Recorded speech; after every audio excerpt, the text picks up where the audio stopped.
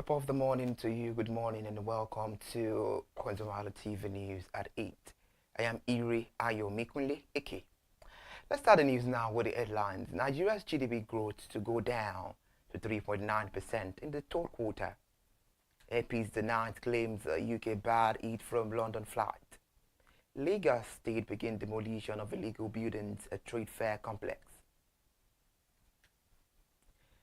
Nigeria's economy is expected to expand at a slower pace in the third quarter of 2025, with GDP growth projected to dip to 3.9% from the 4.23% recorded in the second quarter. According to Bismarck Rewane, Manager Director and CEO of Financial Derivatives Company, the moderation, he said, reflects the lagged impact of easing monetary policy, volatile oil prices, and shifting capital flows. Speaking during the Alpha Morgan Economic Review Online, Mr. Bismarck Rewane noted that on average, the economy is expected to expand between 3% and 3.6% in 2025, broadly in line with the International Monetary Fund forecast of 3.4%. According to the National Bureau of Statistics, the headline inflation has declined for 5 consecutive months, reaching 20.12% in August, driven partly by stable petrol prices and relative naira strength. However, Bismarck Rewane warned that these gains are fragile and any reversal in exchange rate appreciation or a fresh spike in energy costs could halt the trend. Now over to aviation, as Nigeria's biggest carrier, Air Peace, has dismissed report suggesting that the British government stopped the airline from operating in London for 7 years. In a statement signed by the management yesterday, the airline described the report as deliberate falsehood aimed at creating bad blood between it and the British people. The management said, and I quote, "Our CEO never made such statement accusing the British authorities. Instead, praised and commended the British authorities for their cooperation in making Air Peace operations in the UK easy and seamless."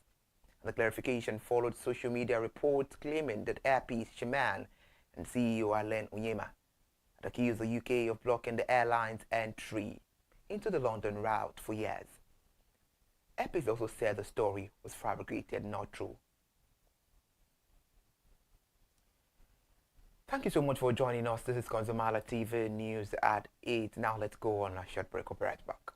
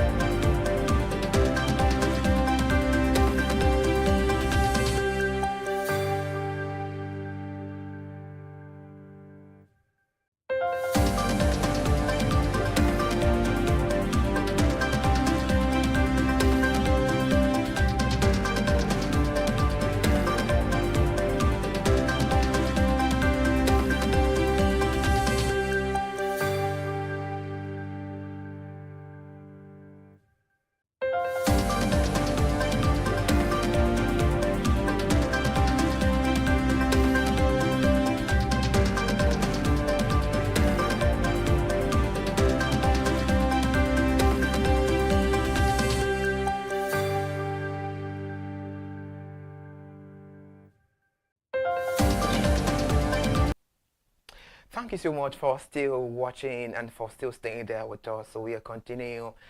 The news is in progress, rather. And now let's talk about the Lagos State government. The Lagos State government yesterday moved to demolish illegal and unsafe structures at the Trade Fair complex in Ojo.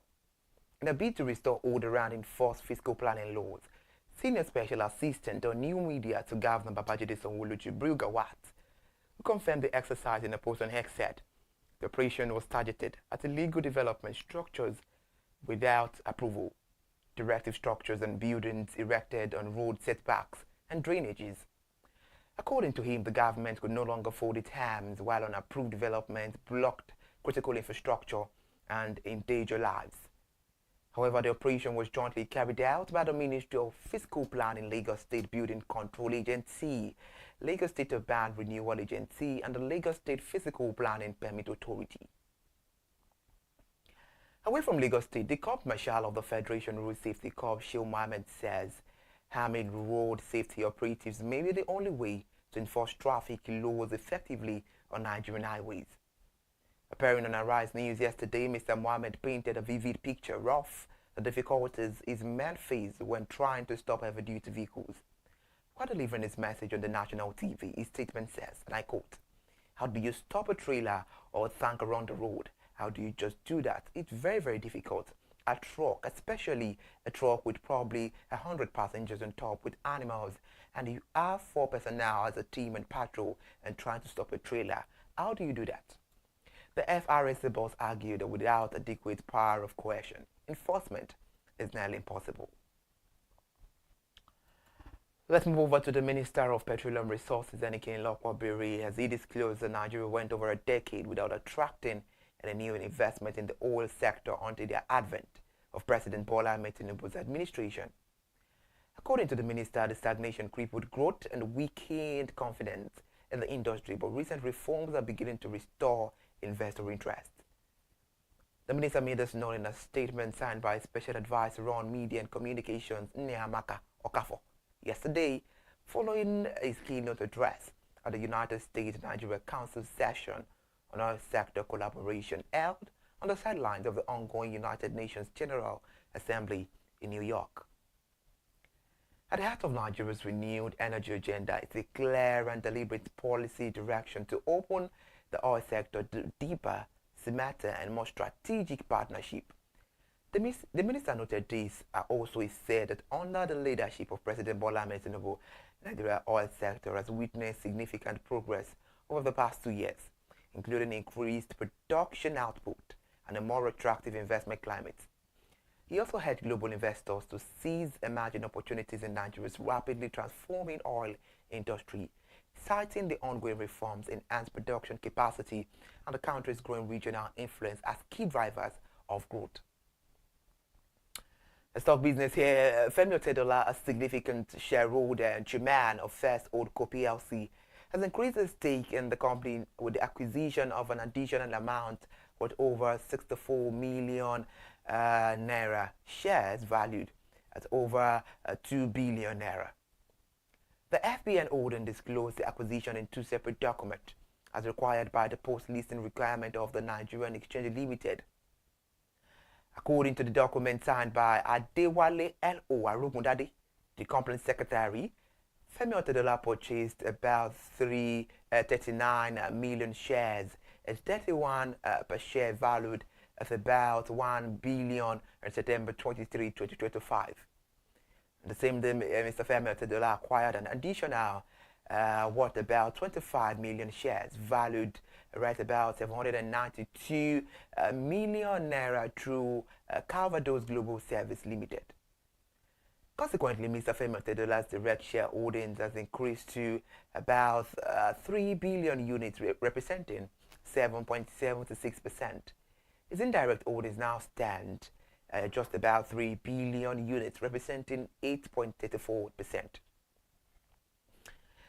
Mr. Femi Otedola now holds. Thank you so much for joining us. We'll be right back.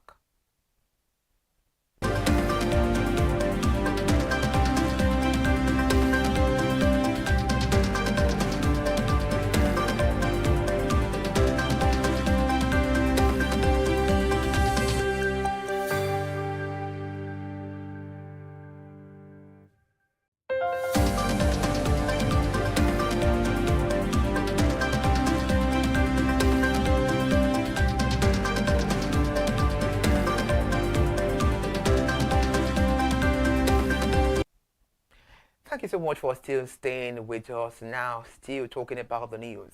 Mr. Femi Otedola now holds a 16.1% stake in First Holdco compared to the 13.15% recorded in September 2024.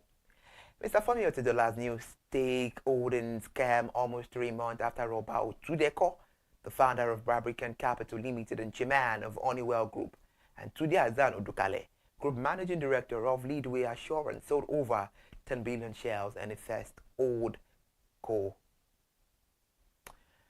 Away from that now to the power sector, electricity supply across the country may be disrupted as members of the National Union of Electricity Employees and the Transmission Company of Nigeria have embarked on an indefinite strike over unresolved welfare and operational issues. The notice dated September 24, 2025 and signed by its Acting General Secretary Dominic Igwebike. The union directed OTCN workers to withdraw their services with immediate effect, citing the expiration of an earlier ultimatum issued to the company's management. The union said the action became inevitable after repeated appeals to address outstanding staff salaries, welfare demands, and operational challenges were ignored. Issues raised included non-implementation of the national minimum wage, casualization of workers, non-provision of tools and protective equipment since 2021, non-payment of staff salaries since April 2025, lack of operational vehicles, and unresolved retirement benefits. Thank you so much for joining us on ConsumerHallaTV News at 8. This news and more new updates we bring to you at ConsumerHallaTV News at 10. Stay with us every Friday. I am Iri Ayomikule Eke. Good morning.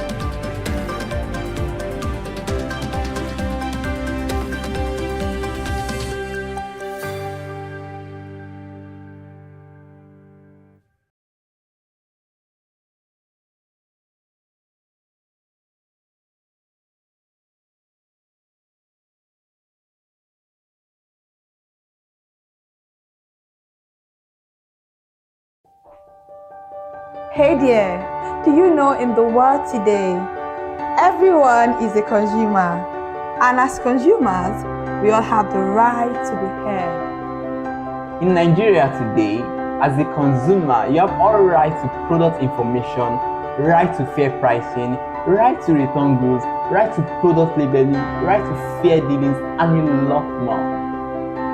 Well then, have you heard about the new media channel? ConsumerHallaTV. ConsumerHallaTV. ConsumerHallaTV. At ConsumerHallaTV, our goal is to inform and educate consumers in Nigeria with insightful news alongside development within the fast-paced world of consumers through well-researched, specialized, and analytical content. Our vision at ConsumerHallaTV is to create an engaging platform that provides right connections for meaningful brands in Nigeria, thus creating a more caring world for consumers where business thrives. And guess what? Our ConsumerHalla brand is the first consumer complaint resolution portal in Nigeria, powered by a 72-hour feedback mechanism. We offer consumer advocacy, informative talk shows, branding promotions, advertising, and lots more. Connect with us via our YouTube channel at ConsumerHallaTV. Follow us on our Facebook page, ConsumerHallaTV, our Instagram page, ConsumerHallaTV, and do well to subscribe to our YouTube channel. Subscription is free. ConsumerHallaTV. At ConsumerHallaTV, you deserve to be heard. At ConsumerHallaTV, you deserve to be heard.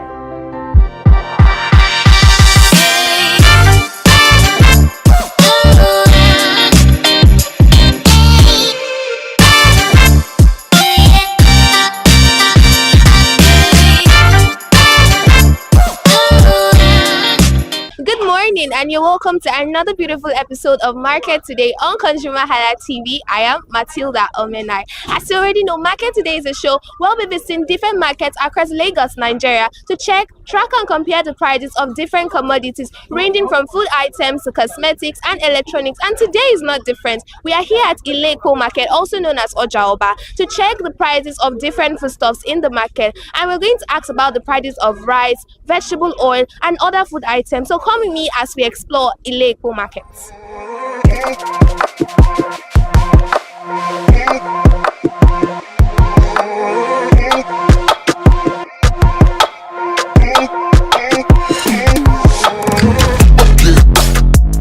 Good morning, ma. Good morning. How you doing? I'm fine. So what's your name? My name is Oluchi. So what do you sell in this market? I sell different types of fish: catfish, shower, bonga fish, Thailand fish, croaker fish. I have a lot of fish shinos, so that is what we sell. So can you give us like the price of these things that you sell? I sell both in baskets and in owo. I sell owo of this one 35,000. This one in my hand to is shower. It's got 35,000. This is the small size. I can sell it 20,000. Then this one croaker is 15,000. Then look at catfish. I sell catfish. So this catfish is native one. Is a river fish, not pond. Is the original one. So we sell that one like 20,000 or more. So that is all. So how has business been since beginning of this year? It's fine, though people are complaining of the hardship and cost of price, the increased cost of, but they are trying, they are coming. So, So now these prices that you gave me, as of last month, did you sell it for the same price? no, as of last month, it's more expensive. Okay. Last month, but now it's a bit cheaper than last month. So, like before, this size we sell it at 3,000 naira, but now we are selling it at 2,000 naira. This size, so that is it. And the one of 1,000 naira before we sell 1,500, but now it's 1,000. Okay, so what made you reduce? I will say that now this is the season of fish, actually, because of the rain, so fish is coming out. So for how long have you been selling in this market? I've been in this market for a long time before I traveled. I came back. So though it's my mom that is selling, but I started this April this year. So how has it been? It is where we are managing. Thank God. Okay. So why did you say your mom, right? So why do you know why your mom chose this market to sell this? Why do you know why she chose this market? And because even though you don't have money, you must eat. Even though you don't have money to buy meat, you must buy fish and use it to cook. So this is something that you can't do without. Even though it's spaghetti, you can use it to cook any type of food you want. Spaghetti, jollof rice, soup. So you must need fish, whether you like it or not. Even though you have money or you don't have money, you must buy fish. So where do you buy it from? Where do you buy it from? We go to across the river in that we do enter boats across that Oyibo side. So that is Ota, that is where we go and buy the fish. So what are the challenges you face selling fish in this market? What I face is that I don't have shop. As you can see, this is an open place. So when the rain is coming like this, if you don't cover your fish, it's going to spoil it. And the challenge again, it's used to pieces. If you don't arrange it very well, it's going to break. And once it's broken, that is shortage. Yeah. You also said that you have to you have to go across a river, you have to use a boat. So how do you cope with that? You know, having to go all the time and all that. We are used to it now, so we do protect ourselves when going so that you won't enter the river. So that is it. It's God that is protecting us. So is there any particular thing you like about this market? I like it because people do come and buy. Lots of people. This market is the center of. It's in a position where different people from different community comes here, and it's a very big market. I love it because both rich and poor, everybody do come. So that is it. Okay, so is there anything you want the government to do in this market? They should do a lot. You can do a lot. You can do a lot. The road, They are trying. The market is already beautiful, but if there is anything they can do to help the commerces, they should do. Alright, so tell us your name again. My name is Oluchi. Alright, thank you very much, ma'am.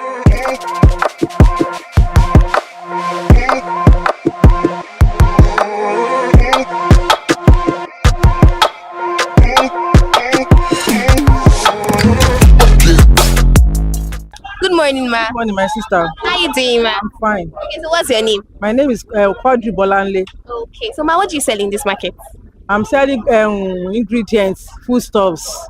That's what I'm selling. Okay, so now can you give us some prices of some of these things you are selling? This semona is 5 kg. This semolina 5 kg. Okay. I bought it at the rate of 774, and we use 200 naira to sell it. At times, the price might not be. Some people are here to price market down. You understand? But some people are just, if you just give them price, they will buy it. But there are some people that they not even price at all, that they will have to avoid it at the price you call it for them. But we are at times 200 naira per buy in a bag. That is it. Okay. This one is Terra oil. This is 1 liter. And if you sold 1 carton finish, you can realize like 1-2 on a carton. So how much do you sell one? We are selling 3-5. It depends. But now market was so dull because we don't know what is really happening. Since last week now, we didn't have much sales on our market. So we are just managing ourselves, Sha. Okay. So how much is your spaghetti? Spaghetti. We have different type of spaghetti. This is anti-B spaghetti, and this is golden penny spaghetti. We are selling this one per one 800 naira at the market. This one 950 at the market, and this Mama Pride we are selling in 850 at the market. So, but because of the way things are now, we don't really put much money on the price of the market so that we can sell fast and realize our profits so that we can get another market. Yes, how much is the salt? Salt, this one is 1 kg. We are selling it 500 naira. But if we are buying more, we will less the price by selling like 314. But if we are buying like 5, we can sell it 2002. So that is it. Okay, so how much is your poundo yam? Okay, I can see 2 different types. Yes, you can. Okay. We have 2 different types of pando yam.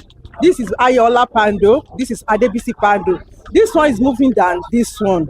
People knows Ayola very well rather than Adebisi. Adebisi is very nice as well, but people do not recognize it as like Ayola. So is it the same price? It's not the same price. This one is 3.5. This one is 3.4. At times we can say if you are buying more, we will less the price by selling 3.4. And this one 3,003. This is the fufu. Oh wow! This is fufu powder. We are selling it 1.9 per one. Yes. Okay, so your satay tomato. Okay, this one is for those people that are doing party. Okay. Because it's for home use as well, but people are like they will not want to put it inside fridge, so they will prefer to buy the small one. But people that are doing party, this is what they go for. We are selling this one at the rate of 2.7, but we are less it at 2.6 for some people that are buying more. So how about the can? The can, this one is 2008. We call it Splendid tomato. It's very nice. So we sell it to this is Toma Gold. It's Rijico product. So we sell this for 2005. So with all these prices that you've given me, as of last month, did you sell all these things at the same price?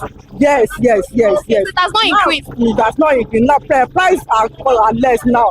They have not yet increased any price of the market. So thank God for that one, because if they increase the price, we have really affected. We are praying everything should come down more than this so that we have money to buy more. Yes. So how has business been since the beginning of this year for you? You said? How has business been since the beginning of this year? Well, I really appreciate everything. I really appreciate God. With God, I will know everything will be possible. But market as from January till now, thank God, because things are not increased like a year last. Okay, last year I mean. Price of the market are so high, so it affect our market, affect everything. So but now maybe government can help us to bring the reason is because of the dollar, but maybe because dollar has been coming down now, the price of the market too will come down more than this year. We are expecting that. Okay, so for how long have you been selling in this market? If I can look into it, like 4 years now. 4 years. Yes. So how has it been? To God be the glory, because if I can use this time compared to where I'm selling before at my area, at home, market is very, very better than home. If I thought if you don't have much money to buy market, they can give you market and come to collect money later. Wow. But there's nothing of opportunity at home like that. So disadvantage and disadvantages.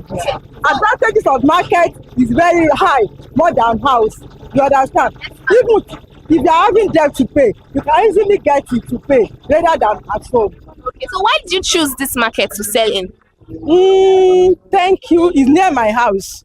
So because of transport fare, I prefer to sell here than any other places. Alright, so what are the challenges you face selling in this market? Thank you. The challenges are some people will come here, the way they will price markets, it will be like, don't know what you are doing. They will be comparing a market price to another market price. You understand? Like Yanapaja now, what they are selling at Yanapaja is different from what they are selling. They do not think of transport fare. You understand? Because if you go and buy something, you will add to your my transport fare to it. Even if you buy petrol by yourself, you will still add it on the buy, because you will realize the money for the petrol in what you are selling. But people will not understand that. Okay, ma. So is there anything you want the government to come and do in this market to make it better for you? Yes. We need maybe like empowerment. If government can just showcase empowerment for marketers, people, maybe to help us to have much money to buy markets. So that's what I want. Okay, so what's the one thing you love about this market?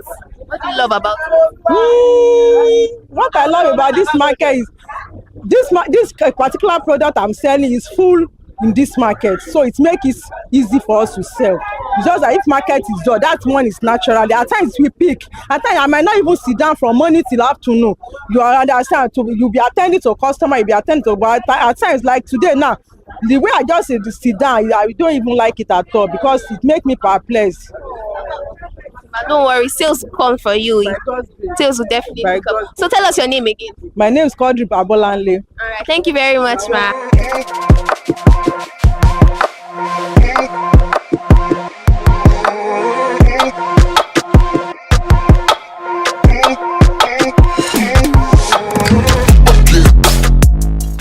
Good morning, sir. Good morning. How you doing? I'm fine. Okay, so what's your name? Samuel. Okay, so what do you sell in this market? Actually, I sell egusi, pepper, ogbono, stockfish, palm oil, groundnut oil, and we have big stockfish and other ones like that. Okay, so basically you sell soup items. Soup items, yeah. Okay, so now we want to know the prices of these soup items that you sell. Now let's start with the egusi. How do you sell your egusi? Actually, egusi doesn't have a current price now because the inflation and the deflation price of egusi. But currently, we sell egusi for paint now is 6,000 naira. Okay, so how about the ogbono? The ogbono, is it for paint? Yeah, for paint. For paint, we have the two types there. We have the one of Badagry and one of native. So what's the difference? Difference is just it's not that much. It's just the where they were brought from and the name that is in it. They both are very okay. They are very nice. For the Badagry is 30,000 for paint. While for the native is let me say 15,000 for paint. Okay. So how much do you sell your palm oil and your vegetable oil? Currently the palm oil goes for 1.9 per bottle and the vegetable oil goes for 2.1 per bottle. Okay, how about crayfish? Crayfish currently now the price of crayfish, the paint is 8,000 naira. So okay, so the stockfish. The stockfish, the last price for per stockfish there is 15,000 naira. 15,000 naira.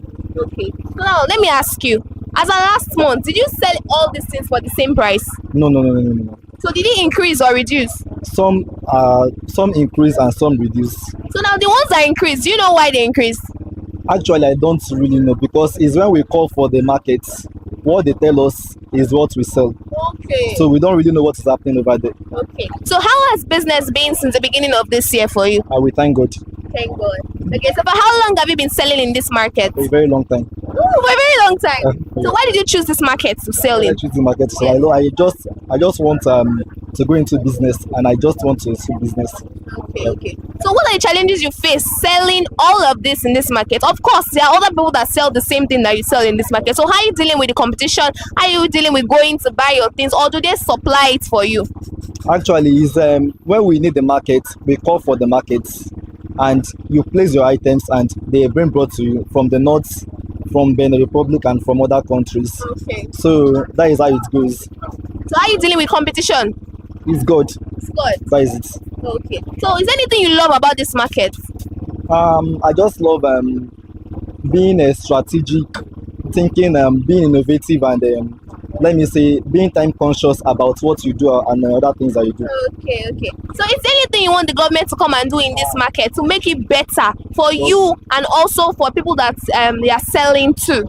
Well, currently, I'm self-employed, understand? So I won't say anything about government. So if government wants to help, let them help. So that is my own. What my own is, if they inflate price, is what they sell to me, I sell. So that is just it. If the price reduces, I reduce my own price. So what are people that come to buy from you? Actually, those are the retailers comes to buy, and people that consume, the final consumers also comes to buy. Okay, so I forgot to ask about the dried pepper. Yes. The dry pepper, the paint goes for 13,000. Okay, how about the one you tied in The one nylon? inside the nylon for a bunch is 500 naira. Okay, okay. All right, thank you very much, sir.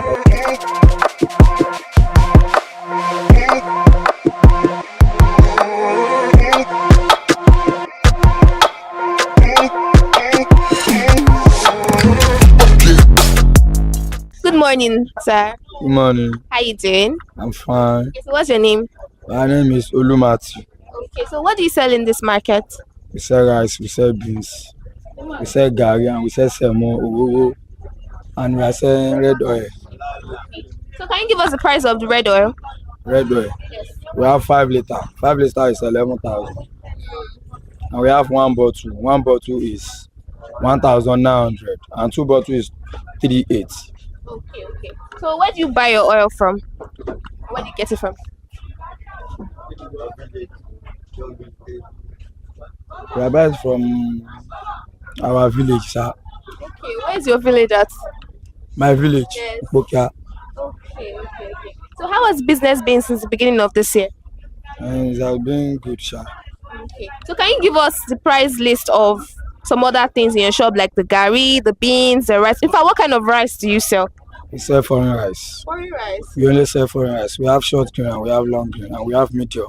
Okay, so tell us the price. Short grain is, the bag is 62, and the long one is 87,000. The medium one is 70 and 68. So is that ofada rice? Yes, that's How much is it? pence 10,000, and the reka is 2,200. So where do you buy your bags of rice from? It's foreign rice now. They ship it from border. Okay. How about your fada rice? For the rice is from, I think it's Abeokuta. So how do you cope in this market? We know that there are lots of people that sell the same thing that you sell in this market. So how is the competition? How do you cope here? And we are doing well now. We are cool. We understand each other. That is it. Okay. So for how long have you been selling in this market? I think it's like there are 15 years. 15 years. Wow. Yes, 15. So why did you choose to sell this kind of things in this market? And why did you even choose this market, Seth? Why Ilekpo market? Ilekpo market. This market is for food market. They only sell food. You know that Oshodi now is for maybe clothes. They only sell clothes, but Ilekpo is for food. I think it's food market. Okay, so what are the challenges you face in this market?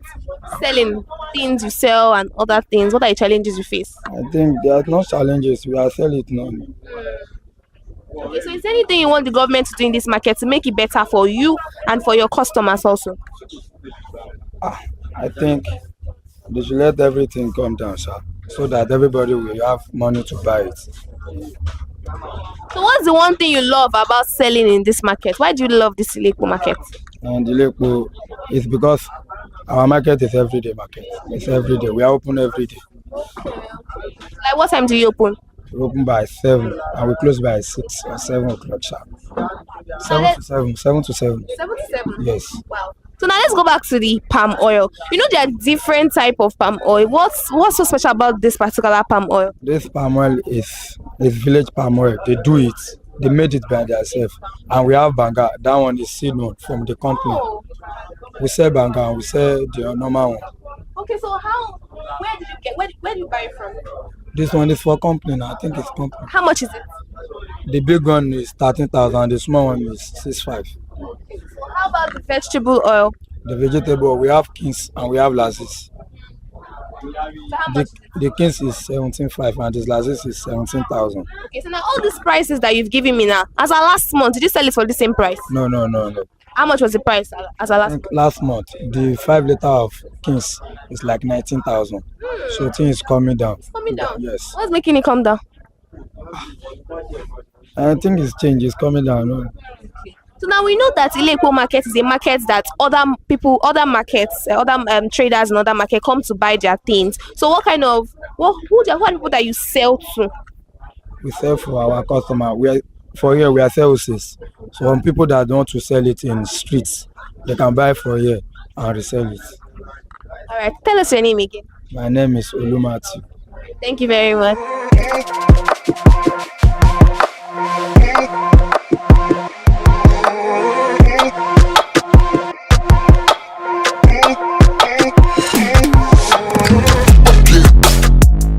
Good morning, ma. Good morning. How you doing? I'm fine. Okay, so what's your name? Miss Favor. Okay, so what do you sell in this market? Okay, I sell fish stuff, rice, beans, also with soup things like pepper, ogbono, egusi. Okay, so first of all, can you give us the prices of the rice, beans, the gari? Yeah. For now, literally the rice is down. So for now, the rice is per pint is 5,000. We have different kind of rice. Depends. We have grits. We have the one of my choice. We have other ones. We have long one. So the price differ.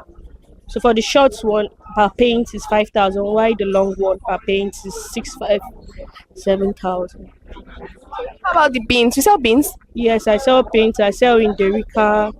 Anyone I sell in bag. For the egusi, I have them in bags. For the gari, I have them in bags. For the ogbono, anyone like the beans, the pepper, I have them. So how much is gari? Gari now, the gari is down. Gari is 2,000, 2,300. Yes. So do you sell bag of rice? Yes, I sell bag of. How much is a bag of rice? A bag of rice, I sell 60,000. 60,000. So it has reduced to that point. It has reduced. How about a bag of beans? 60, 59. Wow. But there was a time that bag of rice was 80,000 naira this particular year. I think that was during December last year. It depends. If the road is clear, there will be markets. But if the road is not clear, like that, what are they called? If they block the road, to get market will be very hard. So instead of selling rice, we have to now divert into soup things. So for the rice, we just keep it pending. We're selling beans. For the bag of beans, 68, 64. And the rice is direct. It's direct. What does direct mean? From Kuton. Oh, okay. Yes, it's direct from Kuton. It's not something that they've removed, because I notice in this my market they do remove very well. So it's direct. So I have scale up. I don't have scale, but I do collect scale from people that sell egusi. So to That make means it, your bag of rice is always complete. Okay, that's very even when I use another person's scale to scale the rice, it's not going to just give you 50. It's going to give you 50 points something inside the rice. So do you sell Nigerian rice? I sell. It was when there was no road. We had to buy the Nigerian rice just to cover up. But now I'm not selling because rice is out. So Okay, so the last time you bought Nigerian rice, how much was it? I think 60,000, 65, 65. I sold 65. Yes, I sold it 65. So how about your egusi? How much is it? The egusi. Yes. The egusi as of last 3 weeks, last 2 weeks, last week, the egusi was down. But as of this week, as of today, Monday, you see, I did extra like 30 something thousand to eat. So now egusi is expensive. Before we're selling egusi 1-2, now we are selling 1-5. So now we know that Ilekpo market is a market where like people from other markets also come to buy from here. So do you sell for people from other markets? Yes, we sell. What kind of things? Even people selling at home. One thing is to have a good market, a complete market. Yes, it's one thing to have that so that people can actually patronize. When people inside the market that they don't have rice, they come because when they know that your rice is complete or your egusi is good or your beans doesn't have rivers inside of it, they patronize you. Okay, so now with all these prices that you've told me, as at last month, were they the same prices or have any of them increased or reduced? As of last month, late last month, early this month, it was the same price apart from egusi. But for rice it's down.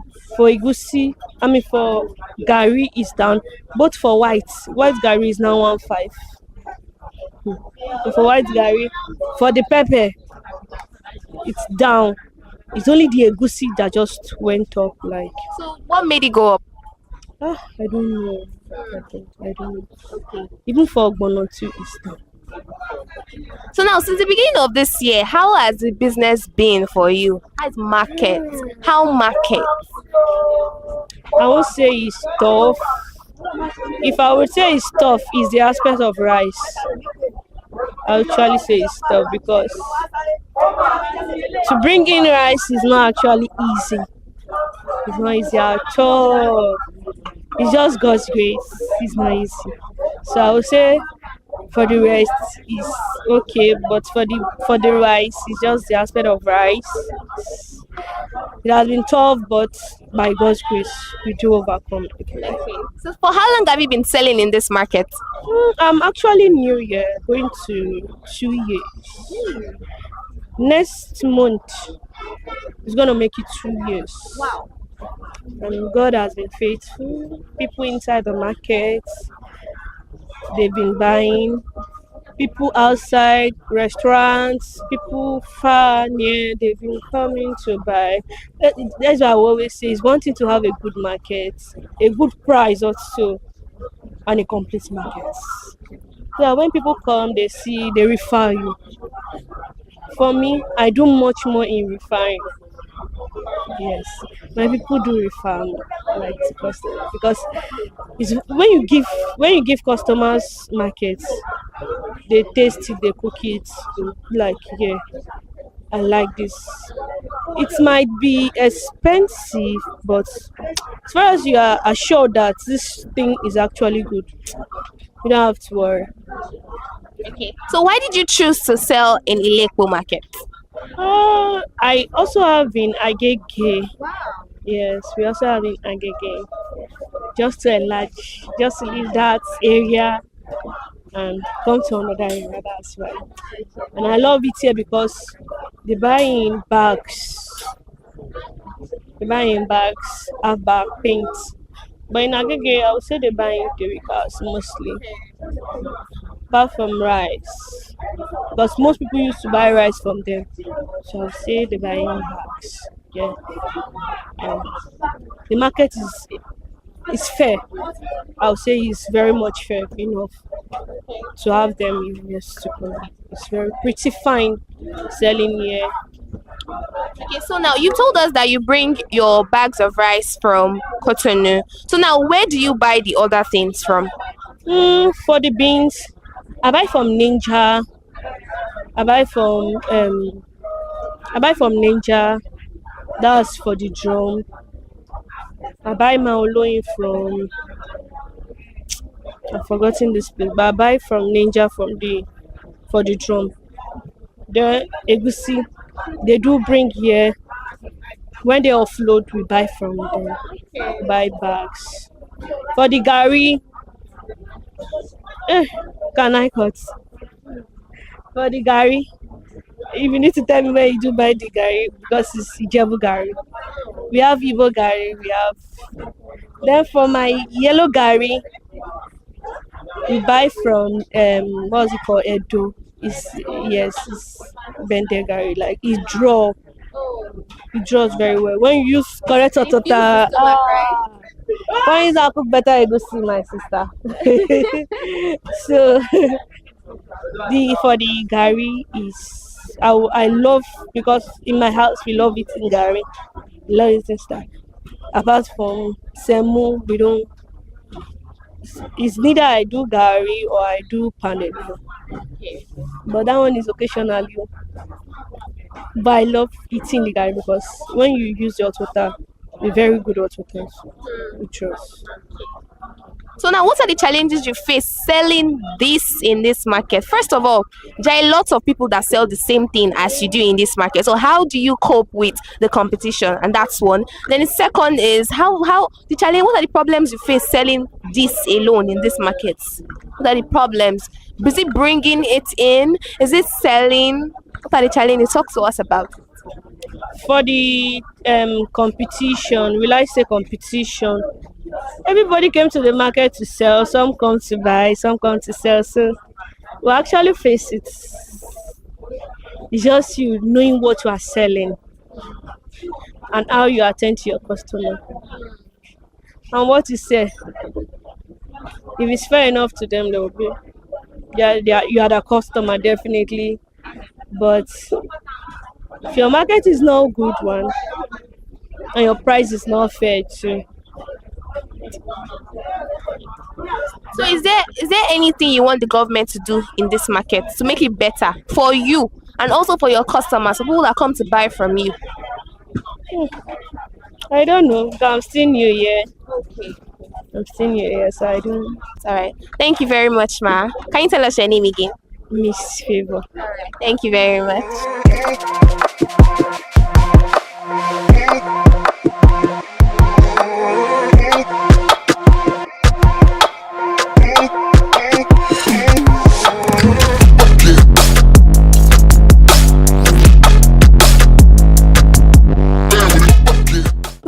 At the Ileko market, and we've heard the different prices of the different things they sell here. We focused on food items today, and we've learned about the prices of rice, prices of fish, prices of different food items, soup items, and other things in the market. Of course, today's episode was very, very interesting. Aside the fact that we had to ask about the prices, we had great conversations with the traders in this market, and that's all we can take on today's episode of Market Today on Consumer Hala TV. I am Matilda Omenai. See you next time. Do not forget to like and comment on all our social media platforms: Consumer Hala TV on YouTube, Consumer Hala TV on Facebook, Consumer Hala TV on Twitter. Bye for now.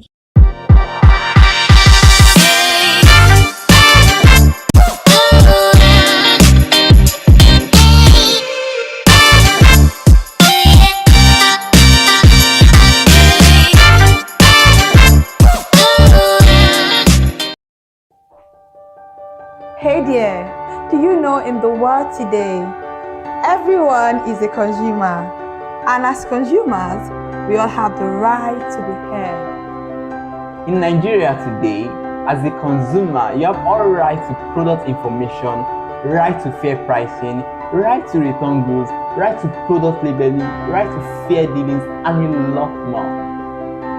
Well then, have you heard about the new media channel? ConsumerHallaTV. ConsumerHallaTV. ConsumerHallaTV. At ConsumerHallaTV, our goal is to inform and educate consumers in Nigeria with insightful news alongside development within the fast-paced world of consumers through well-researched, specialized, and analytical content.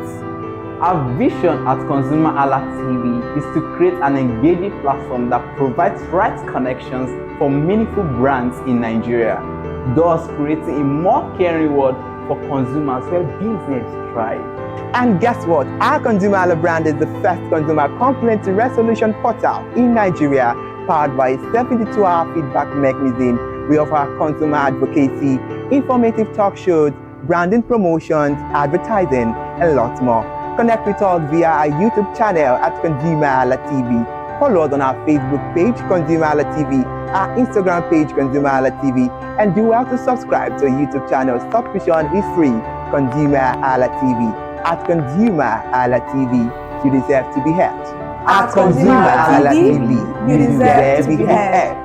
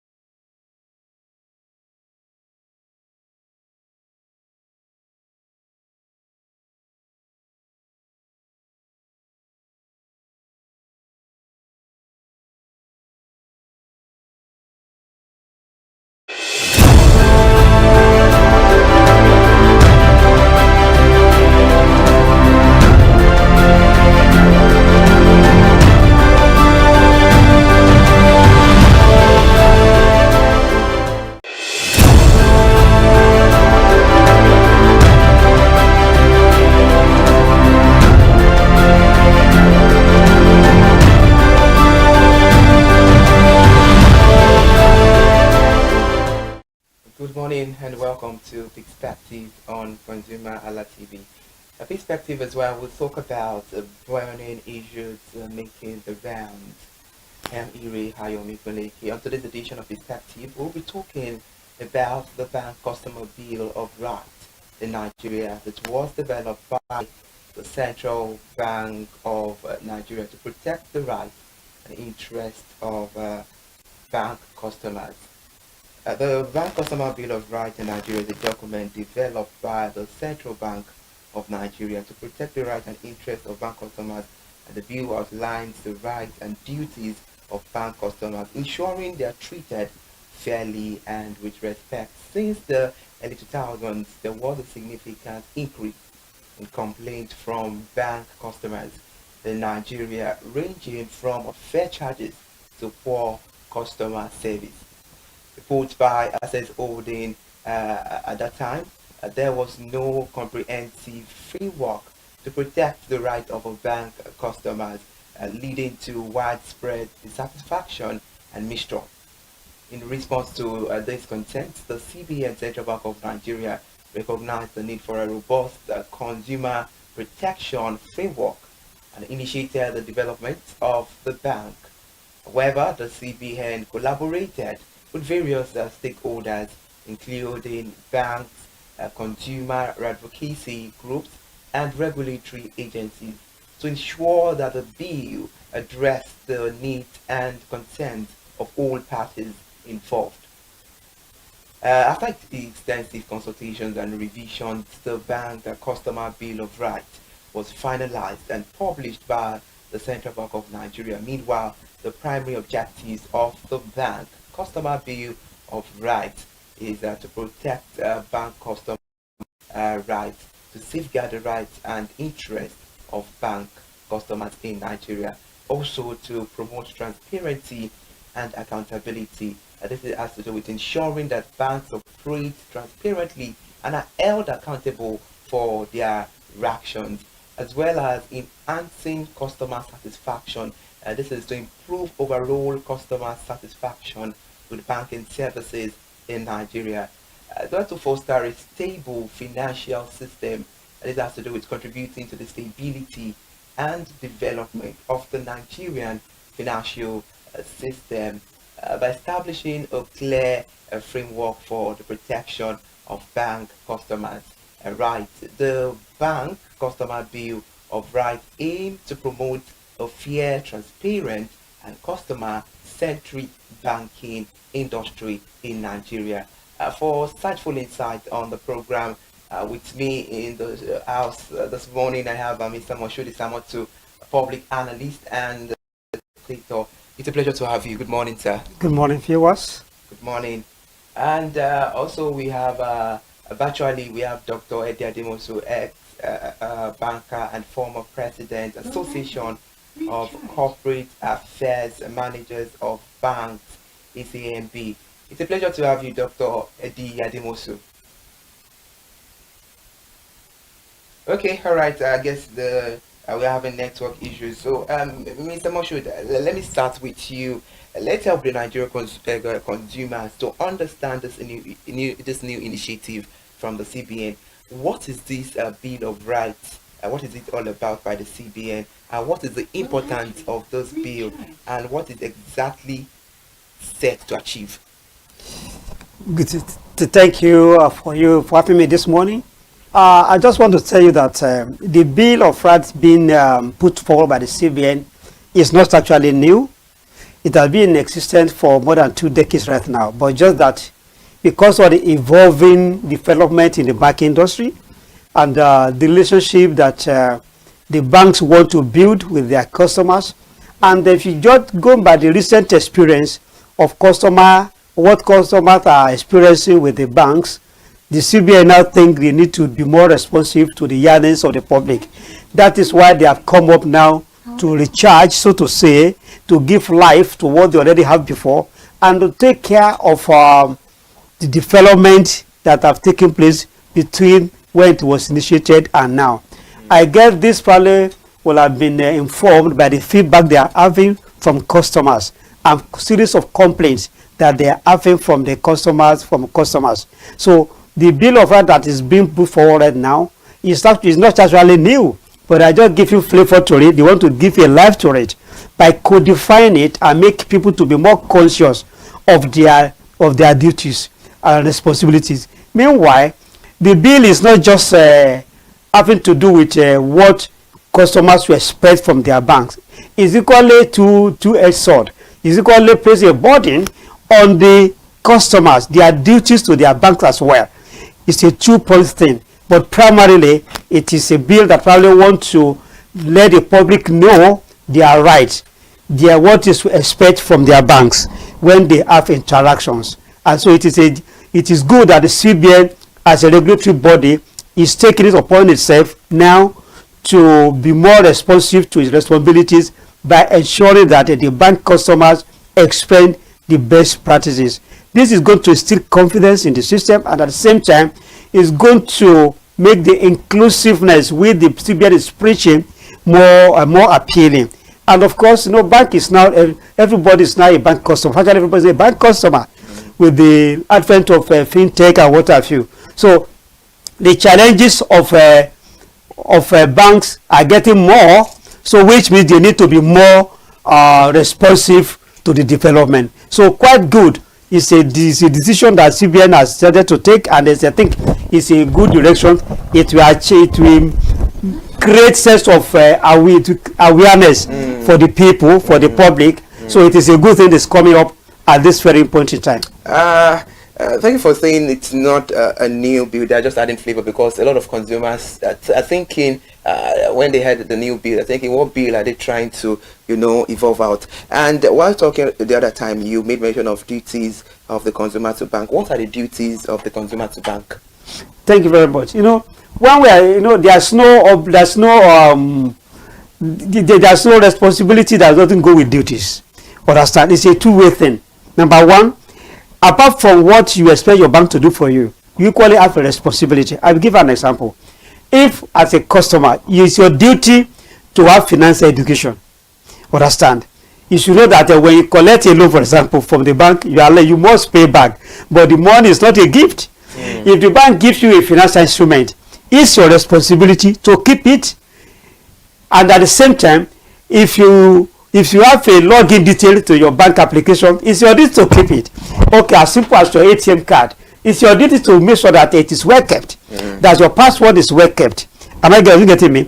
It is your duty to ensure that when you collect, when the bank say do this, you respond and do what they ask you to do. Understand? So it is two-edged something. So it's not just probably what the bank holds you. You equally hold your bank in order to make sure that the relationship is effective and there's mutually rewarding.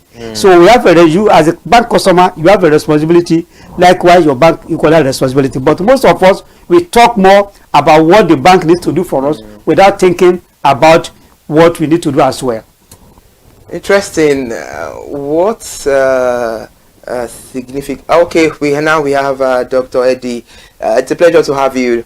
Good morning, Dr. Eddie. Yeah, good morning. Nice to also be on this program. Good morning, Dr. Eddie. It's a pleasure to have you on the program. Dr. Eddie Ademosu is an ex-banker and former president, Association of Corporate Affairs and Managers of a Bank. It's a pleasure to have you on board. It's an honor. Thank you so much. All right, let's start the conversation now. Let's start with this. Let the Nigerian consumer understand what this new initiative from the CBN is all about and what they're about to achieve with this bill. Well, what I've acronymed or I've tagged as NBCBR, which is Nigerian Banking Consumers or Customers Bill of Rights, is a comprehensive document outlining the settlement, the entitlements, and protections available to banking customers. In essence, the Bill of Rights aims to protect consumers of financial products, services, ensuring equitable treatment, and fostering consumer-centric financial environment. I've tried to liken this bill to the Bill of Rights in America. You talk about the Bill of Rights, which is a fundamental document that lines the 14th Amendment to the United States Constitution, which guarantees essential rights and freedom for the citizens. But this time around, we are talking about the banking customers and consumers of financial services. So, this bill essentially give the customers rights, protection, and freedom. But if you look at it in detail, it also highlights the duties of the customers to the banks and the financial institutions. In essence, I heard Moshood talking about the two that is true. It's like two sides of the coin. And as we all know, of course, we talk about rights. Rights comes with responsibility. So it's essential that we understand the fact that the bill addresses both sides. Your rights as customer and your duties as customer to the banking institution. So in essence, it weighs more on the side of consumers, and that's why we talked about the bill being one that fosters customer-centric financial environment. That is, it's the first thing that we are beginning to see customer as king. Okay, we also we say in the banking industry that treat your customer as a king. Yes, he is a king because he holds the bread and the knife. So in that essence, this bill brings to fore the centrality, the power that customer holds in financial transaction business, and of course, it applies to all economies. So this is one bill that has come to address the rights and freedom of a typical Nigerian banking customer. All right, Dr. Hediade. So I'm glad for that, and I'm happy that you said you overheard when Mr. Moshood Samotu was talking about the duties of the consumer to bank. I would like to ask you now, what are the duties of the consumer to bank, and how significantly different is this bill from the existing consumer rights as already established under the Federal Competition and Consumer Protection Commission? Okay, let me quickly take it from the rear, and that is to talk about the existing laws that protects the consumers and customers. These laws that have been in existence are complementary. I must say that the consumer protection law complements essentially this very important Bill of Rights, except that in this case, the financial sector services is being highlighted effectively. Okay, so and of course, you will expect that there will be overlap in terms of the critical areas required in these laws. So generally, including the digital protection law, they all tend to look at the customer as the center of all activity. So it's right to conclude that from all ends, we are working towards ensuring that the consumers and the customers are treated appropriately within the obligations of our constitution and the available law. And having said that, we must, like we rightly said, that the consumers too and the customers also have duties to offer or render to their bank financial institution. For instance, there is need for you to understand that you have financial obligations, and you also have the duty to be able to gain knowledge and understanding of the financial services. Today, the financial literacy level is very low, and that is to even say that those that are literate enough have been caught up in the web of not understanding financial product services or financial transactions. So a whole lot of an area that we will need to begin to understand. So as a bank customer, you need to keep abreast of developments in the sector so that you are not treated even as king as you should be. You are not treated like a slave. So it is important as a duty to have knowledge of the financial issues, financial products and services. And of course, also, you also know that it is your duty to also protect your instrument and all other information. I also was lucky to listen to Mochi, who talked about, for instance, even as little as your ATM card. Some of us can be very careless. We can toy with information relating to our ATM, sharing our PIN number, that is personal identification number, with third parties, which is not even necessary. And so you hold that duty to keep your financial instruments intact. Of course, one of the other things that comes as a duty to you is also the fact that you need to provide factual information at the point of inquiry. Some of us will think that by not being truthful to some of the information that they give out, they don't really mean it affects the data that the financial will need to work with. For instance, if we want to access a loan, basic questions relating to your biodata will be required.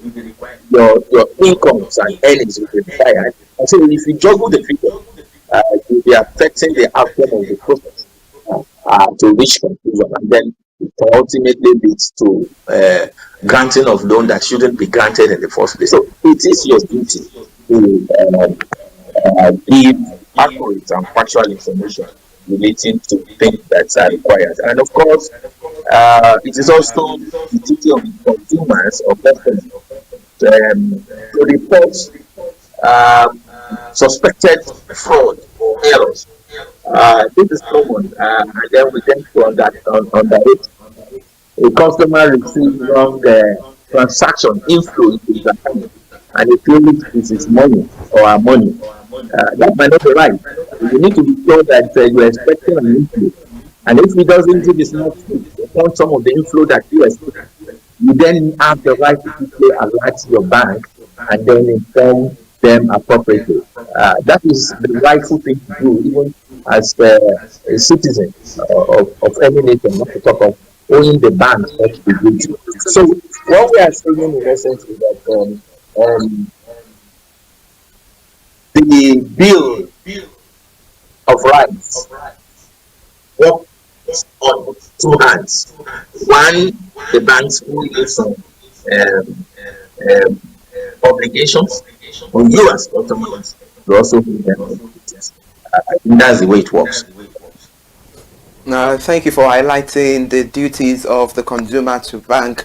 The one I hold vitally personally has to do with reporting suspect fraudulent activities. That's one of a vital consumer right that a consumer must do anytime they are suspecting any misappropriate activities. Let's take a look at this complaint of bank customer across 5 major Nigerian banks, soared by over 63.54% in 2023, reaching over 10 million compared to 6.12 million from the previous year, according to the audited financial results. And about this, what metrics do banks use to measure the effectiveness of their customer service, and what are the primary cause of the surge in customer complaints across Nigerian banks?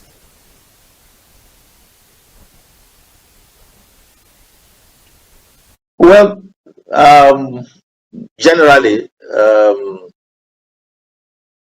you need to take a statistics also of the level of financial inclusion that has occurred in the past few years, say within the past 5 years. There has been a geometric increase in the number of the people who are able to make use of financial services. The statistics put it as of today as almost about 74%, which means the inclusivity, the financial inclusivity has increased geometrically back from, that is the statistics as at 2023. As at 2020, as at the year of 2020, the figure was less than 60%. So when it goes back to with the level of complaints that you begin to experience nowadays, it is expected, it is justified. There is an increase in the number of inclusion, which means more Nigerians now make use of financial services and they have access to financial products and services. So the number of complaints that will naturally come from such increase will also be as a measure of what we are beginning to do, which is a good development too. However, it is important to begin to look at the metrics in resolving these complaints. The brand communication we say talk about the the complaint resolution mechanism. So we agree that banks at various levels have also been a vital method to address it. It is only when such banks couldn't get as fast as possible to the contentment of the consumers or customers that they can then begin to escalate to the regulatory authority.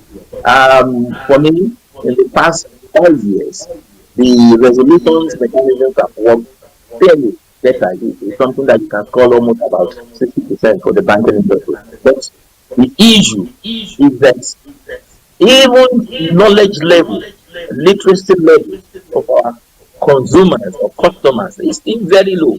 There are issues, resolutions that can be resolved at their ends. In PR, we talk about PR financial literacy. If you don't understand basic requirements of why certain things need to be done in terms of services and products, and you venture into, you create complaints, you create clog, or you create noises along the channel for you to be able to get the best of the service you want. So what we are seeing in this regard is that the complaint can increase, but simultaneously the resolutions are also being worked on. It will be very difficult at that level to begin to talk about the mechanism being put in place by each of the banks. But aggregately, we know that, like we also highlighted in the statistics, at some point the complaints were just minimal. But like I also have alluded now, with more inclusion, with more people being dragged into the usage of financial services, we do expect that the complaint level will also slightly increase. But I want to believe that that is something that is being addressed by the appropriate authority. But suffice to say that what drives much of this is enlightenment, awareness, education, training at all levels, both within and outside, and also the customers. That is where maybe like currently the Association of Corporate Affairs Managers of Banks will need to intensify their efforts in the areas of advocacy, enlightenment, education, and being able to take on activities that would bring to fore the knowledge gap that exists in the financial service sector, particularly to the customers. And so we expect that as we get more sophisticated, more means of mechanism to resolve complaints will be unfolded. Last time, the ACAM, the Association of Corporate Affairs Managers, highlighted the importance of AI, artificial intelligence, in resolving issues. So if we get to the point that even before the customer complains, appropriate mechanisms will have resolved to some great extent what currently exists as complaints. Thank you, Dr. Reddy, for your take. Mr. Moshood, over to you now. Let's talk about this. Let's examine this bill in parts, which says Nigeria bank customers has the right to be informed, right to choose, right to safety, right to privacy and confidentiality, and right to redress, among others. These are very fundamental areas that touched on the pillars of banking. Does it mean that Nigerian banks have not been fair in protecting customers or consumers along those paths as well? Thank you very much. As I said earlier, this protective mechanism platform that CBN is just we are talking about has been there. But if they have been very effective, probably we'll be talking of something different now. But we can't blame them that it's never too late to do the right thing. Now, this right they are putting up right now, the right of the customers, it just suggests that if a research is done in Nigeria today about the reputation of Nigerian banks, honestly, I think they may not have a good grade. That's what I'm saying about Nigerian bank. That suggests that the mechanism already in place are not very effective. I will give an example. Okay. KPMG did a report in 2024 December, which was released last year. They said that customer resolution mechanism by banks remain the weakest link in the financial system, the weakest link, which means they are not effective. So bringing them up right now, and is a way to drive that they become more active in enforcing it. So if we not just being there, how do we enforce it? That is very important. That is why all the key stakeholders need to be involved. The banks themselves need to ensure that they activate their portals to be able to track every complaint, and then a resolution mechanism is put in place. It is when those things are put in place that this right can be enforced. And of course, Nigerian customers, bank customers, need to know how do I get redress if this right is violated. Understand? That is their right to seek redress. For example, CBN already has a consumer protection department. I mean, there's a standard form for you to fill online if you cannot go physically. I mean, utilize that aspect. If your bank fails to redress your complaint within 2 weeks, you can escalate to central bank, who will get in touch with the appropriate bank and even put sanctions. That is why most of the banks now are now forced to disclose every infraction, every complaint they receive in the annual report, so that we guide the CBN to see whether we are making progress or not. So as a stakeholder, all of us have responsibilities. The mechanism put in place to activate the right of individuals, of bank customers, they are there. But the CBN responsibility is to enforce that they work. That is what he's trying to say. Right. Thank you for that.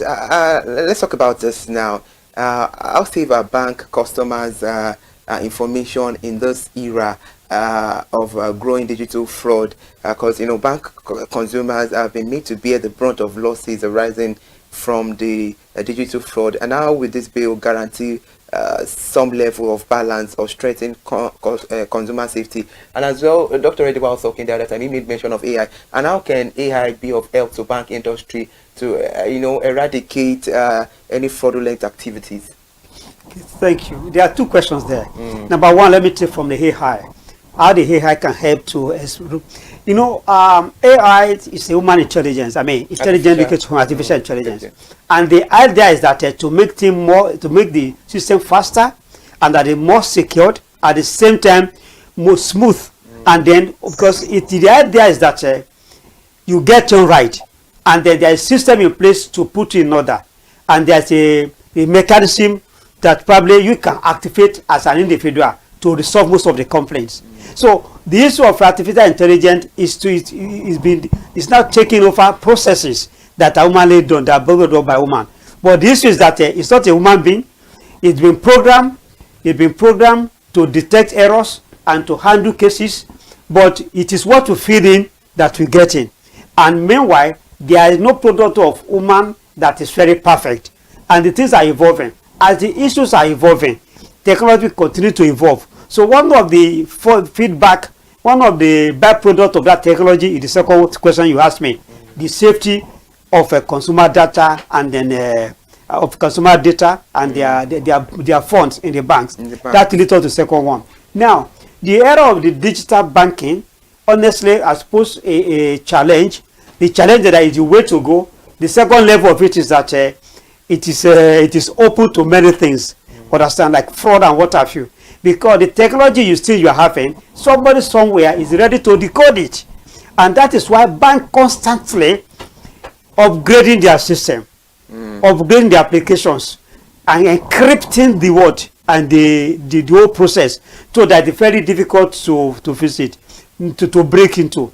Number one is that they ensure that their sites are very secured. There are many unsecure sites that are there.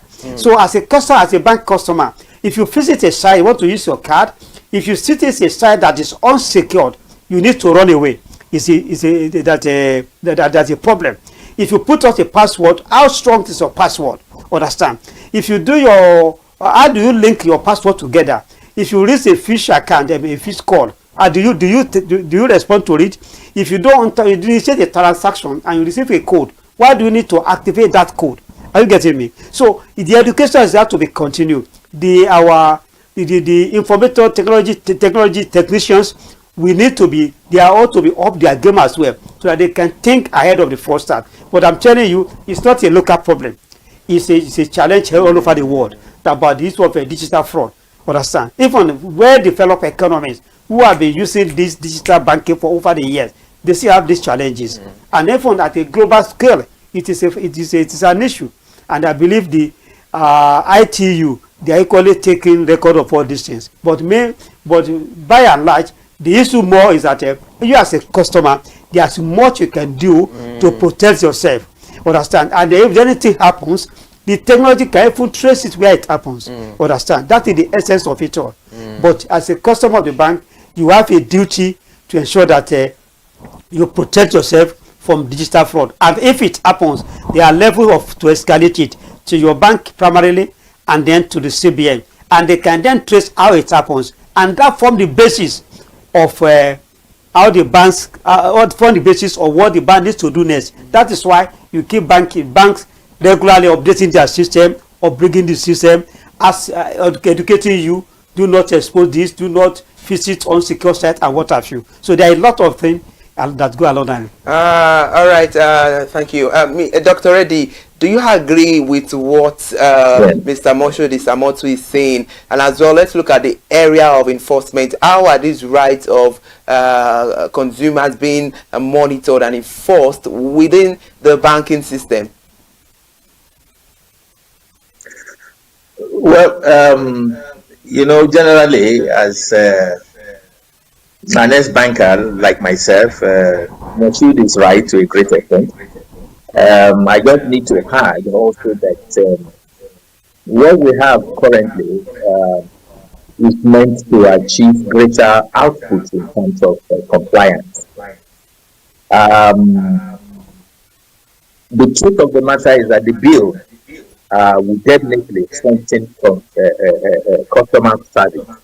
And what is central to you and I as a consumer of banking financial products and services is for us to be well served, quality service, and safety in terms of security of our deposits and other instruments. And of course, also, it will standardize charges. You see, we've had so much talk and discussion and discourse around the fact that charges in the banking industries are outrageous, levies and all sorts of fees being put together. One of the fallouts and the positive fallout of this bill is to the effect that with time, and I want to be very cautious in measuring that, with time we will gravitate towards standardized charges. It's not that Bank A is charging 10,000 while Bank B is charging 5,000. Just like we have in the network world, the telecommunication world today. So, and also to underscore what you said, the effectiveness of this bill, in order to be favorable to consumers, must also be consistently and constantly monitored by the regulatory bodies, particularly the Central Bank of Nigeria. Yes, they have agencies set up to look at this, particularly the Protection Council agency. But then the banks and financial institutions fall under the CBN, and it is important that they do not let go. When I emphasize do not let go, they must stay at top of the fact that serious complaints must be resolved within a specified period of time. And where that is not done, appropriate sanctions should be applied. Okay. I also will need to dwell a little bit more on the technology and customer service role of today. You see, technology, like we said of the bill itself, consists of two sides of the coin. As much as we look at the positive side of technology in driving financial services and products, we must also begin to be wary of the limitations and the challenges, particularly in an environment like ours that has infrastructural challenges. So, not too much of optimism to be expressed as we are as of today.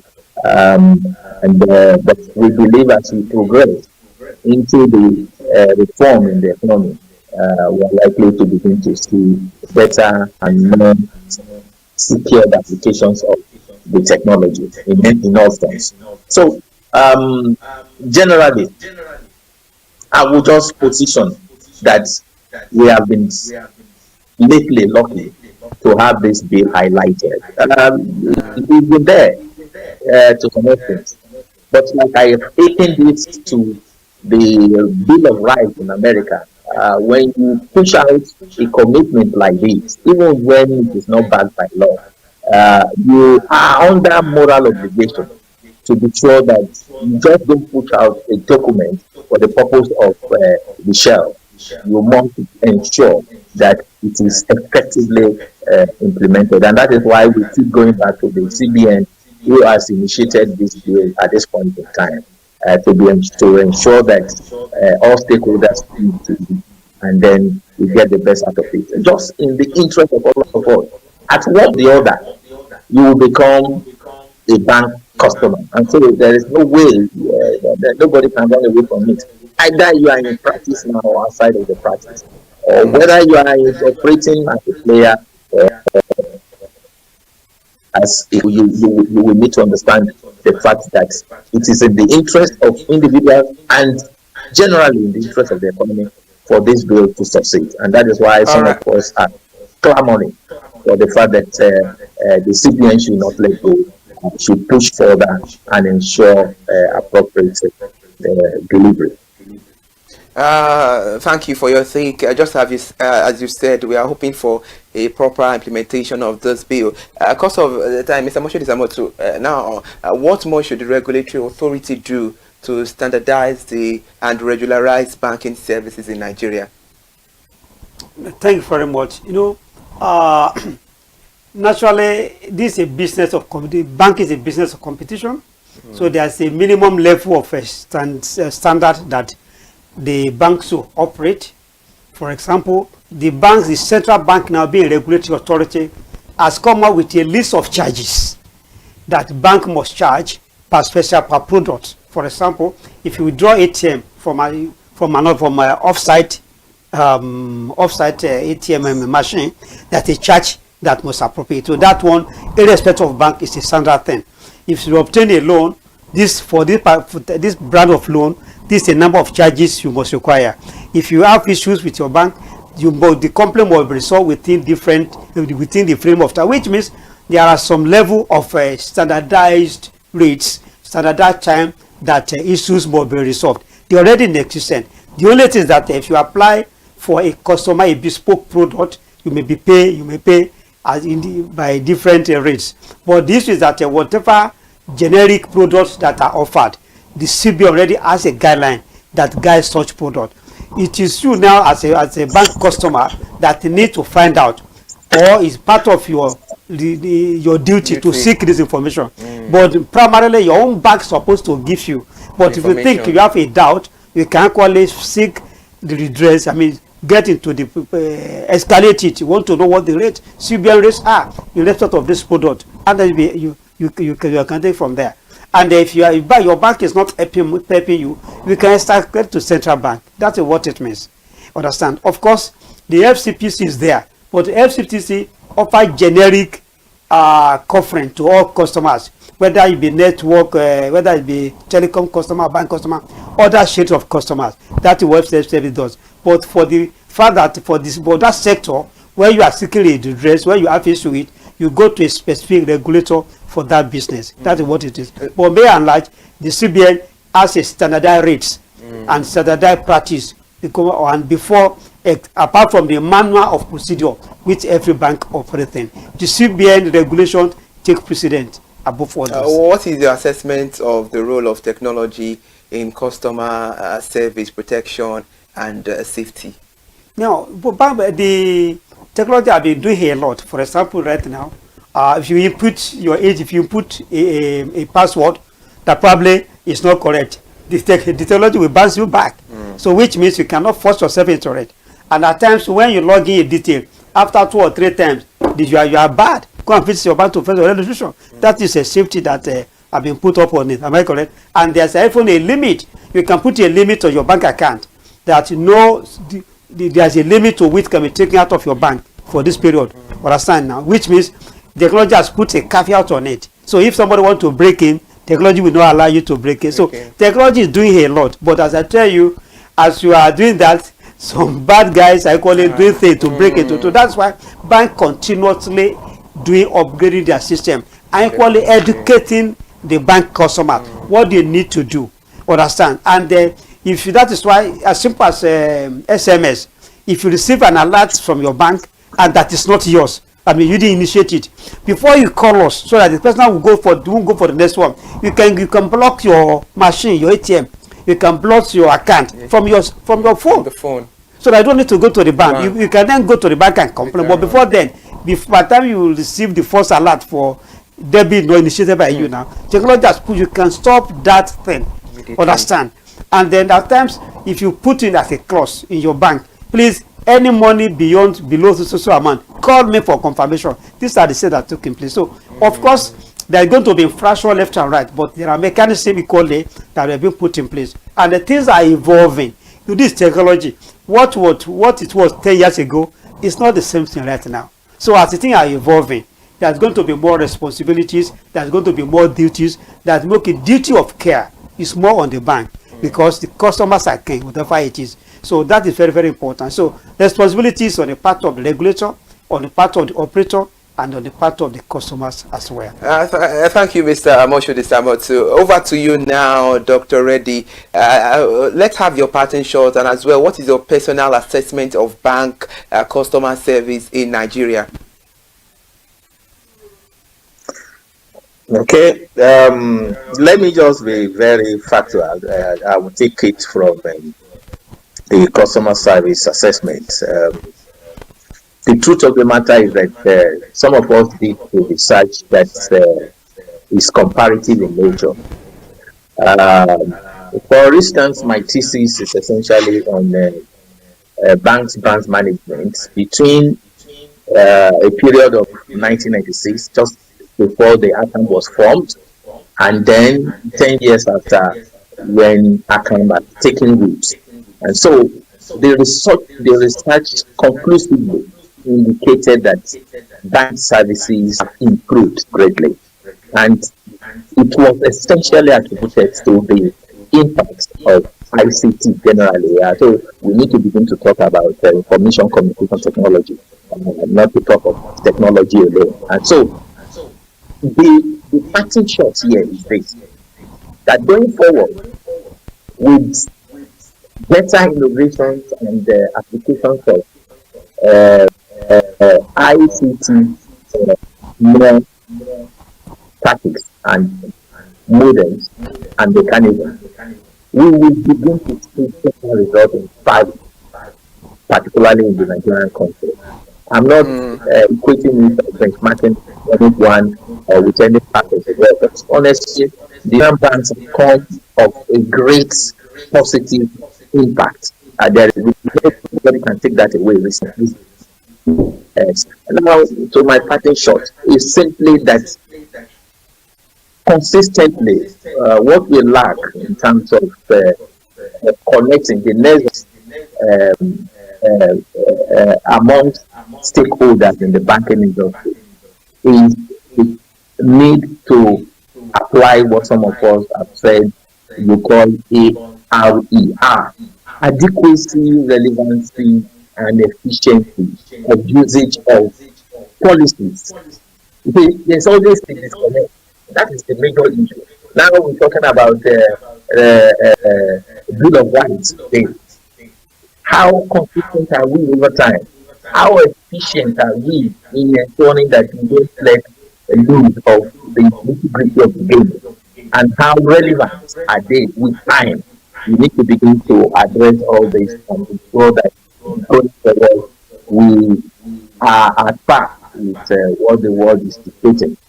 Sometimes we spoke about financial inclusion. It will surprise you that as of today, Nigeria is still far below some African countries in terms of Elsewhere, it might be attain over 100%. We are still struggling to attain 90%. We are like 74% down.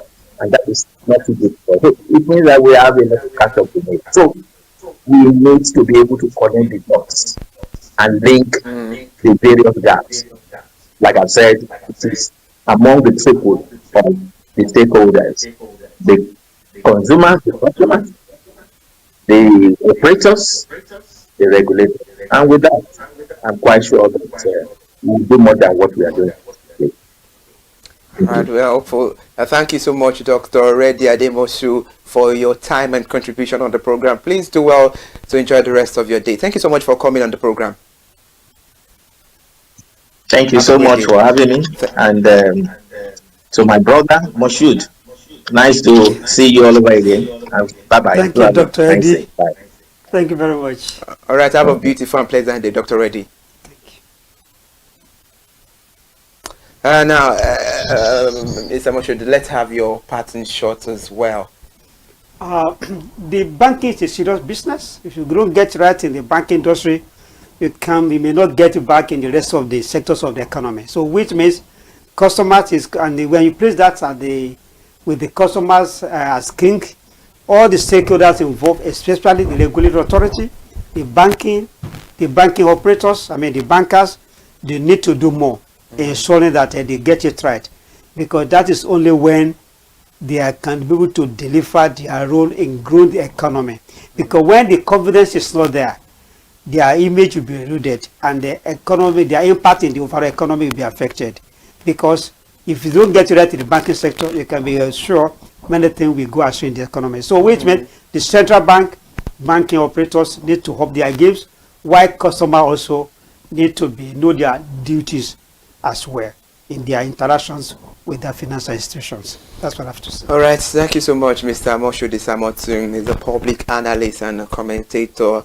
Thank you so much for coming on the program. We appreciate your contribution, your time, and your quota. I'm very sure all these things you've said, if all measures are being put in place, very sure the banking industry will be up to task, and there will not be issue for consumers or customers to be complaining about so many the satisfactions activities that has to do with the banking industry. Thank you so much. Now we have to round things up on Perspective today.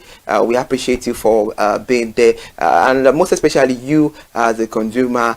You have a duty obligation to the bank. It's vice versa. As the bank has obligations to you as a consumer, you yourself, you have some things to do, necessary steps to take to the bank as well. Thank you so much. And for the bill, because a lot of consumers, there have been a lot of reactions. People are misquoting it, that what bill. It's something that has been existing for a very long time. Just I'm using the word Mr. Moshood used earlier on when he started the program. He said they're just adding flavor to it. So they're just adding flavor to it. Thank you so much for being there. Another beautiful edition of Perspective. We'll be back again tomorrow. I am Irea Yomikuleke. Stay with us for the rest of the day.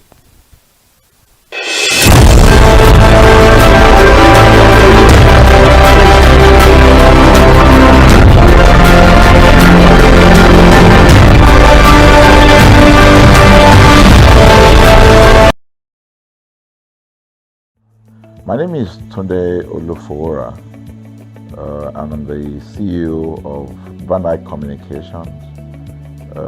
We are we call the publisher or the owner of the new initiative called ConsumerHallaTV. ConsumerHallaTV is actually Nigeria's first consumer-centered, or call it consumer-centric television platform that aims to bring voice to the over 220 million Nigerians. It was a vision that came to my heart about 10 years ago. I remember that I was traveling. I traveled out of the country, on airline. And I had this unpleasant experience. There was a trip to an African country, from Nigeria, and I actually went with a local flight from Nigeria. I wouldn't want to mention the name of the airline, and then it was to South Africa, and we landed in South Africa, and let me just paraphrase it. When I was coming back, I had some money, some dollars, and that someone had given to me to hand over to another person in Nigeria. So I wanted to help out. I didn't want to carry the cash on myself. So for whatever reason, I opted to. I had a small case, and I felt that it was safer for me to put the money in my luggage. So I put it in a safe place in my luggage, got everything intact, and I checked in my luggage. My arrival in Nigeria, I was standing and was waiting by the carousel just so that I could pick up my luggage, and then I was there for 1 hour and waiting for my luggage. I didn't know that my luggage already arrived, and it was one of the luggage that was moving around on the carousel. So after about 1 hour wait, I looked to my left and my right. Almost everybody had gone. I think there were just about 2 or 3 left. So I beckoned on the woman that was on my side, and I noticed she was really in tears. Madam, what happened? She said, her bag has just been torn and a lot of things stolen. So I said, well, I've also been waiting for my own. She said, you better go and check those luggages there. Maybe yours is one of them. And lo and behold, I went around there. Mine was one of them. By the time I got it, everything inside my luggage was gone. All the valuable things there were gone. To cut the long story short, we felt there was need for us to report the case, at least to the airline. It was in the night, about 8 o'clock or 9 o'clock. We went in to go and see the officer that was in charge. As soon as we got in there, the officer said, "Oh, so sorry, but you will have to go to our head office in somewhere in Victoria Island, to lodge a complaint." Okay. So the next day we went to the Victoria Island and we lodged a complaint, and that was it. And since that day, I'm talking a story of over 10 years ago, I didn't get a call, not even a call from that airline to talk to me about what happened to my luggage.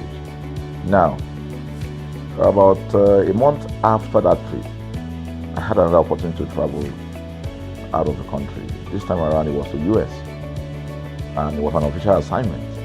And I flew on, I will mention the airline this time around. I flew on a BA. I really didn't like BA. I usually go with Virgin Atlantic and things like that. But my protocol officer convinced me and said, "Okay, you will love BA. Why don't you go on BA?" Anyway, so I went on BA to US. And of course, when I returned from US to Nigeria, we had to do, of course, there'll be like a connecting flight, from Heathrow. So we got into London Heathrow, and then because it was through Heathrow that we went, and then so they changed since it was BA, they changed the aircraft this time around to a bigger one. I mean, clearly because there were more Nigerians, or more people that were planning to come to Nigeria. And then we boarded. Not quite 10 minutes into the flight, in the air, the aircraft started malfunctioning. The air conditioning compartment were not functioning very well. I was on what you call business economy. The whole of that business economy, all the way to economy side, the ACs were not working well. It was hot. And then I was watching. And then from that moment till we got to Nigeria. From that moment till we got to, I'm just trying to paraphrase.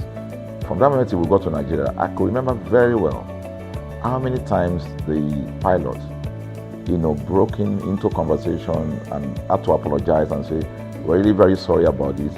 He was giving us almost every 10, I could almost say almost every 30 minutes. There's always a kind of update. So sorry, this is what we're doing now, this is what we're doing. While we were on that journey, I also remember an incident. So they came, the crew apparently couldn't resolve it. They couldn't manage the crisis or what was going on about it. They couldn't fix it. So they come up and said, we're so sorry, but for all the inconvenience, we're declaring, free lunch, free whatever it is you want, you can get. So trust Nigerians, you need to hear how everybody was jubilating, But something struck me. The experience I had just about a month before, and this experience, somehow I started comparing them. I was trying to see how this matter will be managed. Again, to cut the story short, we landed in Nigeria on a bill. Before we landed, the pilot announced and said that for the inconvenience, they will be giving a voucher of £50 to everyone that flew on that aircraft. I thought it was a joke. I mean, it was my first time with BA, but for what I knew or know of the British man would never even play with his 1 penny, talking of £1. So I felt that must be a joke of the year. So we left. I got back to my office. I think it was just about a week after.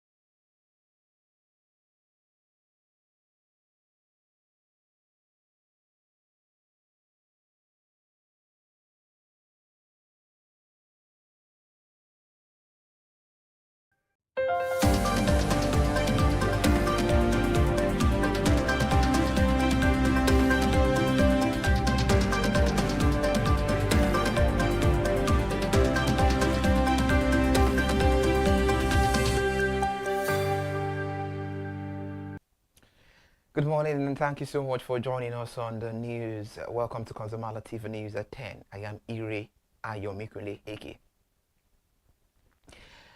Now let's start the news. Nigeria's economy is expected to expand at a slower pace in the third quarter of 2025, with GDP growth projected to dip to 3.9% from the 4.23% recorded in the second quarter.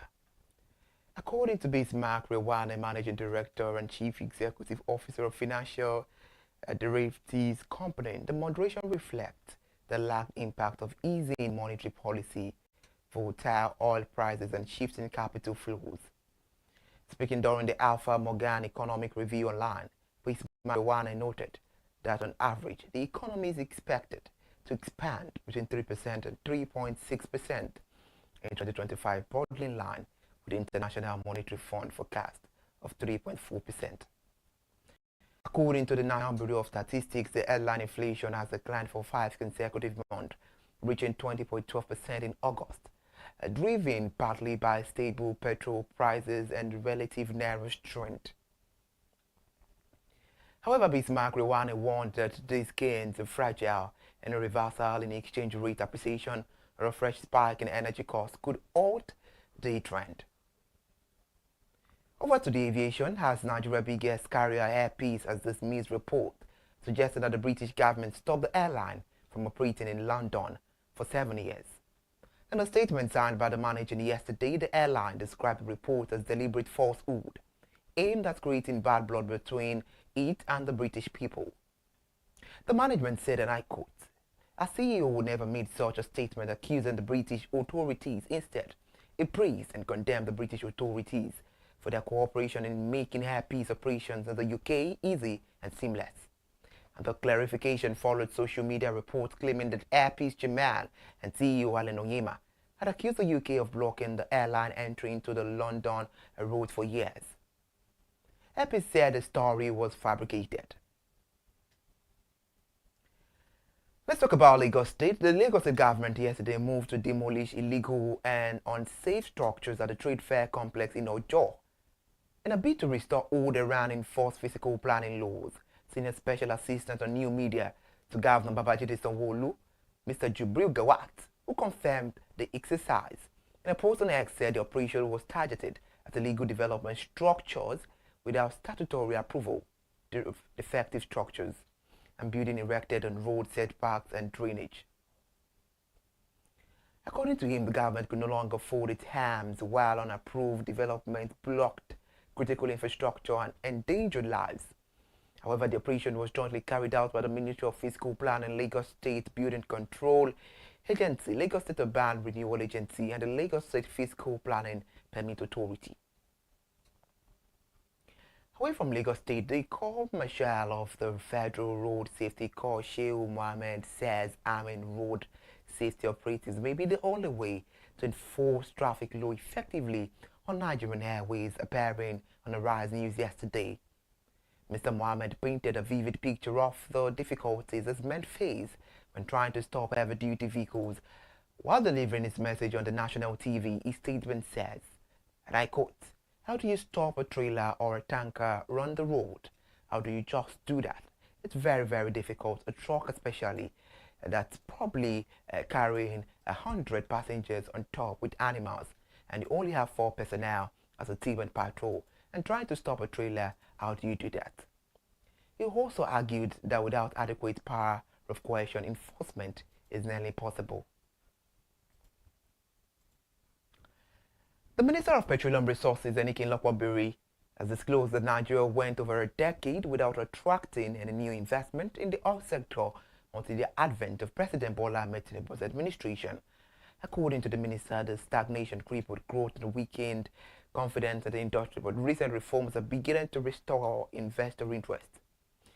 The minister made this known in a statement signed by his special advisor on media and communications, Nneamaka Okafor, yesterday, following his keynote address at the United States-Nigeria Council session on oil sector collaboration held on the sidelines of the ongoing United Nations General Assembly in New York.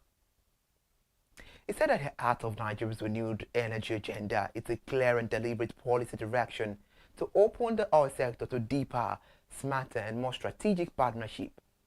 The minister also noted that under the leadership of President Bola Ahmed Tinubu, Nigeria's oil sector has witnessed significant progress over the past 2 years, including increased production output and a more attractive investment climate.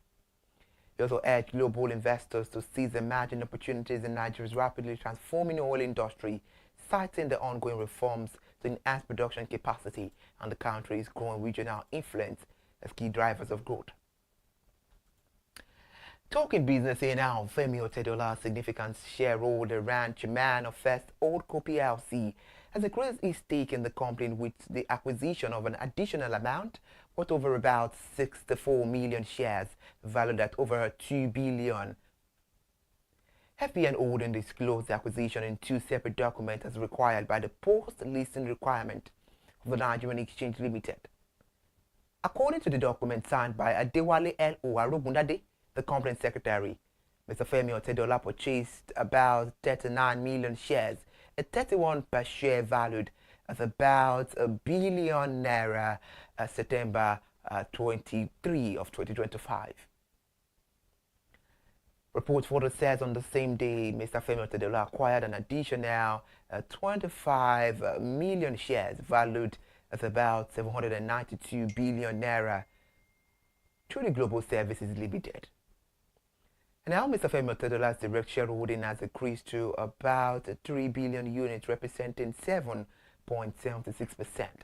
His indirect holdings now stand at about 3 billion units, representing 8.34%.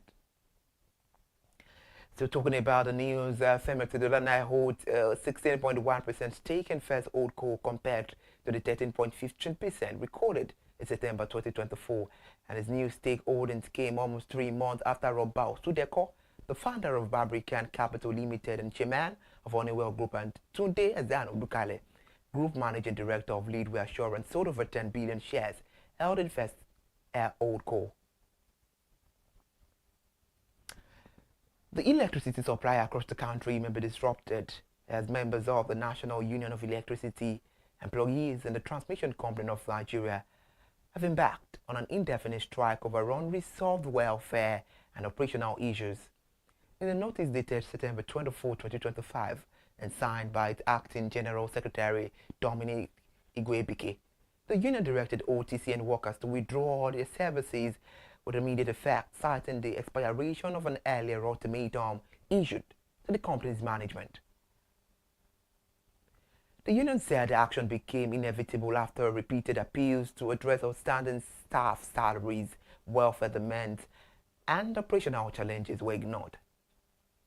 Issues raised include the non-implementation of the national minimum wage, casualization of workers, non-provision of tools and protective equipment since 2021, non-payment of staff salaries as well since April 2025, lack of operational vehicles, and unresolved retirement benefits.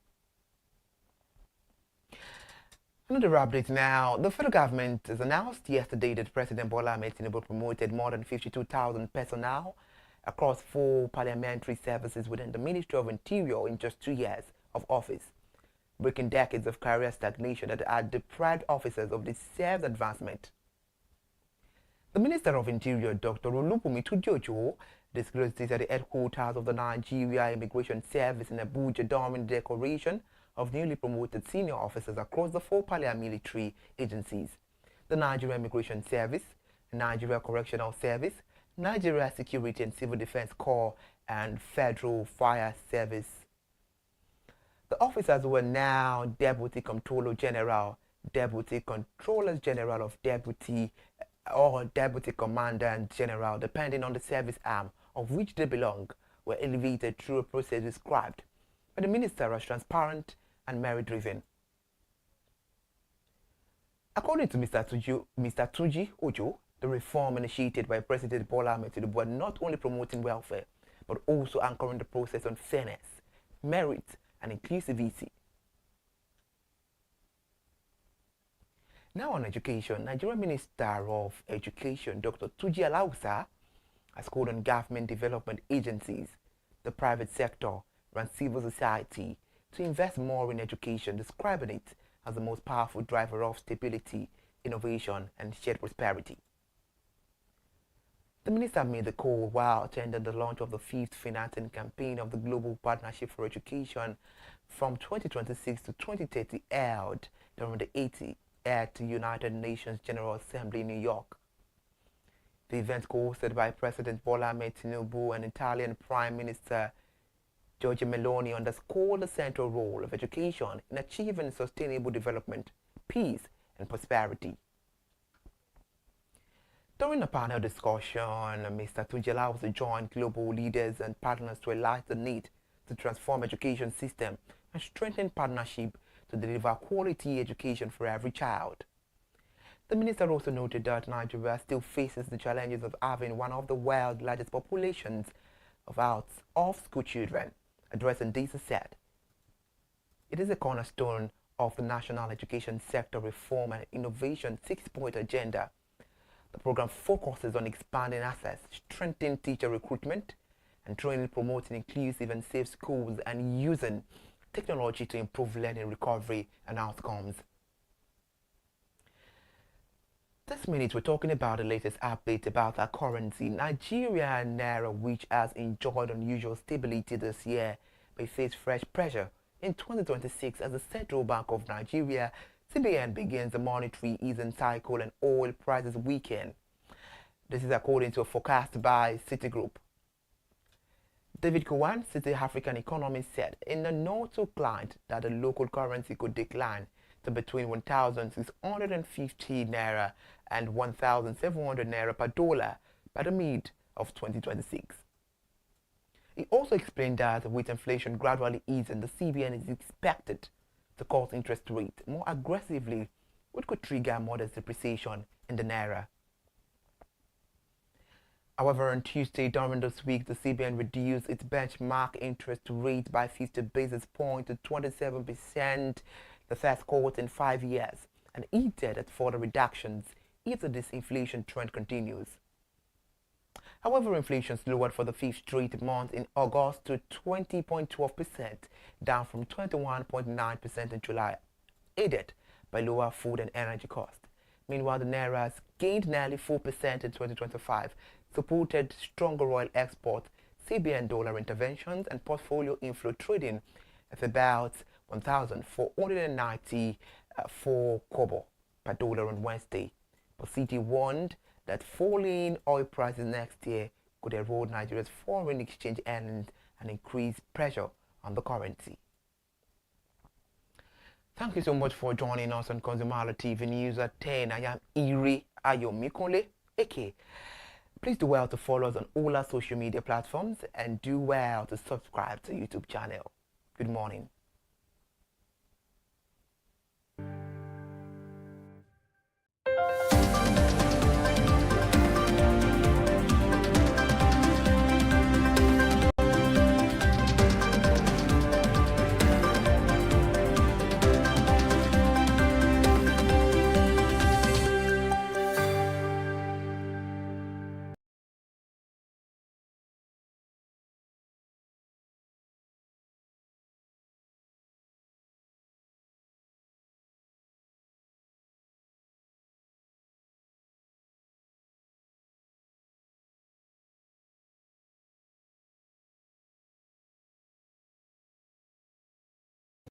My officer, our guys in our mail room came up and said, "Oh, you have a parcel." So I said, "Parcel? Yeah." So they bought this parcel wrapped. I opened it and boom, I bought the document out. It was the £50 voucher from BA. So what's the tenor of this story? An experience with one airline was terrible. No apology. An experience with another one, even though it was a bad experience, but it was very managed, well managed. So managed that even if we have suffered anything in that aircraft, you probably, for the sake of how they manage it, will have forgiven them. So that was how this journey started. So I started thinking, my mind, this is what we go through in this country. But are we different from other nations? So God put in my heart the idea of Consumer Hala. That's why the Hala came with consumer. And we started that journey about 10 years ago. We started by creating a platform called Consumer Hala, where consumers, so I discovered that Nigerian consumers don't have a voice. So things happen and that's it. We live with everything. So we've started the journey from creating the platform.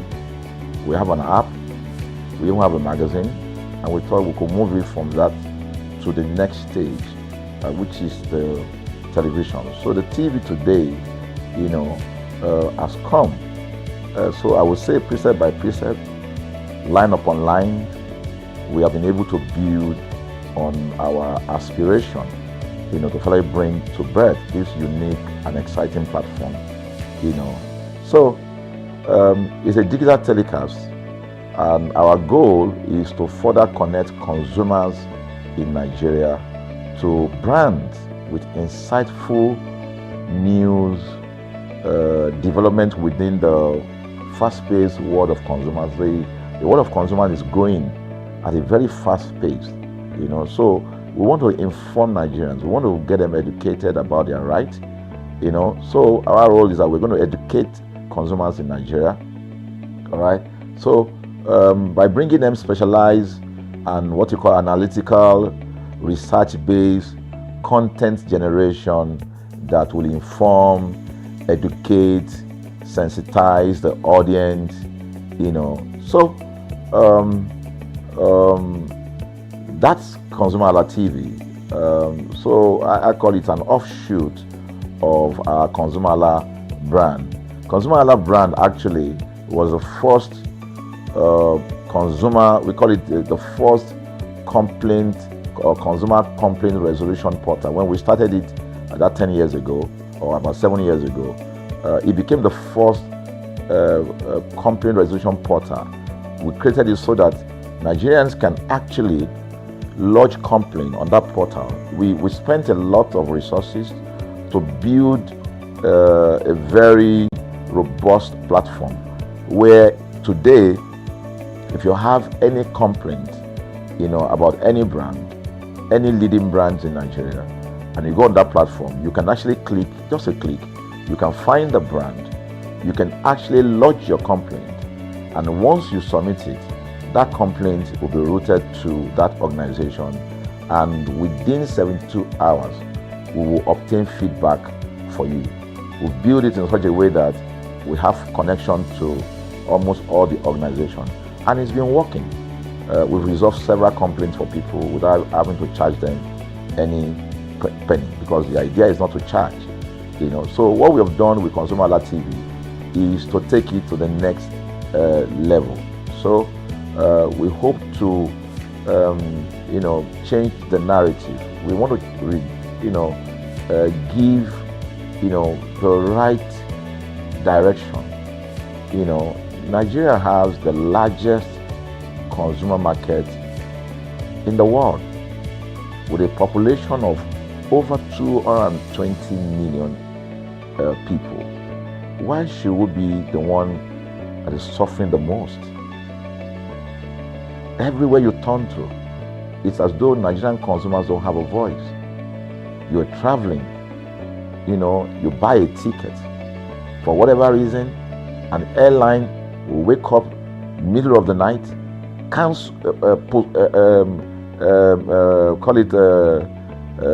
delay the flight for whatever reason, and then you'll be waiting at the airport for hours. You'll be there for 2 hours, 3 hours, no any explanation. Then while you're there, they can even wake up and say, oh, flight has been cancelled. So everybody carry their luggage and go home.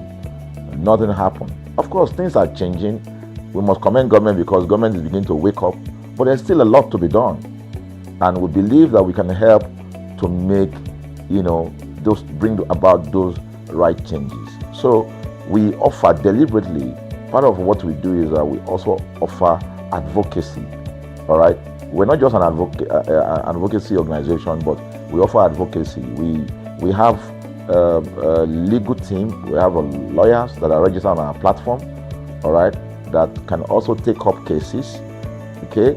So, and we have taken up many cases like that, and won those cases. So ConsumerHalla is a platform to help consumers to, we're not fighting brands, but rather we say we're bringing about an amicable, resolution of conflict, such that it will be beneficial to the consumers, and also be beneficial to the brand. I remember the word of Jeff Bezos. Bezos is the founder of Amazon. He said that the most important single thing, all right, for an organization is to focus obsessively, use the word obsessively, on the customer. We often say that customers is a king. They should sit at the top of the ladder. In our environment, customers are the ladder. A brand wakes up today, decide what product to produce. They wake up today, decide how much the consumer should pay. They wake up to decide everything for consumers. So consumers are just at the receiving end, and yet they are milking the consumers. There's no price regulation in this country, none. You just people just wake up and fix prices. Look at the power. Government wakes up, we change policy, we wake up and we get people to pay more. We think it's time for consumers to begin to speak out. In speaking out, in engaging, we can get the brand to begin to do what is right. And of course, I know that the consumers themselves need to be educated. So our role, our vision also is to ensure that we educate consumers, we bring awareness. A lot of Nigerian consumers don't even know about their rights. You buy a product from a supermarket. I've had this experience. You buy a product from a supermarket, all right? For whatever reason, you take that product back to your house, and maybe something went wrong somewhere. By the time you take that product back to the shop where you bought it from, and you say, "Oga, this thing," you know what's going to tell you? "Oga, na me make am. Na me make am now. That's why I buy am." Meaning that there's nothing I can do to the product. So you lose the product, then you lose your money, because the money is not refunded. The product you can't use. Only in Nigeria. Only in Nigeria. Let me give you another experience I had. In the course of this, because I went around, in doing this. I was in US, I was in UK, I was in South Africa, I was in Germany, just because of this, to just study the environment. I was in a friend's house in UK, in London, and then what happened? We were going to go out, and he was going to dress up. So he said, "Oh," to me, I was seated in his sitting room. So he said, "Oh, wait a minute, I picked up an iron, that's the pressing iron, 2 days ago or so from a store. Oh, let me try this. Let me just try and use that to iron my shirt, and we can go out." So I was seated. The TV was on. I was watching. While I watched him, he brought out the pressing board, spread it out, brought the iron out in my presence, plugged in the iron, and then as soon as he switched on the power button, we just had a spark. Boom! The guy was raged. Then he goes, "What? What just happened?" So he said, No, these guys are in trouble. They're in soup. I was thinking, what are you going to do? I was trying to compare that experience to what would have happened in Nigeria. In my presence there, he opened the pack. There was a card inside it. Inside that card was a call, number to call. And he called the shop or wherever he got the thing from. I was hearing the conversation that was going on. And all he said to them on the phone was, "Look, by the time he even called, clearly because they already, through the call, they could trace where he was calling from and who was calling. He said, "Yeah, I picked up this number, I picked up this iron yesterday, and guess what? I just plugged it to power, and then this thing just, stopped, didn't work." At the other hand, I could hear the voice, "Oh, we're so sorry. We're sorry about that." And they said, "This is your address, yeah. Don't worry, we'll get you a replacement." All right. So my friend ended the call and dropped the. So I said, "So what's going to happen?" He said, "Don't worry yourself now. Should we were here, they will bring a replacement." I said, "They will bring a replacement." He said, "Yes." I said, "They won't even try to check whether it was your fault, because it could have been your fault. Maybe you didn't do something well about the fact." "No, it can't be his fault. Now, maybe it's a brand new item that he bought." While we were still talking, in fact, I'm not even sure it was up to 30 minutes or so, we had a knock on the door. He himself said he must be the dispatch person. By the time he opened the door, it was a dispatch man that was on the other side. And then the dispatch man was at the door. Just watch this. Was at the door. I was seated in the sitting room. The guy was at the door to meet with the dispatch guy. The dispatch man that brought the replacement iron, I heard him say, "We're so sorry." So I was so shocked. I mean, a dispatch man, this guy is a dispatch, so also apologize. I was so touched by that. Even a dispatch man was so trained, to to tell the guy we are so sorry. And guess what? He brought the replacement iron. By the time my guy opened the iron, it was a bigger size iron. So they replaced with a bigger size iron. The guy never asked for the one that went bad. He didn't say, "Okay, where is the other one that we gave to you," so that he could take it back. No, he just bought a new one and gave it back. So I asked my friend, I said, "Can you interpret this to me?" He said, "Here in London, if they didn't do this, they know the next thing I will do." He said, "I'm just going to grab a lawyer and I'm going to tell them they've destroyed something in my house. By the time I'm done, they will pay through their nose." Because the consumers are conscious of their rights. In Nigerian consumers, even those who are aware, won't even take the battle up. Everybody just go, what can we do now? Today they wake up and ban this. What can we do now? So we're going to change the narrative. We have to stand up. So the vision of ConsumerHallaTV is really to create an engagement platform that constantly mirrors the minds of consumers and provide right connections for meaningful brands in Nigeria. Thus, we believe, will be forming part of that our overall vision, of creating a more caring world of consumers where businesses thrive. So, I think that we'll make our impact. We ask you to join us on this journey. ConsumerHallaTV will drive engagement. It will also be there to help to promote brands that are doing what is right. So we're not out to criticize any brand. Rather, we have to complement what the brands are doing, because there is no organization that or a business that was set up to fail. Nobody set up a business to fail. So there are just gaps that needs to be fixed. So together we can fix things, and together we believe that we will create the right story for consumers in Nigeria. Thank you very much.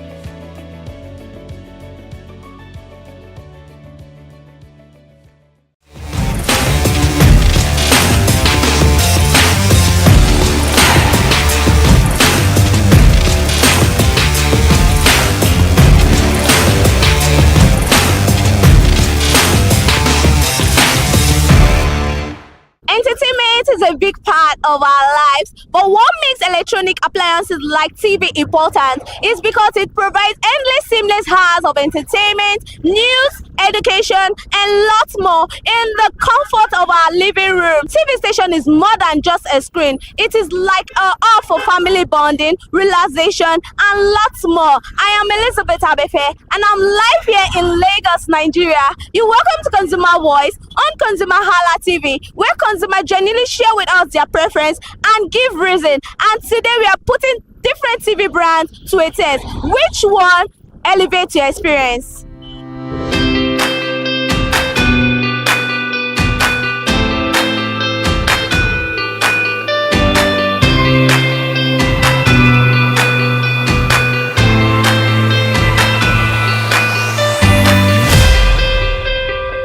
Yeah, good morning. What is your name? My name is Olawale. Okay, do you have a TV at home? Yes, I have a TV. Okay, which brand of TV do you own at home? Right now, Yes. I use iSense now. iSense. For how long have you been using iSense? That's about 3 years now. 3 years. Okay, do you know of other TV brands, or have you used other brands? Yes, I've used many other brands. Like? I've used Polystar, LG, Samsung, and then Sony. Okay, so why did you now stick to iSense? What does iSense have that other does not have?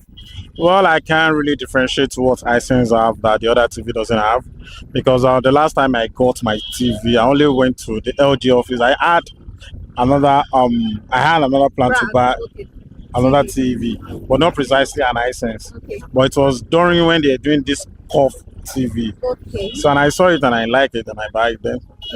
So immediately I bought it and I've been using it since then.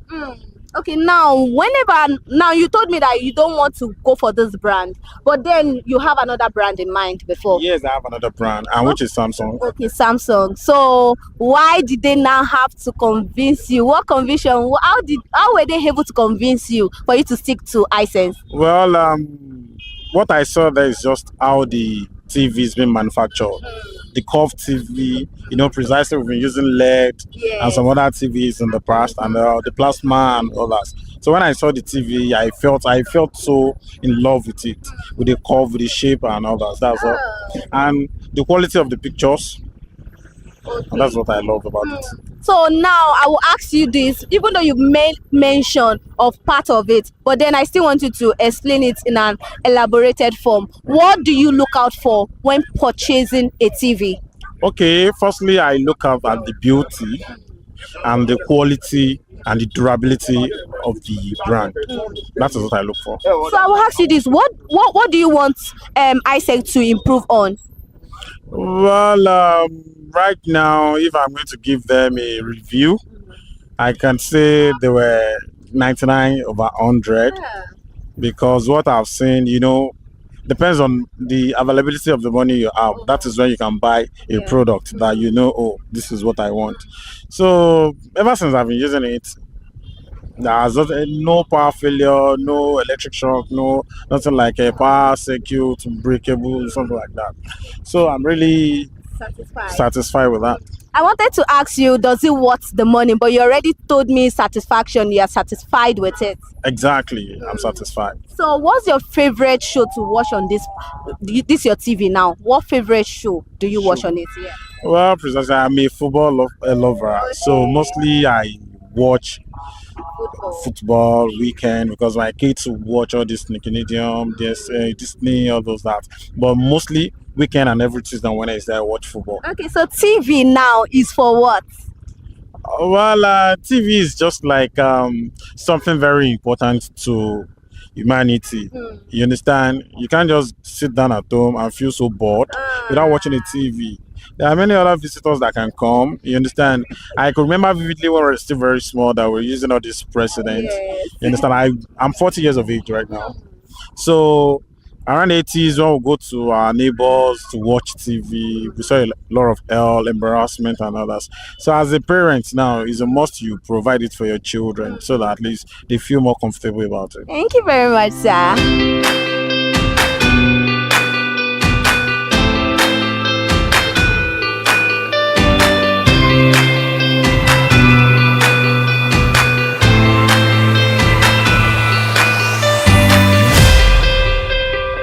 Morning, sir. Good morning. What is your name? I'm Ebenezer Olodare by name. Okay, do you have a TV at home? Of course, yes, I do. Okay, so which of the brand do you own at home right now? Okay, I have an LG TV and Samsung. Do you know of other TV brands? Of course, iSense. Okay, so why do you pick LG and Samsung? Okay, I bought the LG because it was 2-year warranty, and the Samsung, I like Samsung because of the brightness and the sharpness. Okay, because of the brightness and the sharpness. Okay, now what do you look out for when purchasing TV? Of course, now the same thing as if buying phone, I look at the warranty, one, then the brightness, just as you looking at the camera of your phone. So those are the things I check out for. Okay. I look at the brightness and the sharpness, but I prefer Samsung or the LG. Okay, so what would you like them to improve on? This is your LG and Samsung. Is there something you want them to improve about that? LG should improve on their color, the brightness, and the volume. Those are the things. Okay, now this TV now, what's your favorite show to watch on these two TV? It's just Arise News. News. It's just Arise News. Finish. Arise News only. But and sports, yeah. I like football. I'm a Barcelona fan. Okay, now TV. Now, what does TV? What does it embodies? Why do we have TV? So that you can be updated now with things happening around you now, what's going on. You understand? So that's why I believe many of us have it. And should the case the government want to pass any information, those are the places you can easily get it. Any other thing aside that is just see anything you see on online. It's people that type it there. So those are just content creators. But anything that you see on TV, is just believe it's real. Thank you very much, sir.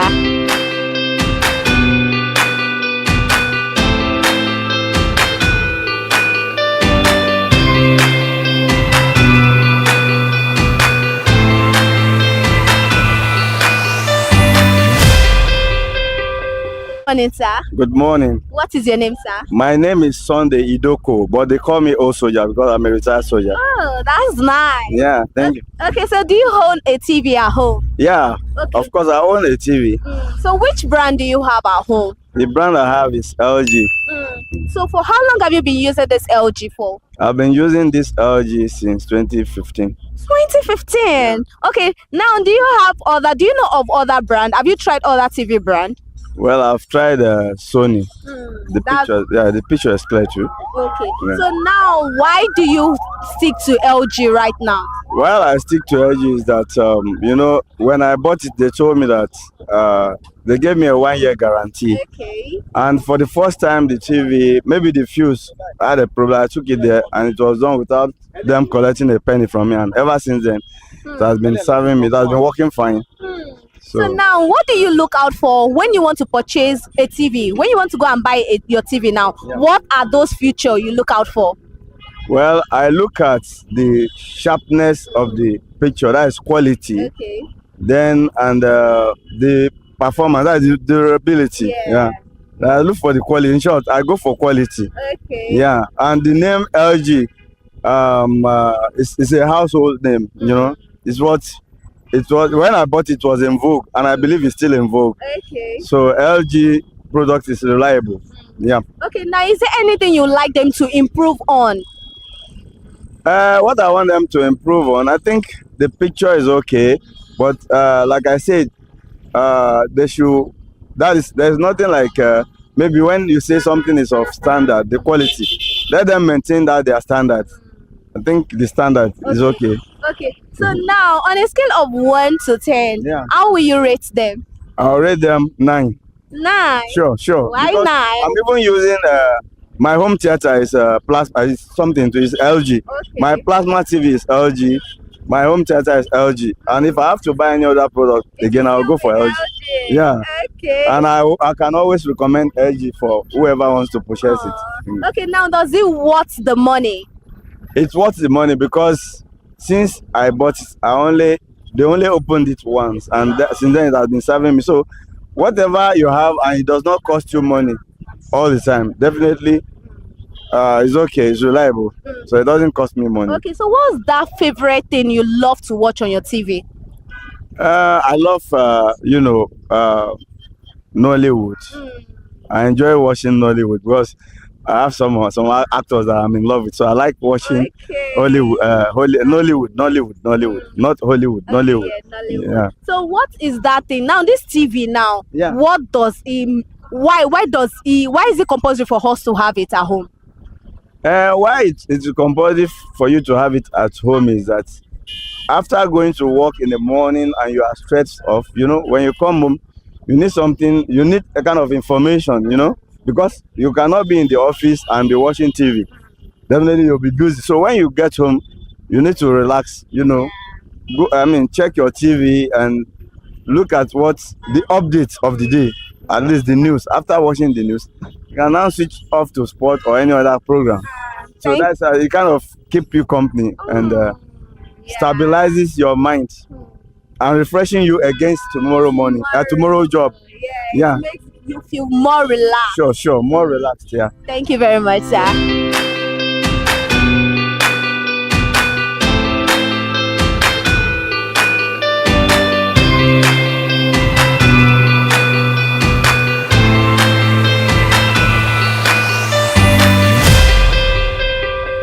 Yeah, good morning. What is your name? Rico. Okay, so do you have a TV at home? Yes, I do. Which brand of the TV do you have? LG. LG. For how long have you been using this LG for? 2019. 2019. Okay. Which other TV brand do you know of or have you used? Hisense, Samsung, a couple of. So then why do you stick to LG?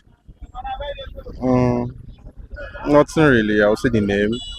We trust the name. It's been a while. It's been around. So you are the team brand's name. Something like that. Okay, what if but the brand is just like that. It's not giving you what you want. So you're just going to say because it's a popular brand, you have to go for it. No, if it's not giving me what I want, we'll change them now. It's ASAP.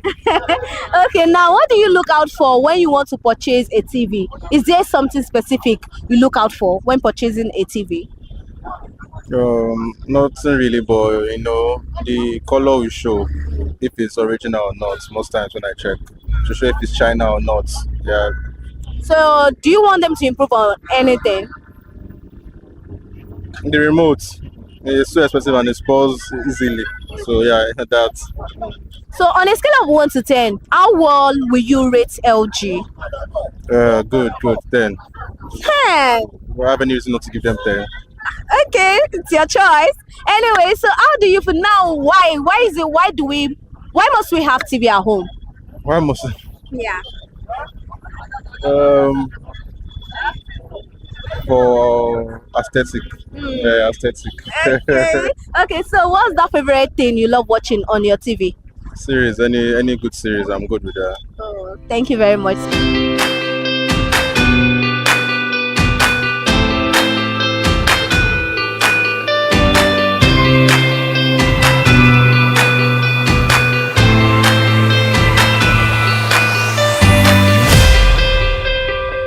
What is your name? Ola. Okay, so do you have a TV at home? Yes, I do. Okay, so which brand do you own currently at home? An LG product.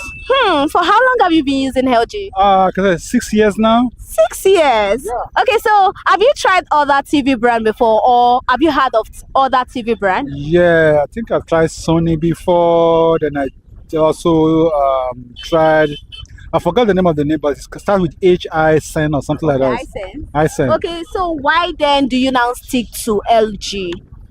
Because I like the color contrast and the green, whatever, kind of like it saves energy. It doesn't consume much energy. Oh, yeah. Okay. Now, is there anything you like them to improve? On LG? Yeah. I would say stand, television stand. Stand. Okay, Yeah, the stand. Okay. They should have more, more types of stand rather than just one single type. Okay, so now I know you already mentioned the color and all of that, but then I still want you to talk more. What other feature do you look out for when purchasing a TV? Internet compatible, and also other device like they have other input device like your USB, like your computer, like your audio output, and also other input and output device. So on a scale of 1 to 10, how well will you rate this your LG? I would say 10 to 10. 10? Yeah. You give it a 10? Exactly. Okay, now what's your favorite show to watch on this your TV? It's good on Netflix. Why it's on Netflix? Because Netflix has a good color contrast. So yeah, and the internet capability is really, really good. Okay, so now what's that favorite show? Maybe football, news. What's that particular thing you love sitting that you watch on your TV? I watch movies, all kind of movies, foreign movies, Nigerian movies. Yeah. Okay, now, Hollywood movie and Nollywood movie. Okay, so now can you tell us why is it compulsory for us to have TV at home? Well, it's good to have TV at home because if you have kids, you can always browse for information, you can always browse for education, you can always get news, and you can always, when you have TV, you have other ways of displacing your inputs. Like you have a flash drive, you can look it through your TV and all that, and you can always, sometimes you can play audio video on TV. So thank you very much, sir.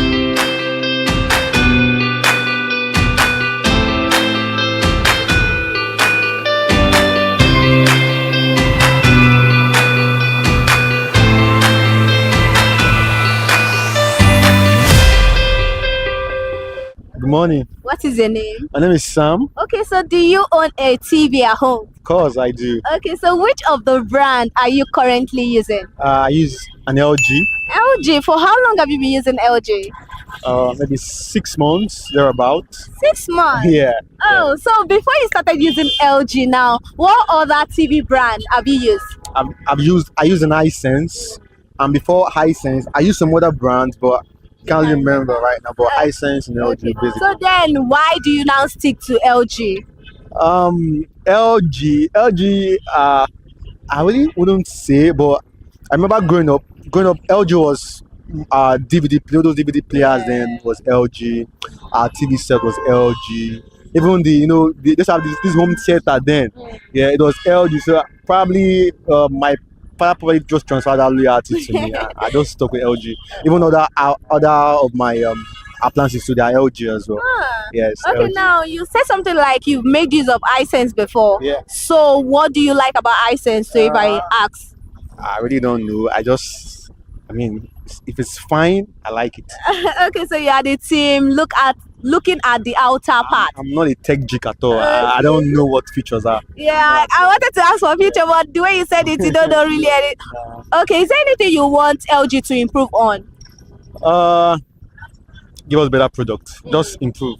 Just innovate. I don't know. But I'm satisfied with what I have currently. Okay. So what's your favorite thing or show to watch on your TV?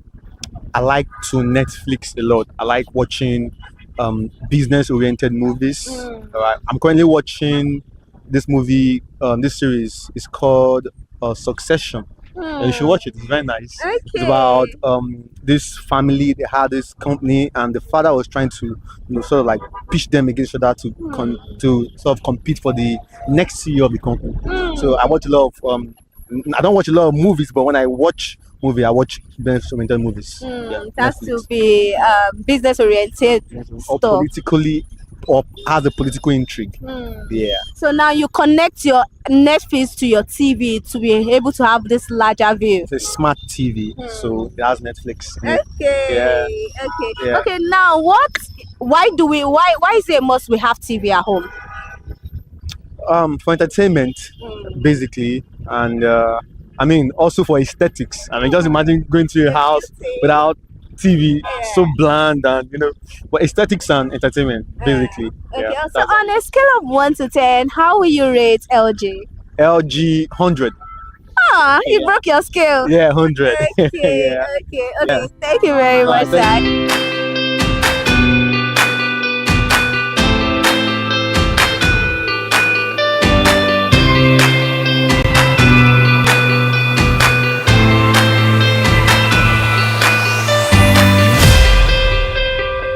Good morning, ma. Good morning. What is your name? My name is Adeniyo Kehinde Adeshewa. Okay, so do you have a TV at home? Yes. Okay, which TV brand are you using at home right now? LG. LG, for how long? Since years, from my childhood till this moment. Are you serious? Yes. Okay, so do you know of other TV brand? Yeah, I've heard about iSense, Samsung, and so on. Okay, so why then do you prefer LG? Well, I can't really say, but my dad and mom, they prefer LG. And most of our products, our home appliances is LG. Yes. So you're trying to tell me that if you have to set up your own apartment too, you're going for... I'll surely go for LG. Okay, so what's that favorite show you love watching on your TV? Well, actually, we use StarTime, and I prefer StarTime Yoruba. Yeah, because I'm a Yoruba girl, obviously. Yes, so. Okay, so now, on a scale of 1 to 10, how will you rate LG brand? 9. 9? Yeah. Okay, is there anything you'd like them to improve? Well, nothing. You're satisfied? Yes. Okay, now why is it necessary for us to have TV at home? It's actually to have it's important to have TV at home because people will know what's going on, like the news, sports, entertainment. Yeah. Okay, thank you very much, ma'am.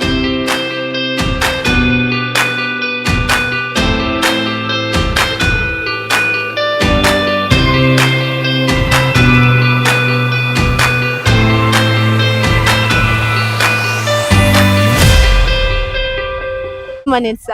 Hi, good morning. What is your name? Clinton. Okay, so do you have a TV at home? Yes, I do. So which TV brand are you using at home currently?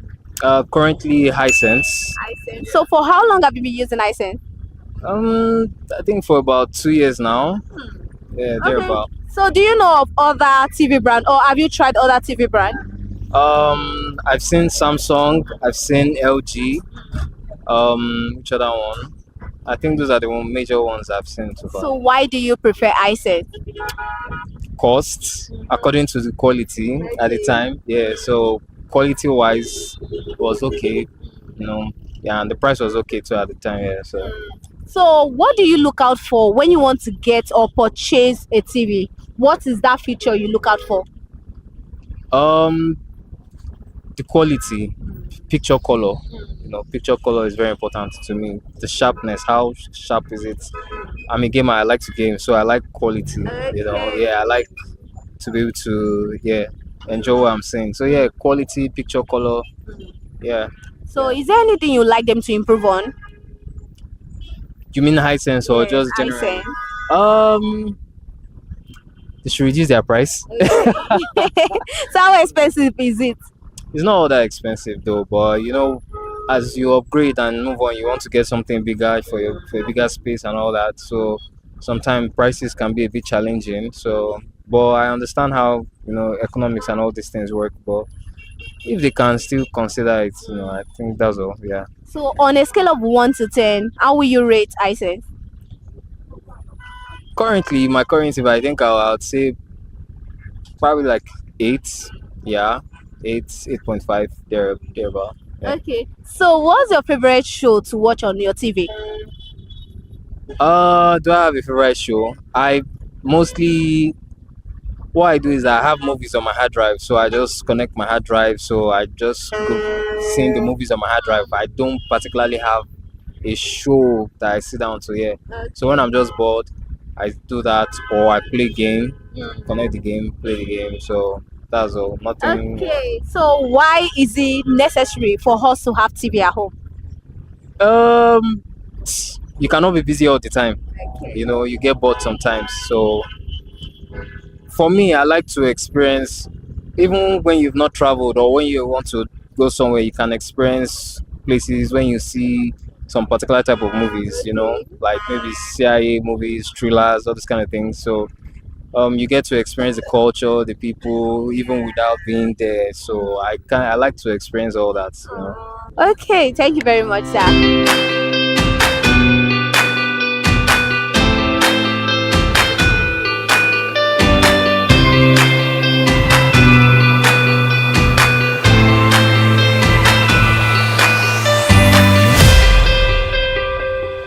First, are you entertained? Of course, on this edition, we are all entertained on Consumer Voice. Consumers have made their choice and they have already picked who they want to go with. And on today's edition, LG won the heart of the consumers. Mainly, they have something to say on the sharpness, on the outer look, on the performance. As we already know, and we always say, we are not here to criticize any other brand or say a thing about any other brand, but just for them to improve. I am Elizabeth Abefe, and that is all we have for today's edition on Consumer Voice. Don't forget to follow us on all our social media platforms on Consumer Hala TV, Facebook, Consumer Hala TV, Instagram, Consumer Hala TV. Remember, follow, like, share, and of course, put on the notification button so that whenever we upload a video, you will be notified. Bye.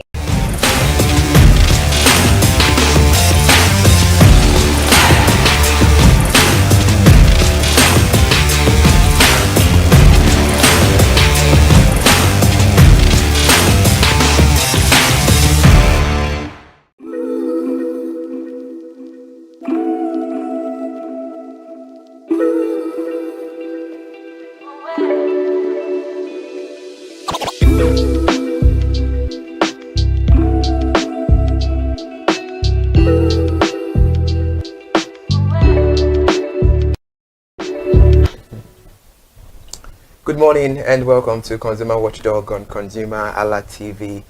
Consumer Watchdog is where we talk about advocating for consumer rights and protection, including safety. I am Iri Hayomikule. The recent incident involving Nigerian popular musician Waswangide Kwawan and Comfort Emansin in the Nigerian aviation sector highlight significant concerns about air passenger safety and protection of the rights of the aircraft. The two incidents have really put to test the strength of the Nigerian aviation sector, especially the airlines, in protecting the rights of their customers.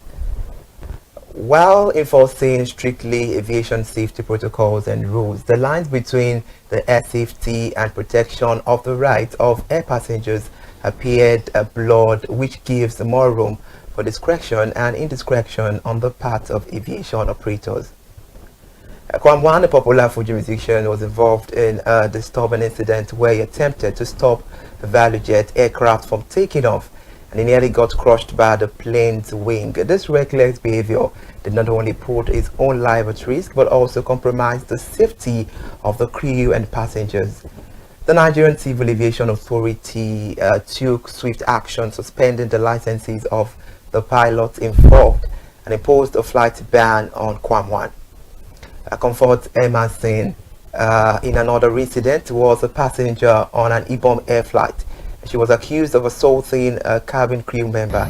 The incident sparked a widespread outrage, leading to Emerson arrest and a lifetime flight ban imposed by the airtime operators of Nigeria. Although the Minister of Aviation, Festus Keyamo, has weighed in and made the two issues resolved without letting them go through the legal process. However, the issue that remains unresolved is about the public spare. Is it that this issue could have been well managed by the airline operators, ValueJet and Ibom Air, and that didn't happen? While it may be difficult to anticipate all possible scenarios in the management of air safety and the protection of air passengers' rights, best practice and standard protocols could be made paramount, considering the fact and customers remain king in every business.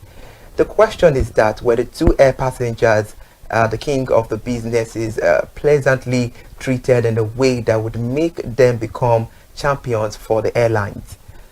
With the two incidents, for sure, the reputation of the two airlines and the affected air passengers were bruised.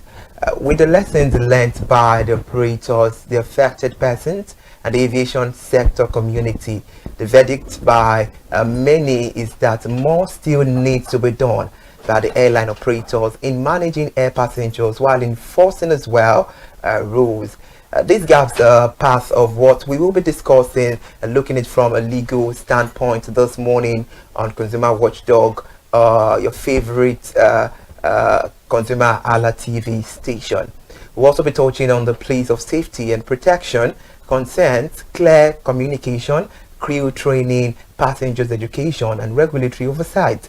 To start off the conversation, I have with me today two knowledgeable legal practitioners and an aviation expert. Also with me, I have a public commentator and analyst to help us further dissect this matter.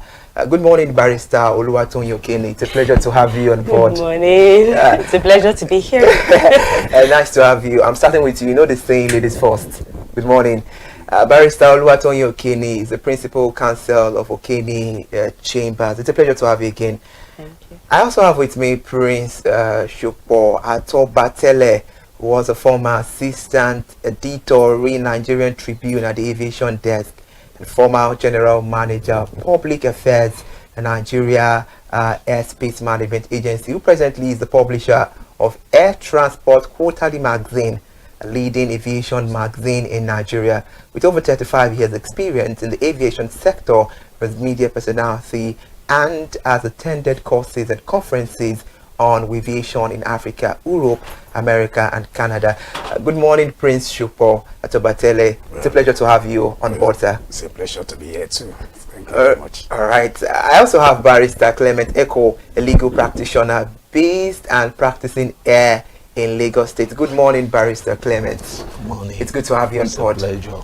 It's a full house this morning, I must say. Let's start this conversation this morning. Principal, you being at the aviation desk, what do you have to say about these two incidents, and what do they protect for the safety and consumer service in the aviation sector, and where these two cases were they handled professionally by the aviation staff and the cabin crew?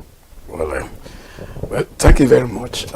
Actually, all of us were days where we saw those two, incidents emerging in our sector. Let me start from the first incident involving the decision of CIMB.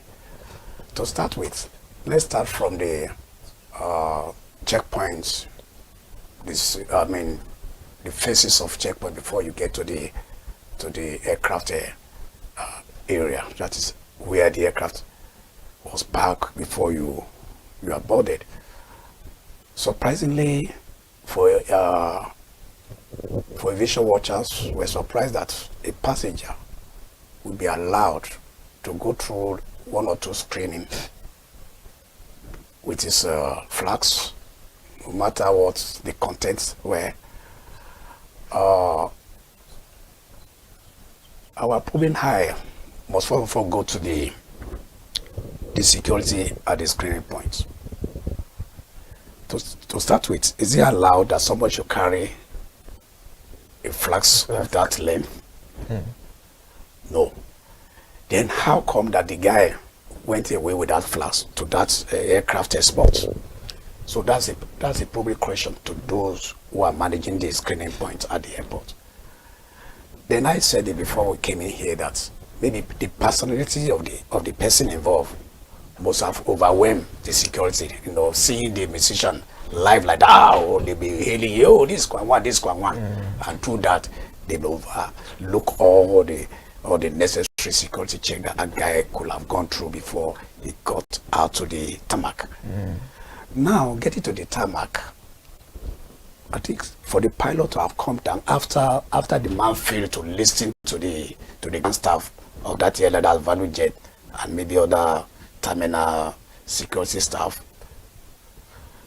you see that the man was so adamant with the flags in his hand, and quote and unquote now saying that don't you know who I am? I will show you who I am, and blah blah like that. And for that pilot to have stayed long for almost keeping the aircraft on ground for 43 minutes. And here in Nigeria now we are talking of scheduled operators. That is, your 8 o'clock should be 8 o'clock.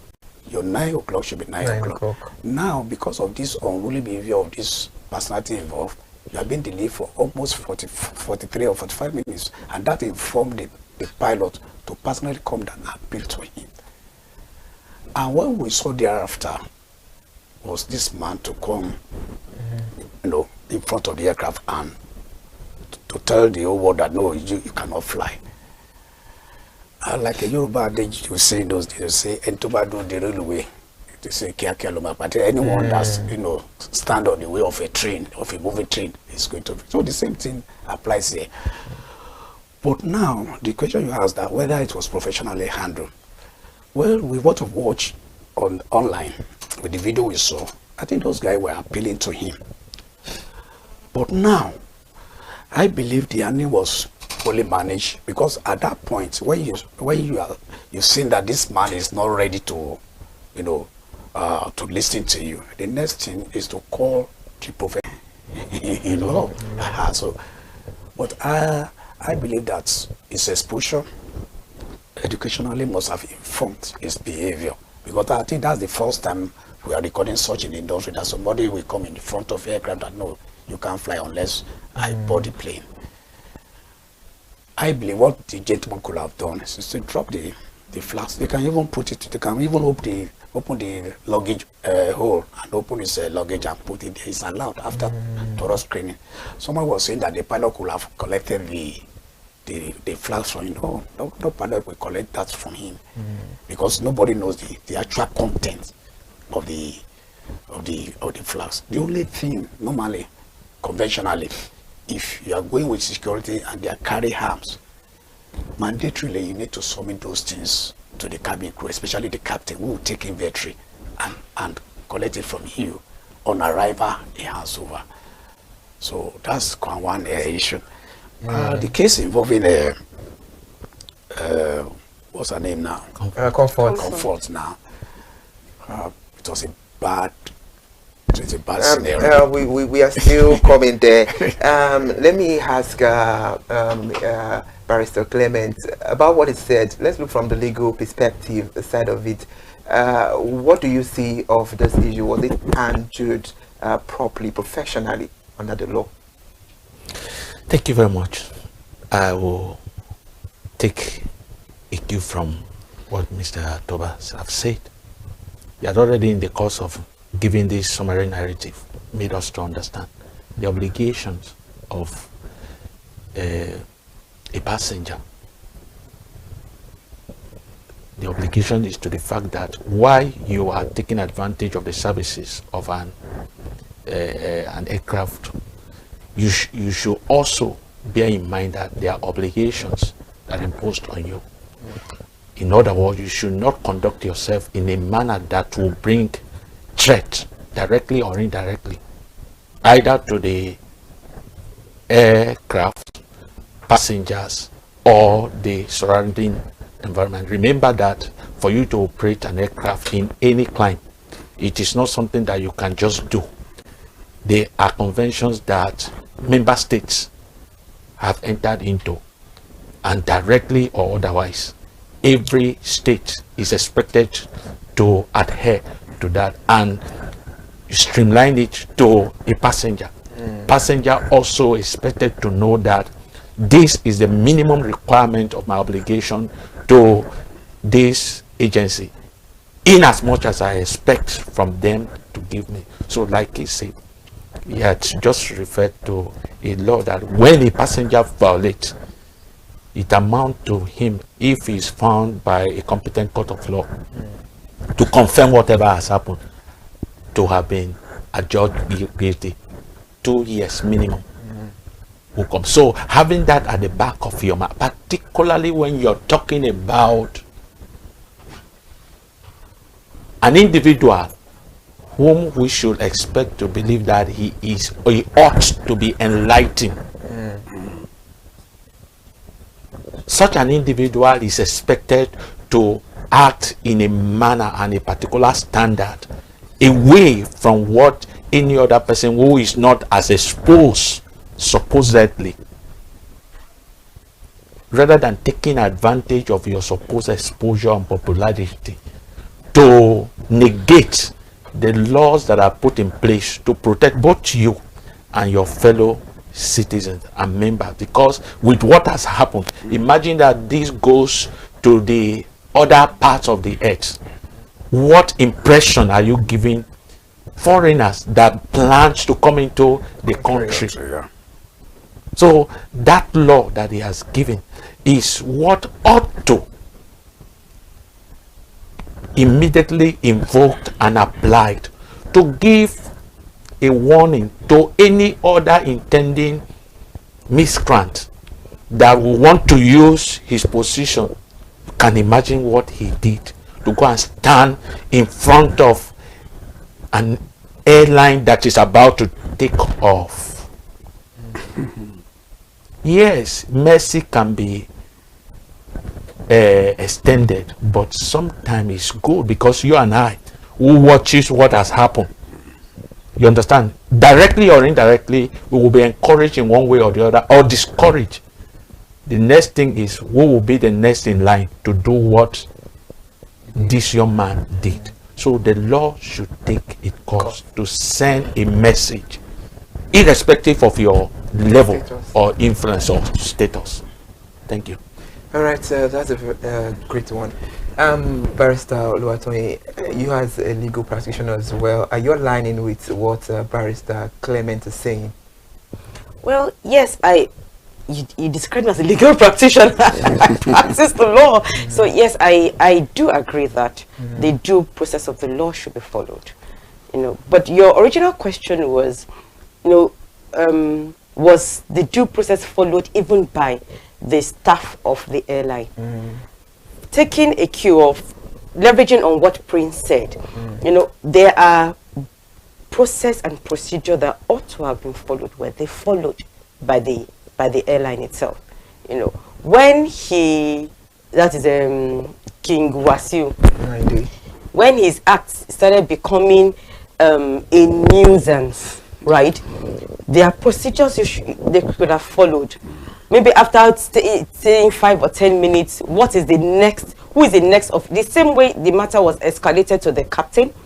When the captain couldn't handle it or went out of hands, then it should have been escalated to the security. Was the security called? Was it escalated to them? Were they called in? Because if they were called in, then they knew the next thing to do. I'm sure if time had been put into, if the process was duly followed, right? What eventually happened, the captain tags in, him dodging for his life, probably it wouldn't have gotten to that extent, right? Maybe the security details would have known what to do and followed due process. So I think the same way we are saying that he should face the law, also due process henceforth, it's a learning for everyone. Due process also should be followed by the airlines. Thank you for that. Princess Shukwa, let's look and let's talk as well at the case of Kwaman. He crossed several security checkpoints before getting to the point of embarkment, where he was told he could not go in with the bottle. Why did the security officials fail in their duty to stop him from bringing in the bottle? Let's put settlement that he is a celebrated site, because obviously Waswaide surely must have been a regular flyer considering his personality. Can we assume that he didn't know enough about aviation safety policies? No, we can't say that. He's a regular traveler within and outside the country. But I believe what transpired was that his personality overwhelmed the security. I can confirm that one. It's just like you. Okay, Michael Jackson is late now. You can just imagine Michael Jackson. Oh, let me go to Bob Marley now. Supposing Bob Marley is alive. Bob Marley arriving at the airport here in Nigeria, what do you think it will happen? If you have people, this is Bob Marley, this is Bob Marley. Because I missed that flight in US when I traveled. Guess whom I saw there? I saw Ovanda Olifit, tall man. I was carried away. I was looking at this Ovanda. And because of doing that, I didn't even know. By the time I got to, I said the flight had just gone. I said, the flight. But I was lucky. So you can just imagine that scenario. Seeing somebody that you'll be seeing on the TV, blah blah like that. So the same thing could have happened that day to the security. It's not that it's not that they don't know they know their duty, but that day I know this is Kwam, I know until we look at the CCTV, then we can see what's really happened over there. Like a minister said, he said they are investigating it, and I know by now the information will be on his desk. I believe I can put my money on it that's what happened. He's a freaking flyer, no doubt about that. But that day, I think something happened beyond my control. Emotional feeling. But it happens. We see that. Okay, let me give you this scenario too. My cousin followed me to the airport. We entered the terminal. He followed me. And guess what?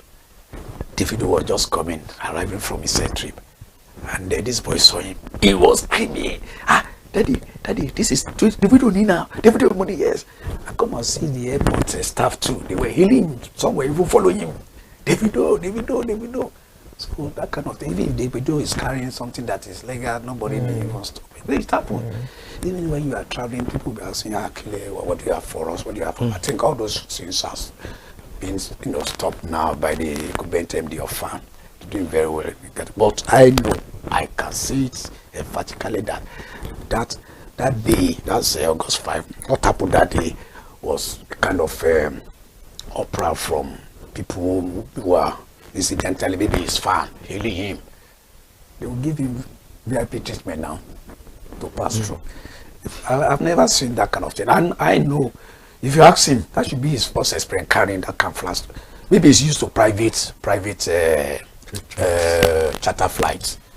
maybe he's used to it. So if you're on private jet, in regard to what you said, Prince, where do we draw the line by adhering strictly to the rules and regulations, not minding personality? Let's put personality aside. People should be committed to their job. Their rules, their procedures at the airport. You can't just carry anything. If there's a rule that you can't go in with a liquid of 100 ml, very tiny one.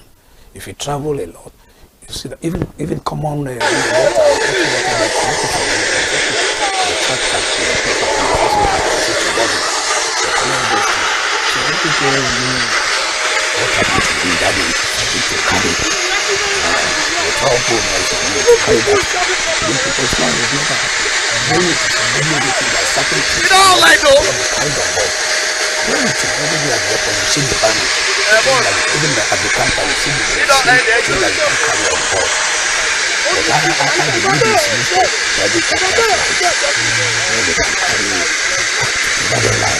But if it has to do with health issues, whereby maybe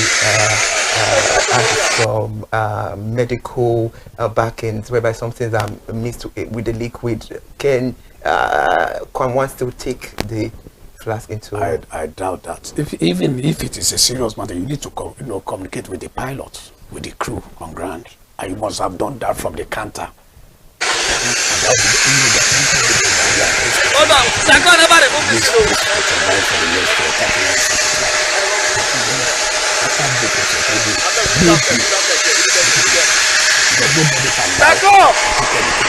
That will jeopardize safety. Safety is very, very important. That's why we have the captain in command. Anything that says cannot go, can't go. So there are rules there. So I doubt it. I doubt it. If you're on medical something, you better take ambulance then and take your flight to wherever you are going. All right. Then. So if there's any emergency, people will be on board and treat you. Interesting. Barrister Clement, let's talk. Was it right for the pilot to have taxied the aircraft, knowing there was an obstruction right in front of her? Was the act not more suicidal, and doesn't this act have consequences for aviation safety as well? Thank you once again. In taking into consideration the question you've asked and the action of the captain, I believe that captain, that was not their first day to be flying. Yeah. She would have had some level of experience, in fact, that made the airline to even require her services. Very good. In compliance with aviation laws, both national and international. So for her to have taken the step she took, number one, as of today, we have not heard that those in the terminal denied giving her approval to move. And there's no way she would have moved without clearance. Without getting clearance. Yeah. And if you go into the nitty-gritty of this matter, you'll find out that when this young man was standing, she might not have seen or sighted him. Yeah. Otherwise, she would not have commenced taxiing. For takeoff, yeah. And officers on ground that were supposed to see what was happening in the area where she could not properly view and give her clearance and support. She was not availed those people, and as a result of that, she decided on the only approval she got to respond to it. So her action for me was not in a manner that will contravene aviation rules. Like I said, as of today, those that gave her guide did not deny that they did not give her approval before she moved. You cannot. So, and that was why I was a little bit taken aback when they purported to want to withdraw or ban her from flying. You're taking the laws, because one look at it, you may be thinking, a pilot who is after the safety of a large number of people and that of an individual, which one should we prefer? Or have we subjected their two actions to scrutiny to know who has acted right? Are we saying that the pilot acted with certain prejudice or what? You see, what this has brought is this. If we are not careful to correct this thing appropriately, staff of agencies of organization, even though they know they are right, but because they know that sentiments may come in at one point or the other that may prejudice the action that they have taken in good faith, you will see that some of them, even if they know what to do, because of the consequences that will come, they will do what? They will withdraw from doing that. And that is going to amount to exposing the entire public to dangers. Imagine some of the comment that Kwan made. If they are not careful, it's going to destroy the agency or that airline. What order? Even if is it the entire Nigeria to represent the aviation, does that give you the right to act in that? Like Prince said, if there was anything, because in every role I've been flying private jets, so what stopped you on that day from flying a private jet? So if you want to join commoners in the general, consumers, we all have the right to be heard. In Nigeria today, as a consumer, you have all right to product information, right to fair pricing, right to return goods, right to product labeling, right to fair dealings, and a lot more. Well then, have you heard about the new media channel? ConsumerHallaTV.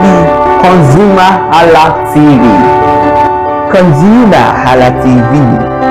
At ConsumerHallaTV, our goal is to inform and educate consumers in Nigeria with insightful news alongside development within the fast-paced world of consumers through well-researched, specialized, and analytical content.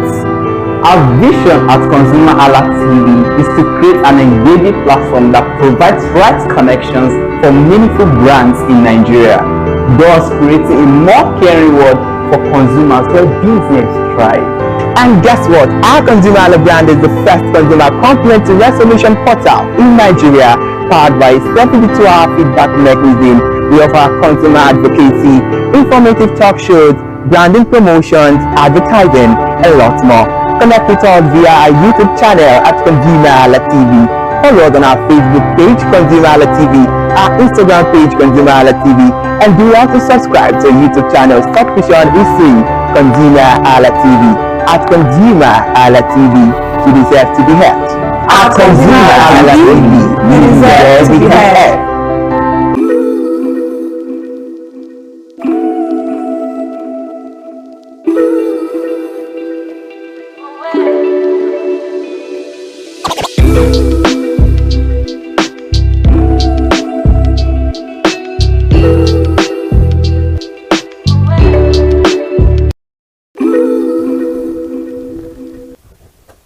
Welcome back to the conversation. If you're just joining us, this is Consumer Watchdog on ConsumerHallaTV, where we advocate for the right, safety, and protection of consumers. And on the program, we are having a discussion that has been circulating for the past few weeks about Kwam story and Comfort Emanson. And to enlighten the conversation, I have two legal practitioners in the house, and I also have Prince Shupo Tobatele. Prince Shupo, let's look at the case of Comfort here. An eyewitness has testified about what transpired, and she herself said it in a video passed on air to explain a side of the story. Is this not more of poor customer management? Yeah, it is. I follow the events, the video, the eyewitness account from a legal practitioner. If those accounts were truthful, then one will blame the cabin crew for shoddy handling of the interaction between them and the young girl. Why? Number one, from the account of a legal practitioner who witnessed all the scenario, there were 2 cabin crew attendants. The eyewitness account, described one as very professional, then the other one crude. So let's focus on the crude one. Is it that he went through training and didn't grab the training? Or is it that he brought forth a personal ego into the job which is employed to do? Because they were trained, one, to handle, to control the cabin for safety, to ensure that passengers follow instructions. But as you are doing that, you have to be appealing. You have to be, cautious in dealing, because there's saying that a customer remains the king in any business environment. So you cannot, you have a bad customer, but there's a way you can be cautious in handling that customer. So in this scenario, based on the account of witness, I think the other cabin attendant, so cabin executive, didn't handle the case very well. And by the account of that young girl, she said she could not switch off her phone, but somebody else did for her. So maybe the other woman or the other cabin executive thought that she has to teach this young girl a lesson. While others disembark on landing in Lagos, she blocked the way of that lady. I think that's where the whole scenario now got escalated. So what could be done to eradicate poor customer management in 1 second? It's training and training. Then is it when you want to employ somebody, so especially an individual that will be interacting with customer on daily basis, the composure, the emotional, attachment, then the pride must not be there. If you are proud, you can't. If you are arrogant, you can't be a customer. Always you can always have good customer and bad customer. So when you treat the good customer, you should be able to even extend that to bad customer. You can make it good because you need it tomorrow. But in this case, it was poorly handled. But in fact, the minister even said it when all these issues were coming up. He said these people, they have to embark on training, serious training, everyday training. I remember Nigeria Airways in those days. As they were training their pilot, their cabin crew, they have their own private, their own ground school where they train all these pilots, where they give them pep talk. The cabin crew executive, where they give them pep talk. They will call the experienced one to give them pep talk before they even embark on a trip. I think what should we be doing now is just what the coaches are doing during the break time. When they talk to their teams, when you go into a second time, this is what to do. I think maybe this is a suggestion for me that even before the crew, goes into a flight, they need to assemble somewhere. There's what we call a cabin crew room where they talk to somebody, need to talk to them, so that thing will be in their head before they embark on any flight. That's my own new idea. Noted. Barrister Tony, in a viral video released by Comfort, talking aside of the story, citing that video, there have been a lot of reactions and comments bashing her own side of the story, forgetting she's the victim. What happens to one of the fundamental rights of a consumer that says every consumer has the right to be heard? Isn't this about silencing consumer voice, which is not proper enough? Thank you very much. But I love that question. First and foremost, we need to know that customer is king, right? And looking at this case, the case of Comfort, how did it escalate to that, to what it escalated to? Basic instructions: switch off your phone. Now, I'm not going to talk about her own account of the story. I'm going to base what I'm going to say on the account of the witness, right? She couldn't switch off her phone for one reason or the other. That issue was already dealt with and resolved. Exactly. How did it get to the extent where it now became a physical altercation between herself and the hair hostess, and then it got escalated to staff members, not even security personnel, staff members are the ones dragging her out, stripping her. In fact, it's so sad. Her rights were trampled on. Let us even assume, without conceding, she'd even refused to switch off her phone. Let us even assume she went that far, right? Yeah. There are ways to address such issues. Yes, yes. But in this case, her phone was eventually even switched off. There was a successful takeoff. There was a successful landing. Yeah. How did it get to the point where She was almost she was stopped from disembarking, right? From the video she put up, you know, that short video where she said, "Madam, can I pass?" and the hair hostess was blocking her exit. Is it that the hair hostess, was there a serious issue to be addressed? Number one, if there was, did the hair hostess escalate it to the next line of authority? Was the hair hostess instructed to bar her from disembarking?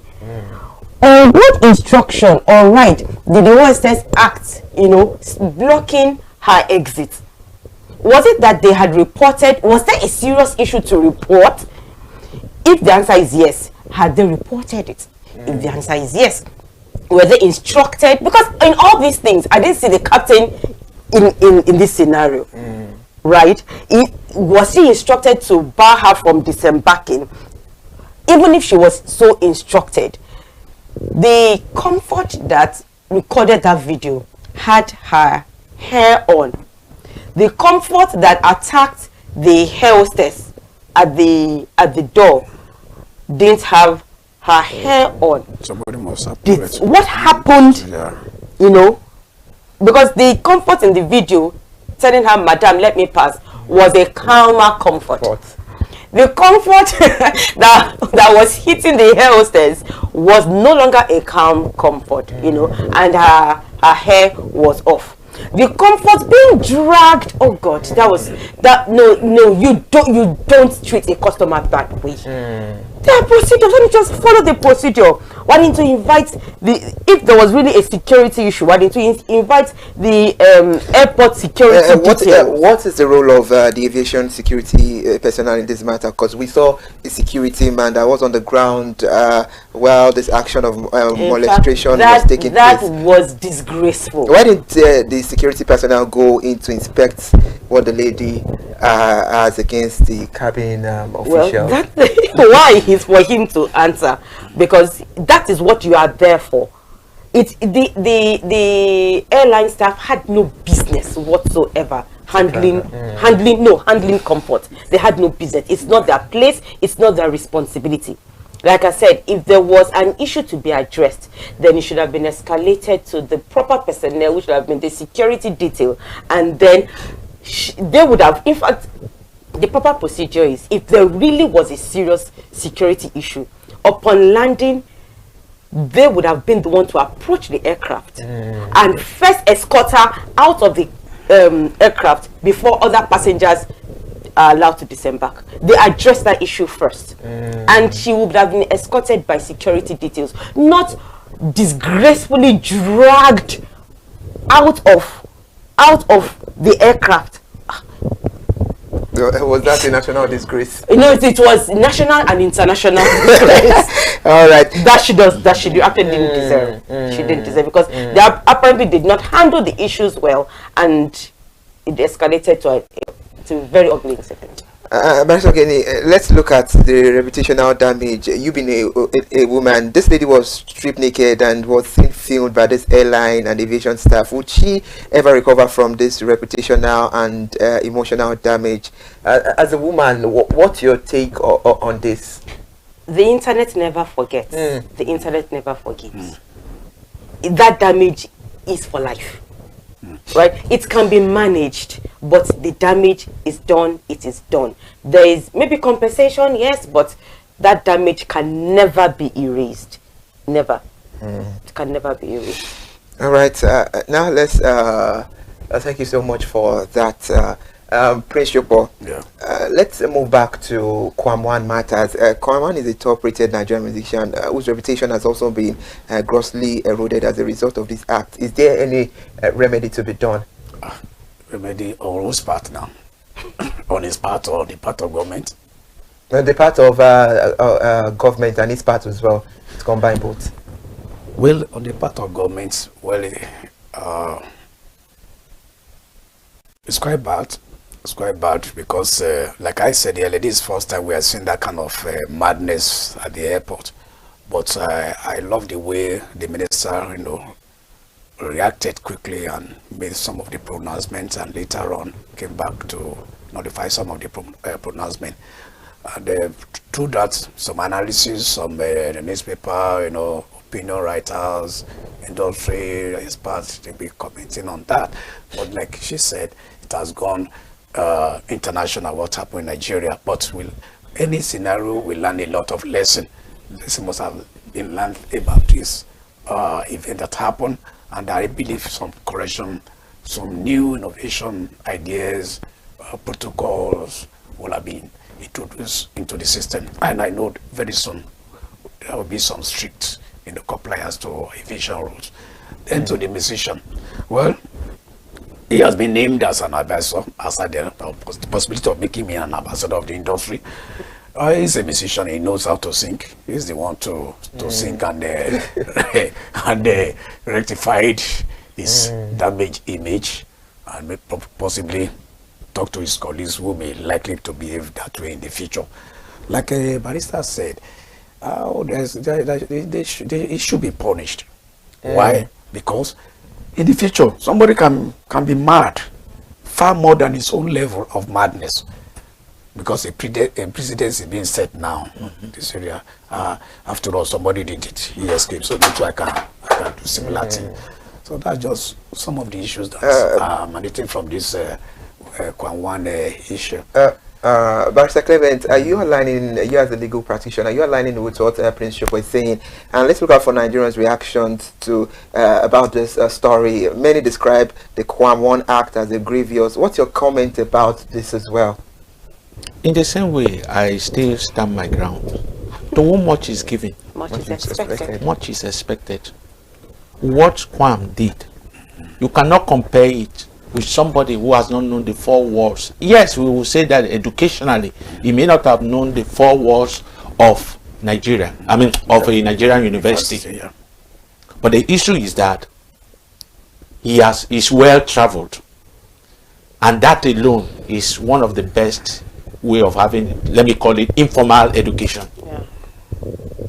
This is not the first time.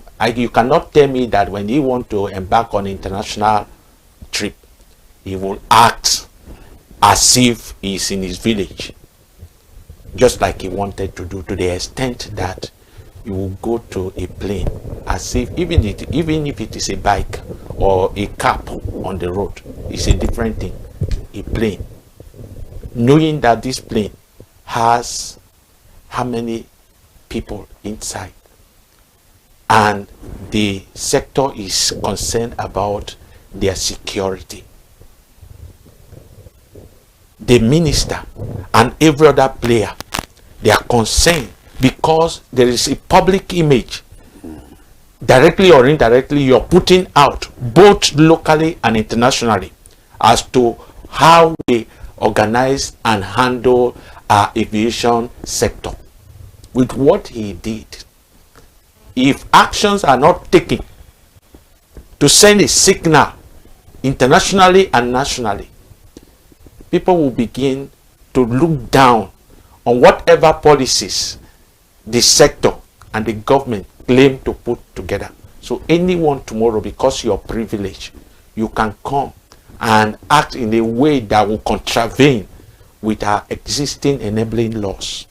So that, I'm not trying to be too hard on him, but you see, all of us are witnesses. The public is witnessing what is happening.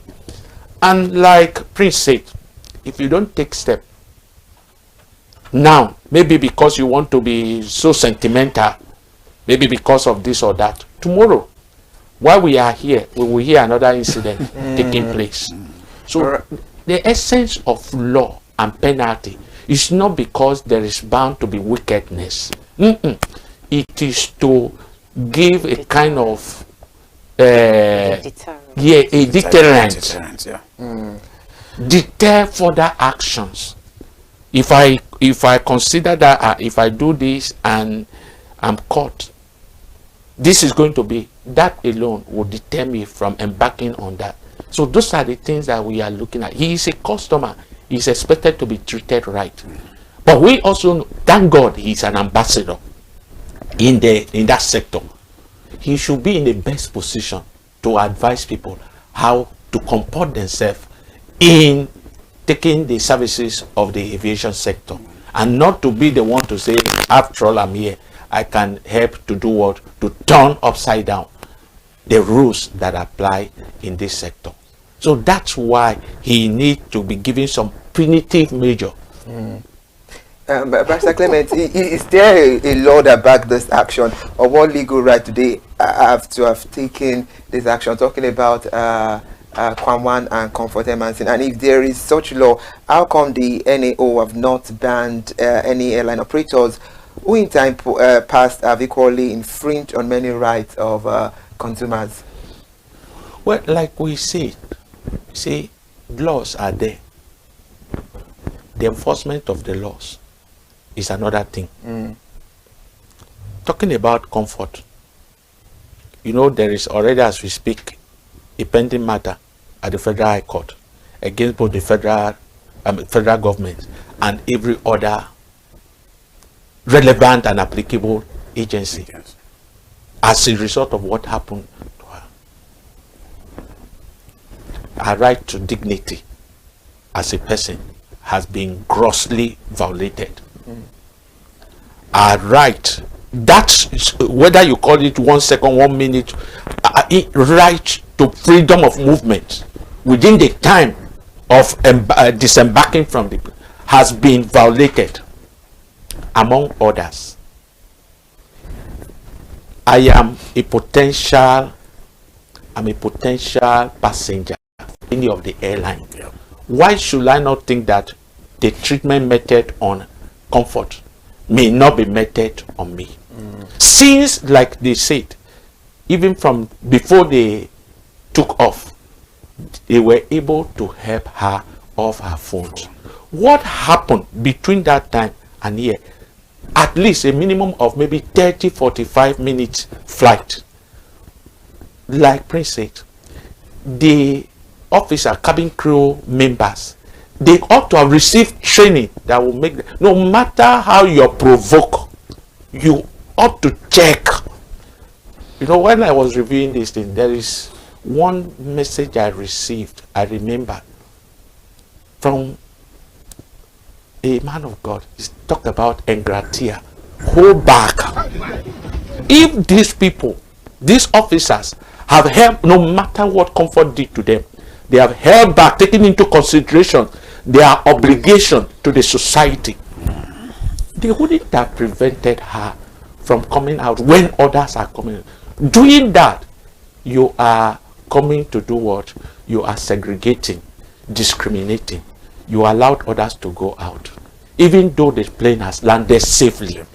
Why did you? What is the justification? Anyway, let me not preempt the decision of the court. The court will help us, and so that even the aviation sector will come back to review and also further train their men. Moderator, can you allow me to add please this? go on.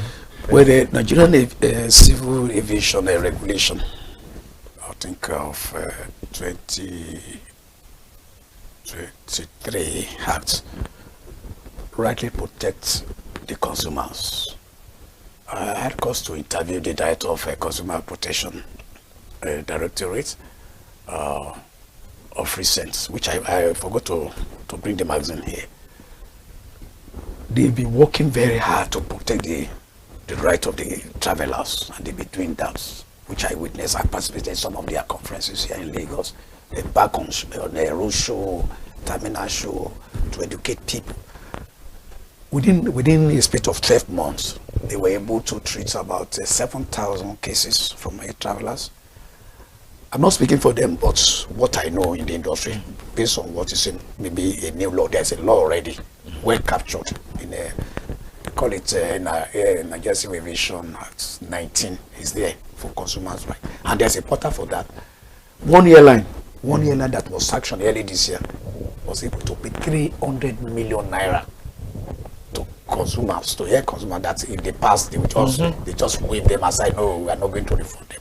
They refunded 300 million. So the problem is that we need the travelers need to be more enlightened about their rights. It's an international convention which the NC has domesticated into the acts, which they are now enforcing.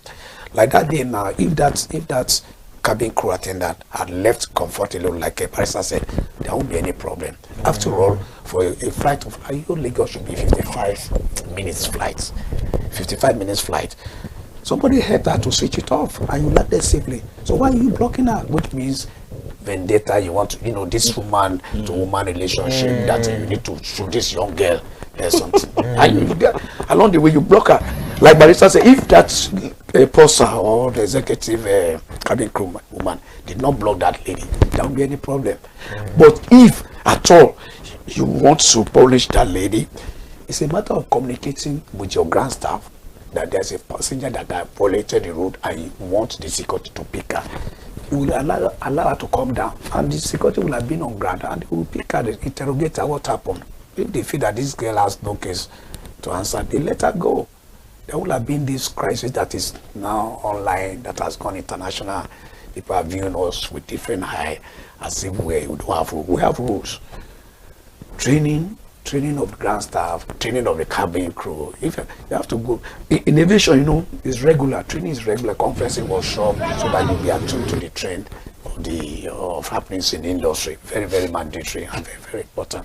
Thank you for your take, Prince Shukwu. The conversation has been a very insightful one, I must say, having two legal practitioners, including you. It's an honor. Because of time, Barrister Kenny, about this whole incident, what can you say to the consumers out there so as to avoid another victim of Quam 3? I like that country. To fellow Nigerians, because we are the consumers, right? Number one, you have rights, but you also do have obligations, right? It is you have a right as a consumer to be treated fairly, to be treated beautifully, but you also have obligations to the safety of every other person. Now, I think the first lesson is try to learn to dignify yourself. Learn the laws, because ignorance of the law is no excuse. For a passenger that is about to embark on a flight, all over the airport, you will see items that are prohibited. Right? And when a member of staff approaches you, I'm sure they will always approach you politely, and they educate you further. Just follow the law. In the issue of Quam 1, he said he needed water. There's always water on board. How many seconds would it have taken you to board and ask for a bottle of water, right? And rules that are prescribed for that mode of transportation. It might not be flights this time around. It might be might be any other means of transportation. There are rules that apply. Just obey and abide by the rules. And then to the aircraft airliners, and all that, you also are bound by rules. In fact, you owe us an obligation. You owe your customers the obligation of treating your customers fairly and rightly and with dignity of a human being. You cannot strip your customer your customer their rights. You cannot deny them the rights because of one thing they have done. If they have done anything wrong or anything that violates the law, follow the due process of the law. The law is there, like Barrister Clement said, the law is there to act as a deterrent. There's a punitive. You just follow the due process of the law without trampling on the dignity and the rights of the consumer. That's my take. Interesting to the consumers, I can say. So obey before a couple. Let's take a short break. We'll be right back.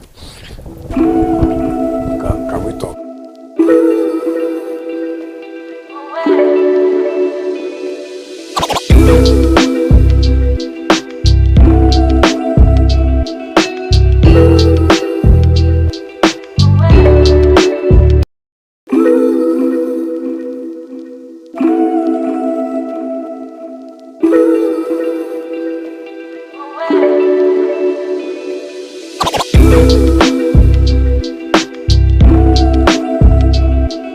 Because you can get a feedback, and that feedback can make or mar a company, you know, and everybody wants to have good feedback. So it's definitely going to change the behavior of people that make products.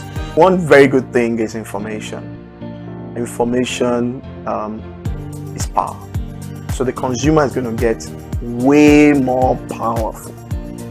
The voice of the consumer will be heard, the opinions of the consumers will be heard, and that opinion will shape how products and services will be made in this country going forward. Be on the lookout. You are now in charge. Several things coming your way through this station. I'm very excited about it. The things he's already brought out, and there will be many more things. But the bottom line, the consumer is now in the driver's seat. So ConsumerHallaTV, thank you for this innovative work. You're going to keep evolving and just follow the consumer. The consumers will lead you to what they want, and that's how it's supposed to be always. They're going to have different types of consumers and they're going to pander to the different needs, but you are going to be making consumers very, very powerful. So thumbs up, keep up the good work. My name is Korede Peters. Thank you very much.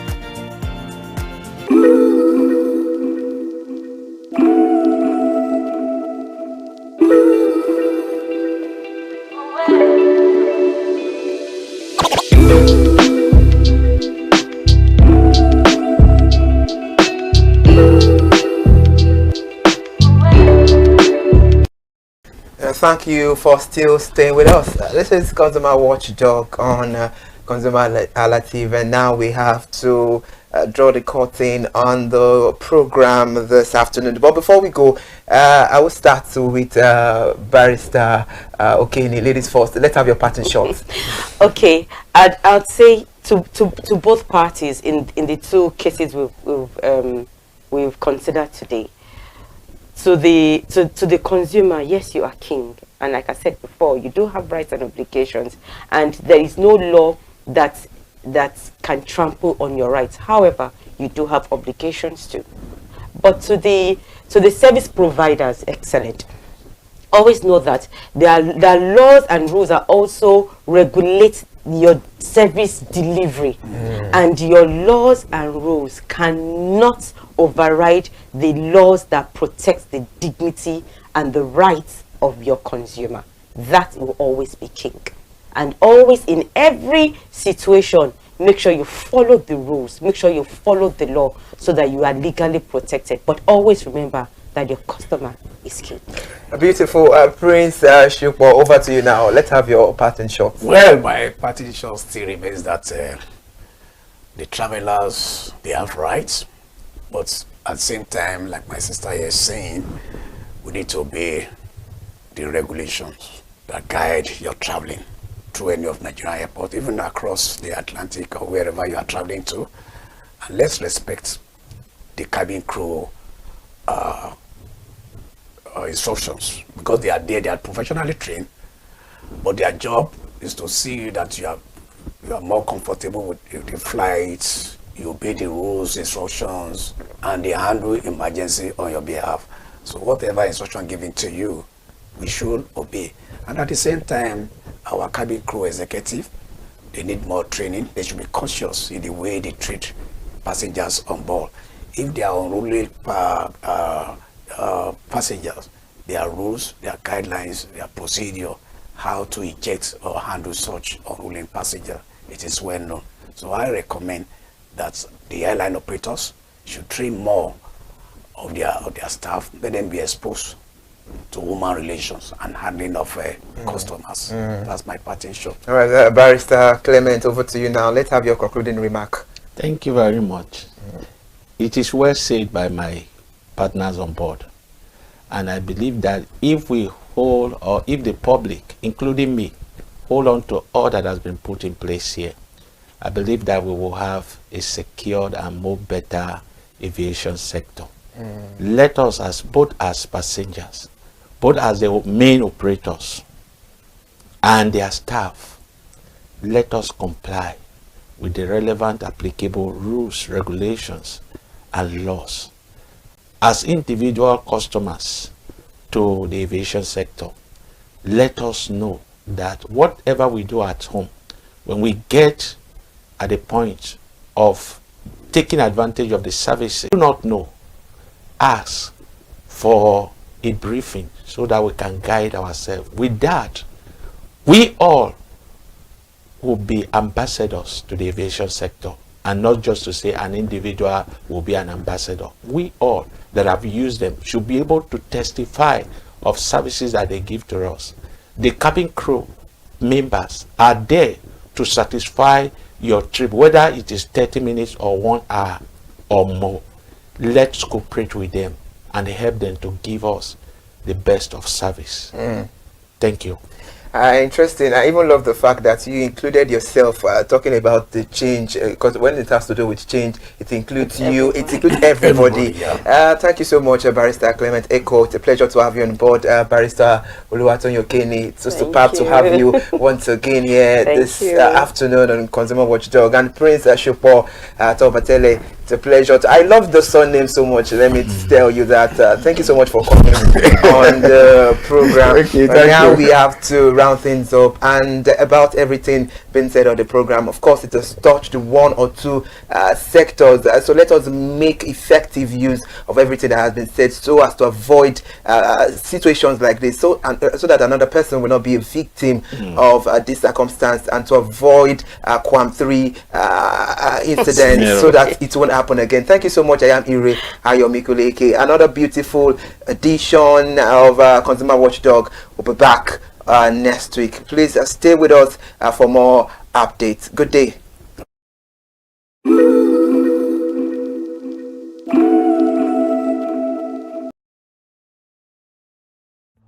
My name is Tunde Olufowora, and I'm the CEO of Van Eyck Communications. We are the we call the publisher or the owner of the new initiative called ConsumerHallaTV. ConsumerHallaTV is actually Nigeria's first consumer-centered, or call it consumer-centric television platform that aims to bring voice to the over 220 million Nigerians. It was a vision that came to my heart about 10 years ago. I remember that I was traveling. I traveled out of the country, on airline, and I had this unpleasant experience. It was a trip to an African country from Nigeria, and I actually went with a local flight from Nigeria. I wouldn't want to mention the name of the airline, and then it was to South Africa, and we landed in South Africa, and let me just paraphrase it. when I was coming back, I had some money, some dollars, and that someone had given to me to hand over to another person in Nigeria. So I wanted to help out. I didn't want to carry the cash on myself. So for whatever reason, I opted to. I had a small case, and I felt that it was safer for me to put the money in my luggage. So I put it in a safe place in my luggage, got everything intact, and I checked in my luggage. My arrival in Nigeria, I was standing and was waiting about the carousel just so that I could pick up my luggage, and then I was there for 1 hour and waiting for my luggage. I didn't know that my luggage already arrived, and it was one of the luggage that was moving around on the carousel. So after about 1 hour wait, I looked to my left and my right. Almost everybody had gone. I think there were just about 2 or 3 left. So I beckoned on the woman that was on my side, and I noticed she was really in tears. Madam, what happened? She said, her bag has just been torn and a lot of things stolen. So I said, well, I've also been waiting for my own. She said, you better go and check those, those luggages there. Maybe yours is one of them. And lo and behold, I went around there. Mine was one of them. By the time I got it, everything inside my luggage was gone. All the valuable things there were gone. To cut the long story short, we felt there was need for us to report the case, at least to the airline. It was in the night, about 8 o'clock or 9 o'clock. We went in to go and see the officer that was in charge. As soon as we got in there, the officer said, "Oh, so sorry, but you will have to go to our head office in somewhere in Victoria Island, to lodge a complaint." Okay. So the next day we went to the Victoria Island and we lodged a complaint, and that was it. And since that day, I'm talking a story of over 10 years ago, I didn't get a call, not even a call from that airline to talk to me about what happened to my luggage. Now, about a month after that trip, I had another opportunity to travel out of the country. This time around it was to US, and it was an official assignment. And I flew on, I will mention the airline this time around. I flew on a BA. I really didn't like BA. I usually go with Virgin Atlantic and things like that. But my protocol officer convinced me and said, "Okay, you will love BA. Why don't you go on BA?" Anyway, so I went on BA to US. And of course, when I returned from US to Nigeria, we had to do, of course, there'll be like a connecting flight, from Heathrow. So we got into London Heathrow, and then because it was through Heathrow that we went, and then so they changed since it was BA, they changed the aircraft. This time around to a bigger one. I mean, clearly because there were more Nigerians, or more people that were planning to come to Nigeria, and then we boarded. Not quite 10 minutes into the flight, in the air, the aircraft started malfunctioning. The air conditioning compartment were not functioning very well. I remember I was on what we call business economy. The whole of that business economy all the way to economy side, the ACs were not working well. It was hot. And then I was watching. And then from that moment till we got to Nigeria. From that moment till we got to, I'm just trying to paraphrase. From that moment till we got to Nigeria, I could remember very well how many times the pilot, broke into conversation and had to apologize and say, "We're really very sorry about this." He was giving us almost every 30 minutes. There's always a kind of update. "So sorry, this is what we're doing now, this is what we're doing."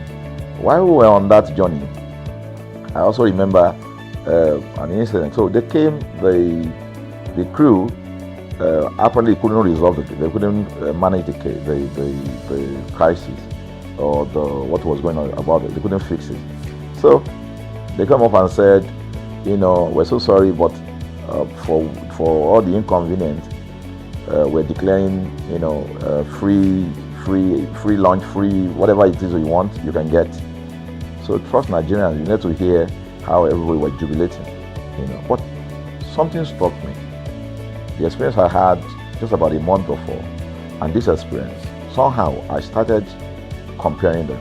I was trying to see how this matter will be managed. Again, to cut the story short, we landed in Nigeria on a bill. Before we landed, the pilot announced and said that for the inconvenience, they will be giving a voucher of £50 to everyone that flew on that aircraft. I thought it was a joke. I mean, it was my first time with BA, but for what I knew or know of the British man would never even play with his 1 penny, talking of £1. So I felt that must be a joke of the year. So we left. I got back to my office.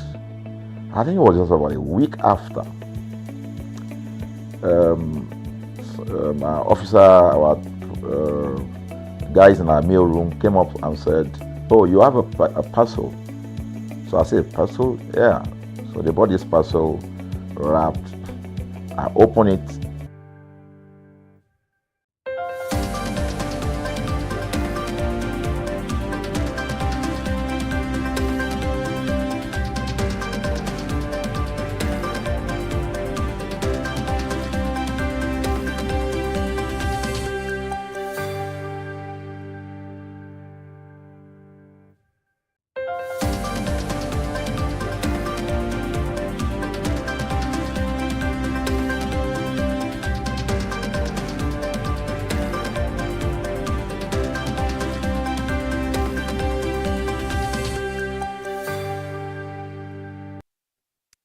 Good afternoon and welcome to the midday news on ConsumerHallaTV. I am Ire Ayomikuleke.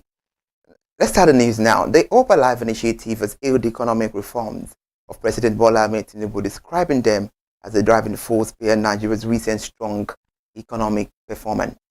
The group said Nigeria's aggregate gross domestic product (GDP) is now about 100 trillion naira, up from 84.48 trillion the previous year, reflecting a remarkable shift towards a more devised and sustainable economy.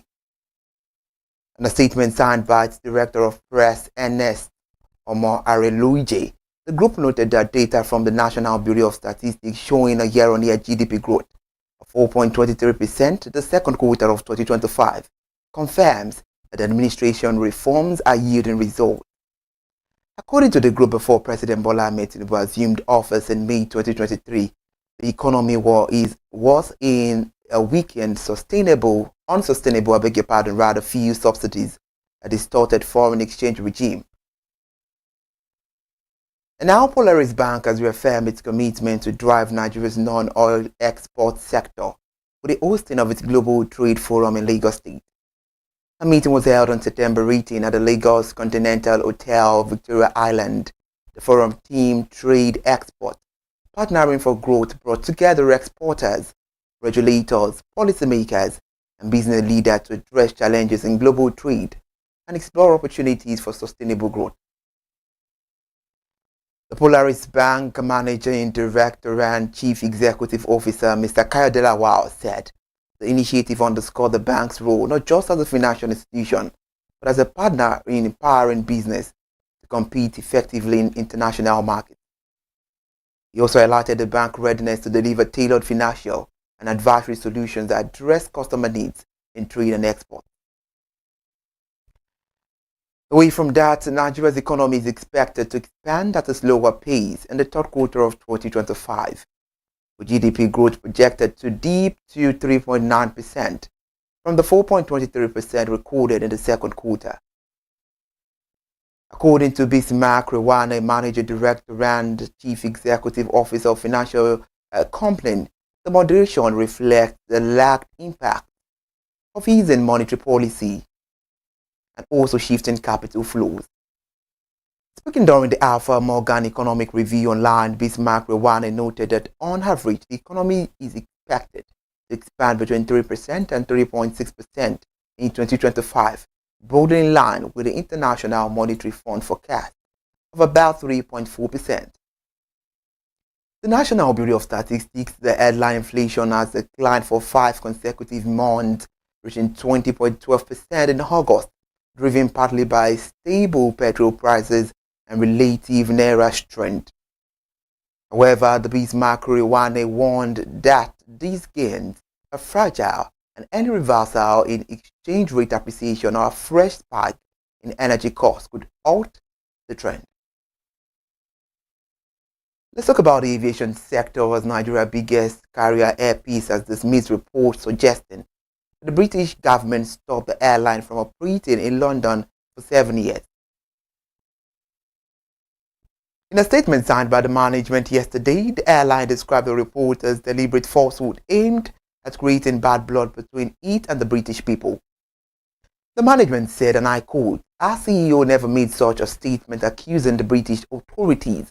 Instead, the president condemned the British authorities for their cooperation in making Air Peace operations in the UK easy and seamless." The clarification followed social media reports claiming that the Air Peace chairman and the CEO, Alan Onyema, had accused the UK of blocking the airline's entry into the London route for years. Air Peace said the story was fabricated. Now let's talk about the latest development from Lagos State now. Here in Lagos State, the Lagos State government yesterday moved to demolish illegal and unsafe structures at the Trade Fair complex in Ojo. The bid to restore order and enforce fiscal planning laws. The senior special assistant on new media to Governor Babajide Sanwo-Olu, Mr. Jubril Gawat, who confirmed the exercise. In a post on X said the operation was targeted at illegal development structures without statutory approval, effective structures, and building erected on road setbacks and drainages. According to him, the government could no longer fold its hands while unapproved development blocked critical infrastructure and endangered lives. Meanwhile, the operation was jointly carried out by the Ministry of Physical Planning, the Lagos State Building Control Agency, Lagos State Urban Renewal Agency, alongside with the Lagos State Fiscal Planning Permit Authority. Away from Lagos State, the Corps Marshal of the Federal Road Safety Corps, Sheil Mohammed, say that arming road safety operatives may be the only way to enforce traffic laws effectively on Nigerian airways. Appearing on Arise News yesterday, Mr. Mohammed painted a vivid picture of the difficulties his men are facing when trying to stop heavy-duty vehicles. While delivering his message on the national TV, statement says, and I quote, "How do you stop a trailer or a tanker on the road? How do you just do that? It's very, very difficult. I mean, most especially a truck with probably 100 passengers on top with animals, and you only have 4 personnel as a team and patrol. And trying to stop a trailer, how do you do that?" The FRSA boss argued that without adequate power of coercion, enforcement is nearly impossible. Let's talk about the Minister of Petroleum Resources now, Enikin Lokpabiri, as it disclosed that Nigeria went over a decade without attracting any new investment in the oil sector until the advent of President Bola Ahmed Tinubu's administration. According to the minister, the stagnation crippled growth and weakened confidence in the industry, but recent reforms are beginning to restore investor interest. The minister made this known in a statement signed by his Special Advisor on Media and Communications, Mr. Nyamaka Okafor, yesterday, following his keynote address. I beg your pardon, Mrs. Nyamaka Okafor, yesterday, following a keynote address at the United States Nigeria Council session on oil sector collaboration held on the recent sidelines of the ongoing United Nations General Assembly in New York. The minister noted that under the leadership of President Bola Ahmed Tinubu's Nigeria oil sector has witnessed significant progress over the past 2 years, including increased production output and a more attractive investment climate. He also urged global investors to seize emerging opportunities in Nigeria's rapidly transforming oil industry, citing the ongoing reforms in enhanced production capacity and the country's growing regional influence as key driver of growth. Let's talk about business here now. Femi Otedola, significant shareholder and chairman of First Holdco PLC, has increased his stake in the company with the acquisition of an additional amount worth over about 64 million shares. 64 million shares rather, valued at over about 2 billion naira. The FBN holding disclosed the acquisition in two separate documents as required by the post-listing requirement of the Nigerian Exchange Limited. According to the document signed by Adewale L. Owarogundade, the company secretary, Mr. Femi Otedola purchased about 39 million shares at 31 naira per share, valued at about a billion naira on September 23rd, 2025.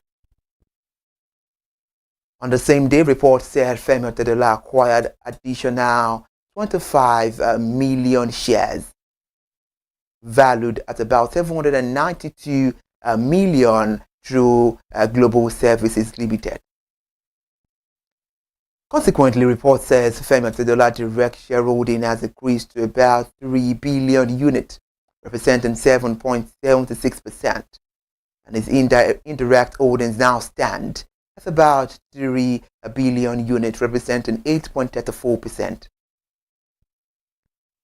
Further statistics says Femi Otedola now holds a 16.1% stake in First Holdco compared to the 13.15% recorded in September 2024. However, the new stake holdings come almost 3 months after Roba Otudeko, the founder of Barbican Capital Limited and chairman of Honeywell Group, and Tude Azan Udukale, Group Managing Director of Leadway Assurance, sold over 10 billion shares held in First Holdco. Let's talk about the power sector now. Electricity supply across the country may be disrupted as members of the National Union of Electricity Employees and the Transmission Company of Nigeria have embarked on an indefinite strike over unresolved welfare and operational issues. A notice dated September 24, 2025 and signed by its Acting General Secretary, Dominic Igwebike. The union directed all TCN workers to withdraw their services with immediate effect, citing the expiration of an earlier ultimatum issued to the company's management. The union said the action became inevitable after repeated appeals to address outstanding staff salaries, welfare demands, and operational challenges were ignored. Issues raised include non-implementation of the national minimum wage, casualization of workers, non-provision of tools and protective equipment since 2021, non-payment of staff salaries since April 2025, lack of operational vehicles, and unresolved retirement benefits. To end the news now, another update from the federal government announced yesterday that President Bola Ahmed Tinubu has promoted more than 52,000 personnel across 4 paramilitary services within the Ministry of Interior in just 2 years of office, which serve as a break in decades of career stagnation that had deprived officers of deserved advancement. The Minister of Interior, Dr. Olubunmi Tuji-Ojo, disclosed this at the headquarters of the Nigeria Immigration Service (NIS) in Abuja during the decoration of newly promoted senior officers across the 4 paramilitary agencies: the Nigeria Immigration Service, Nigeria Correctional Service, Nigeria Security and Civil Defense Corps, and Federal Fire Service. The officers were now Deputy Controller General, Deputy Controller General, or Deputy Commandant General, depending on the service arm to which they belong, were elevated through a process described by the Minister as transparent and merit-driven. According to the Minister, the reforms initiated by President Bola Ahmed Tinubu are not only promoting welfare, but also anchoring the process on fairness, merit, and inclusivity. Thank you so much for joining us on the Midday News. I am Ire Ayomikule, AK. Do well to follow us on all our social media platforms, and do well to subscribe as well on our YouTube channel, ConsumerHallaTV. Good afternoon.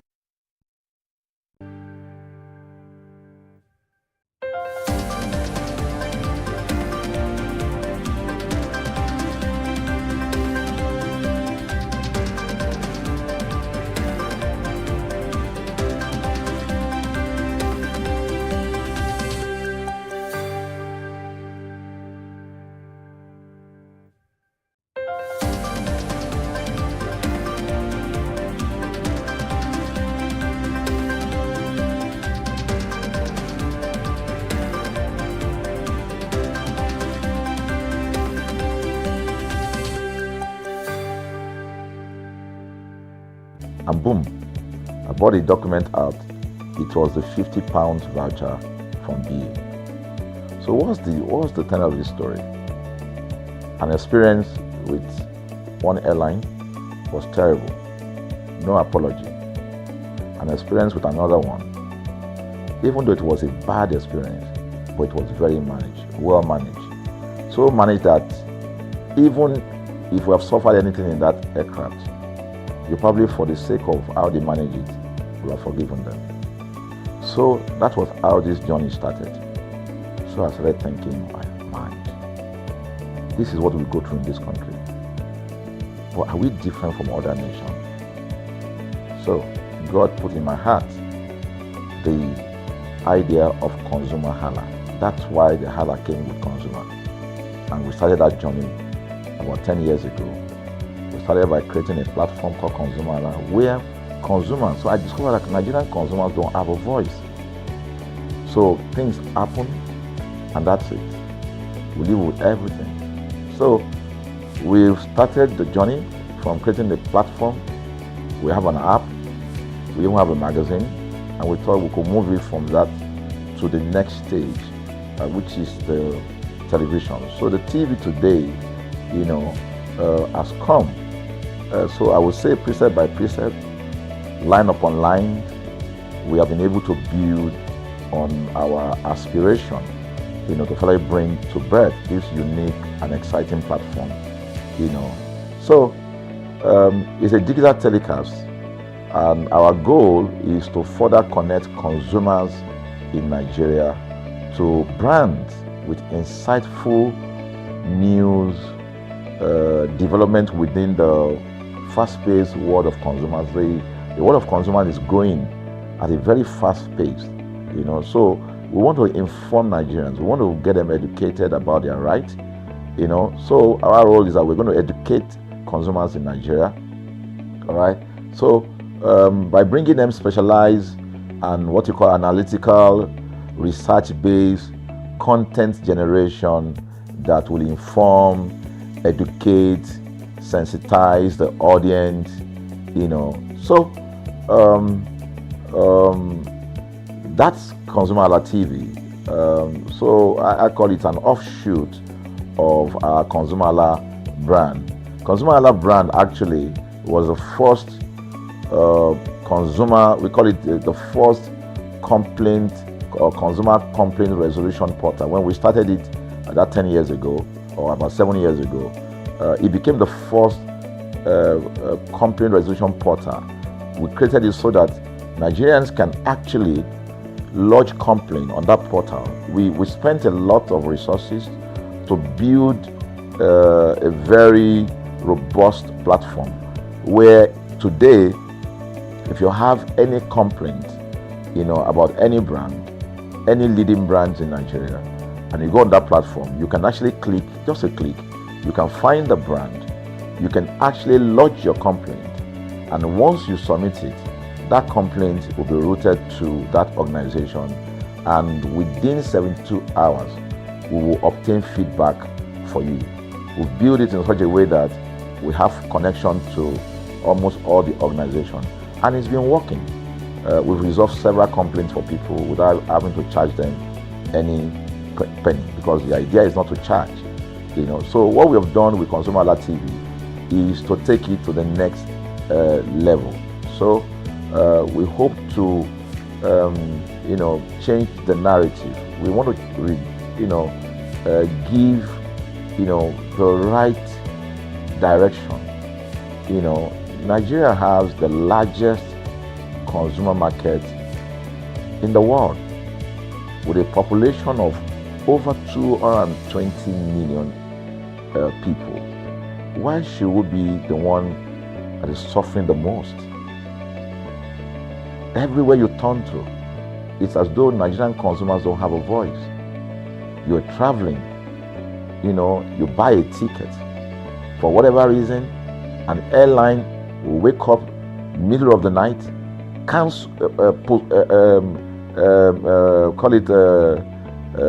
delay the flight for whatever reason, and then you'll be waiting at the airport for hours. You'll be there for 2 hours, 3 hours, no any explanation, then while you're there, they can even wake up and say, oh, flight has been cancelled.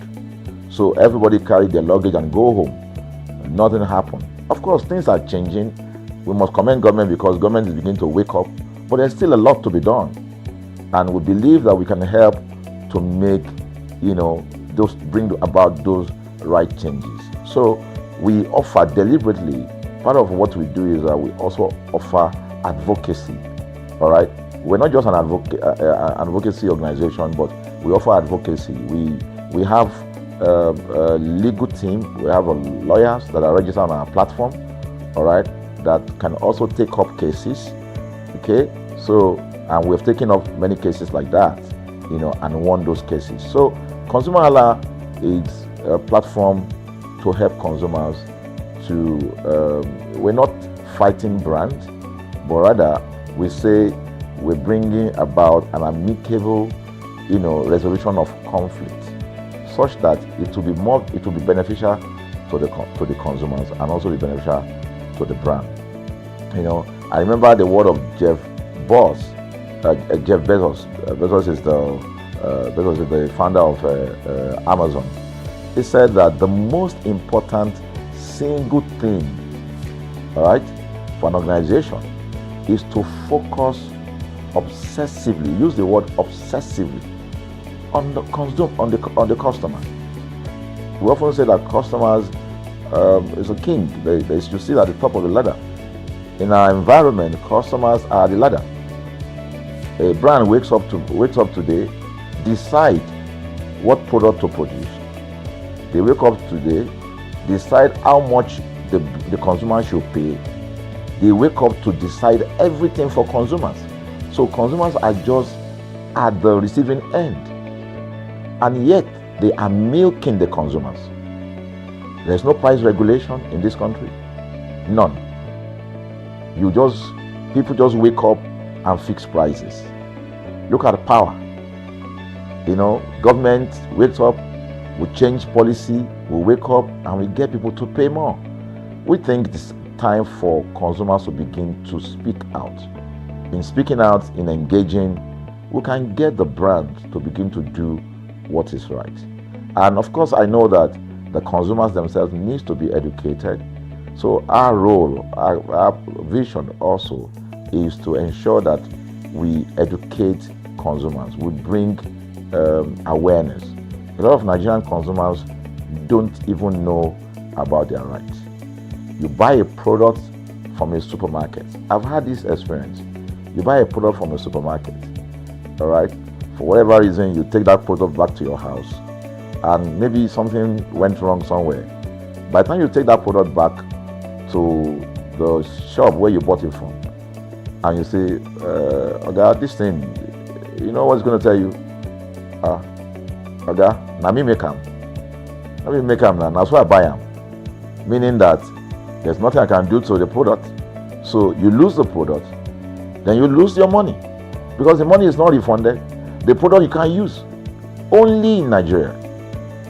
Only in Nigeria. Let me give you another experience I had. In the course of this, because I did a lot of, I went around, in doing this.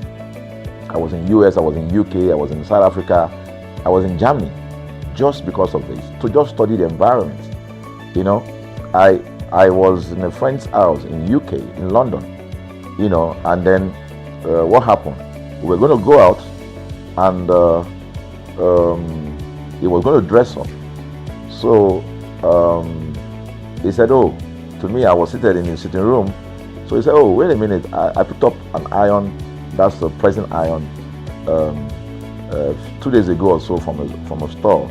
Oh, let me try this, let me just stand, use that to iron my shirt and we can go out. So I was seated, the TV was on, I was watching. While I watched him, he brought out the pressing board, spread it out, brought the iron out in my presence, plugged in the iron, and then as soon as he switched on the power button, we just had a spark. Boom! The guy was raged. Then he goes, what What just happened? So he said, no, these guys are in trouble. They're in soup. I was thinking, what are you going to do? You know, I was trying to compare that experience to what would have happened in Nigeria. In my presence there, he opened the pack. There was a card inside it. Inside that card was a call, number to call. And he called the shop or wherever he got the thing from. I was hearing the conversation that was going on. And all he said to them on the phone was, look, you know, by the time he even called, you know, clearly because they already, through the call, they could trace where he was calling from and who was calling. He said, yeah, I pick up this number, I pick up this iron yesterday, and guess what? I just plug it to power, and then the thing just, you know, didn't work. At the other hand, I could hear the voice, oh, we're so sorry. We're sorry about that. And they said, this is your address, yeah. Don't worry, we'll get you a replacement. All right. So my friend ended the call and dropped the. So I said, so what's going to happen? He said, don't worry yourself now. Shebi, we're here. They will bring a replacement. I said, they will bring a replacement. He said, yes. I said, they won't even try to check whether it was your fault, because it could have been your fault. Maybe you didn't do something well about the first. No, it can't be his fault. Shebi is a brand new item that he bought. While we were still talking, in fact, I'm not even sure it was up to 30 minutes or so, we had a knock on the door. He himself said he must be the dispatch person. By the time he opened the door, it was a dispatch man that was on the other side. And then the dispatch man was at the door. Just watch this. Was at the door. I was seated in the sitting room. The guy was at the door to meet with the dispatch guy. The dispatch man that brought the replacement iron, you know, I heard him say, we're so sorry. So I was so shocked. I mean, a dispatch man, this guy is a dispatch, so also apologize. I was so touched by it that even a dispatch man was so trained, you know, to tell the guy, we are so sorry. And guess what? He brought the replacement iron. By the time my guy opened the iron, it was a bigger size iron. So they replaced with a bigger size iron. The guy never asked for the one that went bad. He didn't say, okay, where is the other one that we gave to you, so that he could take it back? No, he just bought a new one and gave it back. So I asked my friend, I said, can you interpret this to me? He said, here in London, if they didn't do this, they know the next thing I will do. So I'm just going to grab a lawyer. And I'm going to tell them they've destroyed something in my house. By the time I'm done, they will pay through their nose. Because the brand, the consumers are conscious of their rights. In Nigerian consumers, even those who are aware, won't even take the battle up. Everybody just go, what can we do now? Today they wake up and ban this. What can we do now? So we're going to change the narrative. We have to stand up.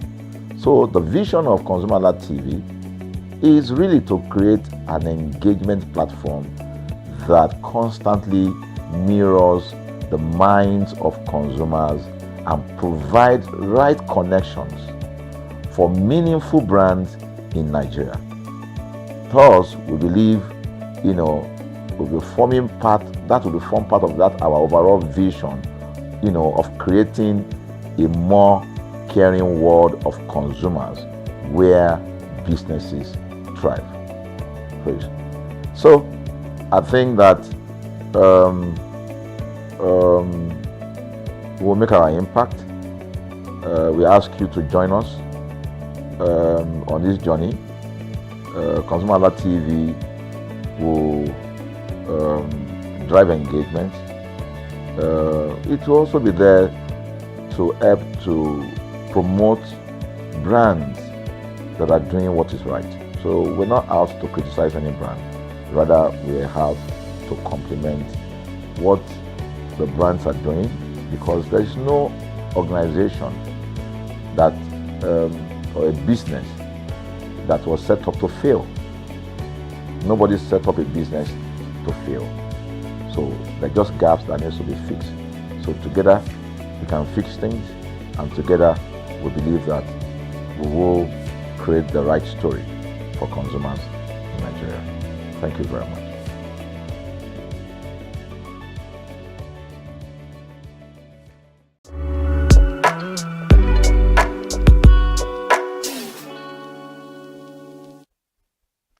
Hello and welcome to another edition of Mind the Gap. This is a weekly broadcast program on ConsumerHallaTV that helps draw attention to everyday avoidable gaps in customer service delivery with the overall aim of helping to strengthen existing relationships between brands and their consumers. I am Iremofe Koforola. On this edition of the program, we would be examining the subject efficient customer service delivery in Nigeria. And before I introduce to you our guest, let me give a brief background to our discussion. Customer service is a crucial aspect of any business, and Nigeria is no exception. The country has a growing economy with various sectors including oil and gas, agriculture, telecommunication, and banking, all of which require excellent customer service to thrive. In Nigeria, customer service is considered poor, with the country scoring 61.8% in the 2023 Nigeria Customer Service Index (NCSI) report. The Nigeria Customer Service Index report evaluated customer satisfaction across 9 sectors using 8 parameters, including trust, branches, branding, competence, complaint resolution, ease of doing business, processes, and customer focus. The NCSI aim is to promote excellent customer service in Nigeria, providing businesses with valuable insight to improve their performance. In Nigeria, customer service regulations are primarily governed by the Federal Competition and Consumer Protection Act (FCCPA) 2018. This act established the Federal Competition and Consumer Protection Commission (FCCPC) to protect consumers' interests and welfare. Ladies and gentlemen, let's dive into our discussion. My guest today is Mr. Anuoluwapo Alao, a sales consultant whose expertise in customer service spans over 5 years. And thank you for joining us on the show today. And today we are looking at efficient customer service delivery. So let's look at it in practical sense now. What does customer service mean in the practical sense, and how should brands take customer service in the overall business strategy? Okay, thank you, Remope. Of course, customer service is key to every business because if you want to retain a customer, your customer service must be actually be good. For example, a customer purchase a goods, or let me just, in practical terms, customer service itself is when a customer, you support a customer from the process of inquiry, that's before, that's inquiry, and even after this, during the sales and after the sales, can be sales or services. So which gives retention and trust and loyalty to the company or the organization. So customer service is key to every business, every services, for the business to thrive in the long run. Interesting. I love the part where you said from inquiry, even during the process of sale, and even after sale as well, because we have to note the fact that everything begins from the process of inquiry. Probably a consumer has seen an advert, or they have interest in a particular product and they just want to know about it. So the first contact is in inquiry, then that leads to, in the post, eventually if they are satisfied with what they've gotten, they might decide to get the product. Then after that, they get to, you still follow up even after they've purchased the product and all that. But that is the part I really want to look at. Do you really think, because most times people just think after you've bought the product, everything ends there. So what is left? After all, you've gotten what you needed. It's not my business again after you've bought everything you need. Okay, it doesn't end there. Every organization or company, or anyhow you want to put it, is in business to actually make profit, to grow their revenue. So you don't just want a one-time hit customer. That's what we call it that in sales sometimes. Some sales guys just want to eat it. So they do anything. Let's just say this one, and they don't care whether they sell again or not. So the reason why customer service is key is that when you treat your customer your client or anyhow you want to put it, when you treat them right, the sense that maybe they inquired and you give them a good product, it doesn't end there. The process is a process. There's a process of inquiring about the product or services. After that, there's a process of getting the services or the product. And after that, there's a process where the customer enjoy the services or the product. So, and that will take you to whether the customer you want to retain the customer or not, or you want to give, or they will give you referral. Because when I enjoy a service, I want to say, okay, I have a friend that needs I'm in the renewable energy sector, for example. Now I've gotten customers whereby one customer can actually give you up to 10 customers when they enjoy it, especially in renewable energy. Yes, when they enjoy it. But a disgruntled customer, they can spoil business for you, in the sense that they can, and we are in the world of social media and everything now. They can just go online and put that this particular brand, don't buy it. Exactly. So, and that's why customer service is key. You don't let it to get to that stage where people start spoiling the name of your brand, and it's not good for business. Interesting one out there, because one thing I've picked from it is that customer satisfaction is crucial, and customers, they are kings when it comes to your business. Yes. Without them, I mean, there's nothing you want to do. Yes. So let's look at it in another way now. How do you think Nigerian companies, they've really fared when it comes to customer service? Do you think they've really upped their game? Or, I mean, people still get to complain over time that, oh, I bought this product from this brand, I mean, I had issues with it, nobody could attend to me, or they were not satisfied, or they got misaligned information concerning the product they are getting. So how do you think they've really fared when it comes to customer service? I won't give Nigerian company, or let me just put in the sector I am. Don't let me put it on all the other sector or industry. I won't give them a pass mark, because it has not been so good. We've had cases whereby, even where I'm coming from, at least I've worked in 3-4 different companies in the renewable energy sectors, whereby customers will make a complaint about something, they are not happy, especially when you actually bought a product for millions. It's not easy to cough out millions, even though it's 200,000. It's still not easy to cough it out. Yeah. So, and some people just leave the customer like that, and sometimes to wrong informations, because the salesperson want to make sales. Because of the pressure on him or her, they want to make sales. They will tell the customer what the thing cannot do. They will say that the thing can do. I've been there, I can relate. So the customer will not be like, when they get home, or when I say this thing can on light, this thing can on fan, can on AC every time, but the thing can only on light. So they will not be like, how come? So that way, with Nigerian company, they've not really managed that part in a very good way. So, but some people are actually coming up now to do that part very well. But so far so good. It has not been so good. I'm talking from my own sector. I don't know about other sector, but I'm talking from my own sector. It has not been so good. Some people just all about sales. They don't care about customer satisfaction. They don't care about building trust. They don't care about loyalty and all those things. Interesting one, because all these things you've mentioned now, it leads to the next question I wanted to ask you.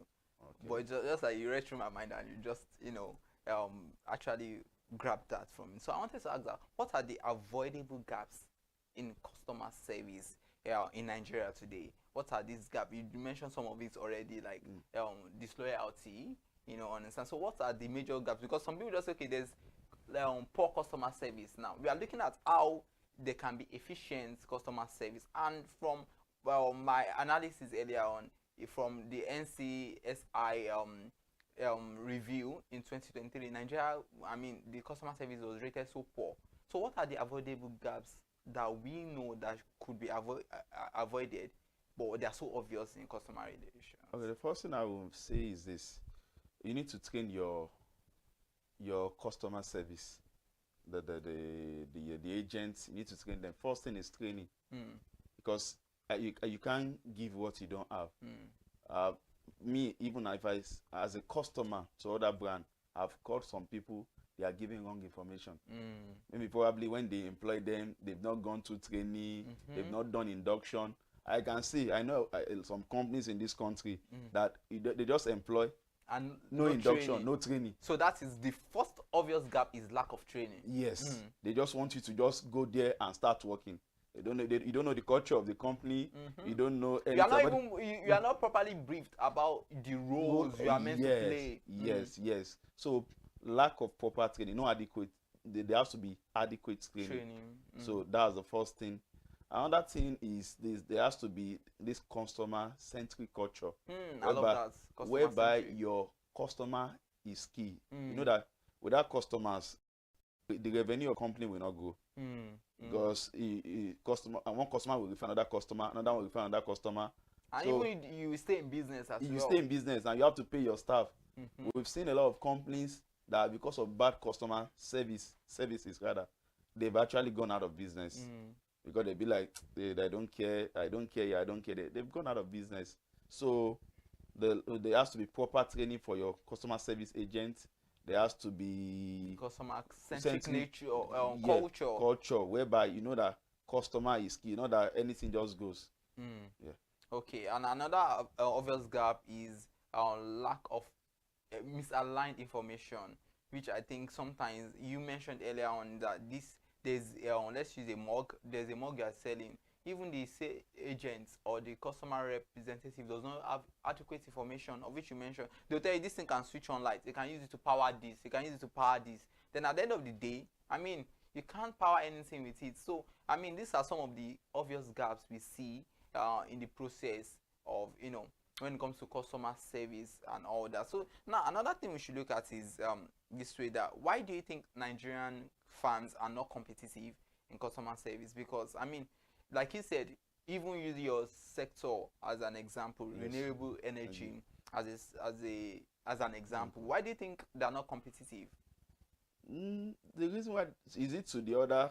Yeah, why is it that they as a sector now, my company, I don't care about customers. Your company too, you don't even care. Why is it that you don't find it? If there was competition, you people would want to retain customers, but everybody is just like, I mean, they are doing whatever they like. It's because of the culture, even the country as a whole. The regulatory body, nobody is holding anybody to ransom. Some people believe they can do anything and go with it, and they've actually been doing that. So you just fight. Some customer will just fight. There will not nobody seeking no form of redress or anything. There will not be redress. They will just fight. Although. And that has been, I mean, there's regulation, but the regulation is not adequate at all. It's not there. But when you know that there's people that will hold you to what you've done, yes, you will do the right thing. You will train your staff, you will train your customer service agent, you will train your sales agent, so that they will do the right thing, because they know that whenever they do the wrong thing, it falls back to the company. Some companies are not building reputation. Some companies does not have integrity. So, and there are a lot of that, especially in my own sector. There are a lot of that. Just want to come in, say the one they can say, they go out again. A lot of them are even still coming into Nigeria too. So they don't care about because the government are not even helping issues too. The regulatory body that is there is not effective enough. So that's it. Wow, interesting one out there. And I'm quite sure if you are just joining, you are watching Mind the Gap, and this is a broadcast program that focuses on some avoidable gaps between brands and their customers. This is getting more insightful, but you know what? We have to go on a quick break now. You are watching Mind the Gap.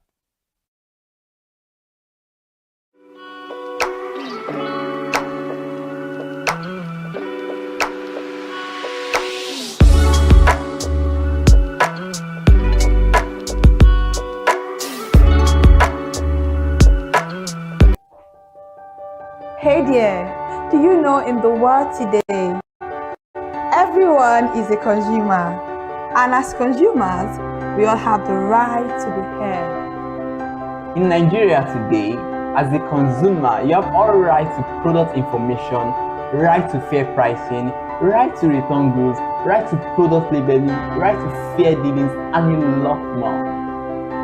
Well then, have you heard about the new media channel? ConsumerHallaTV.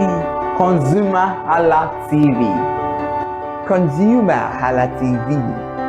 At ConsumerHallaTV, our goal is to inform and educate consumers in Nigeria with insightful news alongside development within the fast-paced world of consumers through well-researched, specialized, and analytical content. Our vision at ConsumerHallaTV is to create an engaging platform that provides right connections for meaningful brands in Nigeria, thus creating a more caring world for consumers where business thrive. And guess what? Our Consumer Hala brand is the first consumer complaint resolution portal in Nigeria, powered by a 72-hour feedback mechanism. We offer consumer advocacy, informative talk shows, branding promotions, advertising, and lots more. Connect with us via our YouTube channel at ConsumerHallaTV. Follow us on our Facebook page, ConsumerHallaTV, our Instagram page, ConsumerHallaTV, and do well to subscribe to our YouTube channel. Subscription is free. ConsumerHallaTV. At ConsumerHallaTV, you deserve to be heard. At ConsumerHallaTV, you deserve to be heard.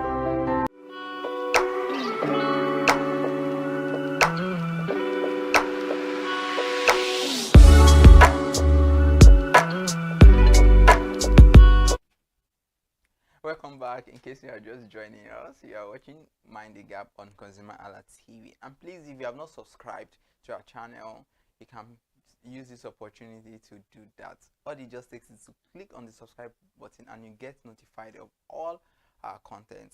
And before the break, we were discussing efficient customer service in Nigeria, and my guest is still with me in the studio, Mr. Anoluwapo Alao, who is a sales consultant. That is so interesting. And you know, guys in sales are the one, you know, with the bags now and all that. So let us look at this. As a sales consultant, how well have you been able to manage different discrepancies occur when it comes to customer service issues in your brand, your sector? Let me put it that way. Okay, thank you. As a sales consultant, there will always be issues in renewable energy. That's the first thing. Even generally. Generally, but maybe the issues in renewable energy is somehow, because well, I say it's still new. A lot of people are still getting used to it and all those things. But the first thing is there has to be, you have to listen to your customer. Even sometimes they are wrong. From experience, they are wrong. They are doing the wrong thing, but you still have to listen to them. You have to put yourself in their shoes. So you listen to them, empathize with them. There have been cases whereby, even as we speak now, there's still a case I'm actually handling. The man, we've told him how to use the solar solution and all those things. He's still educated and everything. He's still saying the same thing, mind you.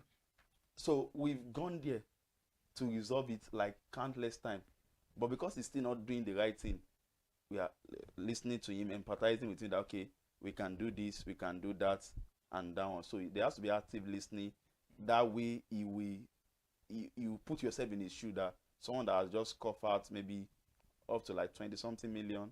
Maybe just 5,000 naira. Yeah, I mean, so you just have to listen to him and hear him out and find this lasting solution to the problem the customer is facing. Interesting one. I love the part you mentioned, empathy, because I mean I've been able to like work in customer service, and I know how it could be like. There was a time I was a rep for an organization then, and sometimes I was always handling inbound and outbound calls, and sometimes somebody just calls you. I'm like, the person starts ranting and this and that and that.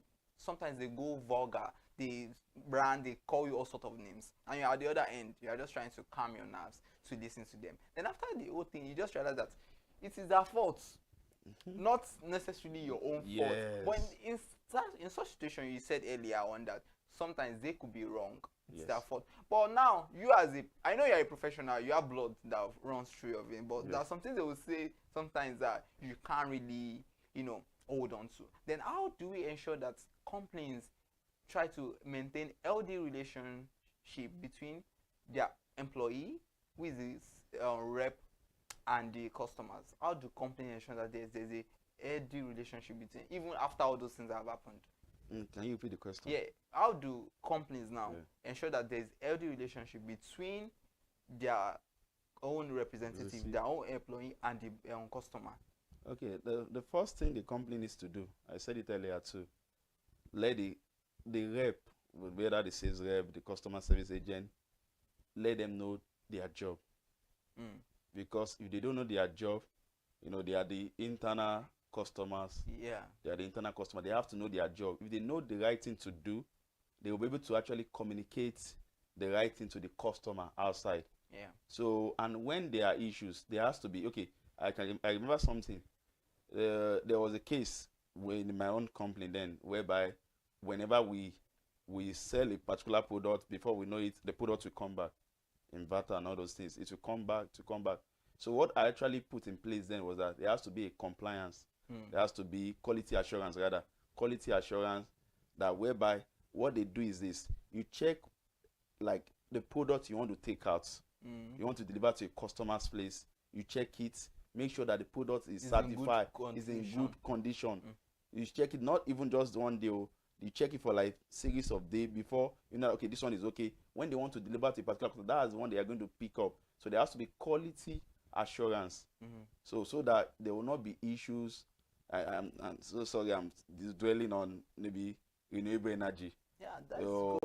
But there has to be quality assurance so that there will not be issues. There will not be like, because it doesn't even portray your company in a good image whereby people buy a product after 2-3 days, after 1 week, they are bringing it back to the company. There will be people will be like, you are selling fake. And I know how customers can be sometimes. They will be, you are selling fake, and where this smart can reach, it will spoil your company. Interesting one. And you talk about government agencies earlier on, and we mentioned that like FCCPC, and it's a regulatory body that looks into that. And we just highlighted how, I mean, sometimes they need to be more efficient with all of these things. And also, let us look at customer loyalty when it comes to service. If I'm so happy, satisfied with what I've gotten at the end of the day, now I would refer. Yes. You understand? So what is customer loyalty, and how can that be gained? Customer loyalty, that's a good one. Customer loyalty is very, very important. If your customer trusts you, they can go up and down for you. I've been there, so I understand how it is. I have a customer then in my former company. The lady, because what she told me, and there has been series of cases like that she has told me that this is why I love using you, Mr. Anu. That maybe when she has issue, there's always issue. So when she has issue, she will just call me. So I won't care whether it will cost me. I will use my money to settle that issue, do it, and I'm not the one that sold the product for her in the first place. So the person that sold the product for her, maybe for eventually she has called the person didn't pick her. So, but since when she has been calling me, she now started referring me to different people in Lagos, out of Lagos, without collecting anything. So that's the loyalty there, because when a customer is satisfied, when a customer is happy, the customer can go. You don't need to even tell them to refer you. They will be the one talking about your business while you are sleeping or while you are in a meeting.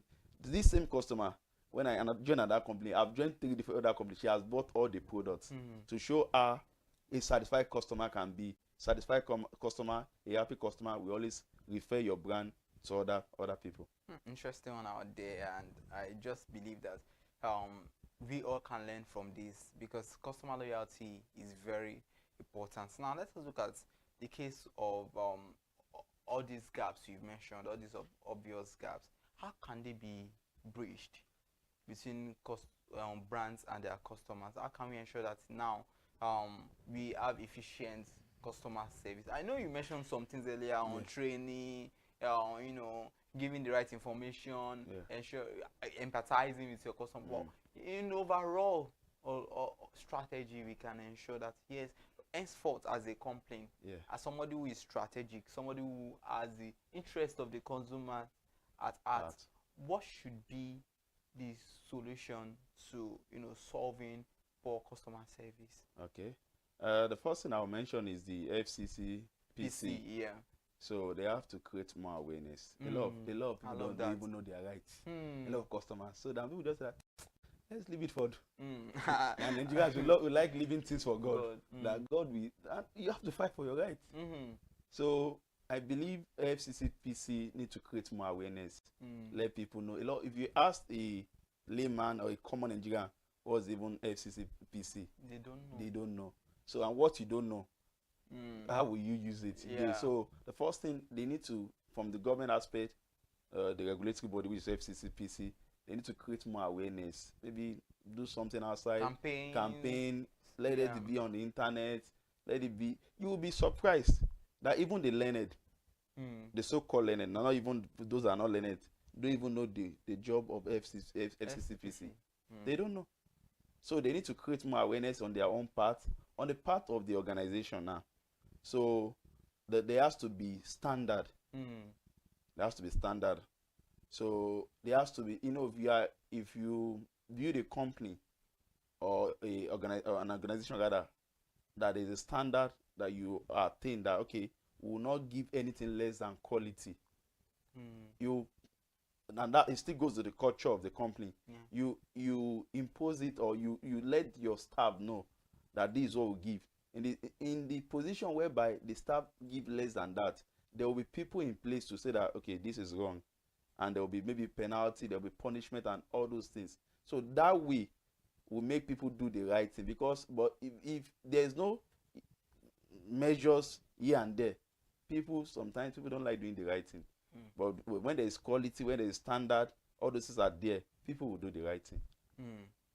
Interesting. Now I love that there has to be standard, and I think that I love one of the managerial ways of encouraging your internal publics, your employees, is to always like encourage them to probably let them go on vacation sometimes. These guys are tired, sincerely. I mean, vacation. Yeah, vacation, or give them incentives that would encourage them the more. You understand? Because I remember then sometimes there could be bonuses because sometimes you are in Nigeria, your salary is not paid, and you have your personal issues. Yeah, I understand. You understand? And one customer is calling you, ranting, you understand, and telling you this. So you say, let me use the pigeon. If you vent, say, why? You understand that kind of thing. So I think sometimes it's beginning from the management of the organization too. Yes, but what the case whereby the management they are trying their best, they are doing everything. But me, I'm choosing to play the devil's advocate here. What if the management too, in a situation whereby the management is not even encouraging the staff? But I mean, I know you don't want to do your job. You understand? Yes, just to but at the same time, I still believe it takes two to tango. The management and the staff, they just have to work. I believe there are practices in customer service agent. They have their way of doing things. Like for example, if you make 100 calls, you will get a particular bonus. There are things like that. Not even only renewable energy, they have a target that is set for them. They have their basic salary, their standard salary, and they have a target that if you make 100 calls, whether inbound call, outbound calls, you get a particular amount of something. You get this, you get all those things in place. There are all those things in place. Not all for all companies, but at least the standard one. All those things are there. So that's beautiful. So now let's just look at this question I want to ask you. What is the future of Nigeria when it comes to customer service? Because in 2023, the report was not so nice. So what do you think is the future for us when it comes to customer service? I'm optimistic. Things can get better if we do the right thing. If we don't do the right thing, it will not get better. That's the truth. Because we like being over religious over here. We'll pray. But if we don't do the right thing, it will not get better. So the future is if we like the government regulatory body that is in charge of the customer of customers, consumers, and all. If they do the right thing, it will get better. If the company do the right things too, it will get better. So I just believe that we can all of us, whether the internal customer, the internal public, the external public outside there too. So if you can do the right thing, if even the external public too, some lies, they do tell lies too. And that's why we put my own place. We actually put a lot of measures whereby before you go, that's why I said that customer service start from the position of inquiry, doing the something, and after. Before you even go, make sure you sign the customer confirmation form.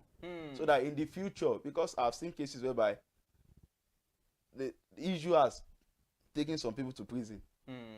That because you sold a fake product for me. Meanwhile, the product is not a fake product. You are the one using it wrongly. So there should be measures whereby the customer, whether they have to sign something, they have to sign something. So if all those things are put in place, all those measures, it will get better. And our rating, hopefully, we go high. Interesting one out there. And so lastly, what would you say to people that have been doing well in this customer service? Okay. What would you say to them? The first thing I would say is that they should keep it up. And there's always a reward for doing well, actually. I believe they have been seeing their reward. Because if you do well, when your customer is not happy with a particular, and you give them a lasting solution, which is effective and efficient, they will surely come back. If they don't come back, they will refer people to you. And in that way, your revenue is growing. You're having a huge, and everybody is smiling to the bank. So they should keep it up, continue to do the right thing, put all those things they are doing that is working for them. They should keep it up on that. So that's it. Interesting one out there, and I'm quite sure we cannot overemphasize the role of customer service in different brands, in different companies, and all that. So it is very important that we take this we take it with everything in us. So thank you so much for coming on this show today, and wow, it has really been an insightful discussion. And as a brand, I believe you now understand that customers have the basic knowledge they might need to know. You understand? They might not really know much, but they just understand that their rights needs to be protected. And customers are kings, and the survival of your business lies on how well you treat your customers to quality service. And as a customer, it is imperative you know that you matter in the grand scheme of customer service. Very important. So thank you so much for joining us on the program today, and we can expound on Mind the Gap. Please do well to follow us on all social media platforms: Facebook, Instagram, and YouTube at ConsumerHallaTV. Till I grace your screen next week, I am Iremofe Koforola. Bye for now.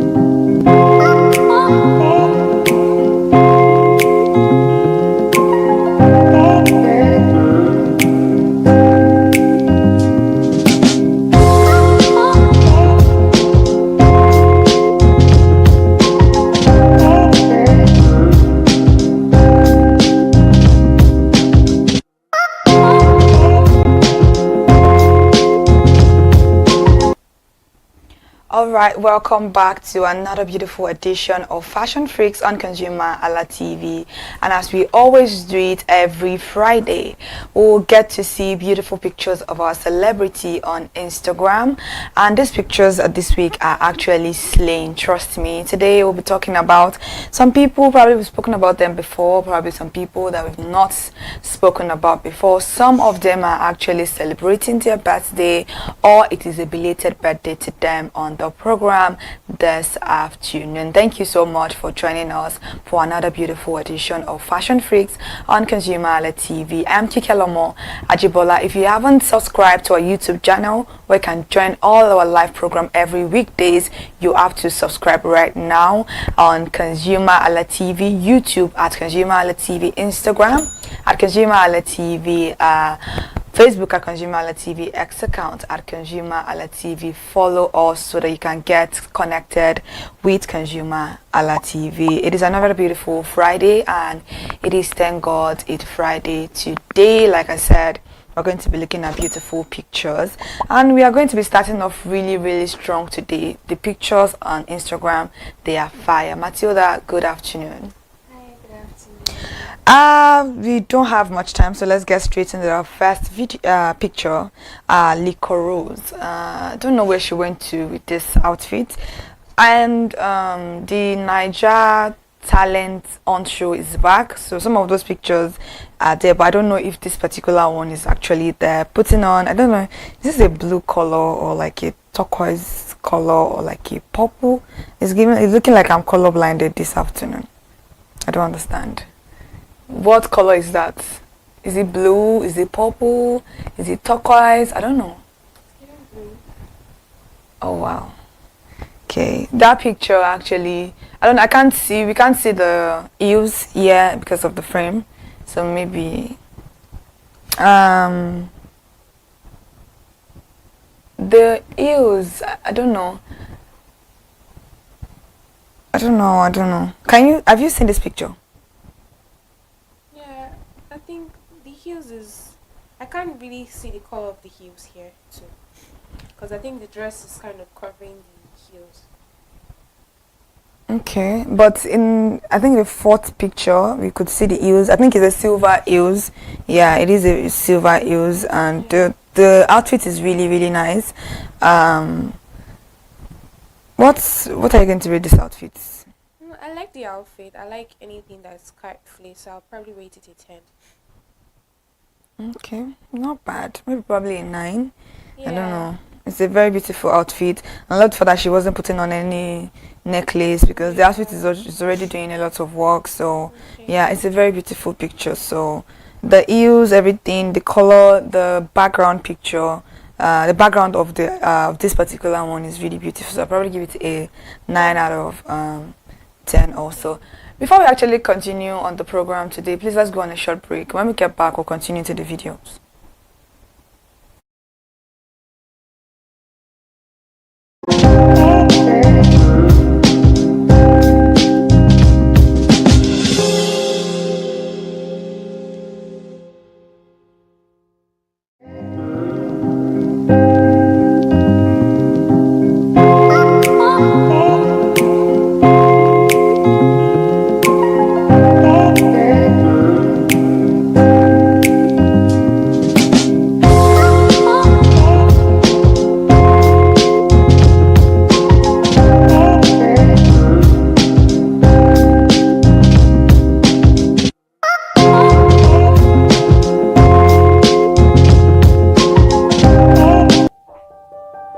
Hey there, do you know in the world today, everyone is a consumer, and as consumers, we all have the right to be heard. In Nigeria today, as a consumer, you have all right to product information, right to fair pricing, right to return goods, right to product labeling, right to fair dealings, and a lot more. Well then, have you heard about the new media channel? ConsumerHallaTV. ConsumerHallaTV. ConsumerHallaTV. At ConsumerHallaTV, our goal is to inform and educate consumers in Nigeria with insightful news alongside development within the fast-paced world of consumers through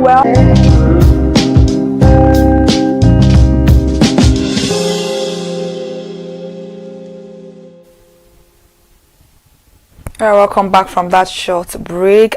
Today's actually a very full-packed one. A lot of beautiful things happened on Instagram or in people's life. We could see a lot of pictures of Mr. Easy's wedding and a lot of them. And if you are probably hearing Matilda's voice very low today, it's because she's a little bit under the weather. So pardon her voice for today. And maybe she's not really as interactive as it is. It's just that she has to just make it for the program, so I think we should appreciate her for that. Another one this afternoon is Simi Soya. I think she went on with a manager. Is it a PA? A PA got married over the weekend. Yeah, the Get Ready With Me. Yeah, the Get Ready With Me video, and then she actually had on a very beautiful purple color. Yeah. The top is my highlights. I really love. I don't know if you.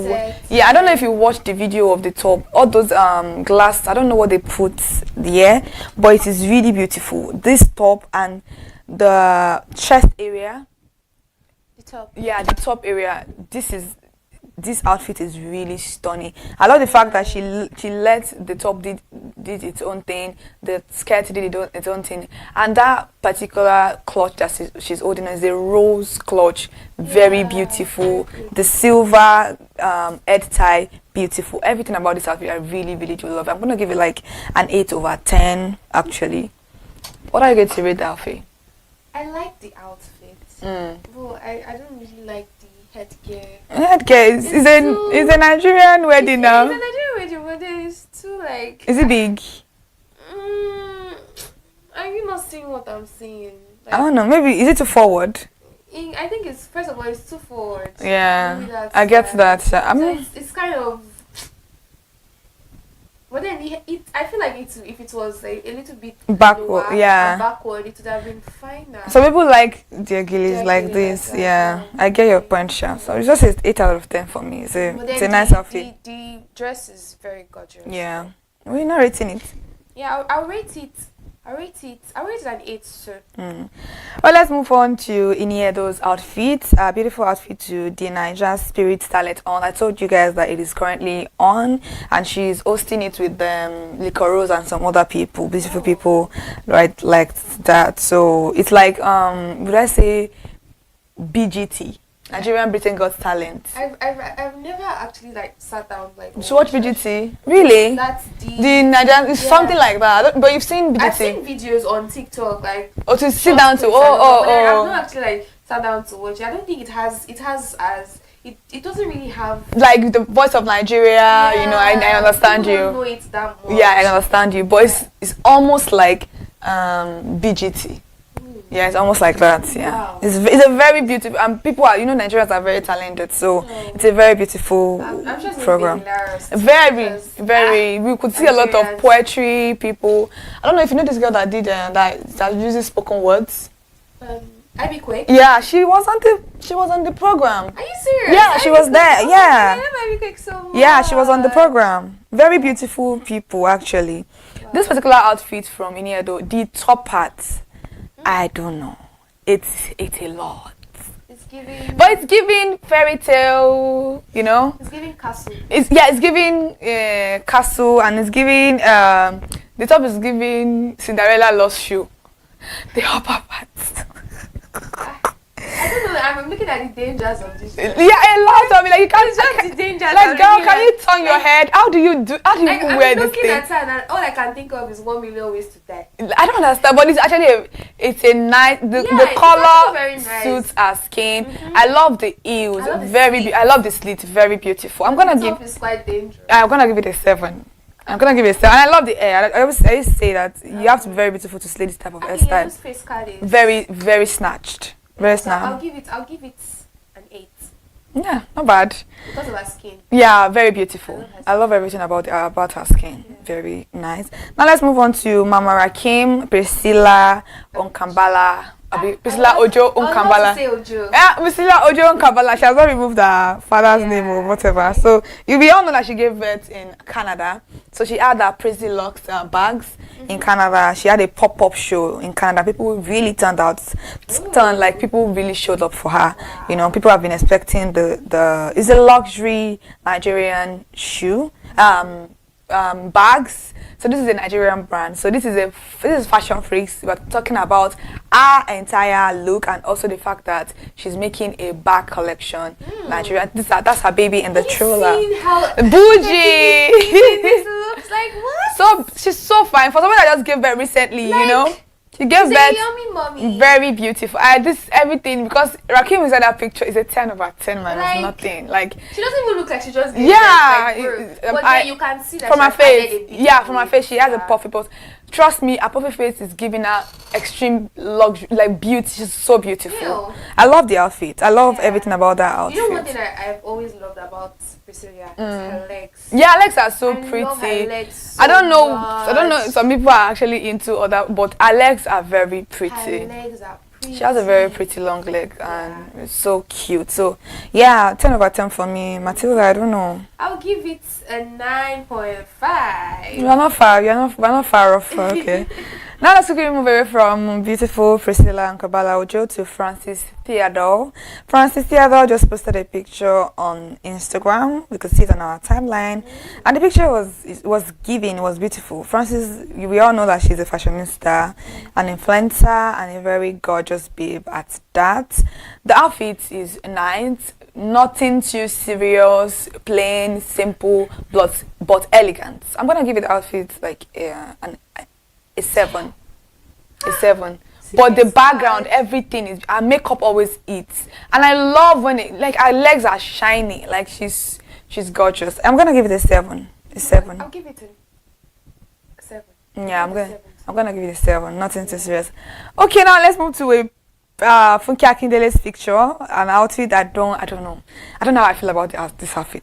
I don't know. I really don't know how I feel about this outfit. I'm looking at, if you see me looking down, I'm looking at the pictures on my phone also before we can call them out to be put out on.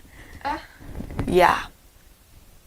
It's not bad, but I just feel like it's doing too much. Your eyes is going everywhere. Like you're looking at the green, you're looking at the brown, you're looking at the purple, you're looking. Wow. They are so okay.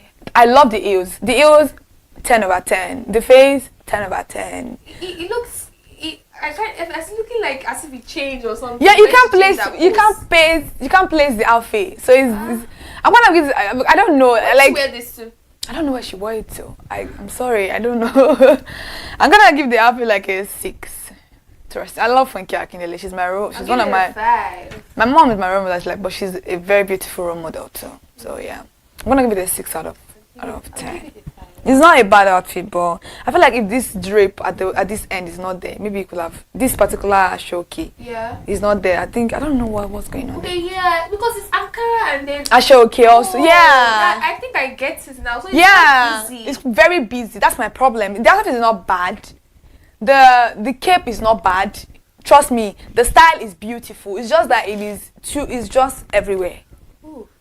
It's just everywhere. So I'm gonna give it a 6. It's not a bad outfit at all. I'll give it a 5. Yeah. Now let's move to a very simple, beautiful, elegant, everyday. Anybody can wear this outfit. To Syrian Martins. I don't know if I think most of us know who Syrian Martins is.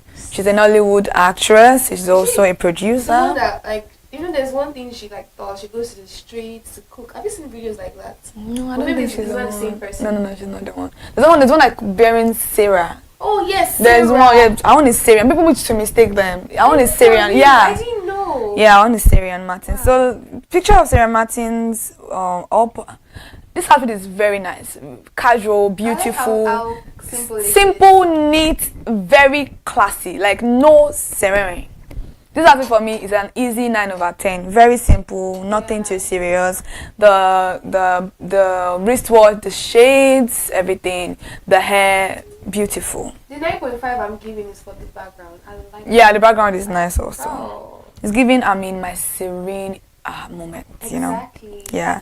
Now let's move to another beautiful person that I love, an actress, Miwa Olorunfemi. Miwa Olorunfemi posted this gorgeous picture, very simple, nothing too serious, something anybody can actually put on. Like, it's a beautiful outfit, but also depends on how you put together the outfit. I love the orange complements our skin. It's always nice to have have clothes that really complement your skin tone, the hair, the makeup. I love it, and I love the eye contact. The eye contact that she has on, it makes her eyeball it's made it very pop. Yeah. So I'm gonna give this outfit a 7 over 10. Nothing too serious about it. I'll give it a 7. Yeah. Now let's move to the man of the hour, Ebuka Obi Ochendu. Why is he always making it sound because you're having people on Nigeria live. I don't want to see him again. Wow! I want to see Ebuka, please. Ebuka is not complete without this. And he's not showing his wedding ring. Oh, he's not showing his wedding ring today. So hi, Ebuka. Are you sure? There's another one that is showing his wedding ring. Don't be too. There's another one that is going to come up now. Because we know that Ebuka always shows his wedding ring. Yeah, and this it's Steve. Yeah, his wedding ring is here. It's showing. I'm taking. Please leave me alone. So the thing about it is that for this Big Brother Nigeria is actually reenacting some people's picture. So he has a picture that is actually reenacting here of Richard Mofeda Major RMD. Oh my God! Yeah, RMD. Yeah, it's so fine. Yeah, the picture, and he actually killed it. He really did amazingly well. That's the picture. He looks so young. Yeah, I think he was. This was when he was a journalist or something. He was a journalist. I think he was, right? Ooh. It's a lawyer too. So I don't know if he was a lawyer or a journalist, but I think he was a journalist. I don't know. I think he was a journalist too. So He yeah. looks very young. How do you get older and get finer? Finer, like he's aging like a fine wine. Yeah. Ooh, now let's move to my people, my person, my favorite, my love, Timini Egbusan. Hi, my love. How you doing? Hi. I don't know. Now let's move to Timini Egbusan. I think he went on. All these tennis people now rich people, they play all this. Now when you get time they wear tennis outfits. I don't understand. So today he had on a white plain, very, very, very. I hate how fine Timini is. Very sexy, guys. Like, can you imagine this boy? How can you see this one in a dream and you want to wake up? I want to You're lying, bro. You don't want to throw. I want to throw. You just said it because his beauty is too much. Fine, but then I don't like that people gush over him. Like, but it actually it was worthy of the gushing. The guy is, you said it, you ate the fact that he's so fine. That's the fact. I hate the fact that he's so fine. I hate the fact that they gush over him. Like, wow. Is it that you're jealous and other people are gushing over him apart from you? It's giving jealousy. No, you're gushing over him too and you're beside me. That's why. Okay, sorry. I think this is the real wife because she's angry about gushing over him. I don't want to meet you. It's for the girls. I don't want you to. I love you. See, the love is massive, but I don't want to stray. I don't want to fight anybody because of you. Trust me. But I love Timini. Timini is a very good-looking guy. Trust me. Forget about the fact that we're just playing around. And the fact that he's old. Like he's actually he's old, but then his age and how he looks, it doesn't even look his age. Like bro, this guy, young, he looks fine, so young and fine. Nah, this guy is actually very cute. This outfit, I love it. Is like the swag, the shades, the tattoos, I think it's that. I don't know. Yeah, it's very nice, and I love his leg tattoos.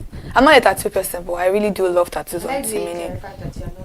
And I'm not a tattoo person, but I love tattoos on people. I don't think I would have. I wouldn't have tattoo. I don't even think I wouldn't have a tattoo on me. Have you ever just thought about it? I just want to have a tattoo. If it wasn't for some things, I'll probably have it. But because of some things are not allowing me to have it, that's why I'm respecting those decisions. So let's say that those things were not there. I would actually have a tattoo. Funny enough, I'm going to have a tattoo, but I would never have a tattoo on me. There's some things I would never do, Yeah, okay. So that particular outfit is for me is an easy 8 over 10. It's an easy 8 over 10 for me. The background everything is cute. Well, because it's Timini, give him a 9. Okay. Now we can see the love. And please. Now let's move to another no, because actually I think we got a little bit of snippets there. Another picture of Timini. I don't know if I think he signed a contract. I don't even know, because the pictures I followed this on Instagram was him signing something. So probably he had a new deal. If it's that, congratulations, Timini.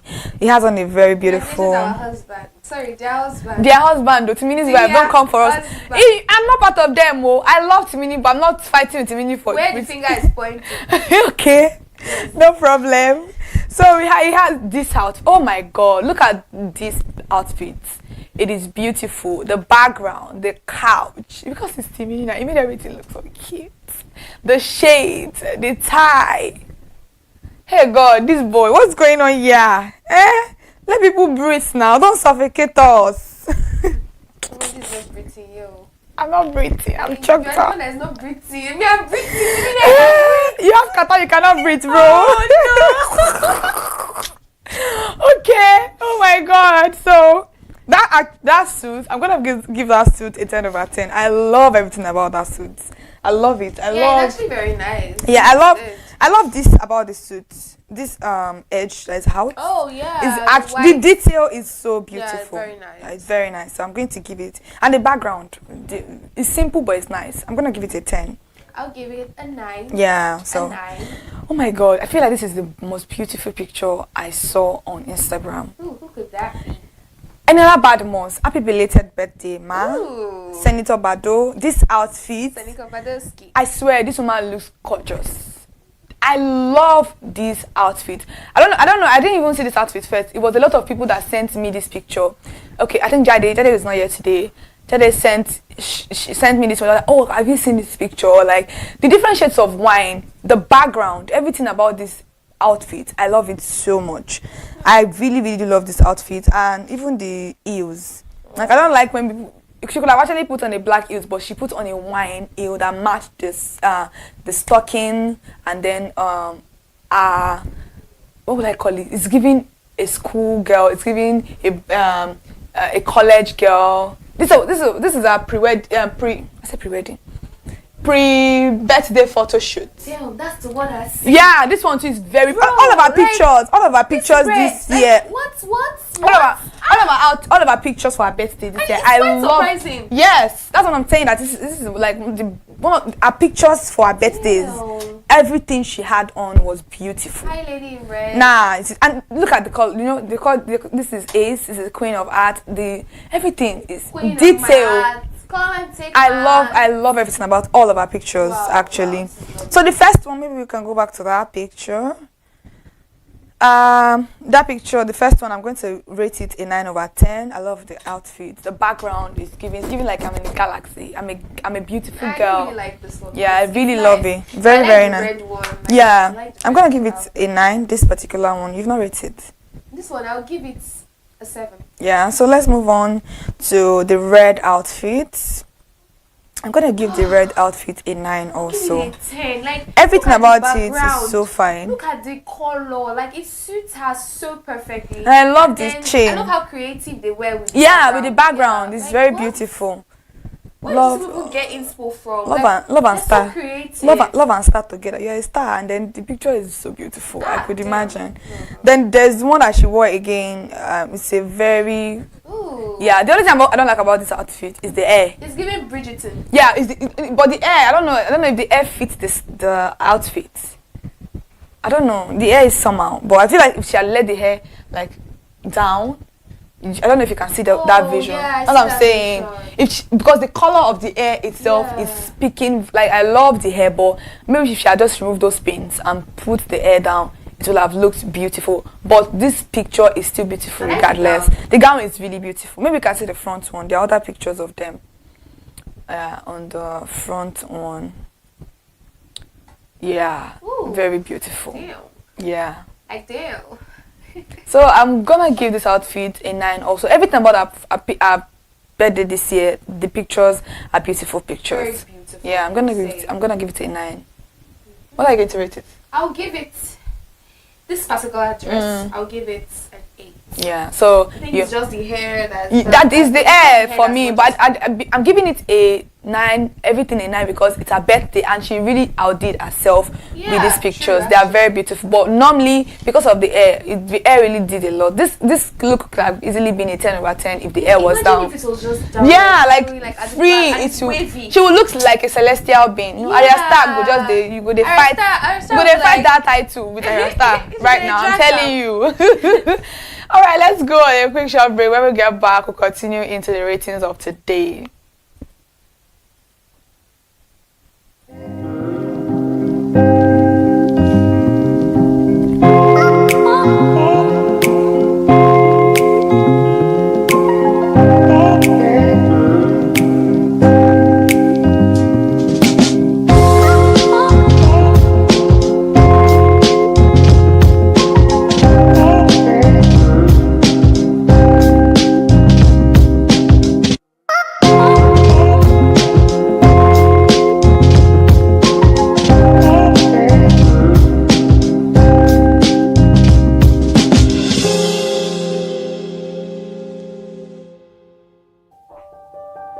Hey there, do you know in the world today, everyone is a consumer, and as consumers, we all have the right to be heard. In Nigeria today, as a consumer, you have all right to product information, right to fair pricing, right to return goods, right to product labeling, right to fair dealings, and a lot more. Well then, have you heard about the new media channel? ConsumerHallaTV. ConsumerHallaTV. ConsumerHallaTV. At ConsumerHallaTV, our goal is to inform and educate consumers in Nigeria with insightful news alongside development within the fast-paced world of consumers through well-researched, specialized, and analytical content.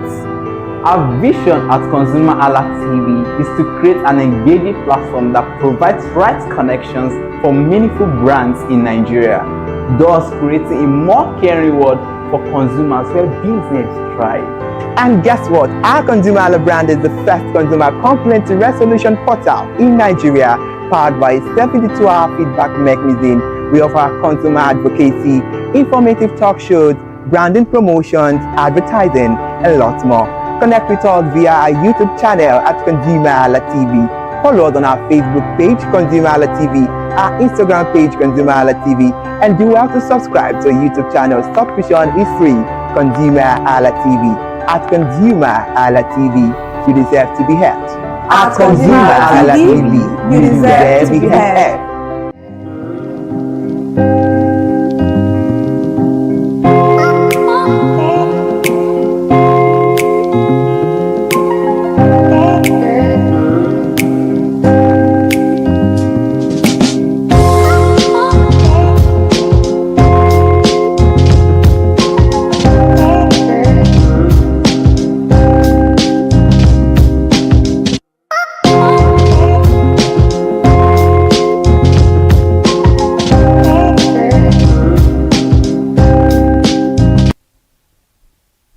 Welcome back from that short break, and we are here on ConsumerHallaTV talking about Fashion Freak. That is our program this afternoon. Thank you so much for staying connected to us on ConsumerHallaTV. Now let's get straight into the pictures that we're checking out before we went on that break. The next person today is Alex Unusual. Alex Unusual posted a very beautiful picture. I love the color of the outfit. Everything about the outfit is giving. Is it a shorts? Is it like a bralette? Is it called like a a crop top bralette or something? Yeah. The bag, I don't know, but I think I don't know. She has on a silver and then a gold purse and then a silver. I mean, is that gold? Okay, is that a gold or a silver? I don't even know because the pictures are quite different. But I love the starch, the ring. All those rings are very beautiful. The purse, the clutch purse is very beautiful. Trust me. This outfit is very nice. What are you going to rate the outfit? I I'm gonna give it a 7 too, actually. The hair is cute. Yeah, very cute. Everything about the outfit is nice. Yeah, so 7. 7 is not bad. Yeah. 7 is not bad, actually. Now let's quickly move on to Olori B. I think she went for... Tomike Adeoye, sorry. She went for a gender inclusion summit in Abuja. So she had on like 2 outfits that we're going to be checking out this afternoon. I don't know. I think blue should be Tomike's new favorite color. Yeah, it looks it suited her skin so well. And it wasn't just because of the blue. The blue, there's one that is turquoise, there's a normal blue. Look at this picture. Look at her face card. Look at the makeup. Look at the hair. Tell me this outfit is not like is not everything that you. So beautiful. Nah, she's actually so pretty. Yeah. She's so pretty, and the heels. Oh my god! I don't know if you have the picture of the heels over there. Everything about the picture is beautiful. Funny enough, before she posted this picture, she asked her fans, her followers, to guess the color, and that whoever look at that. She was going to, I think, give the person the clothes or the dress or something like that. I can't remember. When she was supposed to give anybody that wins, and then somehow, no, I don't think anybody was actually able to get the color. Blue. Yeah. Like, bro. This is my favorite color, so I don't know why you people did not guess blue. Blue. If I blue is my favorite color. You must have said it before. Yeah, sky blue. Whenever I hear blue, I just think of guys. But do you know that blue is the highest, most favorite color in the world? Are you serious? Yeah. I attribute blue to guys. Like once you tell me, I can just guess that a guy's favorite color is either blue or black. Blue is actually the first most favorite color in the world. If you go and check statistics, it's very funny. How about pink? Do you like pink? No, I don't care for it. I've never really seen you on pink. Yeah, I don't really care for it. It's not anything. I don't hate the color, but I don't really care for it. If it is not blue, then it's either black or white. Those are my other colors that I love. Well, my color is yellow. Yeah, I like yellow too, but I don't really care for it that much. But yeah, blue is actually very pretty, and it looks really nice on dark skinned people. It looks really, really nice. I'm gonna give this outfit a 9 over 10. Trust me, it's really nice. And because of the kind of summit she's going to, women supporting women, I love it. Although it's gender inclusive, which I really love, so it's not only about that alone, but yeah. I give it a 9.5. I'm gonna give it a 9 over 10. Very beautiful. Another one that she wore is a black color, a contrast to that other one. And then I think I see what Oga. Yeah, black doesn't really fit. It doesn't really look pop on some skins. Yeah, I now I get what he means. Look at how it differentiates her beauty. Like she wasn't glowing. Yeah, she wasn't glowing in the color. That's a tip. That's why I love some people but look at the hair. I love the hair. The way she wrapped it up, so beautiful. It suits her perfectly. The heels, oh my god, the bag. The back of this dress. Is it backless? Like yes. Yeah, I could have seen that it's like a drape. Yeah. I could have seen that it's back. I didn't see it, but I could have seen that it's like kind of probably backless or something. Nice. I like it. From the front, I think maybe not most people, but I didn't see the back of it. Maybe the back is actually showing in the video because it didn't show any pictures. And she showed it in the video. I didn't watch the videos, so okay. Yeah. I'm gonna give that outfit a 7 over 10 actually. Okay. I'll give it the black. I'll give it a 6. Not bad. Because I'm seeing. Yeah, I got your stuff. I get it, and I love the shade. The shades match the clothes and the bag. You like shades a lot. Yeah, I do love shades. So shade is very beautiful. Shade is very, very beautiful. Now let's quickly move on to the Ajibades. So Temi Otedola, Mrs. Ajibade now. Jesus. And I don't know why people are drinking water somebody else's headache. Like, why are you people saying that? Why did she change her father's name? Is she not a married? Nigerians like to stress me a lot. Like, what's your problem? And I checked her IG. There's still a. But she actually changed her name to Temi Ajibade. But there's still Otedola in her username. So even if there is no Otedola there, what's your business? Exactly. She's married. I don't understand. I think somebody was saying it that there was a time. I'm not a fan of. I don't think I would change my father's name. I'm not somebody that would change my father's name to my husband. I'm not going to change serious? Yeah, I'm not going to do that. Change it? I'm not going to do it. It's the only thing I can do is add my husband's name. But I will never remove my father's name. Because my father sent me to school, raised me, and I will never do that. So, but I don't fault anybody for doing whatever they want to do. There's nothing wrong with somebody changing their name to their husband's name because you want to build a family as one. Or you are one people. So whether you add your name, whether you leave your name, whether you remove it entirely, it's none of anybody's business. Like, what's your business? And I was telling that person. So the person now said, oh, as me you are married to somebody like Otedola or Dangote, I'm very sure you're going to change your name. Ooh. Now, tell me Otedola who is a Otedola person. She change her name to Mr. I don't understand. She changed her name to Ajibade. Exactly. Mr. Easy, yeah, he has money, but Otedola carries more weight. I hate the fact that people think that Mr. Easy married her for money. I don't understand. Like it's the guy has money. It's not just music. Like I just don't want to call that person and tell the person that can you see what you're doing for yourself? He's just kind of low key. I don't understand. I don't know. I don't know. What I love about this wedding? Yeah, very classy. Class. Like there was simple. There was no noise about it. It was a banger. It hit us like a tsunami. Trust me. Nobody was expecting it. I even thought they were married already. No, they were not married. If you follow out with Everyday My Life and Forever, you know they're not married. Wow. Yeah. Wow. So tell me the last wedding. Let's quickly start from the beginning, from a white wedding. A white wedding outfit, we've not really seen a lot of pictures of it, but the outfit is giving, and because they don't have much time left, I'm gonna give this the both of them the look an 8/10. The veil, oh my god, the veil is beautiful. The drone shot of that veil.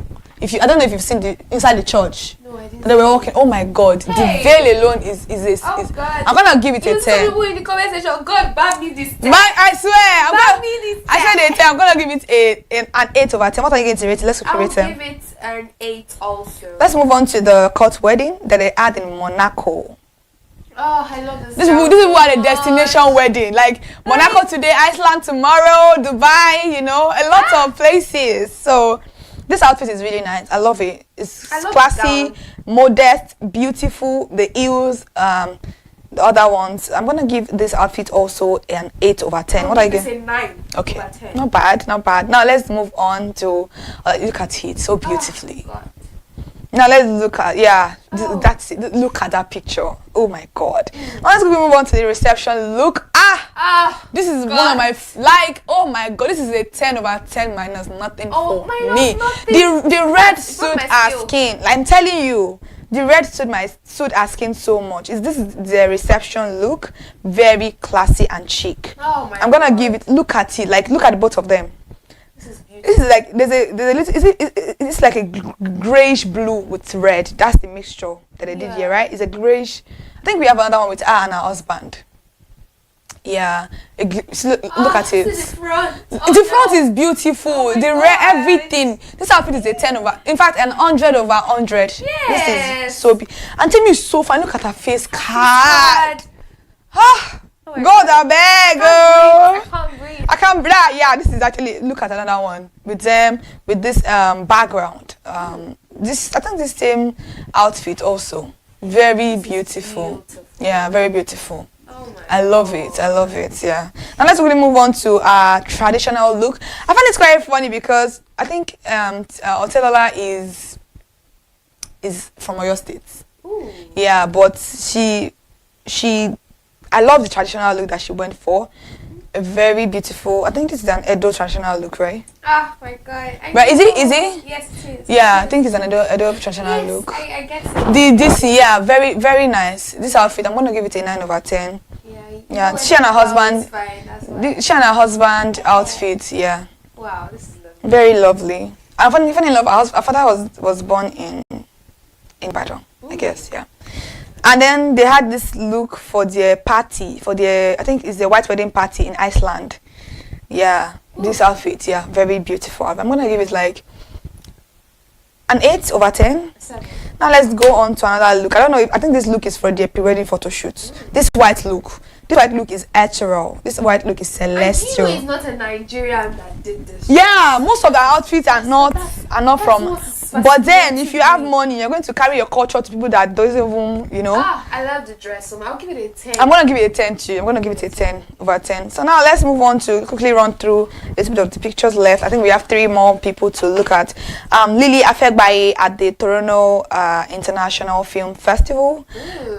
She Dakore, I think, Omotola Jalade, they were all there, but I couldn't get pictures of other ones. Okay. I love the outfit, and because it's a film festival, I could get all the cuts that's happening in the skit. Yeah. But I'm gonna give it like a 7/10. Nothing too soon. Yeah. Now let's move on to other pictures of her at the Toronto International Film Festival. A blue outfit. Why are people wearing blue? Is it raining blue? Okay, maybe because we have rainy season in Nigeria. Maybe that's why the sky is always blue. The sky is blue. I'm gonna give this outfit like an 8 also. A very beautiful outfit. Nothing too serious. So yeah, let's quickly move on to Mo Abudu's picture. After this one, we only have one more left. Mo Abudu's birthday picture. Oh my God, this woman is 61 years old. This herself, the picture for her birthday. Happy belated birthday, ma. I'm gonna give this outfit a 10/10. Trust me. Yeah. Now I'm so sorry you have to rush through it. Now we have to look at Papaya X. Papaya X also always come up in our picture. Papaya the extra. Yeah, extra papaya. Look at it. The air. I don't know. Is this a pet towel outfit? I don't know. But that outfit is very nice. Yeah, I'm gonna give it.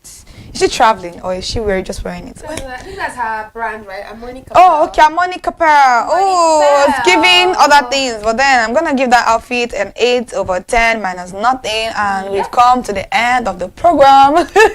Thank you so much for joining us on the program this afternoon on ConsumerHallaTV. And you've just finished watching Fashion Freaks on ConsumerHallaTV. I'm Kike Lomo Ajibola. I am Matilda, always the host for this particular program. You always have fun on the program, trust me. So I hope if you haven't joined us today, or you get to come across this video, come here by 1:00 p.m. every Friday on ConsumerHallaTV. You meet us here for Fashion Freaks. Thank you so much and goodbye on the program. I'm Kike Lomo Ajibola. Thank you. I am Matilda. Enjoy your weekend. Bye. Yeah, let's go.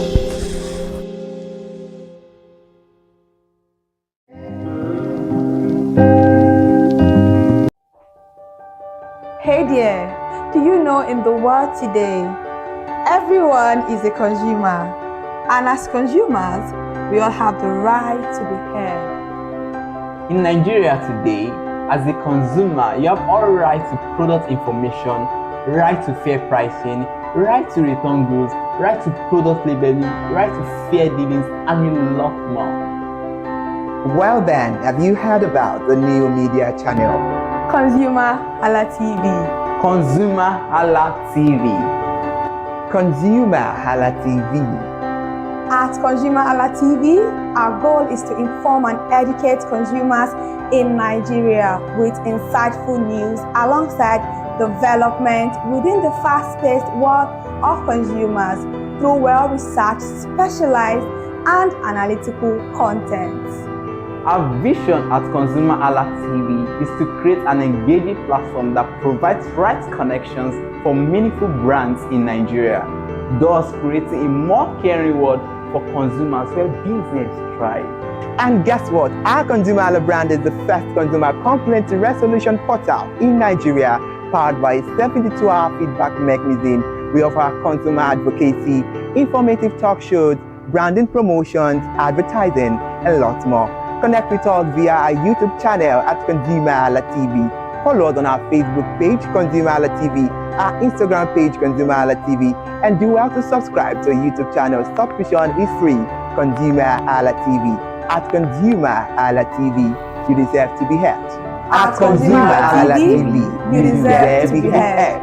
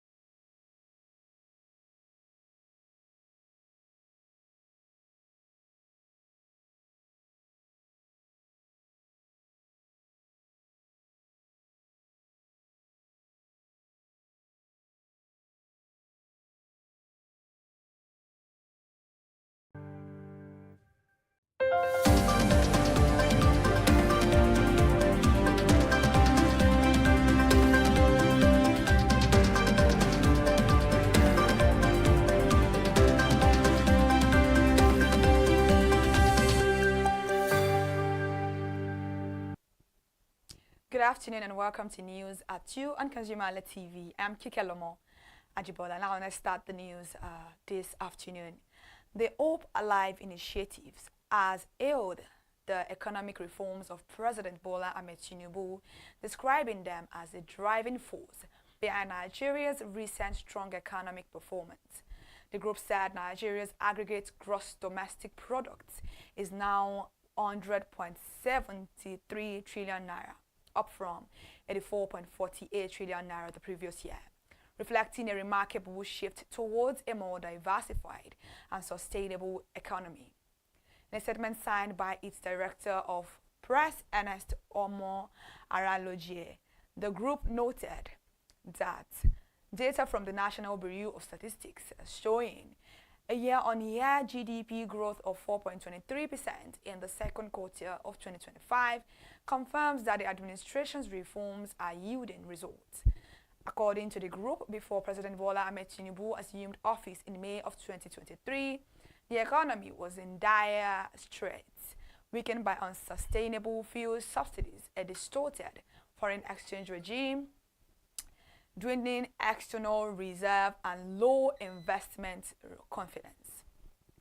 Now, Polaris has reaffirmed its commitment to driving Nigeria's non-oil export sector with the hosting of its Global Trade Forum in Lagos, a meeting held on September 18 at the Lagos Continental Hotel, Victoria Island.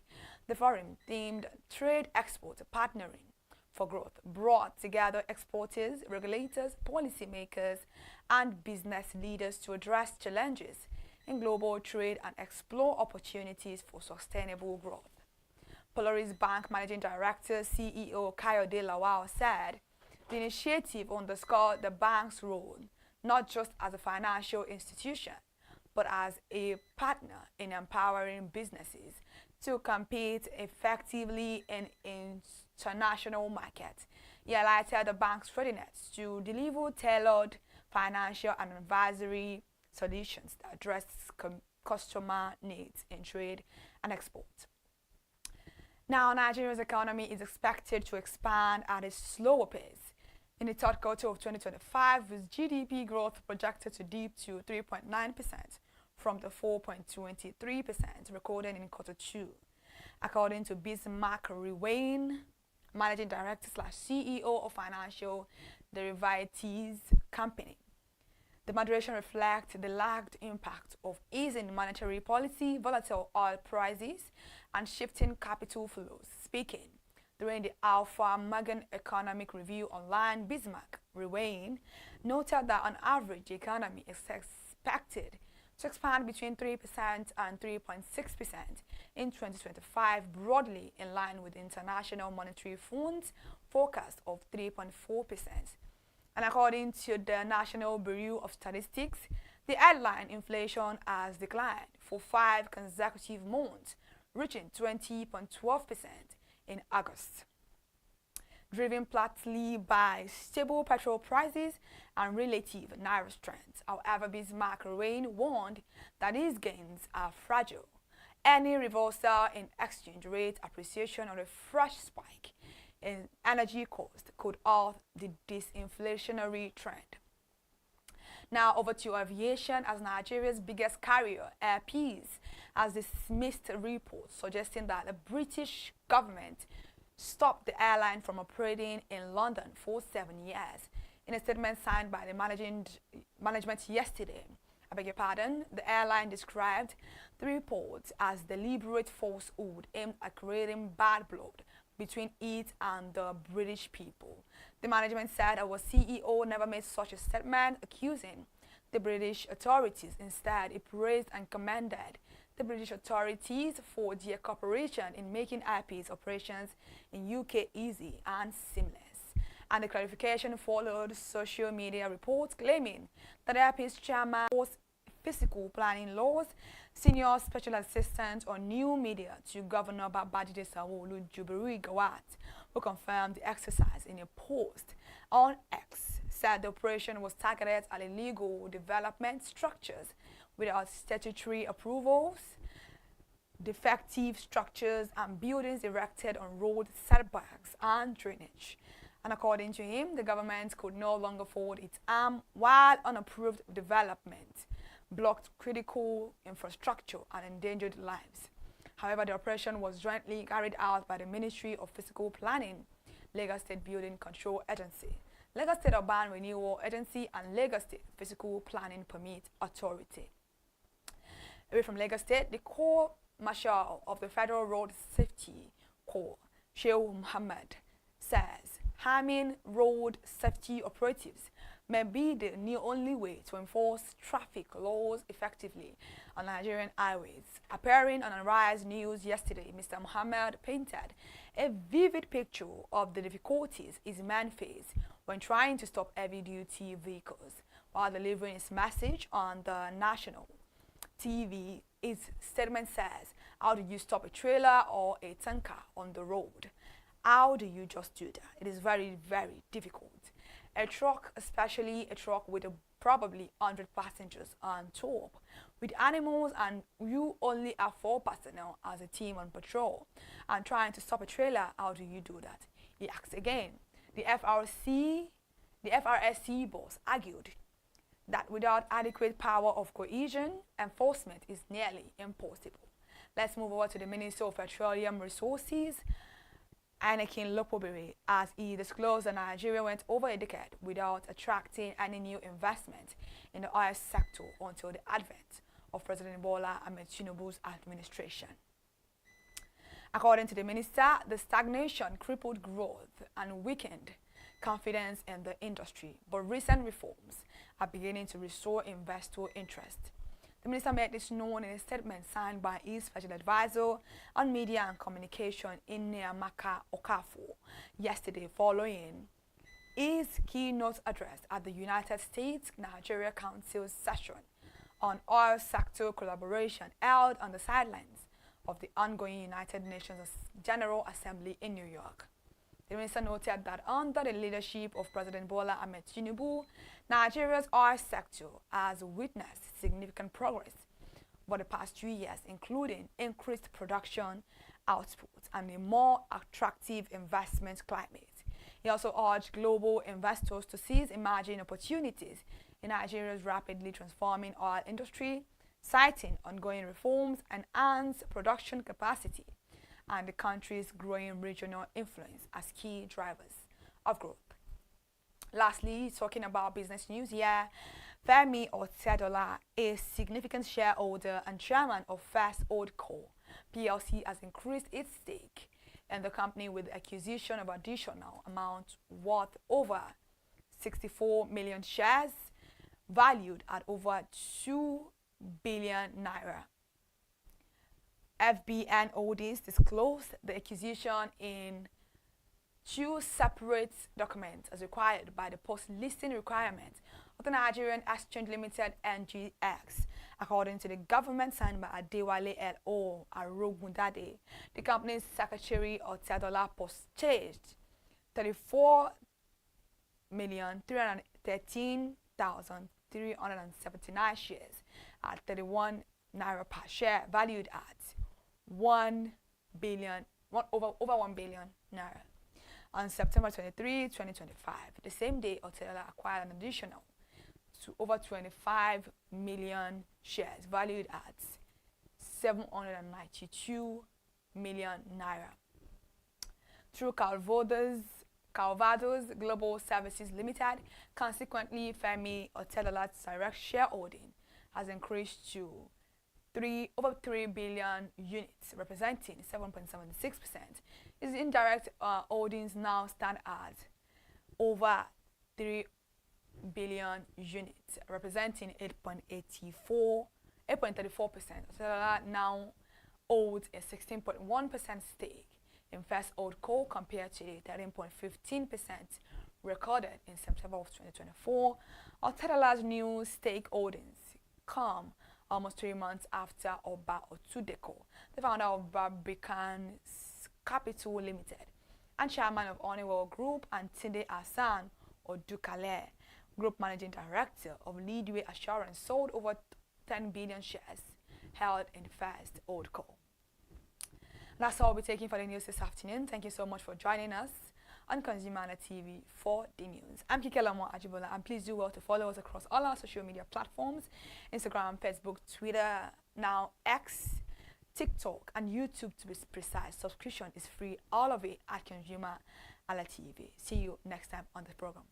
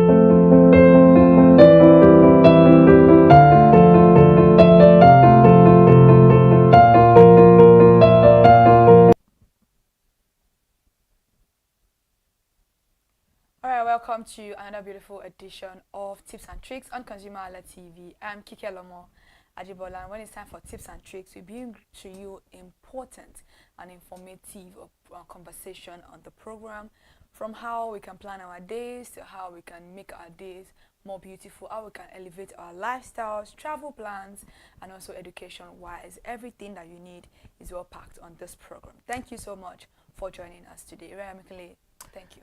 Absolutely, you're very right. When it's time for tips and tricks, it's time to educate people, to inform people that when it comes to life, you have to plan yourself, because planning has a whole lot of things to do when it comes to life. It is real, so we have to plan so we won't be able to fail in our daily endeavor. Good afternoon and welcome to Tips and Tricks on ConsumerHallaTV. This is where we inform you about tips and tricks on healthy lifestyle. When we're talking about healthy lifestyle, it does not have to do with nutritionist or your intake.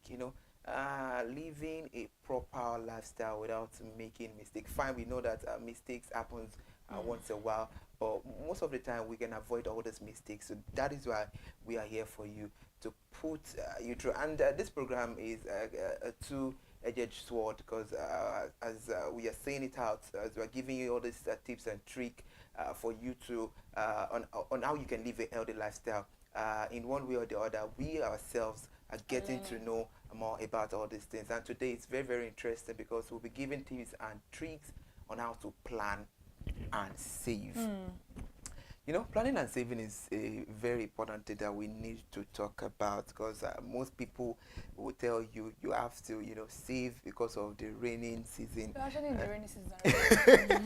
And some people will tell you like, no, don't save, because if you die, you don't know who will take over, who will be in charge of your possession. So what do you think? Enjoy your life. So what do you think about planning and saving, most especially saving? I think everything should be in moderation. Enjoy yourself and also save. Because we see some people, they will be dying and they will have money in their account, instead of them, to the people will tell them, you have money in your account, go and buy something to you. No, I want to save, I want to, I think that's borderline stinginess. That's not healthy. You shouldn't even save more than you spend. You should spend more than you save.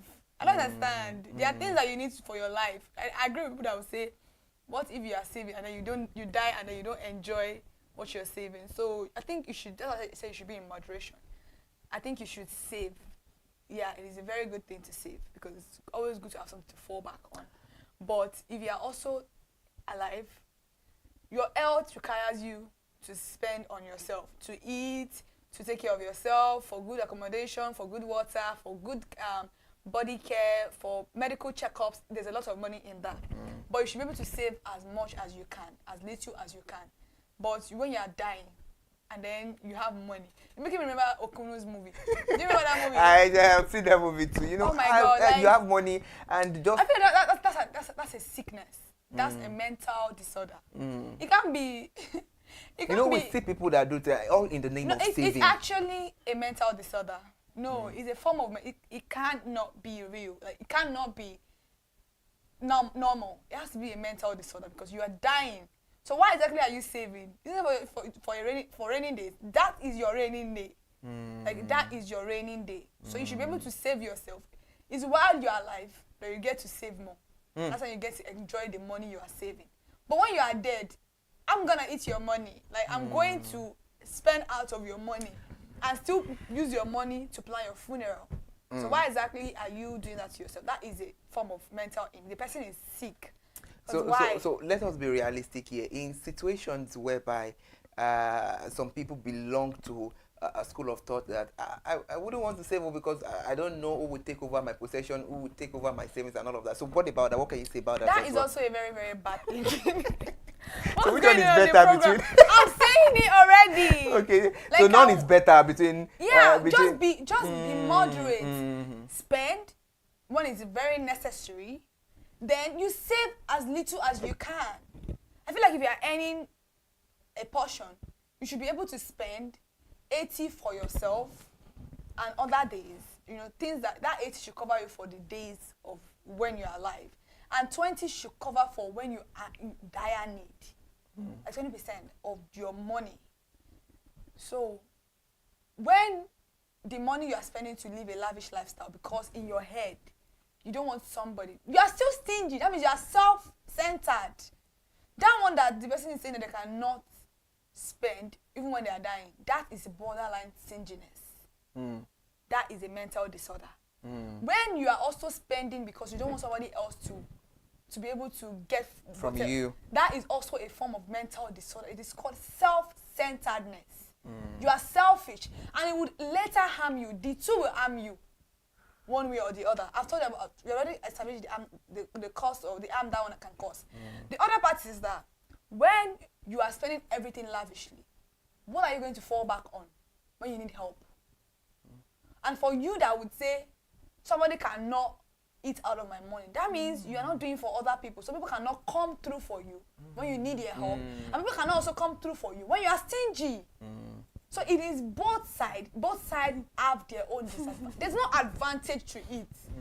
You can be rich and be a pauper. That is a sickness. Big time illness. And you can't have money and not have a savings. That is also a sickness, a mental disorder. So both ways needs to be really analyzed.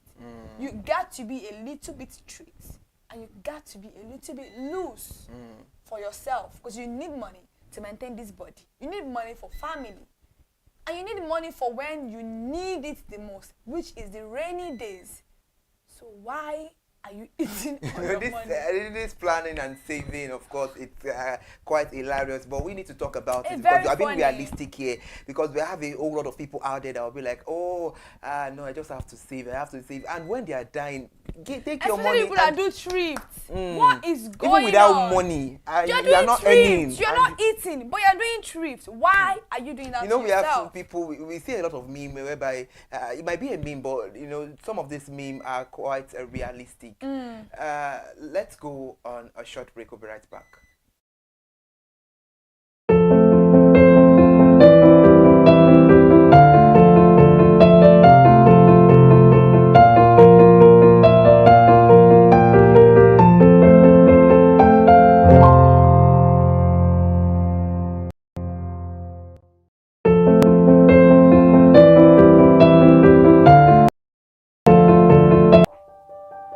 Hey there, do you know in the world today, everyone is a consumer, and as consumers, we all have the right to be heard. In Nigeria today, as a consumer, you have all right to product information, right to fair pricing, right to return goods, right to product labeling, right to fair dealings, and a lot more.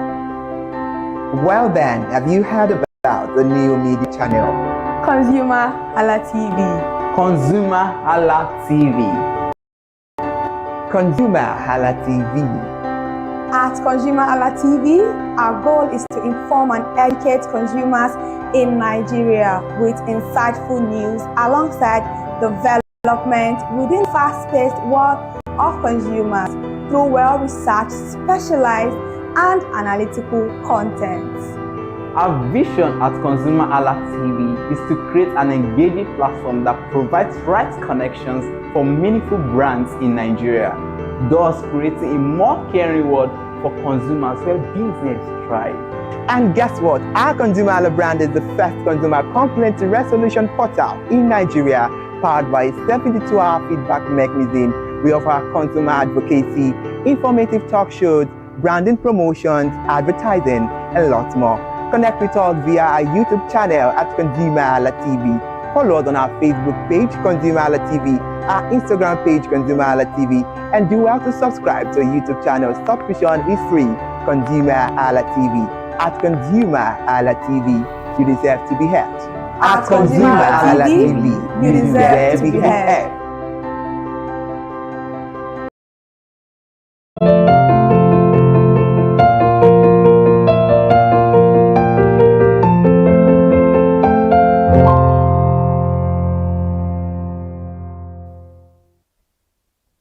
Thank you so much for still being there and for still watching. We are tips on tips and tricks, and on the program we're giving tips and tricks on planning and saving. Fine, it's so good to plan.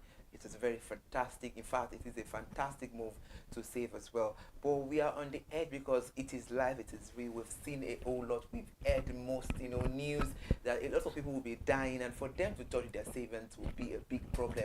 And we see a lot of people that they are working, they are saving their money, but they are drift spenders. They spend it the way they are seeing it. And people tell them you need to save because of the races. They'll be like, oh no, I have to enjoy myself. It's just one life, because if I die, I don't know the person, or maybe my next of kin. I don't want him or her to be a partaker of my sweat. So we need to talk this thing. It can be quite hilarious, but it's a real life face that we need to touch. We have some people all in the name of saving. I saw a meme, it might be a meme, but it's a message. Most of the time all this meme we think is just for laughing and all of that, but most of the time there are big messages in all this meme. The meme said, and the content creator was like, oh, you are doing like 3 thrifts within a week, and you don't have a steady source of income. How do you balance this up? And if you ask these people, I want to save for the rainy days, you are not working, you are doing like 3, what is really happening? You already have your rainy days because you're not working. You're jobless. That's a rainy day. So why are you? Ow. In fact, some people would be doing thrift. They are not eating. You will die of hunger before the thrift even comes to your hand. Some of them will say, I want to even collect number last. I don't want to help somebody to pay money, because if you collect number 1, you're just paying money for the rest of the time. So it's so funny how we act as human beings, and it's very sad. We can laugh at people's predicaments, honestly, because this issue is really, really funny. But we it's a form of illness. So for those who are doing thrift, just for saving, we know the ideology behind all this. Their motive is saving, and we are doing a thumbs up to them, but without a stable source of income. Where are you? EFCC needs to actually investigate you. Because where do you get money from? Stuff like this later, and these people fall into a little bit of prostitution, getting to meet men, doing a whole lot of things just to meet up with them. They'll be calling you. Are they Lapo people? I'm so sorry I'm laughing, but it's very funny. It's funny, of course, it's hilarious, but you just need to talk about this. And now let's be realistic. I think right now we know that labor union are now coming out to say, okay, the 70,000 minimum wage that people are collecting is not more sufficient. And if we are going to be very, very realistic here, we can see that it's not, because most of the time for 9 to 5 workers, you have to go to work Monday to Friday, and sometimes weekends are also included. And when you do your cost application for transport, it's gone. It's a whole lot, and you want to take care of yourself, do a whole lot of things in that salary. Fine, we know, and they are still on it. We are looking into. We hope the government will look into this and do a reform over there. But now let's be on the reality check that 70,000 is the minimum wage. So for people that are earning 70,000, how much do you think they should save out of that 70,000? Maybe like 5,000 or 2,000 naira. Yes. Someone is supposed to save from 50,000. You have to eat. You have to No, you said 50,000. 50 from 50,000. Oh, you said 70,000. The minimum wage, you know. Okay, from 50. I thought you said 50,000. No, 70,000 for minimum wage. 70,000 naira. You should say probably like a 5,000 or 7,000 naira. That's if you want to stretch it, maybe like a 10,000 naira. But that's too much. I was thinking 10,000. That's too much because of your cost of living. 60,000 naira cannot be enough for you to feed in a whole week. Realistically, 60,000 naira cannot even be enough for you to feed in a month. Plus transportation costs. So I'm saying 5,000 naira. You know, this issue is quite funny, but it's 5,000. the truth. I think I love this topic a lot because it's the truth. So so how much thrift do you think, or aside from the savings, so how much thrift do you think? Because we have some people that they save, they have like a piggy bank or somewhere they drop something, and they're also doing like kind of monthly thrift. So how much do you think they should always after that 5,000, like how much amount of how much do you think they should always pay into thrift per month? They should do 5,000 naira. They should stick to the 5,000 naira. That's 10,000 naira. If they want to, they absolutely need to. If you are actually earning 70,000 naira, you are able to save 10,000 naira. I assume you have a form of support. Because it's unrealistic. It's unrealistic, truly. So you have to have a form of support. Maybe somebody is giving you some certain amount of money, you know, to help you with your transport. Or you're living like you're not just far. Walking out of your house. You're going to work. That's the only way it's very realistic to save up 10,000 naira. But why are you doing thrift? If you're earning 70,000 naira, you can always keep your money in your piggy bank. That's interesting. So we will be talking about this on today's tips and trick. We will start clearly from saying planning refers to the process of setting financial goals and identifying resources, outlining steps to achieve these goals. You know, planning is, you know, you want to you're trying to you know, get yourself prepared for some certain goals, for some certain aims that you've really outlined. So when you plan, you know, outline all this aim that, okay, I want to meet this goal. That is what planning is all about. And saving refers to the act of setting aside a portion of one's income for future use, you know, emergencies and unforeseen circumstances. You know, and effective planning and saving can help individuals achieve financial stability, reduce stress, reach their goals. And we'll be giving you some tips and tricks on planning and saving. We'll start from planning. It's very, very important to set clear financial goals for planning. Set your financial goals. You know, it might sound like a joke, but actually it's not a joke. Whereby we say we all know that 70,000 is the minimum wage, and in that way or the other, because we know that somebody that is earning 70,000 might be watching the program. We are not making fun, but we are just in that moment where we're having that conversation, we've done a financial goal. Okay, the 70,000, this is my transport fare, and she was like, okay, 5,000 or 10,000. That you don't even do thrift, just have a piggy bank, just drop something there, and do your cost, you know, implication. That's about the number one thing you have to do when it comes to planning. Then you have to create a budget and track expenses. Do you think creating a budget is very, very important? Yeah, it is actually. It's very important to have a budget on everything you do. Just like you said about the transportation, about your food, setting aside those things. You have to have budget for all of those things. So creating a budget is very, very important. In fact, if federal government are always creating a budget for 2026, you know, for each year, so who are we not to create a budget? I think budget just helps you to reshape your spending. It's shaping you in one way or the other. And also, you have to actually prioritize needs over wants, which is very, very important. Everybody, I think all of us in Nigeria should actually have studied. We were taught economic. It was the economy that teach want, needs. Yeah. So I think your needs are actually very, very important. And your wants are something that you just desire to have. So you should always prioritize your needs over your wants. And like I said earlier on, always use the 50-30-20 rule. 50% for necessities, 30% for just there, and also 20% for your savings.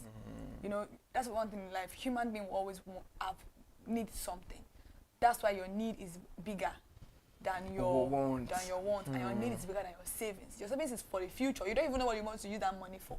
So why are you going to be earning 70,000 and you're going to be saving 20,000 out of the 70,000? No, that's you extreme. have not prioritized your needs over your want, because you need as much as the money, even though you want to still save.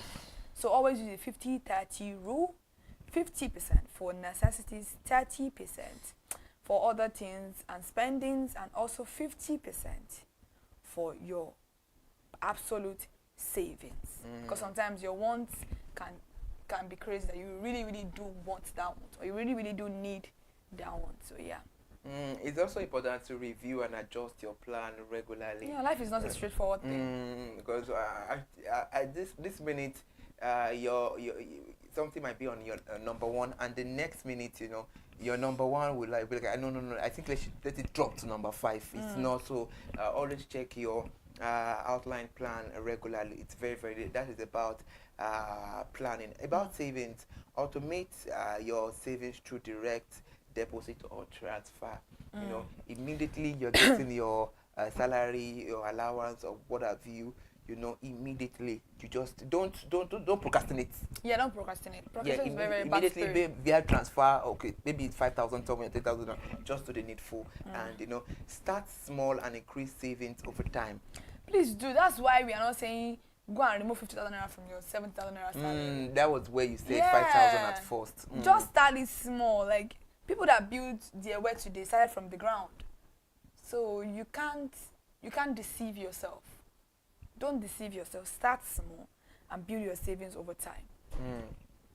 Interesting. Then take advantage of employer matched retirement accounts. You know, for some corporate organization, they have some employer match retirement accounts maybe. And if you government officials too, they have a personal amount token that are always deducted from your salary for retirement sake. Even banks have them. Like all these fintech banks, they do have them. You know. So always register for it. Though we have some, I don't even think anybody in this Nigeria today, if they introduce that kind of, you know, plan to you, I don't think someone that lives in Nigeria that is or 247 in Nigeria should resist that plan. No, because you know, retirement is just, you might think I still have 25 years, I still have 10 years to plan my life. If you don't plan and you don't save, you say that before a twinkle of an eye, the 10 or the 15 years is just by your side. Yeah. And always avoid impulse purchase. I feel like ladies have this particular issue. It's like a spirit. Trust me. You may just walk into a store now and then you see something very, very nice. You didn't budget it. It's not in your budget. But you're like, I need to buy it. Or you wake up in the middle of the night, you start surfing the internet, you see probably something that is very, very beautiful, and you pick it up. That way, you've already disrupted your planning phase. So it's a disruption to your planning phase. You going to somewhere you did not. I say it. Have a list of whatever you want to buy so that it can streamline and also keep you grounded on whatever you need. It is absolutely important to avoid impulse purchase. Most of the time when you have cravings, like you're like, no, I just feel like eating this. Craving is not even an impulse purchase. You're already thinking about it. Impulse purchase is that you, like now, I'm entering this, like this is a supermarket. I'm entering it. I already plan I want to go and buy probably like a ladies' care or something. And I'm seeing probably like a chocolate. I'm seeing like an eels, a bag. And I'm like, if it may not even be expensive, I'm like, I pick it with it's an impulse purchase because you didn't plan that from home. You just saw it and you grabbed it. It's not a need. Sometimes it can be a need. Maybe you didn't know that it was a need. But most times, it's just because we like that thing. Then we disrupt our own plans. So avoiding impulse purchase is a very important thing. And at the latter end, something suffer for it. Your money suffers, your pocket suffers for it because the money that you're using to buy the impulse purchase, something you're supposed to use to get something else. In fact, you may even leave your need for that impulse purchase. In that point, your brain is already overclouded that this is your need, which is not. When you're not going, like, why did I buy these things? So it's always like that. And also consider used or refurbished items instead of new ones. we always call them decluttering items, you know, just to save up money. It's very, very important. So, you know, talking about that as well, about consider used or refurbished items. Maybe some people, maybe you were like, okay, I need to change my wardrobe and all of that, and all of your savings, maybe, of course, will definitely what buying a new clothes. Yeah, we So are. why not buy thrift, just like the money, buy thrift and save the money instead of using the old stuff. Yeah, So, that's you know, true. it's just a way of you trying to There are a lot of beautiful items in thrift. You can get manage good things. deals. You know, there was a program we're talking about Okrika, so you know. Okrika. So some additional tricks. I just use cashback and rewards program. You know, cut back on subscription services. Subscription. It's a need, actually. It's a need because, you know, I wonder how some people do it. You know, you do your phone airtime subscription, Netflix, Prime. How do you? That's too much. I will go to YouTube to watch a movie. Thank you. So, you know, shop during sales and use coupons. Yeah, you know, we spoke. I think it was Top and Tricks we spoke about. I think it was even the first edition of this program. We spoke about coupons. Consider a saving challenge. Maybe 52-week saving challenge. You know, Thrift comes good in here because you have a plan for the savings. But doesn't mean that you should kill yourself because of thrift. Then avoid lifestyle inflation as income increase. You know, if the lifestyle is too expensive, please just make sure you reduce. Everybody your want to chop life actually, but you actually need to think about it also in a way and say, is this really necessary? Yeah, it's not a muscle black, it is something. Exactly. Muscle black, it is not it's not about that. There's some long-term strategies. Invest in a diversified portfolio. You know, consider tax advantage account. Build an emergency fund. We have some people that they will be like, okay, I'm saving this for emergency. I'm saving this for other things. Other things. So, you know, and you can save as low as 1,000 naira for emergency. It depends on your pocket. How much you're earning. Yeah. Then pay off high interest debts. Make sure you pay your high interest debts. Then plan for retirement and other long-term goals. Retirement is very, very important. Very. So that's your raining days. When there's no money coming in from anywhere anymore, unless you're doing business. So all these tips and tricks can help you develop a very healthy lifestyle. Like I'm always laying emphasis on this, that all these tips and tricks we give you is just for a healthy lifestyle. Kike Lomo, we're about to bring the program to an end. What do you have for the listeners? Let's be careful in the way we manage our income. Let's also be very self-cautious on the things we do because we want to save. Savings is a must. I would put it that way. But if you cannot save, that means I would assume you're not earning enough. Because if you're not earning enough and you're not saving, I understand that. But if you're earning a lot, but because you have the mindset that I want to eat all my work before I die, that is a form of mental illness. I'm serious. Like, it's not even a joke. Self-centeredness is a form of mental illness and doesn't do anybody good. Doesn't do anybody any good. There'll be a day you will need that savings that you refuse to save. So in one way or another, we all need to save. So the 50-30-20 rule, it's a very important rule that I feel like everybody needs to inculcate into their lifestyle. 50 for absolute necessity. I would say it again, necessity is very, very important. You cannot do away with necessity. Now, 30%, probably for your wants, things are not really important, but you just need to do it. Then 20 for the savings, for those rainy days.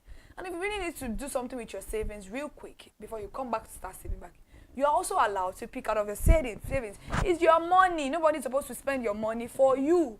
So the mentality of you dying and not removing your savings is ridiculous. It's absolutely ridiculous.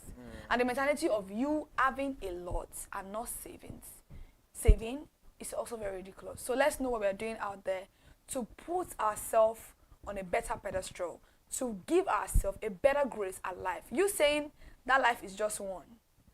I need to enjoy myself. When this sufferness comes, you'll be begging for that life to be over. I'm telling you, that was when Monday will look like the whole of the year. Because you don't have anything to fall back on. That's why savings is very important. I do thrift, but I don't do thrift that will choke me. And the detrimental of your life. I don't do thrift of daily thrift. Am I Dangote? I don't do thrift of weekly. If it's not monthly, I'm not interested. And I don't do thrift of 20 people on a monthly basis. That means in 3 years we are still savings. Why? If it's 5, 7. 5, 7, 10 is enough. And don't do more than yourself. If you're not earning enough, don't do more than yourself. If you're earning 150k, 20k thrift is enough. You don't need to remove the whole 50k to save. So what are you going to use to sustain yourself? Then I'm going to be wallowing in hunger while I'm paying somebody else to enjoy the rest of the month. Let's be careful out there, please. All right, interesting. Thank you so much for bringing that quote out on the table. What I just have to say is that there is a Yoruba that says, don't use all your 10 fingers to eat. And also Yoruba is the one that said, it's just your own way to apply these 2 proverbs together. Don't use all your 10 fingers to eat. And where you are working, that's where you're supposed to eat. Yeah, you make profit from where you are working. You cannot eat where I'm working now. I'm not your it's not possible. monkey the job. So please, let's endeavor to make good use of these tips and tricks given to you. We'll back again next week, God willing, and by God's grace, to give you another insightful tips and tricks on another healthy way of life. I am Ire Ayomikunle Eke. Thank you so much for joining us.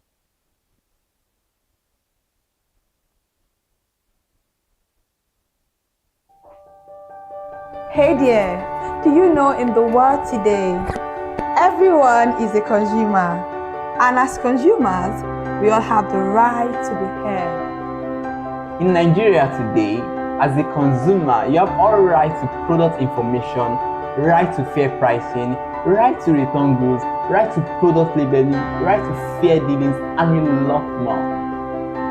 Well then, have you heard about the new media channel? ConsumerHallaTV. ConsumerHallaTV. ConsumerHallaTV. At ConsumerHallaTV, our goal is to inform and educate consumers in Nigeria with insightful news alongside development within the fast-paced world of consumers through well-researched, specialized, and analytical content. Our vision at ConsumerHallaTV is to create an engaging platform that provides right connections for meaningful brands in Nigeria, thus creating a more caring world for consumers where business thrives. And guess what? Our ConsumerHalla brand is the first consumer complaint resolution portal in Nigeria, powered by a 72-hour feedback mechanism. We offer consumer advocacy, informative talk shows, branding promotions, advertising, and lots more. Connect with us via our YouTube channel at ConsumerHallaTV. Follow us on our Facebook page, ConsumerHallaTV, our Instagram page, ConsumerHallaTV, and do well to subscribe to our YouTube channel. Subscription is free. ConsumerHallaTV. At ConsumerHallaTV, you deserve to be heard. At ConsumerHallaTV, you deserve to be heard.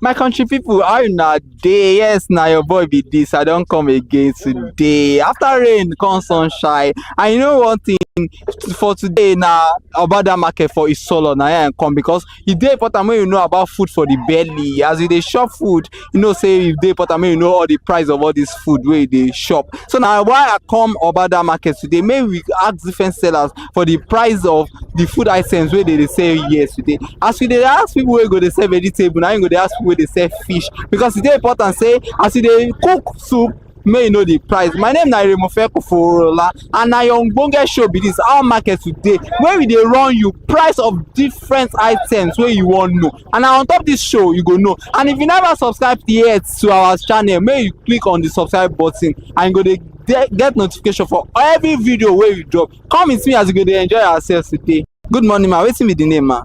My name is Akinade Mufuliat. Mrs. Akinade, how market be today? I thank God though, they manage Isha. Wetin you dey sell for this market? I'm selling catfish. Oh, catfish. So I go on know how the market dey be since they sell catfish. People dey shop catfish like before? No, market dey done now. Market no be like before. And something is too expensive now. So I go on know now, may you show us the different size of fish wey you dey sell for here. May we look am together. So for this one now, how much, which kind of fish is this one now? Now catfish, all the same? This one is catfish. Okay. This one is 7,000. 7,000. Now the biggest size be this? Yes. Okay. What about this one? This one is 5,000. 5,000 naira. Okay. How about this one? This one is 4,500. 4,500. Is that the cheapest one for you? No. Which other size? Cheapest one is 3,000. 3,000 naira. Which one be that one? Let me show you. See.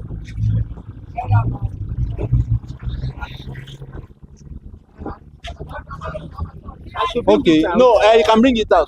This 3,000. Okay, this one is 3,000 naira. Okay, now the smallest one. Yes, okay, yes. Thank you very much. Thank so God. I go on at now, as this one be now. So how people they purchase am very well? Which one people they buy most for here? Shey na the cheapest one, the anyone wey they want? They buy the 3,000 because everything is cost now. And they manage am, sha. Okay, I want to ask before, like how many they sell? How many catfish they sell before? Before they sell more than this, so but now there's no market, so because of everything is too expensive for this our Nigeria. Where you they buy this fish from? We can go anywhere. Sometimes we can go Ogun State, sometimes Ibadan, sometimes Songo side. So okay, so why you think say the fish they more expensive? Like this one now, before you even talk about that one, this one we say na 3,000. How much did they sell them before? Before I'm selling it 2,000, 1,500. Oh, this one of 1,500 before. That one where you cost 7,000. How much did they sell them before? Before I'm selling it 4,000, 4,500. Oh, like how many months ago be that one? It's more than 1 year now. Oh, where they sell that one 4,000, where you come become 7,000 naira now. Yes. Okay, why you think say this thing they expensive like this? I didn't know. We beg our government may help us so that everything when everything come down, market will be moved. As we dey now, market is dey door because something is too expensive. So we beg our president and our governor make them help us for Nigeria, so that everybody will go enjoy business. So as all this is expensive, now how you can't sustain yourself? Say say sometimes market no they do too sweet like that. So how you can't sustain yourself? I dey manage myself now because of the business where everybody don't know me about him. I can't drop it. I still dey manage. I know say one day God go open way. So I say amen to that one. So now wetin be the challenge wey dey with this catfish wey dey sell? Any challenge dey there? Challenge is there now. Challenge wey dey there be say market is too cost. Market is too expensive. Instead of market to be coming down, should be going up every day. When we buy market today, at least when we buy kilo of fish now, 3,000 today.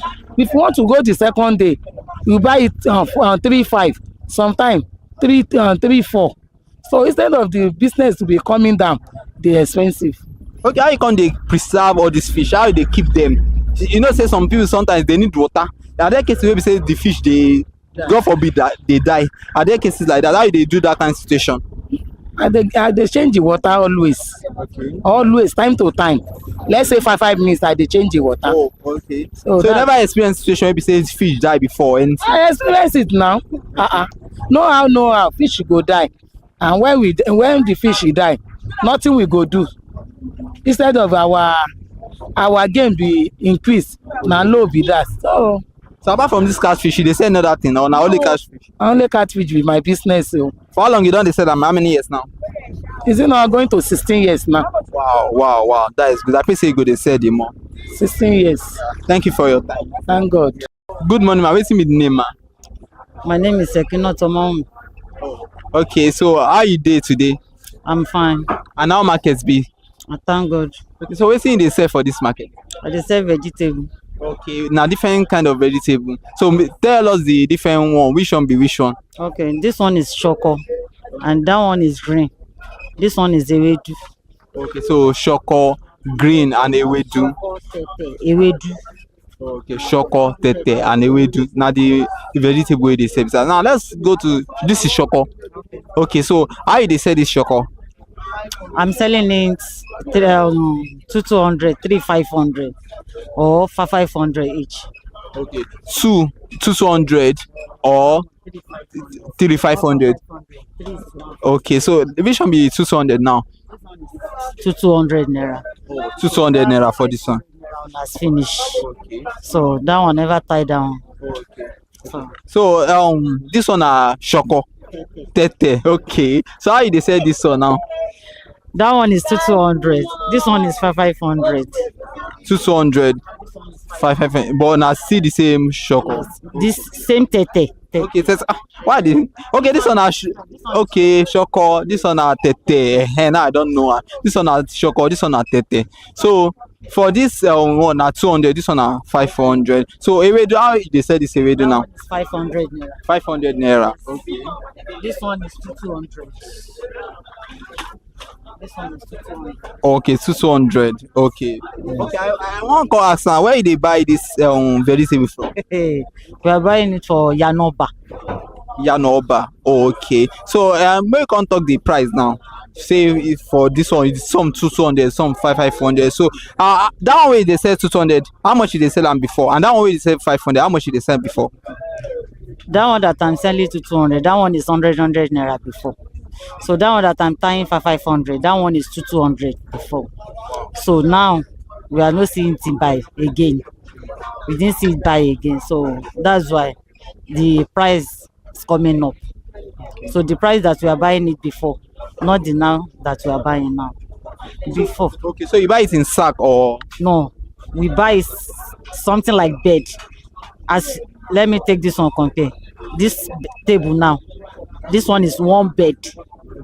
So this one bed before we are buying it maybe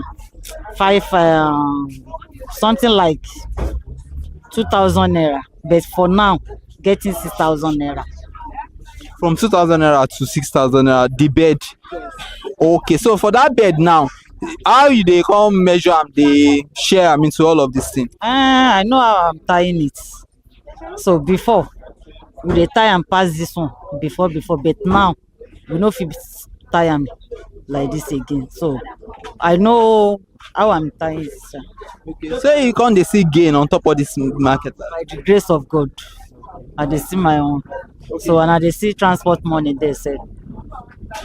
So that Yanoba that we are going to go and buy it, go come for that Yanoba to reach here, getting 4,000 naira. 3,000, 4,000. 4,000 naira, go come. Yes, for transport money. Go come is 4,000 naira. Okay. And we are going every day. Okay, so you buy all these things every day. Okay, so now that you go every day, which of these vegetables do they buy the most here?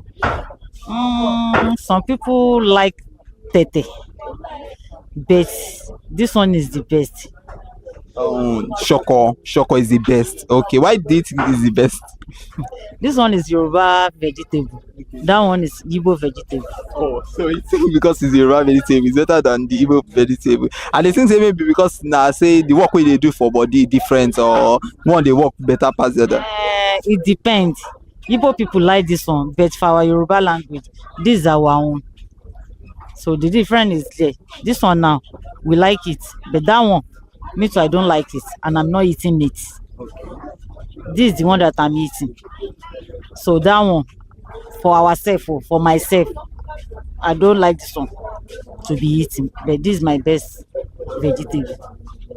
So I want to go back to that bed so that we go explain, understand better. People who they even watch go understand that bed how they talk. So for that bed now, where you talk say okay, they buy them. So is there any way you say share now only you go buy one bed or you go share them or now the bed where you want you go get? You get any fixed price where they buy all the bed? Okay, it's only me that we buy it. Okay, like this morning now, I buy this choco, like 7 bed, different. That green, I buy that one 8 bed. So I know they share with anybody. I'm selling it by myself. So you talk say the price don't they go up.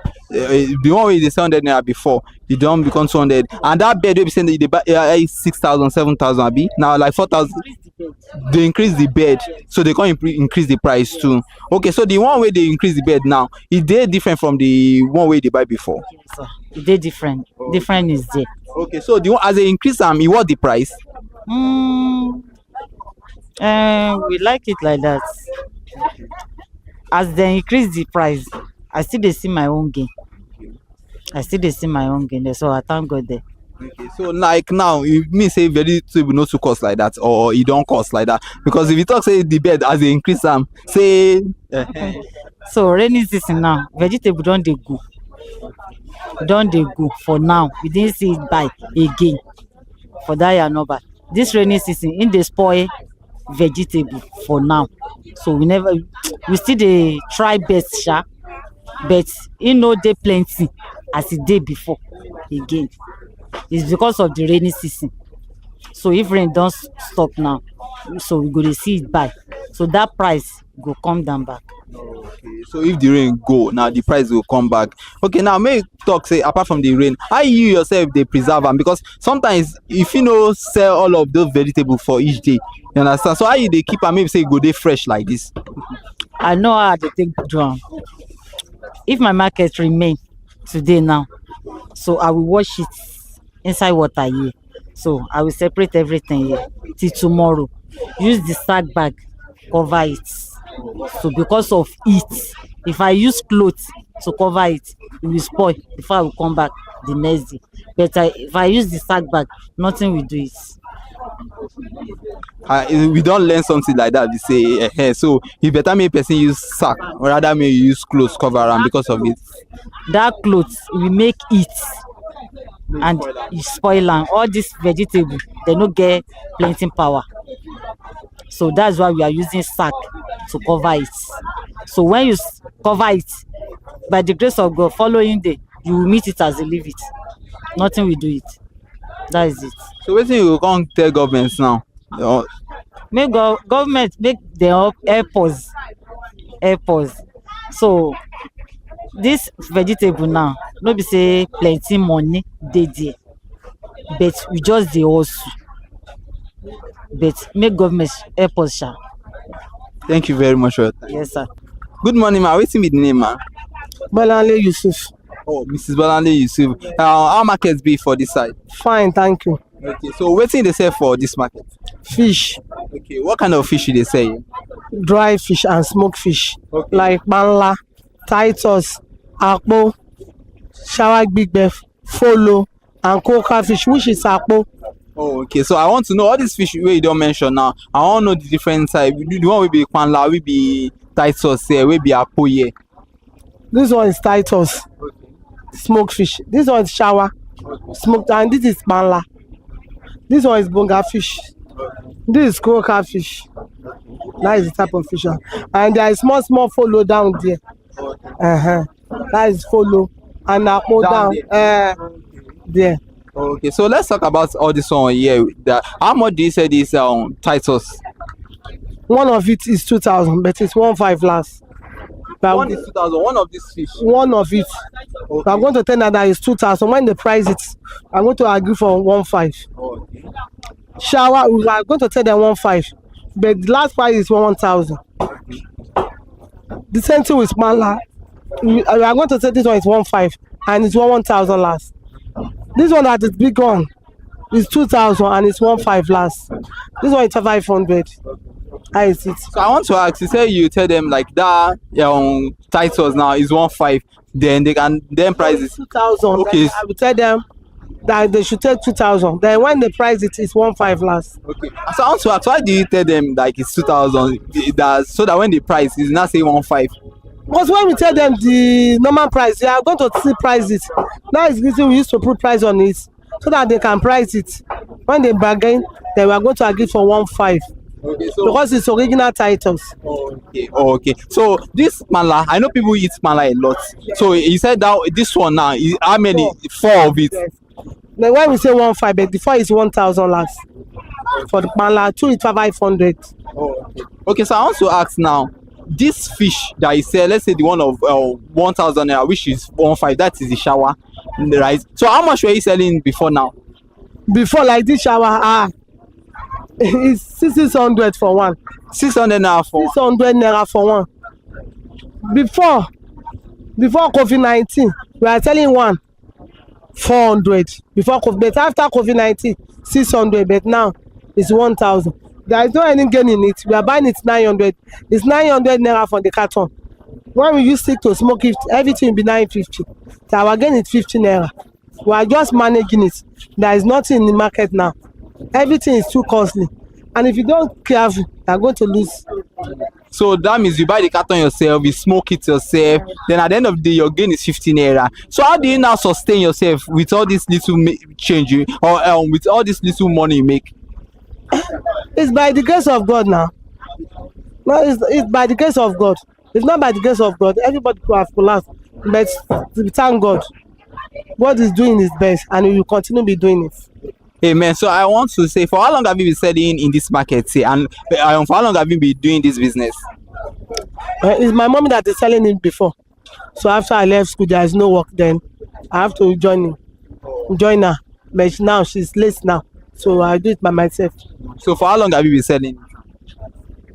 Let's say 30 years. Oh, 30 years. Has it been in this market since you started? Yes. Oh. Okay, so now let's talk about the challenges that you face with selling this fish. For instance, I know markets might not come like it used to be. So are there cases whereby the fish might spoil, or how do you preserve the fish from spoiling? We will smoke it. Okay. We will smoke it. We have iron that we used to smoke it, so that we can preserve it, it will not spoil for the second day. So we will smoke it. Okay, so where do you buy the fish from? We buy it for this Ogun people. Sometimes we used to buy it from this Ogun people in Mushin side, or we go to Korum, buy it for Kola. Okay. That is in there. That's how we do it on it.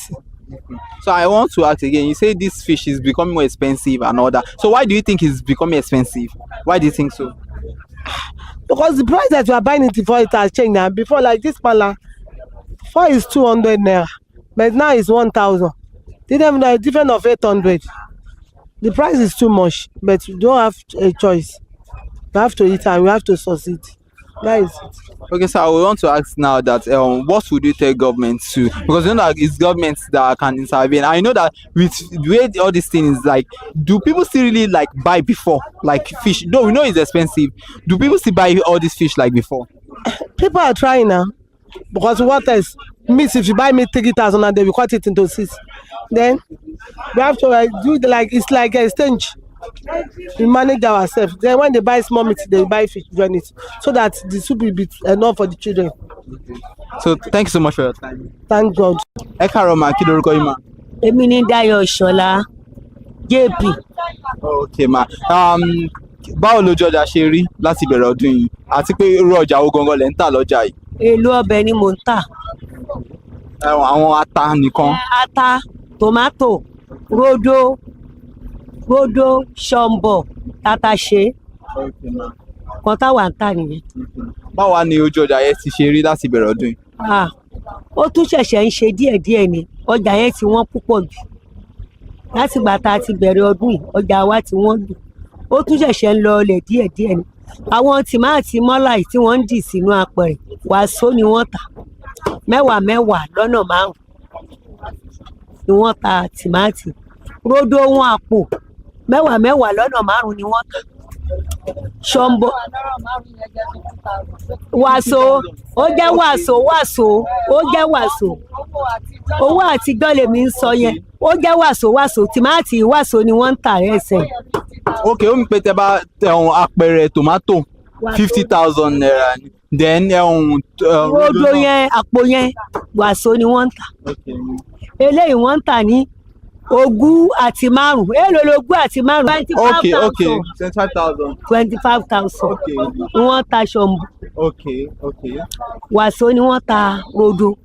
tìmáàtì wàsó ni wọ́n tà wàsó ni wọ́n tà nígbà tọ́dún ti bẹ̀rẹ̀ ṣe àwọn ọrú eléyìí ṣe rí pé tìmáàtì yẹn yàtọ̀ síra wọn sílẹ̀ ṣe rí àwọn olóko yìí tí wọ́n bá gbé wá bẹ́ẹ̀ yẹn wọ́n lè tà wọ́n ẹgbẹ̀rún 10 ẹlẹ́gbẹ̀rún 10 wà tí wọ́n dì sínú apẹ̀rẹ̀ kéékèèké wọ́n dì sínú apẹ̀rẹ̀ 10,000 ó wà rú eléyìí tolóko wa ti mọ́là rè tolóko wa rè.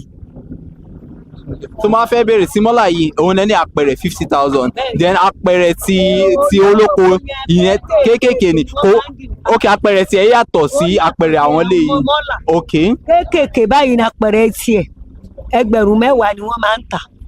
máa fẹ́ bèrè èwo ni àwọn èèyàn wá ń rà jù nínú ti olóko àti bíi ti mọ́là. eléyìí ni wọ́n máa ń rà ni wọ́n máa ń fẹ́ gbọ̀ṣọ́ wọn gbàtò wọn ẹlòmíì ẹ̀tàgbáre ò bá ka láti òun rè 1,000 lálẹ́ yìí 1,500 wẹ́wẹ́ eléyìí 500 lálẹ́ ẹni tágbáre ò bá ká kóró ní 1,000 tá a bá ti bu eléyìí sínú òkè yóò rà 500 torí pé eléyìí wọ́n. so mo á fẹ́ bèrè kí ni ìdí gan mo mọ̀ pé ti àwọn mọ́là yìí ọ̀nà nọ́ọ̀tì lọ ti ń kó wá síbí báyìí olóko yìí ibo ni ẹ máa ti ń ra àwọn olóko yìí. tí wọ́n mile 12 ní ẹ̀ la ti ń rà àwọn olóko yẹn ń kó wá mile 12 wọ́n ń dì sínú apẹ̀rẹ̀ kéékèèké wá apẹ̀rẹ̀ oko tàbẹ́kúta wa tìlú òkè wa tí wọ́n máa ń kó wá wọ́n ń ta ẹgbẹ̀rún 10 bí wọ́n bá ṣe dì tó bá fi dáa tó bẹ́ẹ̀ ni wọ́n ṣe ń tà 10,000. so ẹ dá wa sọ nípa ilé ní ṣọ̀mbọ̀ òun lẹ ní mọ́là ni. mọ́là ló ní ṣọ̀mbọ̀ 20 àti 5 25,000 ní apẹ̀rẹ̀ ní apẹ̀rẹ̀ kọ́ wà po ní sólò ni wọ́n fi ń dì wá sólò kékeré ródò yìí ní sólò ńlá ródò yìí ní sólò ńlá tí wọ́n fi ń dì wá ni wọ́n ń tà ní wàsó 10 lọ́nà 5. 50,000 ní rodo yẹ then ele ní 25,000 then ele ní 50,000 tó olóko yẹ ok 10,000 yẹ kí ni nǹkan tí ẹ lè wá sọ ní pàtó tó ń fa tí gbogbo owó atayẹ ṣe ń lọ sókè nítorí ẹni ó ń lọ ohun wọn sí ni. ayé ó dá bàbá mi ó yà wá náà lẹ́nu bí gbogbo ẹ̀ tí wọ́n lówó mọ́tò àwọn tí wọ́n ń kó wá láti ilẹ̀ haúsá wọ́n lọ́nà bàjẹ́ wọn ò rọ̀nà gbà ọ̀tọ̀ níbi tí wọ́n ti ń lọ gbà ọ̀nà jìnnà mọ́tò kékeré ló ń kó wá ló jẹ́ kí àtàwọn o. àwọn yìí tó wá dé pé tolóko tó yẹ pé abẹ́òkúta lọ sí wọn.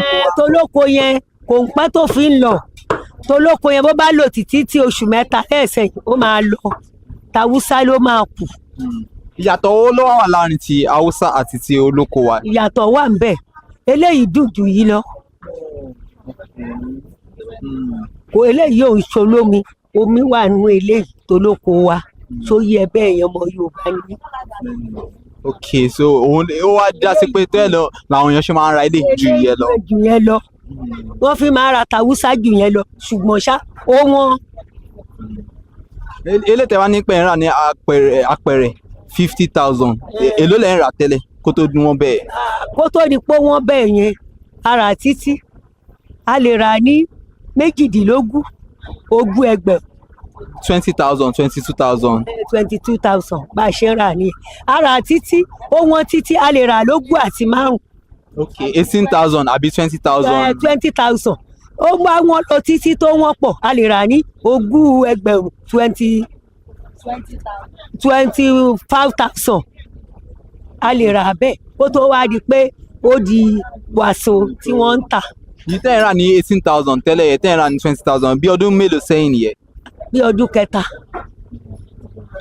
ọdún kẹta ni o torí ọjà tìmáàtì wọ́n lọ́dún tó lọ tọdún yìí ló tiẹ̀ tún wá peléke ọdún kẹta ni o.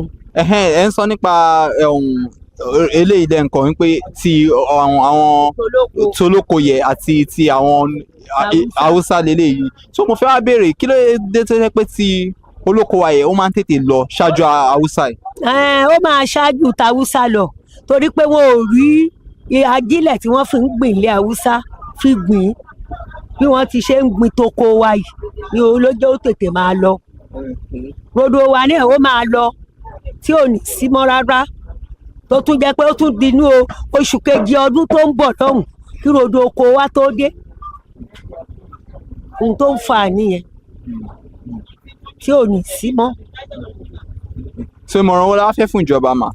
Ọ̀nà tí mo fẹ́ fún ìjọba ni pé kẹ́ ẹ bá wa bẹ̀ wọ́n nǹkan tí wọ́n bá lè bá wa ṣe sí kí wọ́n gbà wá tí bá wá jẹ́ pé Nàìjíríà wa yìí náà tá a bá rí ibi dáko sí tí wọ́n bá wa ṣe é lọ́pọ̀lọpọ̀ tí ó di yanturu tá a máa rí ìta lọ́pọ̀ kí wọ́n jọ kí wọ́n gbà wá bó bá jẹ́ tilẹ̀ Haúsá náà ni kí wọ́n gbà wá kí wọ́n bá wa ṣe kọjá máa wọ Nàìjíríà wa lásìkò. Ẹ ṣé gan ma àgbáyé àdálẹ̀ fún alágbà Ọlọ́run ẹ ṣé gan ma ẹ ṣé fàkókò yìí. tó ẹ bá mi kí wọn kẹ́ bá wa ṣàlàyé fún wọn kí wọ́n jọ torí Ọlọ́run kí wọ́n bá wa ṣe àwa tí ẹ ti dàgbà gbọ̀n ṣá àwọn ọmọdé tó ń bọ̀ lẹ́yìn wa gbogbo ẹ̀ gbọ́dọ̀ máa rí báyìí lọ gbogbo ẹ̀ má máa rí báyìí lọ. Ẹ ṣé ma. My country people, I really say you don't have too much fun today on today's episode of Our Market Today. I know you say you just have fun, you don't learn one or two things, and we don't speak with different sellers for about that market here for Isolo, and they don't tell us say different factors they affect the price of the food items where they say. As you speak to people where they sell vegetable, now you speak to people where they sell tomato, even reach catfish sef dey talk to us. And one factor be say bad road dey affect the price of tomato for market here, and they appeal to government say make they help repair the road, and insecurity make they look into that matter, because agriculture na our way, and agriculture be the way wey be say we go dey pass on to generations to come. My name na Remofe Koforola, pikin wey im mama like well well. And you know one thing, if you never subscribe to our channel, na opportunity make you subscribe, make you enjoy all the different shows we go dey bring come your screen.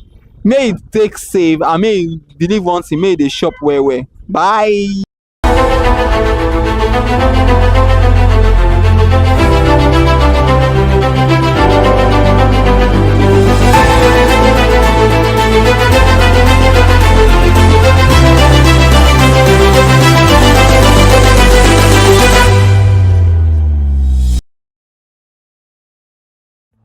My name is Tunde Olufowora, and I'm the CEO of Van Eyck Communications. We are we call the publisher or the owner of the new initiative called ConsumerHallaTV. ConsumerHallaTV is actually Nigeria's first consumer-centered, or called a consumer-centric television platform that aims to bring voice to the over 220 million Nigerians.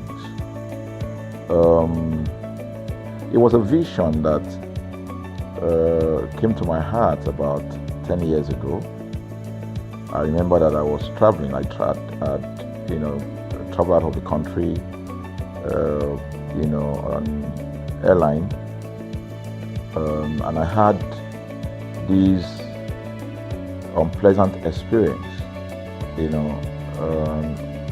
was a trip to an African country from Nigeria, and I actually went with a local flight from Nigeria.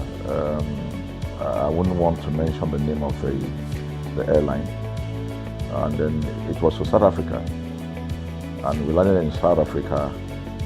And let me just paraphrase it. When I was coming back, I had some money, some dollars, and that someone had given to me. And I was there for 1 hour, and waiting for my luggage. I didn't know that my luggage already arrived, and it was one of the luggage that was moving around on the carousel. So after about 1 hour wait, I looked to my left and my right. Almost everybody had gone. I think there were just about 2 or 3 left. So I beckoned on the woman that was on my side, and I noticed she was really in tears. Madam, what happened? She said, her bag has just been torn and a lot of things stolen. So I said, well, I've also been waiting for my own. She said, you better go and check those, those luggages there. Maybe yours is one of them. And lo and behold, I went around there. Mine was one of them. By the time I got it, everything inside my luggage was gone. All the valuable things there were gone. To cut the long story short, we felt there was need for us to report the case, at least to the airline. It was in the night, about 8 o'clock or 9 o'clock. We went in to go and see the officer that was in charge.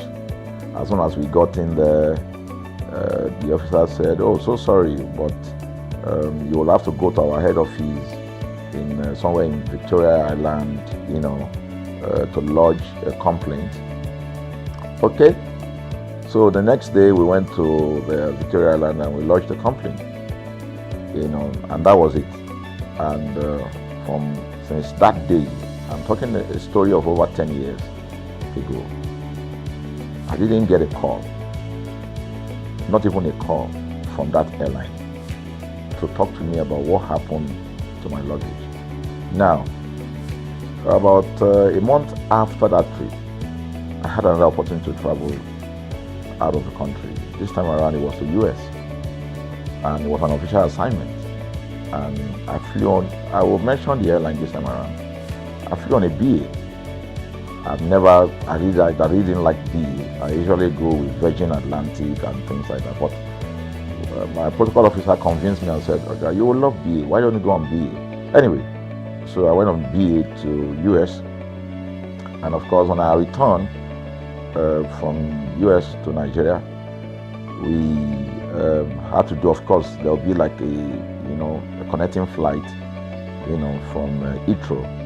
So we got into London Heathrow, and then because it was through Heathrow that we went, and then so they changed since it was BA, they changed the aircraft this time around to a bigger one. I mean, clearly because there were more Nigerians, or more people that were planning to come to Nigeria, and then we boarded. Not quite 10 minutes into the flight, in the air, the aircraft started malfunctioning. The air conditioning compartment were not functioning very well. I was on what you call business economy. The whole of that business economy all the way to economy side, the ACs were not working well. It was hot. And then I was watching. And then from that moment till we got to Nigeria. From that moment till we got to, I'm just trying to paraphrase. From that moment till we got to Nigeria, I could remember very well how many times the pilot, broke into conversation and had to apologize and say, "We're really very sorry about this." He was giving us almost every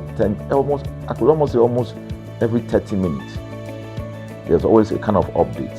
"So sorry, this is what we're doing now, this is what we're doing." While we were on that journey, I also remember an incident. So they came, the crew apparently couldn't resolve they couldn't manage the crisis or what was going on about it. They couldn't fix it. So they came up and said, "We're so sorry, but for all the inconvenience, we're declaring, free lunch, free whatever it is you want, you can get." So trust Nigerians, you need to hear how everybody was jubilating, But something struck me. The experience I had just about a month before, and this experience, somehow I started comparing them. I was trying to see how this matter will be managed. Again, to cut the story short, we landed in Nigeria on BA. Before we landed, the pilot announced and said that for the inconvenience, they will be giving a voucher of £50 to everyone that flew on that aircraft. I thought it was a joke. I mean, it was my first time with BA, but for what I knew or know of the British man would never even play with his 1 penny, talking of £1. So I felt that must be a joke of the year. So we left. I got back to my office. I think it was just about a week after. our officer, our guys in our mail room came up and said, "Oh, you have a parcel." So I said, "Parcel? Yeah." So they bought this parcel, wrapped. I opened it, and boom, I bought the document out. It was the £50 voucher from BA. So what was the tenor of this story? An experience with one airline was terrible, no apology. An experience with another one, even though it was a bad experience, but it was very managed, well managed. So managed that even that aircraft, you probably, for the sake of how they manage it, will have forgiven them. So that was how this journey started. So I started thinking, my mind, this is what we go through in this country. But are we different from other nations? So God put in my heart the idea of Consumer Hala. That's why the Hala came with consumer. And we started that journey about 10 years ago. We started by creating a platform called ConsumerHalla, where consumers, so I discovered that Nigerian consumers don't have a voice. So things happen, and that's it. We live with everything. So we've started the journey from creating the platform. We have an app, we even have a magazine, and we thought we could move it from that to the next stage, which is the television. So the TV today, has come. So I would say precept by precept, line upon line, we have been able to build on our aspiration, to finally bring to birth this unique and exciting platform, So it's a digital telecast, and our goal is to further connect consumers in Nigeria to brands with insightful news, development within the fast-paced world of consumers. The world of consumers is growing at a very fast pace, So we want to inform Nigerians. We want to get them educated about their rights, So our role is that we're going to educate consumers in Nigeria, all right? So by bringing them specialized and what you call analytical, research-based content generation that will inform, educate, sensitize the audience, So that's ConsumerHallaTV. So I call it an offshoot of our ConsumerHalla brand. ConsumerHalla brand actually was the first we call it the first complaint or consumer complaint resolution portal. When we started it about 10 years ago, or about 7 years ago, it became the first complaint resolution portal. We created it so that Nigerians can actually lodge complaint on that portal. We spent a lot of resources to build a very robust platform where today, if you have any complaint, about any brand, any leading brands in Nigeria, and you go on that platform, you can actually click, just a click, you can find the brand, you can actually lodge your complaint, and once you submit it, that complaint will be routed to that organization, and within 72 hours, we will obtain feedback for you. We build it in such a way that we have connection to almost all the organizations, and it's been working. We've resolved several complaints for people without having to charge them any penny, because the idea is not to charge, So what we have done with ConsumerHallaTV is to take it to the next level. So we hope to, change the narrative. We want to, give, the right direction. Nigeria has the largest consumer market in the world, with a population of over 220 million people. Why should we be the one that is suffering the most?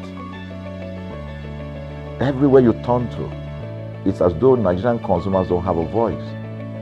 You're traveling, you buy a ticket. For whatever reason, an airline will wake up middle of the night, cancel,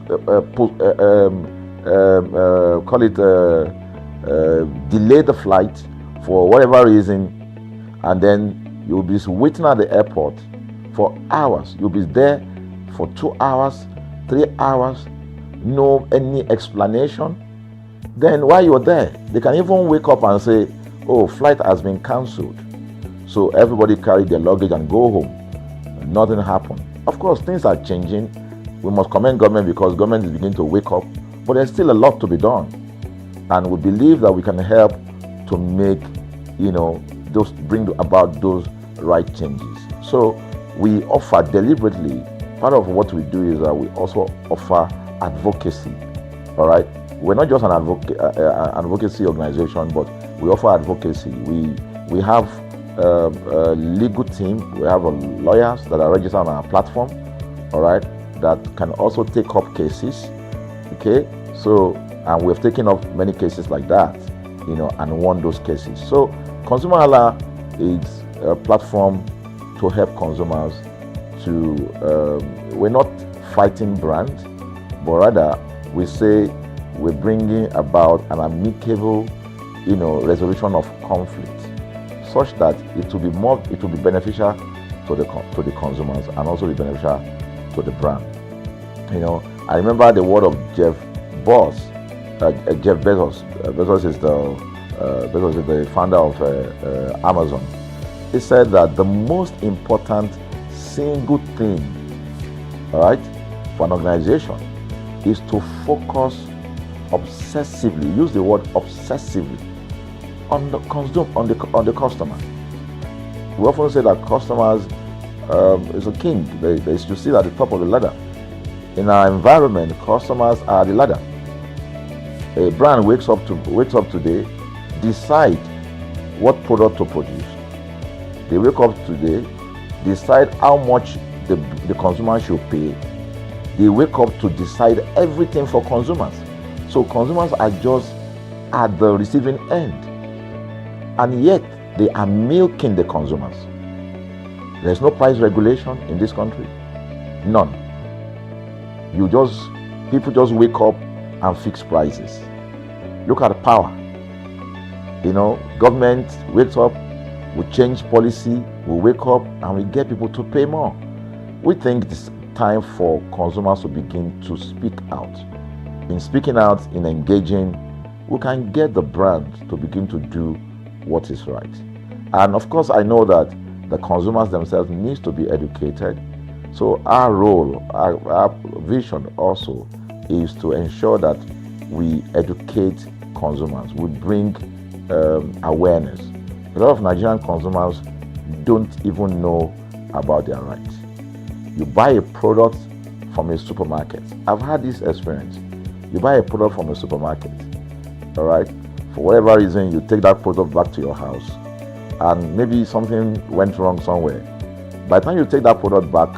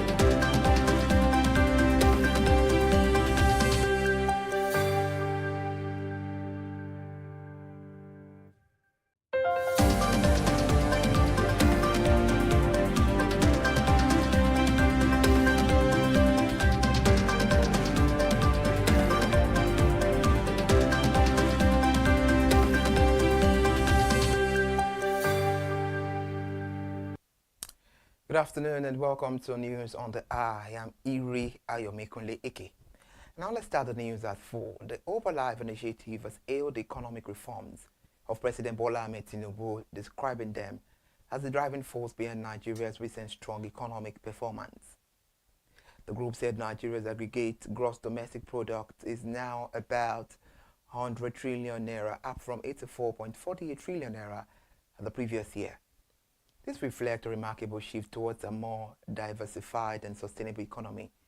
In a statement signed by Director of Press, Ernest Omoraluje, the group noted that data from the National Bureau of Statistics shows a year-on-year GDP growth of 4.23% in the second quarter of 2025. This also confirms that the administration's reforms are yielding results. Meanwhile, according to the group, before President Bola Ahmed Tinubu assumed office in May 2023, the economy was in dire straits, weakened by unsustainable fuel subsidies, a distorted foreign exchange regime, dwindling external reserves, and low investor confidence. Now let's move over to this news. The Polaris Bank has reaffirmed its commitment to drive Nigeria's non-oil export sector with the hosting of its Global Trade Forum in Lagos State. A meeting held on September 18 at the Lagos State Continental Hotel, Victoria Island, the forum themed Trade Export Partnering for Growth brought together exporters, regulators, policymakers, and business leaders to address challenges in global trade and explore opportunities for sustainable growth. Polaris Bank Managing Director and Chief Executive Officer Mr. Kayode Lawal said the initiative underscored the bank role not just as a financial institution, but as a partner in empowering businesses to compete effectively in international markets. He also highlighted the bank's readiness to deliver tailored financial and advisory solutions that addresses customer needs in trade and export. Away from that, Nigeria's economy is expected to expand at a slower pace in the third quarter of 2025, with its gross domestic product growth projected to dip to 3.9% from the 4.23% recorded in the second quarter. According to Bismarck Rewane, Managing Director and Chief Executive Officer of Financial Derivatives Company, the moderation reflects the lagged impact of easing monetary policy, volatile oil prices, and shifting capital flows. While speaking during the Alpha Morgan Economic Review online, Bismarck Rewane noted that on average, the economy is expected to expand between 3% and 3.6% in 2025, broadly in line with the International Monetary Fund's forecast of 3.4%. According to the National Bureau of Statistics, the headline inflation has declined for 5 consecutive months, reaching 20.12% in August, driven partly by stable petrol prices and relative narrow strength. However, Bismarck Rewane warned that today's gains are fragile, and any reversal in exchange rate appreciation or a fresh spike in energy costs could alter the disinflationary trend. Now over to aviation, as Nigeria's biggest carrier, Rare Peace, has dismissed reports suggesting that the British government stopped the airline from operating in London for 7 years. In a statement signed by the management yesterday, the airline described the report as a deliberate falsehood aimed at creating bad blood between it and the British people. The management said, as CEO never made such a statement accusing the British authorities. Instead, it praised and commended the British authorities for their cooperation in making Air Peace operations in the UK easy and seamless. And the clarification followed social media report claiming that Air Peace chairman and Chief Executive Officer Mr. Alain Oyema had accused the UK of blocking the airline entry into the London route for years. Air Peace said the story was fabricated. Here in Lagos State, the Lagos government yesterday moved to demolish illegal and unsafe structures at the Trade Fair Complex in Ojo in a bid to restore order and enforce physical planning. The Senior Special Assistant on New Media to Governor Babajide Sanwo-Olu, Mr. Jibril Gawat, who confirmed the exercise in a post on X, said the operation was targeted at illegal development structures without statutory approval, defective structures, and building erected on road setbacks and drainages. According to him, the government could no longer fold its hands while unapproved development blocked critical infrastructure and endangered lives. However, the operation was jointly carried out by the Ministry of Fiscal Planning and Lagos State Building Control Agency, and also Lagos State Urban Renewal Agency and the Lagos State Physical Planning Permit Authority. Away from Lagos State now, the Corps Marshal of the Federal Road Safety Corps, FRSC, Shehu Mohammed, says harming road safety operatives may be the only way to enforce traffic laws effectively on Nigerian highways. Appearing on our Rise News yesterday, Mr. Mohammed painted a vivid picture of the difficulties his men face when trying to stop heavy-duty vehicles. While delivering his message on the national TV, his statement says, and I quote, "How do you stop a trailer or a tanker on the road? How do you just do that? It's very difficult, especially when a truck is carrying probably 100 passengers on top with animals and you have only 4 personnel as a team on patrol. And trying to stop a trailer, how do you do that?" Meanwhile, he also said and argued that without adequate power of coercion, enforcement is nearly impossible. Let's talk about the Minister of Petroleum and Resources, Enikin Lokbobiri, as it disclosed that Nigeria went over a decade without attracting any new investment in the oil sector until the advent of President Bola Ahmed Tinubu's administration. According to the minister, the stagnation crippled growth and weakened confidence in the industry, but recent reforms are beginning to restore investor interest. The minister made this known in a statement signed by the Special Advisor on Media and Communications, Nneamaka Okafor, yesterday, following the keynote address at the United States-Nigeria Council session on oil sector collaboration held on the sidelines of the ongoing United Nations General Assembly in New York. The minister noted that under the leadership of President Bola Ahmed Tinubu, Nigeria's oil sector has witnessed significant progress over the past 2 years, including increased production output and a more attractive investment climate. He also urged global investors to seize emerging opportunities in Nigeria's rapidly transforming oil industry, citing the ongoing reforms, enhanced production capacity, and the country's growing regional influence as key drivers of growth. Let's talk about business here now. Mr. Femi Otedola, significant shareholder and chairman of First Holdco PLC, has increased the stake in the company with the acquisition of an additional amount worth over about 64 million shares valued at over 2 billion naira. FBN Holdings disclosed the acquisition in 2 separate documents as required by the post-listing requirement of the Nigerian Exchange Limited. According to the document signed by the company secretary, Mr. Radewale Elu Arobundade, it said Mr. Otedola purchased about 39 million shares at 31 naira per share, valued at about 1 billion on the 23rd of September 2025.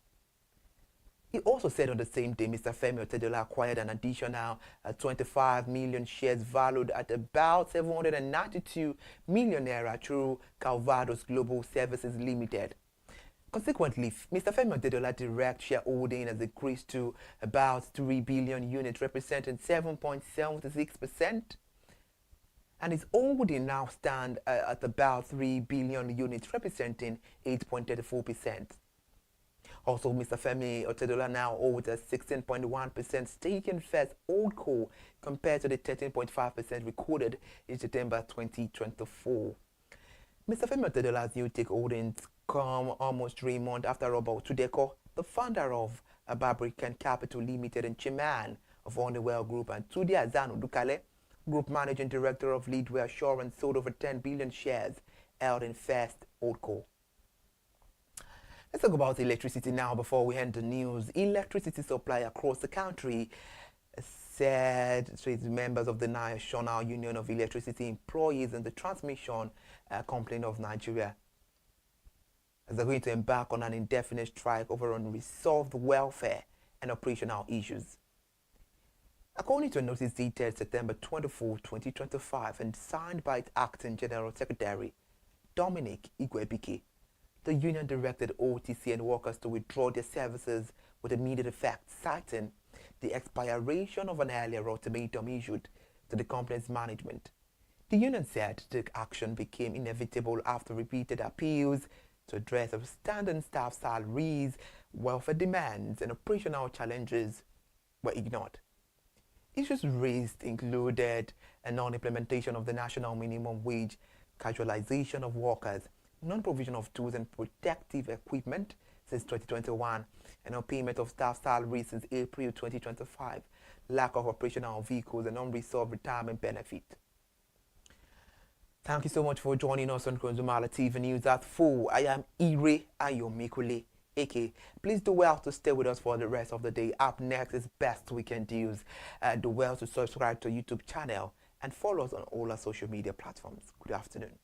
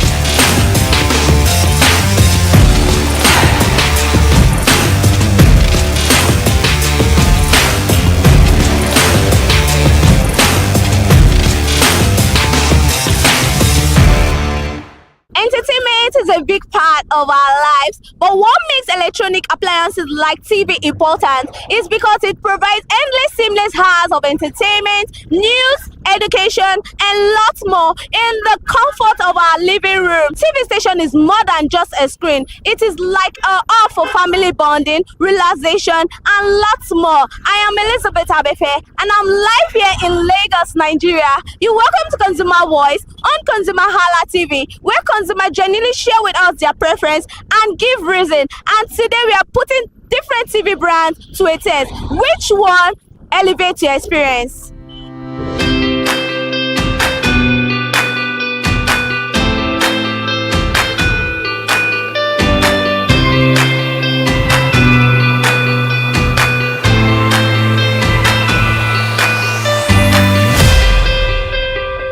Yeah, good morning. What is your name? My name is Olawale. Okay, do you have a TV at home? Yes, I have a TV. Okay, which brand of TV do you own at home?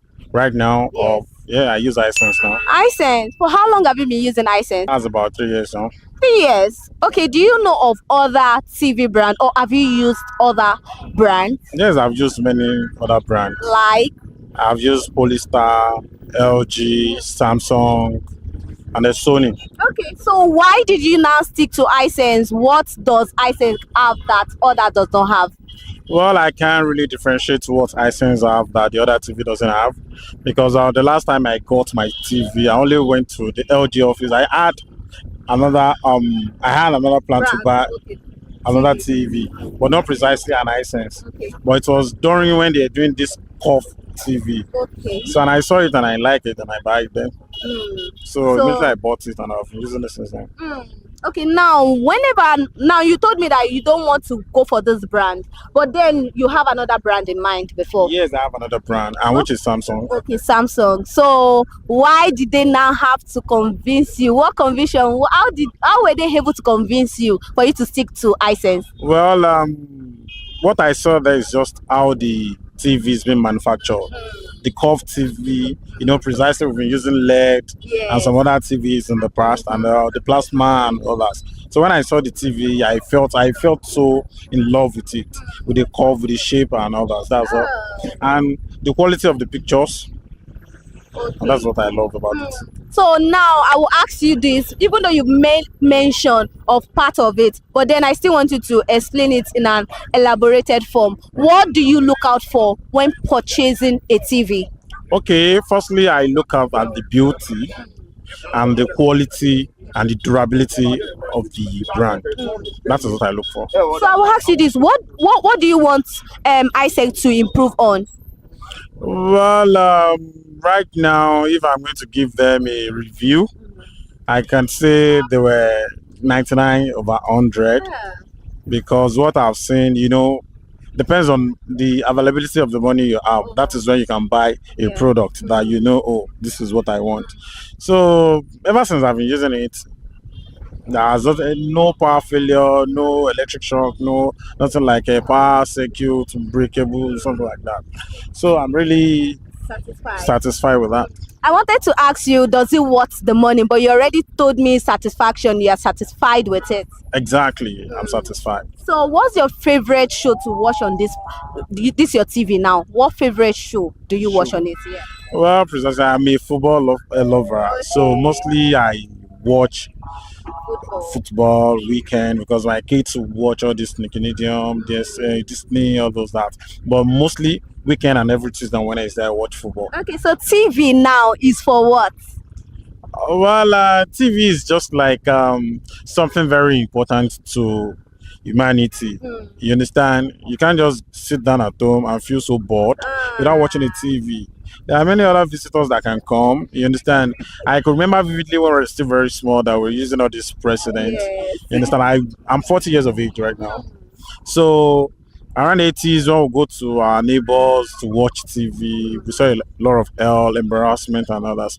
So as a parent now, it's a must you provide it for your children so that at least they feel more comfortable about it. Thank you very much, sir.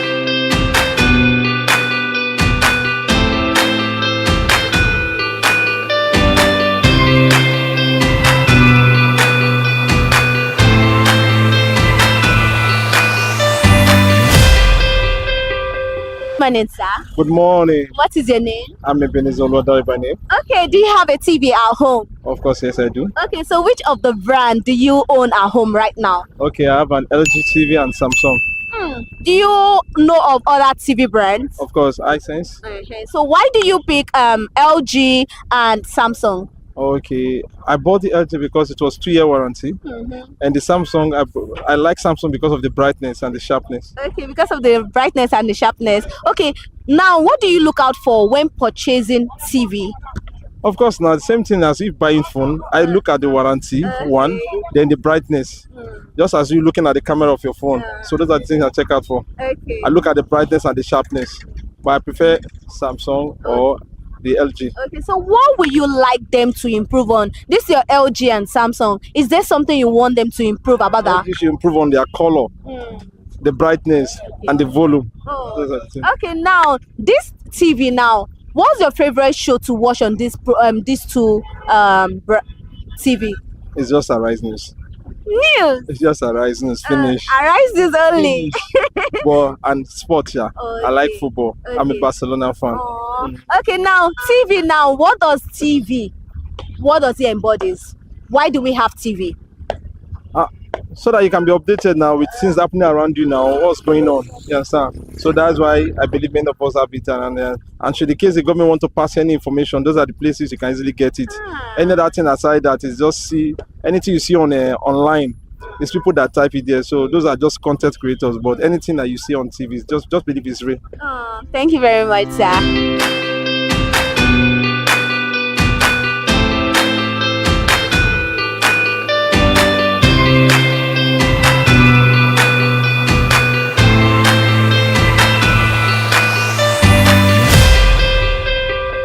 Morning, sir. Good morning. What is your name, sir? My name is Sunday Idoko, but they call me old soldier because I'm a retired soldier. Oh, that's nice. Yeah, thank you. Okay, so do you own a TV at home? Yeah, Okay. of course I own a TV. So which brand do you have at home? The brand I have is LG. So for how long have you been using this LG for? I've been using this LG since 2015. 2015. Okay, now do you know of other brand? Have you tried other TV brand? Well, I've tried Sony. The picture is clear too. Okay. Yeah. So now why do you stick to LG right now? Well, I stick to LG is that when I bought it, they told me that they gave me a 1-year guarantee. Okay. And for the first time, the TV, maybe the fuse had a problem. I took it there, and it was done without them collecting a penny from me. And ever since then, it has been serving me. It has been working fine.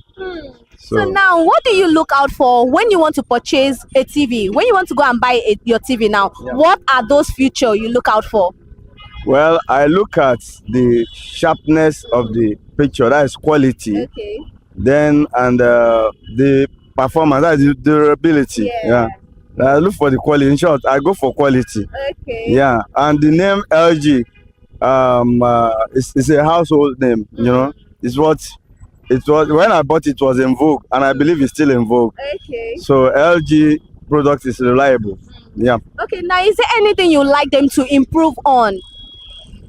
What I want them to improve on, I think the picture is okay, but like I said, there's nothing like maybe when you say something is of standard, the quality, let them maintain that their standard. I think the standard is okay. Okay, so now on a scale of 1 to 10, how will you rate them? I'll rate them 9. 9? Sure. Why Because 9? I'm even using my home theater is is LG. Okay. My plasma TV is LG. My home theater is LG. And if I have to buy any other product, again, I'll go for LG. Yeah. Okay. And I can always recommend LG for whoever wants to purchase it.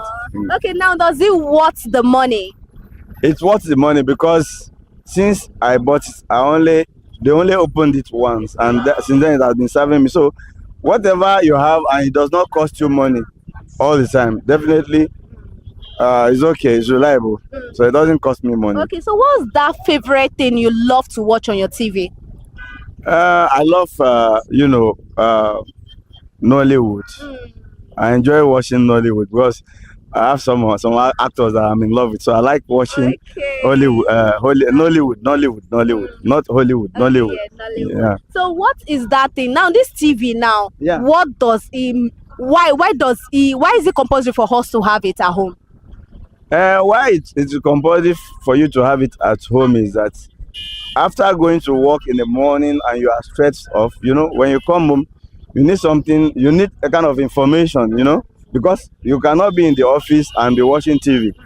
Definitely you'll be busy. So when you get home, you need to relax, check your TV and look at what's the updates of the day, at least the news. After watching the news, you can now switch off to sport or any other program. So that's how it kind of keep you company and stabilizes your mind and refreshing you against tomorrow job. Yeah. It makes you feel more relaxed. Sure, more relaxed. Yeah. Thank you very much, sir.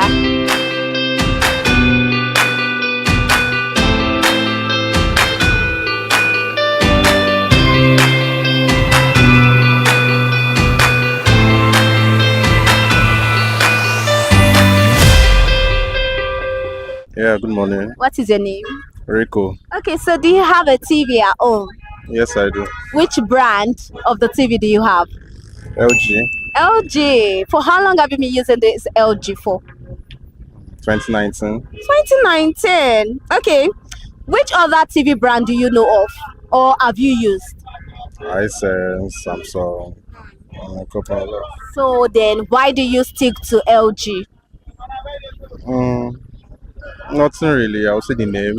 I trust the name. It's been a while. It's been around. So you are the team brand's name. Something like that. Okay, what if the brand is just like that? It's not giving you what you want. So you're just going to say because it's a popular brand, you have to go for it. No, if it's not giving me what I want, we'll change them now. It's ASAP. Okay, now what do you look out for when you want to purchase a TV? Is there something specific you look out for when purchasing a TV? Nothing really, but the color will show if it's original or not. Most times when I check to show if it's China or not. Yeah, So, do you want them to improve on anything? The remote is too expensive and it spoils easily. So yeah, that. So, on a scale of 1 to 10, how well will you rate LG? Good, 10. 10. We have any reason not to give them 10. Okay, it's your choice.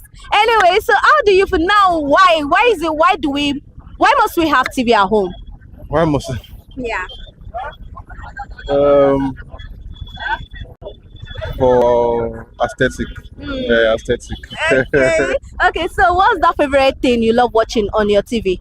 Series, any good series, I'm good with that. Oh, thank you very much.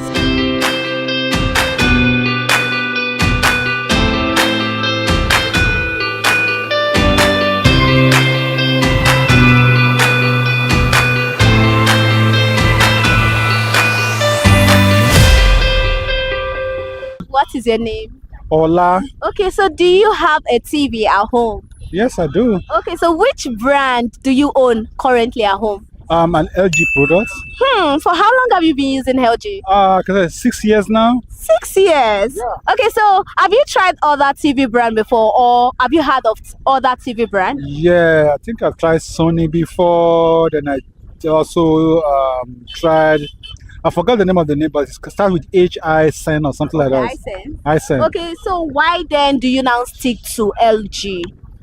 Because I like the color contrast and the green, whatever, kind of like it saves energy. It doesn't consume much energy. Oh, yeah. Okay. Now, is there anything you like them to improve? On LG? Yeah.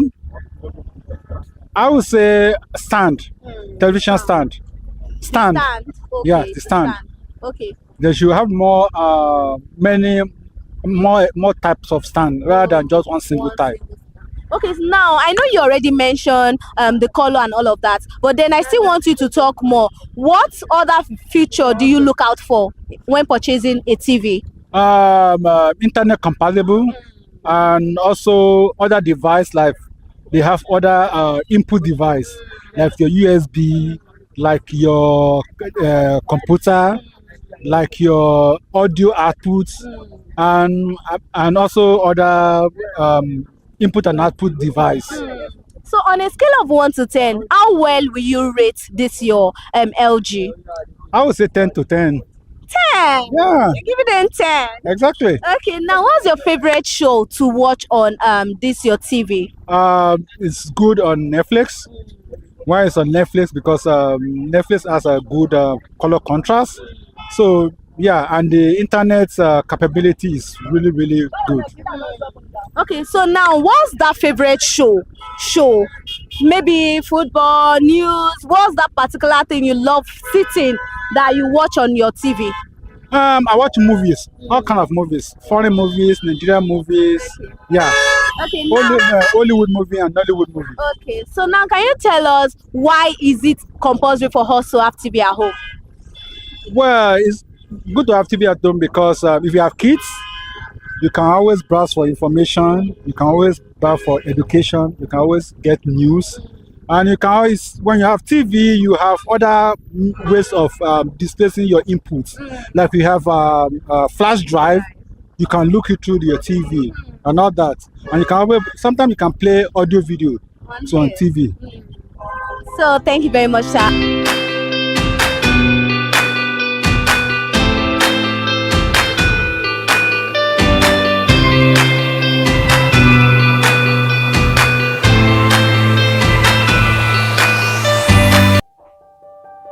Hey there, do you know in the world today, everyone is a consumer, and as consumers, we all have the right to be heard. In Nigeria today, as a consumer, you have all right to product information, right to fair pricing, right to return goods, right to product labeling, right to fair dealings, and a lot more. Well then, have you heard about the new media channel?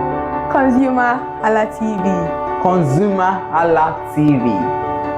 ConsumerHallaTV. At ConsumerHallaTV, our goal is to inform and educate consumers in Nigeria with insightful news alongside development within the fast-paced world of consumers through well-researched, specialized, and analytical content. Our vision at ConsumerHallaTV is to create an engaging platform that provides right connections for meaningful brands in Nigeria, thus creating a more caring world for consumers where business thrive. And guess what? Our ConsumerHalla brand is the first consumer complaint resolution portal in Nigeria, powered by a 72-hour feedback mechanism. We offer consumer advocacy, informative talk shows, branding promotions, advertising, and lots more. Connect with us via our YouTube channel at ConsumerHallaTV. Follow us on our Facebook page, ConsumerHallaTV, our Instagram page, ConsumerHallaTV, and do well to subscribe to our YouTube channel. Subscription is free. ConsumerHallaTV. At ConsumerHallaTV, you deserve to be heard. At ConsumerHallaTV, you deserve to be heard.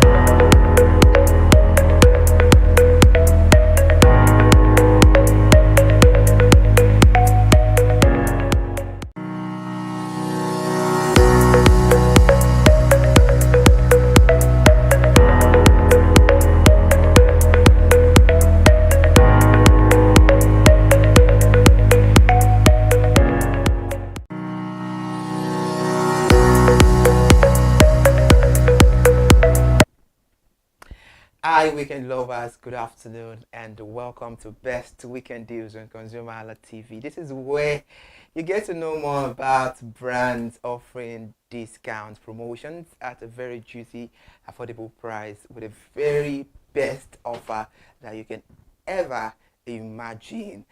I am Iri Ayomikole Eke. Good afternoon. Good evening and welcome to Best Weekend Deals on ConsumerHallaTV.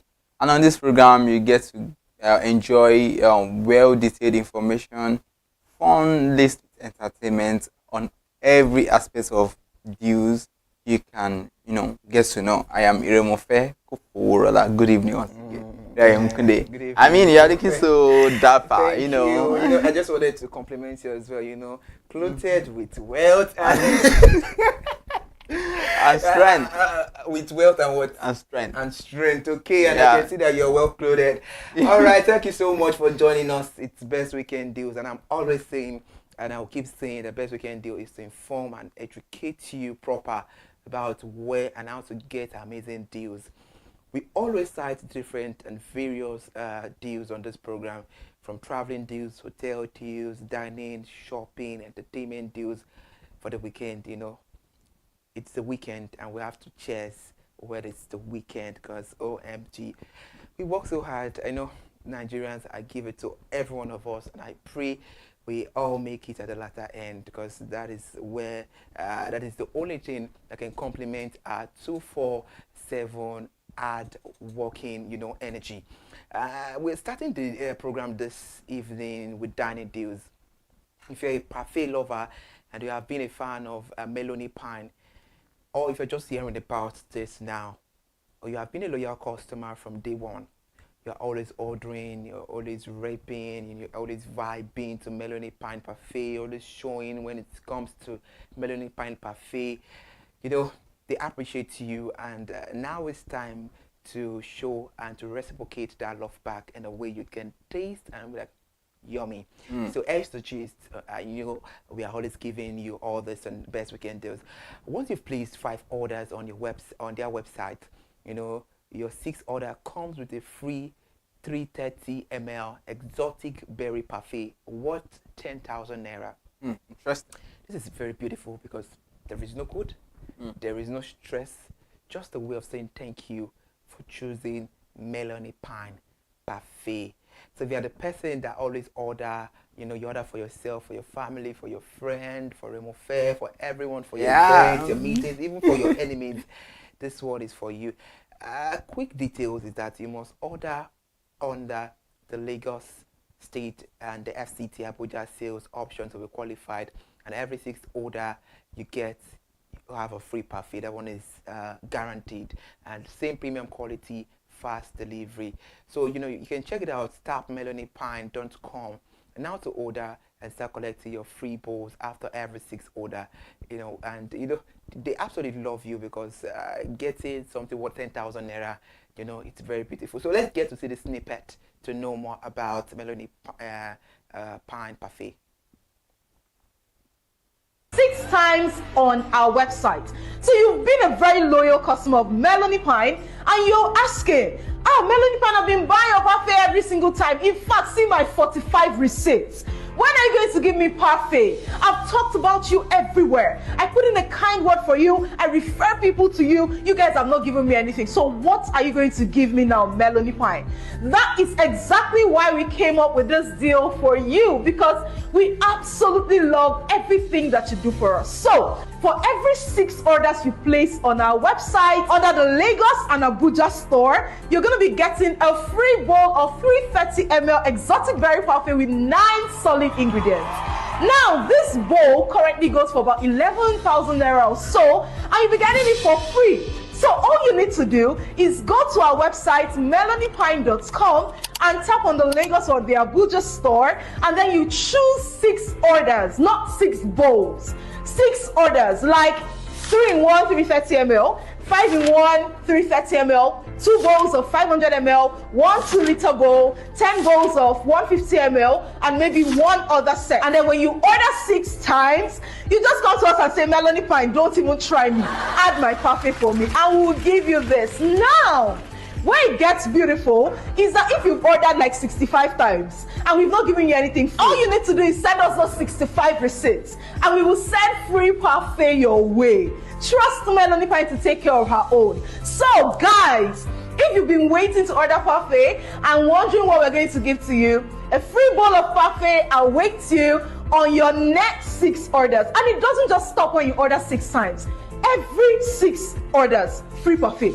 Every 6 orders, free parfait. If I were you, I will build my home within Melanie Pine Factory and be ordering parfait as many as I want. Because who doesn't love free parfait that tastes so good, like you'd want to lick everything out of your bowl? Hurry to melaniepine.com right now and place an order for the best parfait in the whole world. This parfait will absolutely raise your standards. You have no idea. So hurry right now to melaniepine.com. That's so inspiring, interesting, and beautiful to watch. So you can enjoy your weekend with Melody Pine Parfait. Yeah, it's very beautiful. You know, I love parfait so much, especially with the strawberries, the candies, and all of that. So you can try this out. I mean, this is a dining deal. So, you know, after your heavy food, your okele, your, you know, all your foods, you just use this to step down. It's nutritious. So now let's move to hotel deals. Hotel deal you should try out this weekend is Lakwe Lakes Golf and Country Estate here in Lagos State. It's situated in Lagos State. So if you are in Lagos State, you've not explored this place out, I don't know what you're waiting for. And you know, if you're in Nigeria or you are planning to come home and you're looking for a hotel to stay, oh beautiful, look no further, no worries. Lakes Golf and Country Estate got you covered. They have beautiful places to enjoy, relax, and have fun. They have an escape to the greens at Lakwe Lakes. You know, you should mark your calendar and escape to the greens for a weekend that blends culture, celebrations, and pure indulgence. You should get ready for Nigeria's premier entertainment and lifestyle event over there. They also have a package for the weekend called Lux Weekend Pass. Lux Weekend Pass. A Lux Weekend Pass is your all-access ticket to the Lakwe Lakes Escape to the Greens experience, covering a full weekend of exclusive events with a luxury accommodation, curated dining, all wrapped into one seamless package. So for more about this weekend, you can view their website and book over there.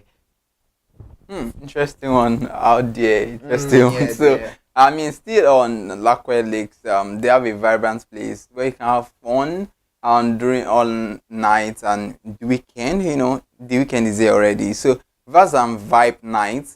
This is where reading meets soul, and you know, everything is different. And ease with the weekend, you know, you get to enjoy jazz, poetry. Someone like me who enjoys poetry, dance, and cocktail under the stars. So your Emerald Invitational experience begins there. So also at Lakwe Lakes Golf, you have a lot to party with, like for first party where sun is out, vibes up, DJ Nana on the decks, your faves in the mix, and a lineup of games, giveaways, and all-day indulgence. So Lakwe Place is a beautiful place where you can explore all of this right in Lagos State, Nigeria, or anywhere aside from all mentioned above.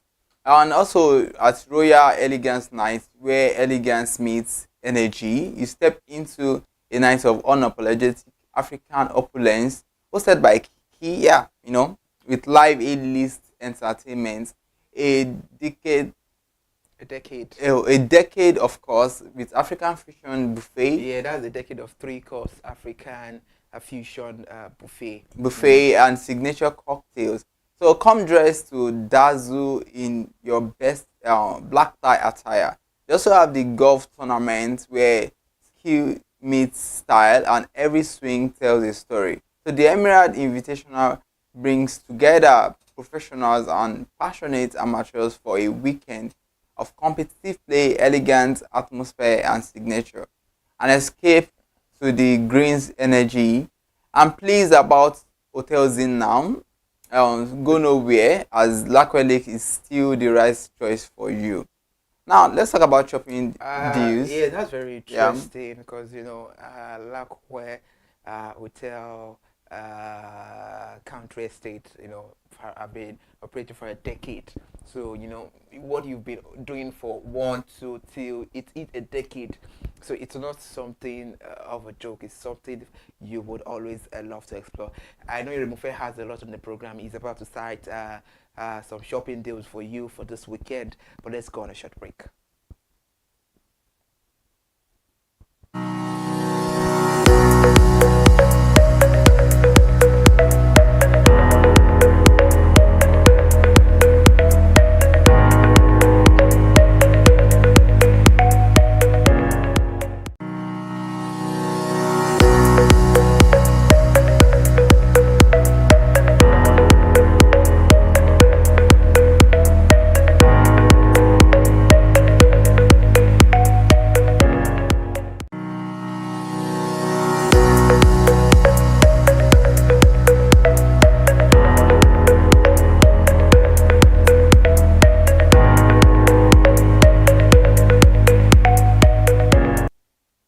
And now let's move to shopping deals. We begin with Supermart Nigeria.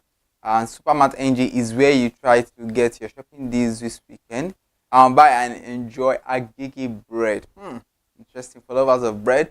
Medium, you earn 3 naira 50 kobo on these, and you know, 700 naira you can get this and you enjoy this. Then you buy your chicken. You know, that's very, very beautiful to know agege bread. I mean, that was why I smiled, you know, with agege, and for lovers of bread, they can enjoy that. You know, where you buy it and you earn like 3 naira 50 kobo. Yeah. I mean, it's not, you won't even spend the 700 naira. So definitely, where you buy your agege bread, so they deduct that. So next time, that will be on your credit to buy another one. Thank you for explaining that better, you know. So you buy your chicken drumstick, 1 kg, and that is for frozen food now at 10,850 naira. I mean, interesting. 10 kg. Wow, that's a whole lot discount there. Then you buy your under bait and glove sponge. You earn 4 naira on this. Interesting. So when you buy this, you earn. I mean, it's so interesting that when you are buying, you get to earn. Then you can buy liver lotion nourishing cocoa 400 ml at 4,715 naira. Interesting. And note that if you want to get the best price of body lotion in Nigeria, then that is the right place for you. So at Supermart NG, you can order online and get same day delivery in Lagos. Interesting. You know, we've talked about how it could be sometimes challenging when you order online. But on this, there is assurance for you that you get that same thing. And for those who don't know where to buy body moisturizer in Nigeria, you may check supermarkets near you and local shops in your neighborhood. But for convenience and peace of mind, it's better to shop online.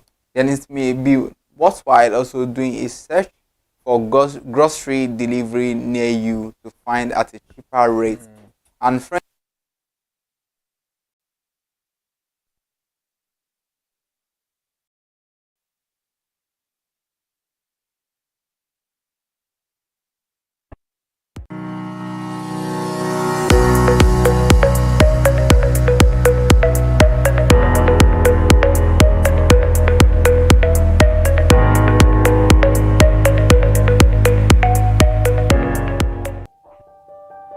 Hey there, do you know in the world today, everyone is a consumer, and as consumers, we all have the right to be heard. In Nigeria today, as a consumer, you have all right to product information, right to fair pricing, right to return goods, right to product labeling, right to fair dealings, and a lot more.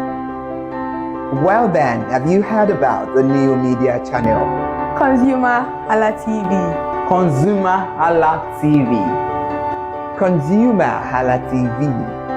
At ConsumerHallaTV, our goal is to inform and educate consumers in Nigeria with insightful news alongside development within the fast-paced world of consumers through well-researched, specialized, and analytical content. Our vision at ConsumerHallaTV is to create an engaging platform that provides right connections for meaningful brands in Nigeria, thus creating a more caring world for consumers where business thrive. And guess what? Our ConsumerHalla brand is the first consumer complaint resolution portal in Nigeria, powered by a 72-hour feedback mechanism. We offer consumer advocacy, informative talk shows, branding promotions, advertising, and lots more. Connect with us via our YouTube channel at ConsumerHallaTV. Follow us on our Facebook page, ConsumerHallaTV, our Instagram page, ConsumerHallaTV, and do well to subscribe to our YouTube channel. Subscription is free. ConsumerHallaTV. At ConsumerHallaTV, you deserve to be heard. At ConsumerHallaTV, you deserve to be heard. My name is Tunde Olufowora, and I'm the CEO of Brand Eye Communications. We are we call the publisher or the owner of the new initiative called ConsumerHallaTV. ConsumerHallaTV is actually Nigeria's first consumer-centered, or call it consumer-centric television platform that aims to bring voice to the over 220 million Nigerians. It was a vision that came to my heart about 10 years ago. I remember that I was traveling. I traveled out of the country, on airline, and I had this unpleasant experience. It was a trip to an African country from Nigeria, and I actually went with a local flight from Nigeria. I wouldn't want to mention the name of the airline. and then it was to South Africa, and we landed in South Africa. And let me just paraphrase it.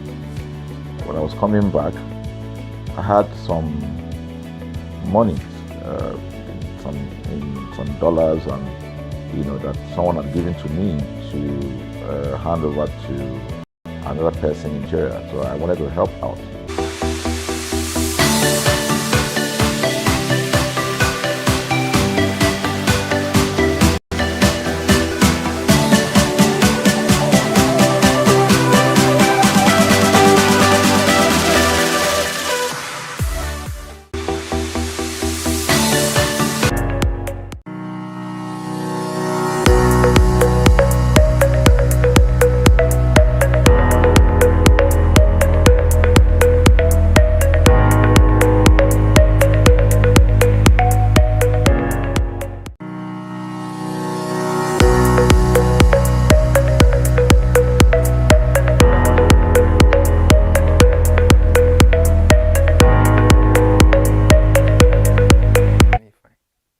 Welcome back. In case you're just joining us, you're watching Best Weekend is on ConsumerHallaTV. And if you have not subscribed, please do it to subscribe by clicking on the subscribe button, and you get notified of every content we drop. Alright, still on Best Weekend is, and friends may get to ask that where can they get all of this service, and all you just have to answer that question is refer them to the #1 online supermarket, and that is supermart.ng. It's the perfect site to do your grocery, your shopping, and you get it at low prices and huge discounts. Absolutely, you're very right about that. Now let's talk about entertainment deals. And on the entertainment deals, we have beautiful movies. We have this movie Family Brouhaha showing on Secute. Showing on Secute. If you haven't seen this movie, you should go see this movie. It's a very beautiful movie. Then we also have Wet. Yeah, it's a very beautiful movie too as well. You should go see all the. We have various movies that you can see, and I'm sure they will be displaying on the screen, so you should have an idea of all these movies. And as you're seeing them, you can just jot them down, or just have it at the back of your mind to watch all these beautiful movies that you are seeing. We have we have a whole lot of movies displaying on YouTube. We're having a conversation that is it that they want to choke us with movies? Yeah, I mean it's too overspread. Yeah, we have a brief between us on Sonia Uche TV, Sonia Uche, Chineye Nebe, Brian Okwara. Okay, so we have in the movie. Then we have Haunted, a very beautiful movie. When Sheye drops movie, it's always amazing. I saw this movie and it's okay. Don't let me rate it, but it's a very beautiful movie. That's what I can say. So features Sheye, Pedro Johnson, Ronke Odusoya. Then in Silence Speaks, there we have Deza, we have Mercy Johnson, Okoje, and Yvonne Jegede. We have her in this movie. So go check out this movie as well. It's a very beautiful movie. You will love the movie. Chisom the Law. Or if you are looking for comedy, go nowhere. You get this one. I think Sonia Uche is the Mercy Johnson of this our generation, because she knows her onions there. If for comedy, just go get this movie. You will love it. You will laugh. You will be entertained. It's about premium entertainment. Then if you have watched Kabiru by the Shaliwa's Night, Bimbo Ademoye did so well with this movie. So the two is back. That's something beautiful. That's where you will know a very good story writer. When the movie ends and the part one ends well, and the person brings the part two back to the market, and the continuity is beautiful. Boom. And you'll be like, wow, but the movie ended. We never knew there can still be more twists and plot. So that's to tell you that Bimbo Ademoye, she's a fan. Aside from the fact that she's an amazing actress, she's also a good storyteller. She writes amazing scripts. So that's a very beautiful movie. Then we have Love. I love this movie. I've seen this movie. I'm a testifier. Now I'm vouching this movie for you. Yeah, I know some people. If you want to know about love, you want to know about betrayal. See, I saw this movie last night, and I was like, no, I have to see this movie before I go to sleep, before I do other things. I saw this movie. Taiwa Adeyemi did so well with Deomi Fatai. We have Regina Chuku. She did so well. Regina Chuku is a friend. Is a sister you need in this movie. Then we have Kemi T and the CD with a comic act and all of that. That's wet. And Shaznay Okawa, right? Yeah. We have her in this movie. I know sometimes I used to call her Shashana.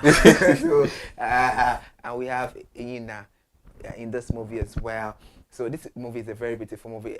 Talking about love and lies, it's a very beautiful movie. You need to see. You will love the movie. Then there is a movie that is now showing in cinema from today. Talk about the movie very well next to Ginger. And this movie is produced by Wumi Toriola. It's produced by Kiki Bokumi Elori Adeaga. Has a full name there. Produced by Bisola Yola, and also produced by Bolachi Ogunmola. Wow. I love when youngsters and when people come together to produce a movie. That has to show the power of collaboration, power of coming together, power of team. It's really simplify unity. Kudos to this girl. We'll talk about this movie next week better on the show. We cited a whole lot of beautiful days for you. We started with Parfait, Melody Pine Parfait. Even the Gigi bread, Yeah. And, it's caused a whole lot of beautiful reactions over there. And also we spoke about Lakwe Estate. It's a very beautiful hotel you need to cite. And we spoke about Supermart as well for the shopping deal. And it's amazing. We spoke about all these entertainment deals.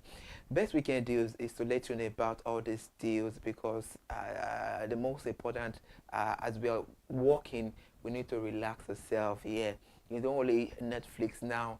You flicks chill, or you chill flicks.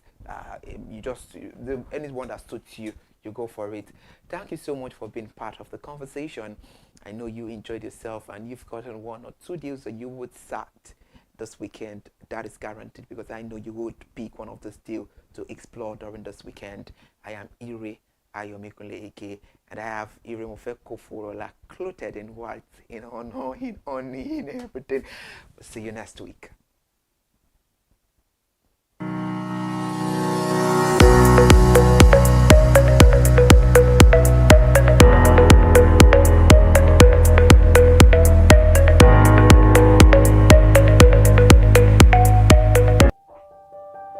Hey there, do you know in the world today, everyone is a consumer, and as consumers, we all have the right to be heard. In Nigeria today, as a consumer, you have all right to product information, right to fair pricing, right to return goods, right to product labeling, right to fair dealings, and a lot more. Well then, have you heard about the new media channel? ConsumerHallaTV. ConsumerHallaTV. ConsumerHallaTV. At ConsumerHallaTV, our goal is to inform and educate consumers in Nigeria with insightful news alongside development within the fast-paced world of consumers through well-researched, specialized, and analytical content. Our vision at ConsumerHallaTV is to create an engaging platform that provides right connections for meaningful brands in Nigeria, thus creating a more caring world for consumers where business thrive. And guess what? Our Consumer Hala brand is the first consumer complaint resolution portal in Nigeria, powered by a 72-hour feedback mechanism. We offer consumer advocacy, informative talk shows, branding promotions, advertising, and lots more. Connect with us via our YouTube channel at ConsumerHallaTV. Follow us on our Facebook page, ConsumerHallaTV, our Instagram page, ConsumerHallaTV, and do well to subscribe to our YouTube channel. Subscription is free. ConsumerHallaTV. At ConsumerHallaTV, you deserve to be heard. At ConsumerHallaTV, you deserve to be heard.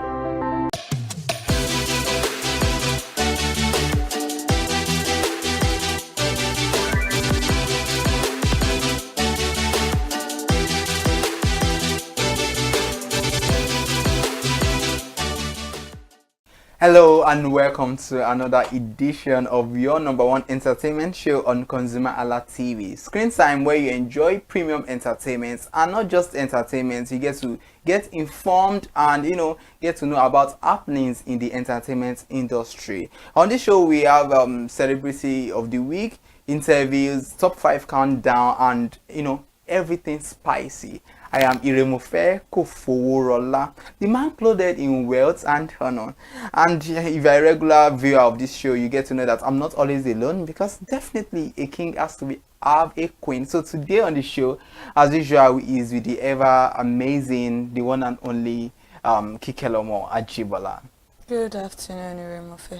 Yeah. How are you? I'm good. I mean, good to have you here. I guess he forgot to mention movie release update, because that's my favorite section. So he doesn't want to talk about it because he doesn't want Ebola. And like he said, whenever it's screen time, it is that time that we have fun and make a lot of noise in the studio.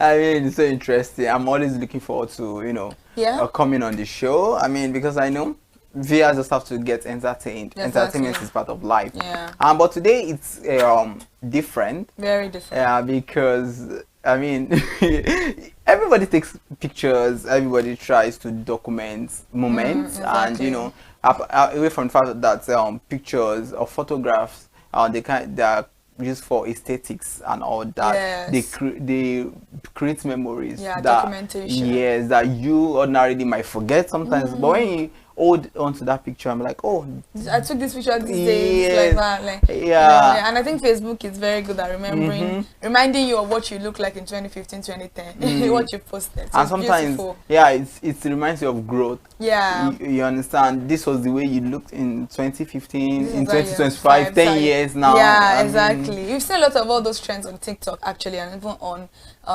Instagram. You've seen people saying, oh, my glow up, just what they look like 10 years ago and now what they look like now. So it's always beautiful to look back at where you've come from, and always also gives a sort of motivation and the fact that, oh, you were a resilient human being, you were full of strength, and you were brave and beautiful to the extent that you had to grow to this particular level that you are in today. So documentation of photograph is a very beautiful thing, actually. I really agree with it. Not everybody likes to take photographs. Yeah, sure. I'm not a fan of taking photographs, but once now I'm like, okay, let me just take this photograph. I'm like, oh, I took this picture, this, I took this picture, that. So if you're not a fan of it, that's not an issue, but I know once a while, you definitely take photographs. And away from that, it evokes emotion sometimes, probably like we said, it helps to create memories, and probably there was something remarkable about that event or that day. You get to like, oh, so things happened and all that. So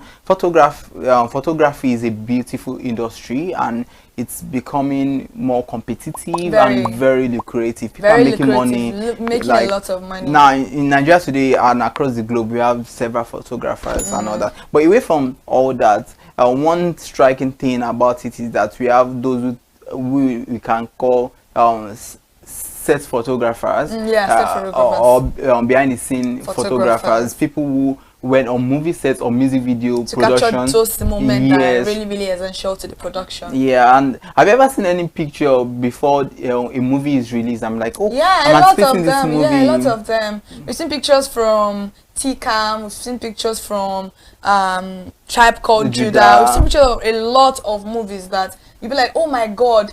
There's one guy, Akim Effect, that did a photograph of Ibrahim Chatta with a buns on his face. People were like, it evoked a lot of emotion. People were anticipating that particular movie. So we've seen a lot of pictures like that. I'm like, okay, I really want to see this movie now because of this kind of picture that I saw from the movie set. So yeah, we've seen a lot of them. Interesting. And today we have a photographer with us in the studio who is going to do more justice to what it feels like to be a behind the scene photographer and to be a photographer generally. So you want to know who he is. He's no other person than Olanrewaju Olubokola Abimbola, fondly known as Ozone, who is a Lagos-based photographer whose creative journey started in 2017 after several years of pursuing photography as his passion. His lens has captured moments on acclaimed movie and music video sets, interesting one. I mean, Very interesting. So guys, join us as we welcome our guest for today. Exactly.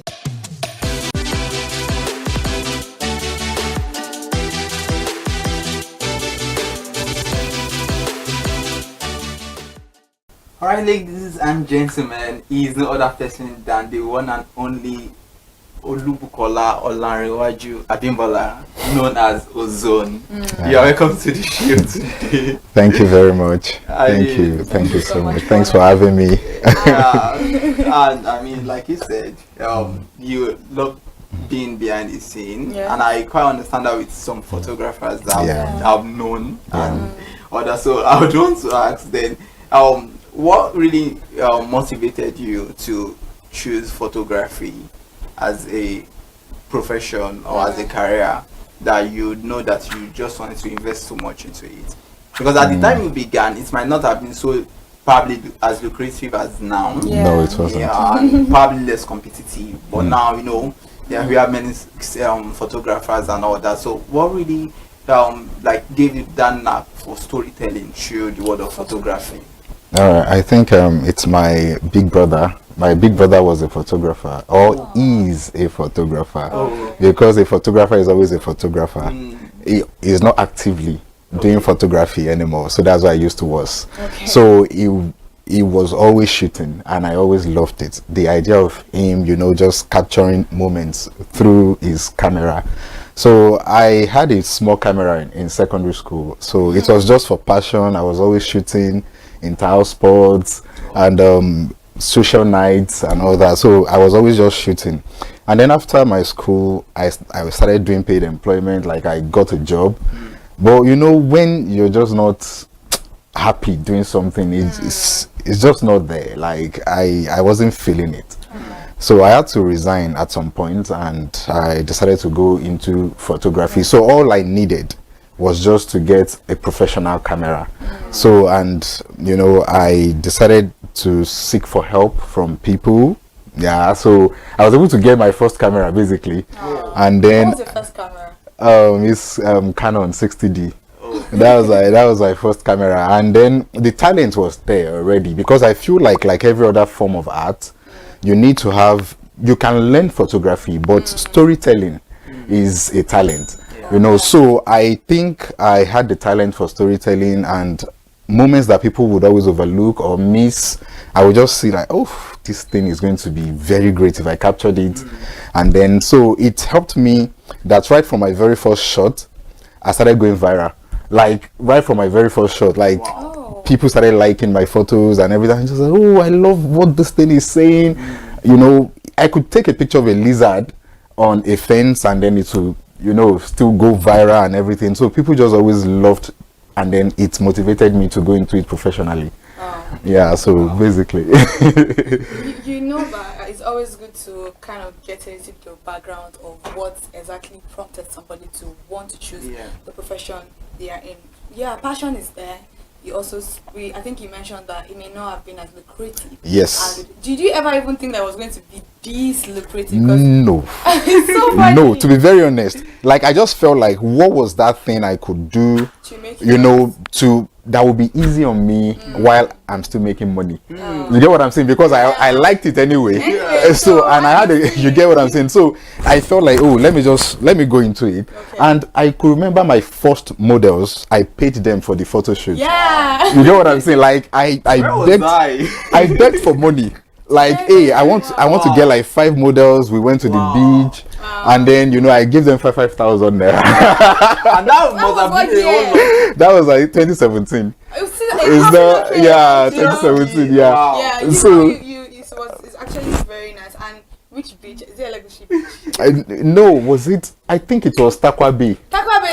So you took. We took. Oh my god, you must have loved photography. For passion, I can't. Oh my god. You know? I think you spoke about the fact that there's some things that you see that maybe some ordinary people, ordinary eyes. Let me not say ordinary people.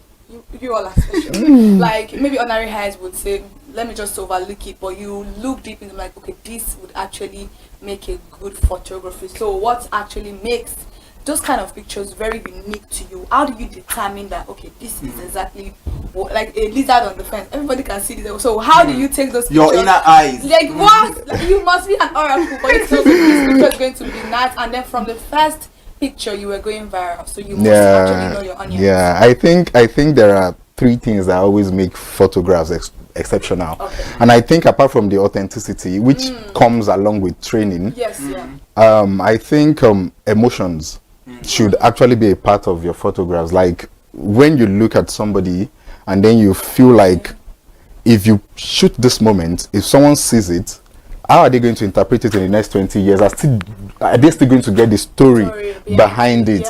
Because like if it's a smile, if it's a cry, if it's a frown, like you just want to take it and then make sure that it is, you know, that emotion is visible for anybody that is looking at it. And then the third thing, like I said, talent. You get like there is people that learn, like 3 people can learn under you, and at the end of the day they are taking different shots, and then you know different stories.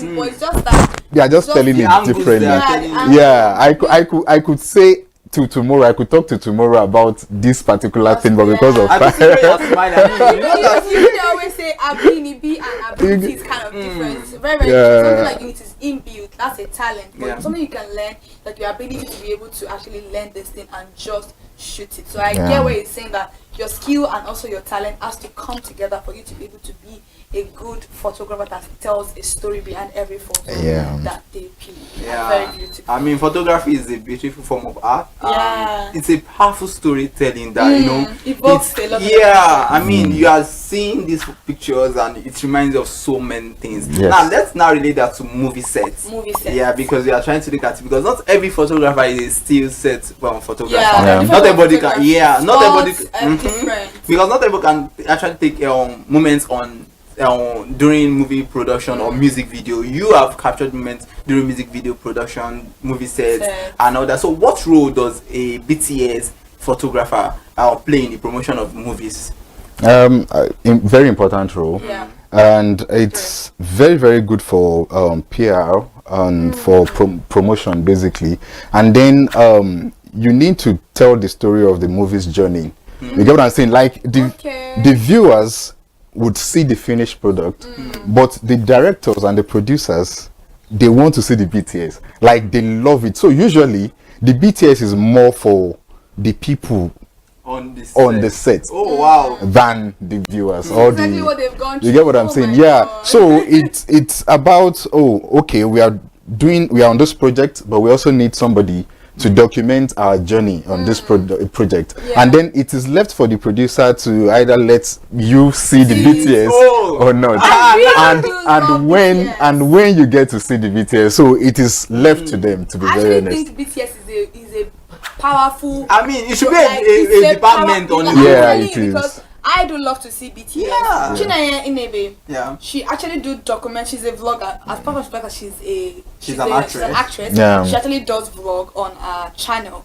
So, and I feel like vlog is actually BTS of your life, behind the scene of what people cannot see. But just emotion. Yeah, just emotion. But she actually does do BTS of almost every scene, almost every YouTube scene. You know, she does more of YouTube videos. Now she's crossing into cinema movies, which I'm very proud of her for that. But when she actually does this, it might be as long as the movie, but most people watch even the BTS more than the movie. People like I enjoy it. You see a lot of because I want to see that creative process. Are you serious? It's always very beautiful. So I think it's not only for people that are not just for this that. I enjoy it because sometimes okay, to kill a monkey. It was one of those pictures that I saw, a bit of it, I was like, okay, I'm interested.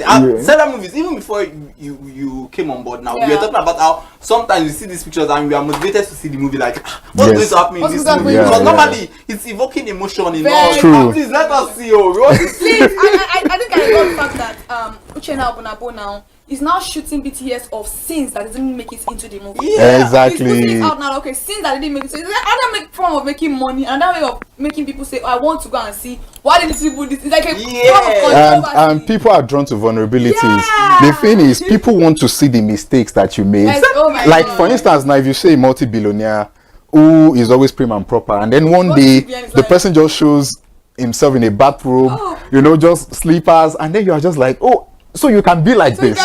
Exactly. So you would pictures like that and videos like that, you see them having series of views and countless of like it's form of promotion. Exactly. You don't actually need to create a bunch of promotion. Your BTS alone is a powerful storytelling for the audience. I really love BTS. It's not for you alone. Please drop that BTS. Drop it for her. Interesting. So you worked on a movie set that, I mean, the movie is not out anyway. You don't know if it's going to be a movie or series or anything. You cannot say the name of the movie. I mean, we can. I think we can even. No, you can. We can. You can Find him is that Oscar Iman. Yeah. Kemi Adetiba's husband produced the movie, and in fact, when I saw some of those, pictures, because the trailer is out, I watched it and I'm like, okay, this thing we really need to see behind the story of how this masterpiece was created and all that. So how was it like for you working on that huge project? Because I mean, if I would just come and I'm ready. It's such a big set. So how was the experience like for you? I feel like that particular project was a life-changing experience, and the reason I called it life-changing is in terms of what I was able to learn on set. You get like I always knew whatever I knew, you get what I'm saying, but on that set the cinematographer was actually even teaching me more about how I could get the best out of my BTS photography. Wow. You get, and he was just doing it without even thinking about it, and I'm like, yeah, I always knew this. He's a South African, and I always knew this, but I didn't know it. No, Motio. Okay. I think Motio. Yeah. So it was like, just take it this way. When I'm shooting, you stay here, and then whenever you're working with somebody on a project like this, do this and do that. So basically it was a life-changing experience for me in terms of what I know about BTS photography. But that aside, on a project like that, you want to actually, the director and the Oscar was the director and producer basically, and then you want to go into their mind to know what they would want for. So working with somebody that brilliant was challenging because I was always falling short. You get what I'm saying? Like you would think, oh God, I've done this. This is great, and then you show Oscar. Oscar was just like, no, you should do it this way, and I'm like, God. And then I'll go back to the drawing board, the art director. So basically, it kept me on my toes. It was more challenging than fun for me. Like I was almost crying at some point. Like, who sent me? I wanted to just ask the emotional part too. We see movies, and some movies evoke a lot of emotions. Yeah. Is it the same with you people too on set? If you are shooting some particular scene? Yeah. Basically, you need to be professional enough to not get too caught up in the emotional aspect of it, because you're there to work. Yeah. It's like you're on the set, and then it's a comedy show, and then you're laughing. You can't laugh. Oh my God. Even if you want to, like, you just can't. Like, you need to be able to separate yourself from whatever is going on set, and then just make sure you're delivering your work as much as possible. And it can be very challenging because, first of all, lighting can be an issue because the mood of the scene has to be intact, and then you as a photographer need to find a way to take it without using a speed light or whatever, and still make very good photos. And then you need to be able to move around without making any sound, because mics can pick the smallest of noise. They don't even put on air conditions. You get what I'm saying? Because they want that silence. So you as a photographer, BTS photographer, you want to get all the scenes. Why not distracting anybody and not making any noise? So it can be very tasking and interesting. I love that. It's very interesting. I would always love to be on a movie set. I don't want to be in front of the camera, even though I'm actually here in front of the camera. I think when it comes to movie, I would love to enjoy whatever is going on behind the scene. It's always very beautiful to see it from afar than you being in it, because I feel like people that have seen it from afar enjoy it even more than you, because they can see a lot of what you guys are doing.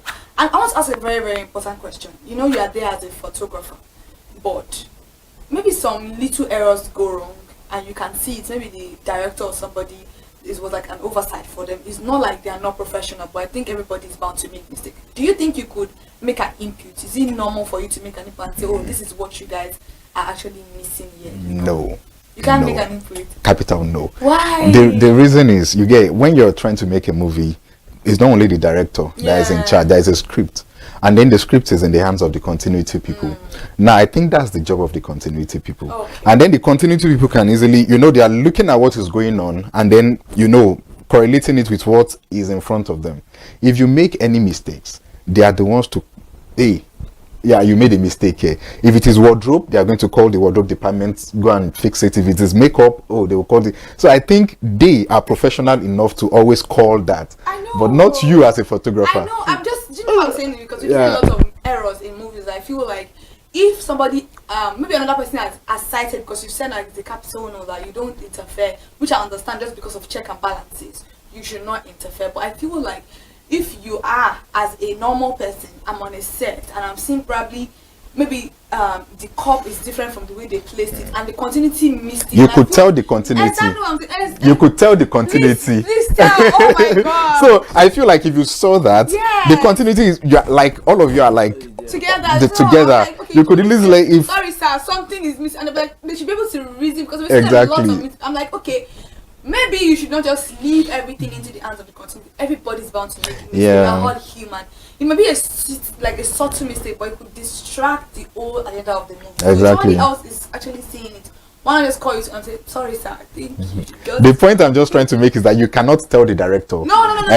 You can tell the continuity and be like, oh, I think you missed this. Oh, okay. Oh, wait. And you get what I'm saying? The way the continuity can easily say, oh, that moment, don't miss it. You get what I'm saying? So we can actually communicate to ourselves about what we should do as crew members. I think, think if we tell director now, make director be like, continuity, you don't know what you're doing. No.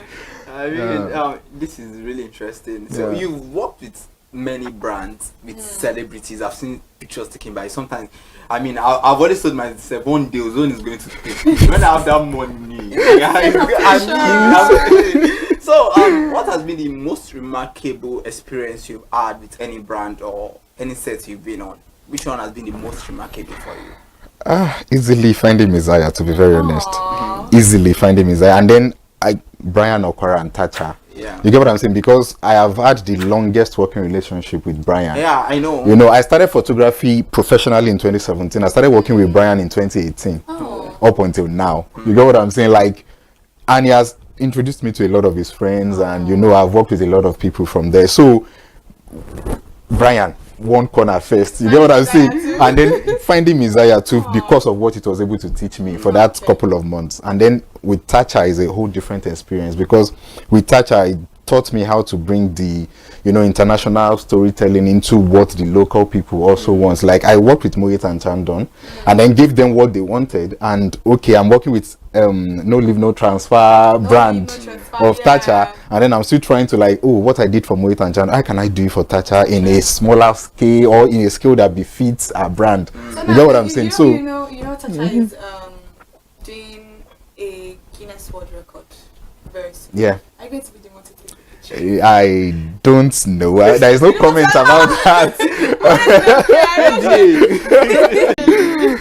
So that is interesting. Now let's look at it. You're a man of many parts. You're a father, husband, and a professional photographer. So how are you able to juggle all of these things to strike a balance without one affecting the other? Yeah, for me, I think you need to go back to what your motivation is in the first place. When you remember that, you would always know where your alliances and your allegiance should be. And my motivation is my family. I work because of them. So basically, when I'm not on the system editing, I'm trying to spend as much time as possible with my kid and, you know, at home. You get? So when I'm not working, I'm always at home. Like, my friends hardly see me. You get? Like, I hardly go anywhere at all, because I want to just like, you know, see me as much as possible. You get? Like, I think for me, I just always remember that I do everything for them. You get? So that's just it. So there's no, that is just work, family. Social life is a little bit. I'm lucky because my job takes me to places, and I'm, you know, while working, I'm still social at the same time. You get what I'm saying? So that's true. You know, you talk a little bit about lucrativeness of the business. I know most people will not want to answer how much or how you people, especially if someone has I understand. Exactly, I understand. I'm not going to put you on the boss. So let's just say, on a scale of 1 to 10, rate the lucrativeness of photography right now, like presently in Nigeria. It's dicey. Do you know why? Why? Because it's not a black and white answer. Okay. The photography itself is very lucrative. I'm not going to lie. That's On a scale of 1 to 10, I could say 8. Yeah. But the thing is, photography money goes back into photography because of the gadgets. Okay. You know, so a lot of times you see a lot of photographers doing a lot and making a lot, but not still having a lot. Because you have to upgrade. You get what I'm saying? Apart from upgrading, if anything has issues, to even fix it, you are thinking in the thousands or hundreds of thousands to get them fixed. And then you're like, oh, yesterday I had like almost 1 million, and then today 80k or maybe 200k. You get what I'm saying? So it's lucrative on its own, but I wish that maybe, you know, the gadgets could, you know, something could happen and then the gadgets would just, so to now make the profit margin a little wider, you know. So that's just all I can say. But if you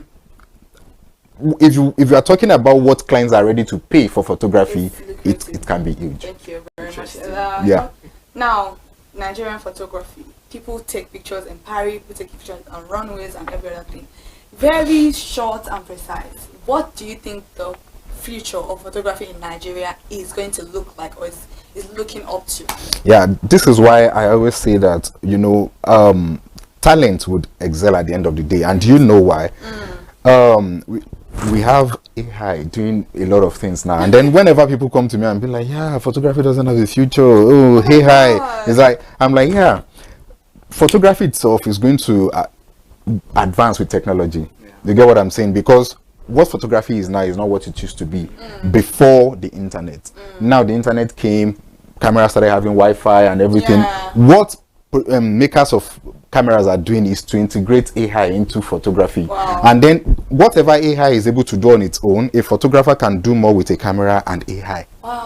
You get what I'm saying? Because now the human what can I call it, interference, you can't take it away from photography because of that storytelling that has to be authentic, and it has to have the human integration.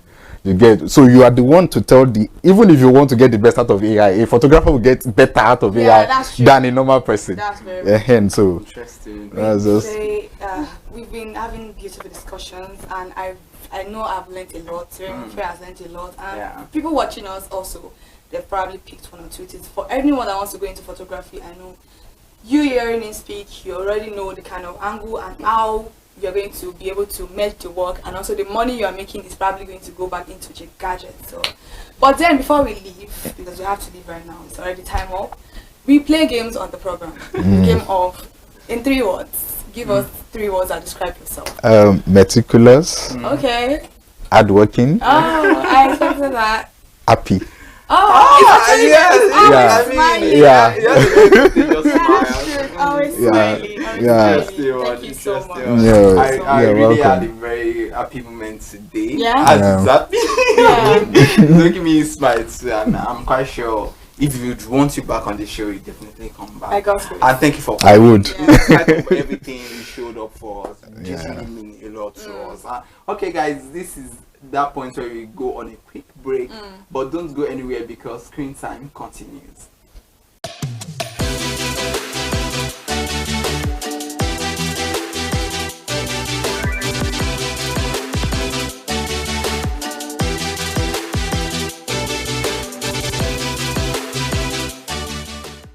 My name is Olubukola Ozone, a photographer and a social media enthusiast. You're watching ConsumerHallaTV. It's a consumer advocacy TV. If you have a problem, any consumer related problem, just holla at them, just like their name implies, and they're going to get it sorted for you. Keep watching, stay tuned. Thank you very much.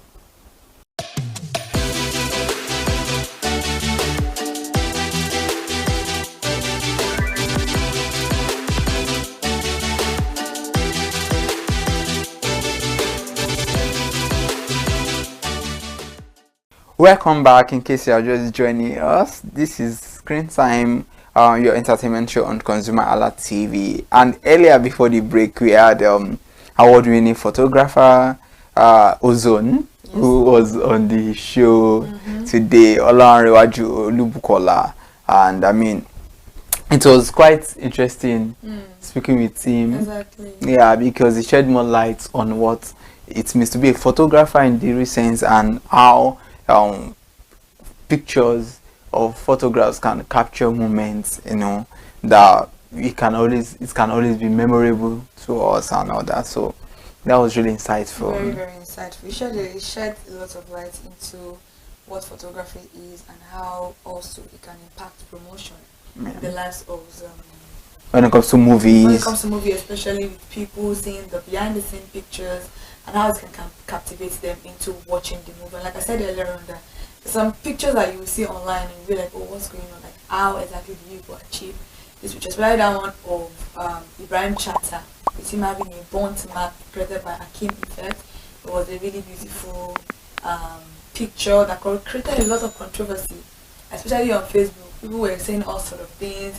His house got burnt, he was burnt, like very unrealistic. I'm like, okay, this is just a movie. And for a picture to create that much of a controversy, then it is very, very important in whatever they are doing when it comes to production and creating memories for movie. And he said it earlier on that even it may not necessarily be for the fans, but it is very beautiful for the producers, for the directors, and for the cast to see the kind of journey they've been through to make that masterpiece. I can see T-Cam, even though we didn't get a lot of BTS, a lot of pictures from T-Cam when T-Cam was being produced. After T-Cam was dropped and these celebrities started posting their behind the scenes on the post, I could remember Omeche's post. I was talking about the fact that she was so happy to be on the set. Sunshine Rosman's post about whatever was going on. Michael Ejo, Bimbo Akintola's post. All of their posts were really beautiful, and it even made people want to actually see what the movie is actually all about. So even after production, even after everything, even after the post-production, the after effect of a photograph is a very powerful one for the fact that for T-Cam it played a key role for when the celebrity started posting the picture. You can kind of like, oh wow, this was all the makeup, everything, all the hairs that she did. Oh, Sunshine. There was a lot of BTS for man. It was very, very beautiful. I didn't know who took those pictures, whether it was other people, whether it was from our own phone. Regardless, they were very beautiful. Interesting one, and also it even makes you who appreciate art, you as a fan, it makes you appreciate what they've done more, because when you see the behind the scene, because sometimes even if it's as videos, then you can get to sometimes when what we see on screen and we criticize, it's a lot deeper, a lot of sweat, blood, that a lot has really gone into that production. So it's a whole lot, and kudos to all photographers out there who is doing something beautiful that we can always hold on to. So in the light of celebrating photographers, we are looking at our top 5 countdown for the week. We are looking at photographers that, like we said earlier on, the industry is now competitive. Very competitive. And many people are coming up, and we have seasoned photographers who over the years they've really captured images that you can always say these things for years we are still going to be talking about it. But generally we are looking at top 5 photographers whose works have really spanned across television, documentary, film, and we've seen that behind the scenes.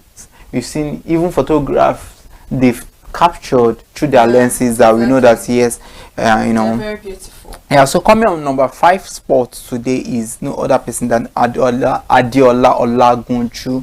An amazing photographer, visual storyteller. Pictures are always amazing. Very beautiful. They are very memorable. They are documentary, historical. Very historical to the essence that you can just look at a picture you took probably like 20 years ago, like, oh wow, this is this picture. In fact, we've seen a lot of people comparing their mom picture with themselves and how much they look alike in their teens, and they're also in their teens. A lot of beautiful things to be able to compare what your family look like and what you look like at the current moment because of photography, which is a very, very beautiful one. And number 2, we have Prince Mason.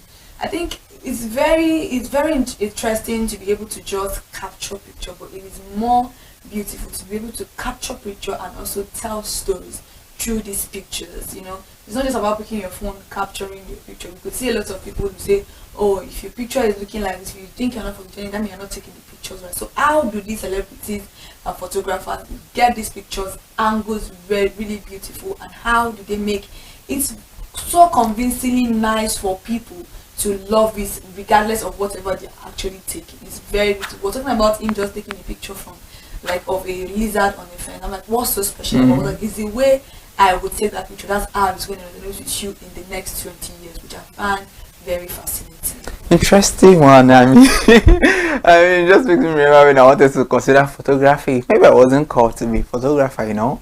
But I mean, when he was talking about, I mean, and after the when he was on the show, he was talking about the aperture. I remember aperture, ISO. I mean, I can't remember what their functions are. But I mean, it's not easy. It's not easy. Then coming on number 3 spot is Emmanuel Oyeleke. This is another amazing photographer whose pictures you see, it's like somebody has breathed life into a form of static you understand, and you're like, wow, this is beautiful. You know, there's some pictures you see and like, what? It looks so heavenly, it looks so magnificent, it looks so whatever word you want to use. So I mean, that's another amazing photographer. I think it would be very funny if we don't call this particular name in the list of photographers in Let me adjust. Nigeria. It's quite funny how we wouldn't actually call this person's name. I don't know how this person ended up as our number 2. It has to be first working, not mine. T.Y. Bello. Oh my god. I think his name is Bell. Her name is just like everywhere. Like very beautiful. Like, you know, when we talk about, it's different for, what would I say?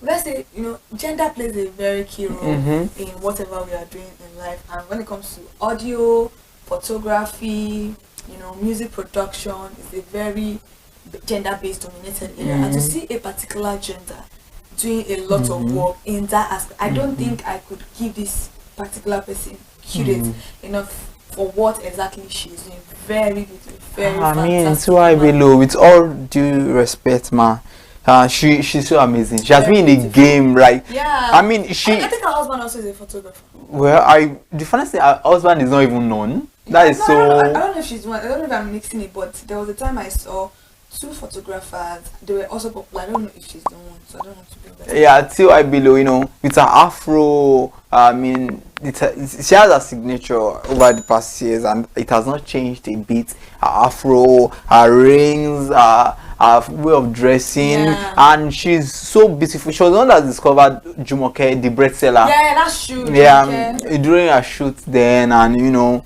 it's just the picture till tomorrow be like, wow, this is beautiful. And you know, she's doing so well, and she's also a musician. She sings. Yeah, I think so. Yeah, she sings. I mean, she has done so well for herself. T.Y. Bello is an amazing photographer, and it's also interesting to know that this woman has also nurtured. She has also groomed younger photographers who look up to her. I mean, being in the industry for like today, when it comes to BTS, I think there was a time I can't remember the particular movie for Muabudu, Ebony Life. She captured the behind the scene behind the scene moments for Ebony Life, and the pictures were, I can't remember that particular movie. So she's doing, when it comes to behind the scene, when it comes to photography generally. So, and she was the official photographer for the then president of Nigeria, Goodluck Jonathan. She was the official photographer then. I mean, she's doing well. So number 1, I think I'll leave it to you. Number 1 also is, I mean, he's a man of when it comes to photography itself. I mean, if there was a word like evolution of photography in Nigeria, Kelechi Amadiobi is one photographer that, I mean, this man is a legend. The same way we have legends when it comes to movies, music. In Nigeria, Kelechi Amadi is I mean, is there any celebrity that he has not captured? I mean, he has captured many celebrities, and just like T.Y. Bello too, he has been in the game for years, and he has also nurtured younger photographers who look up to him. I mean, he's doing quite well, and there was the time he captured Omotola Jolade Kende. You know, I mean, his pictures are very beautiful.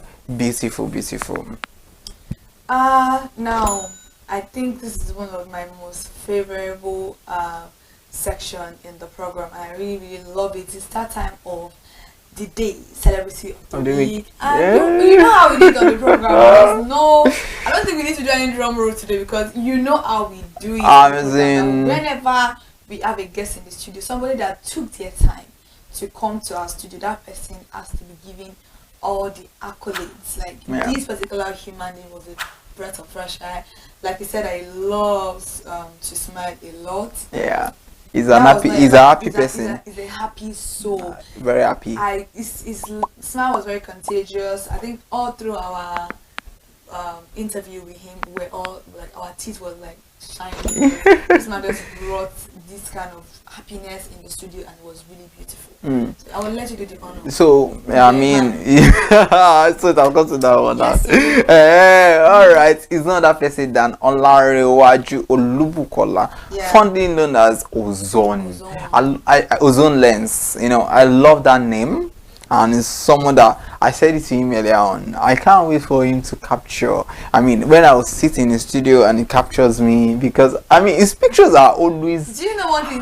The ozone makes me want to remember ozone layer. You know, beautiful. You know, ozone normally when anything that is related to that is always breathtaking. Breathtaking. You know, when you see a picture and it's breathtaking, like, oh, what? This is it. I mean, I remember your heart will drop into your stomach. I remember the first time I saw his pictures. I mean, his work of art, and it was really nice. And this is general. I want to say that people, when they take your pictures, try to pay them. Anything that has to do with work of art, you know, it could be music, it could be anything. You just take a picture. You could have given your friend your phone to take a picture. Especially me, if you give me. If you give me your phone to take a picture, I'm gonna take rubbish. Just trust me. Seriously, it's not easy to be a photographer. Talk less of being a professional photographer. The one that actually has the eyes for it. You understand, and you know they come on your sets, they take BTS, whatever it is, and someone was arguing one time that if, for instance, you are a photographer, I'm your client, and I come to you, I pose, and I'll do all of that, and the pictures were taken. At the end of the day, who is original owner, or who are we going to attribute copyright or owner to? Is it me that I am your client? If I'm paying you, if I'm paying you, I think I'm the owner of the picture, because a movie producer doesn't do too much. I'm just paying you, but I'm the owner of the movie because it's my money that's making you do the work. So I'm paying you for the service. You didn't just snap me for free. Yeah, so you are saying it's me, not the photographer. That's you are rendering a service to me.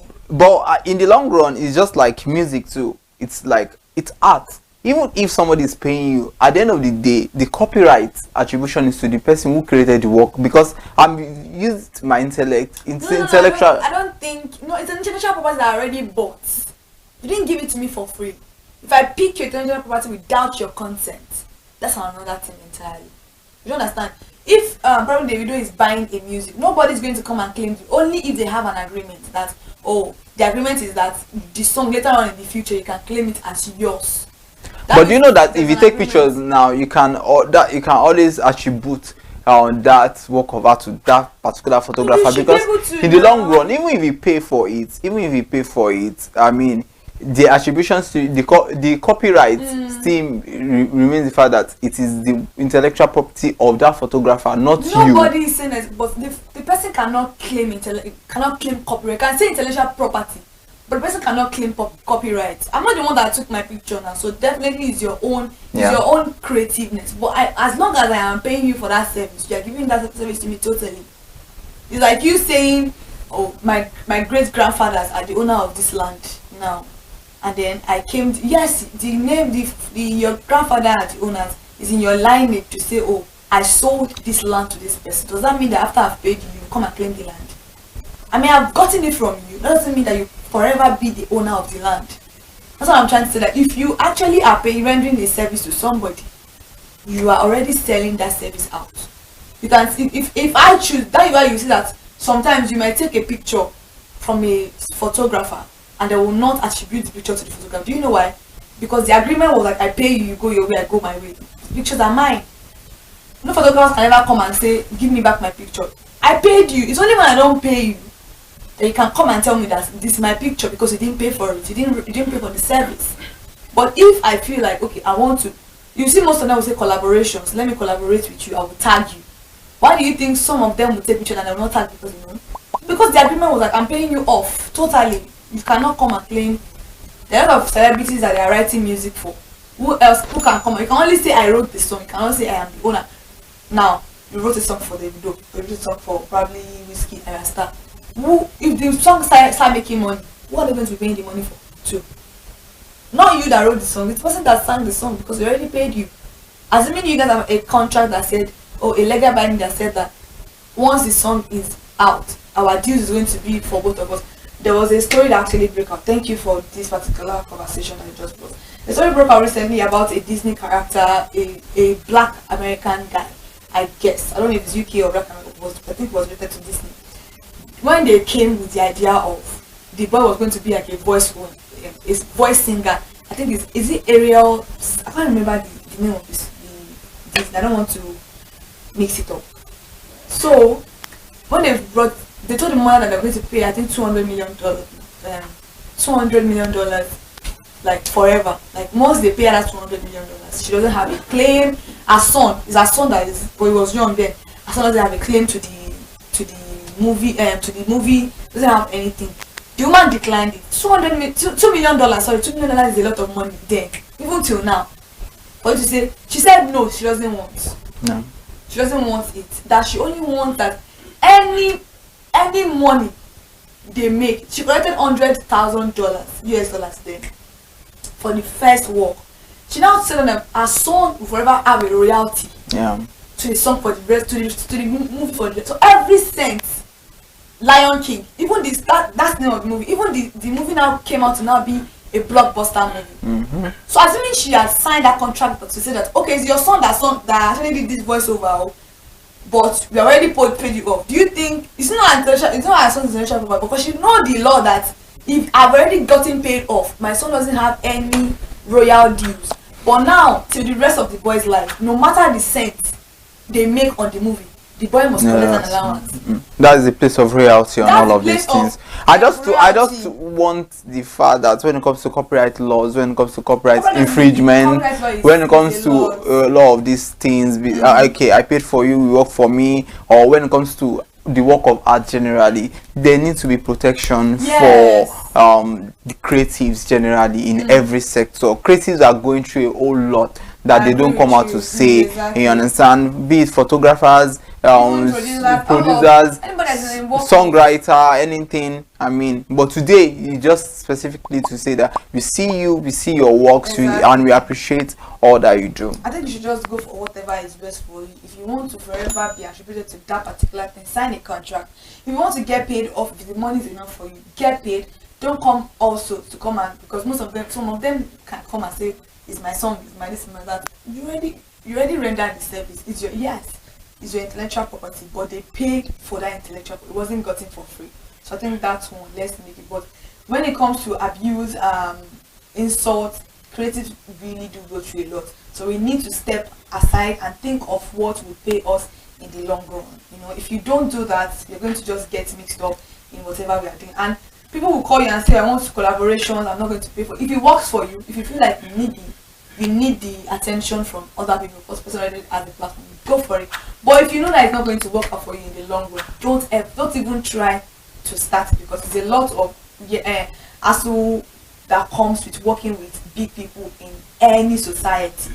You know, most of them feel like I have a immunity because I am this particular person. You should be able to do it for me. You're not indented to anybody. You are indented to how you want to take your work in progress and how you want to take your work forward, actually.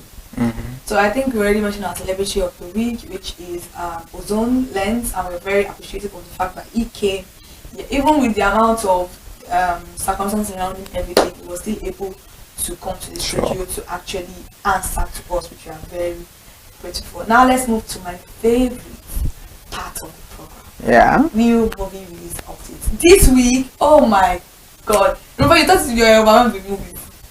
You say? You thought you were overwhelmed with movies before. Yeah. This week was a whole lot of new.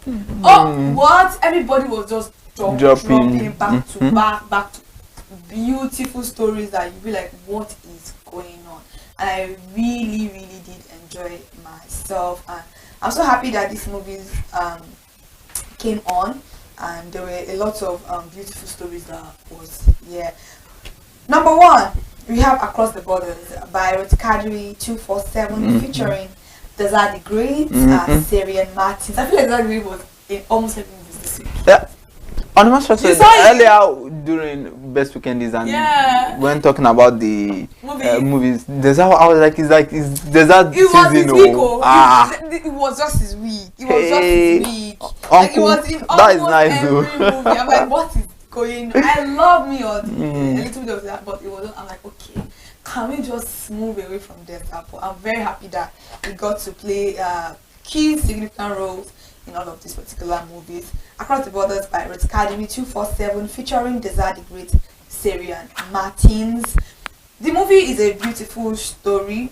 Very I marry wife for you from village, it did not go well, the love late. It was just a beautiful story. If you want to watch it, please go. And you know when Syrian is playing this particular roles, it is a very beautiful one. Another one is Recipe for Trouble on Sonia Uche TV. If Sonia is playing the role of a maid, of a girl that doesn't know how to speak English, you know that you are in for a laugh. This girl is so funny, I'm telling you. She's amazing. Very amazing lady, beautiful, I'm telling you. Featuring Sonia Uche and also Desa the Great.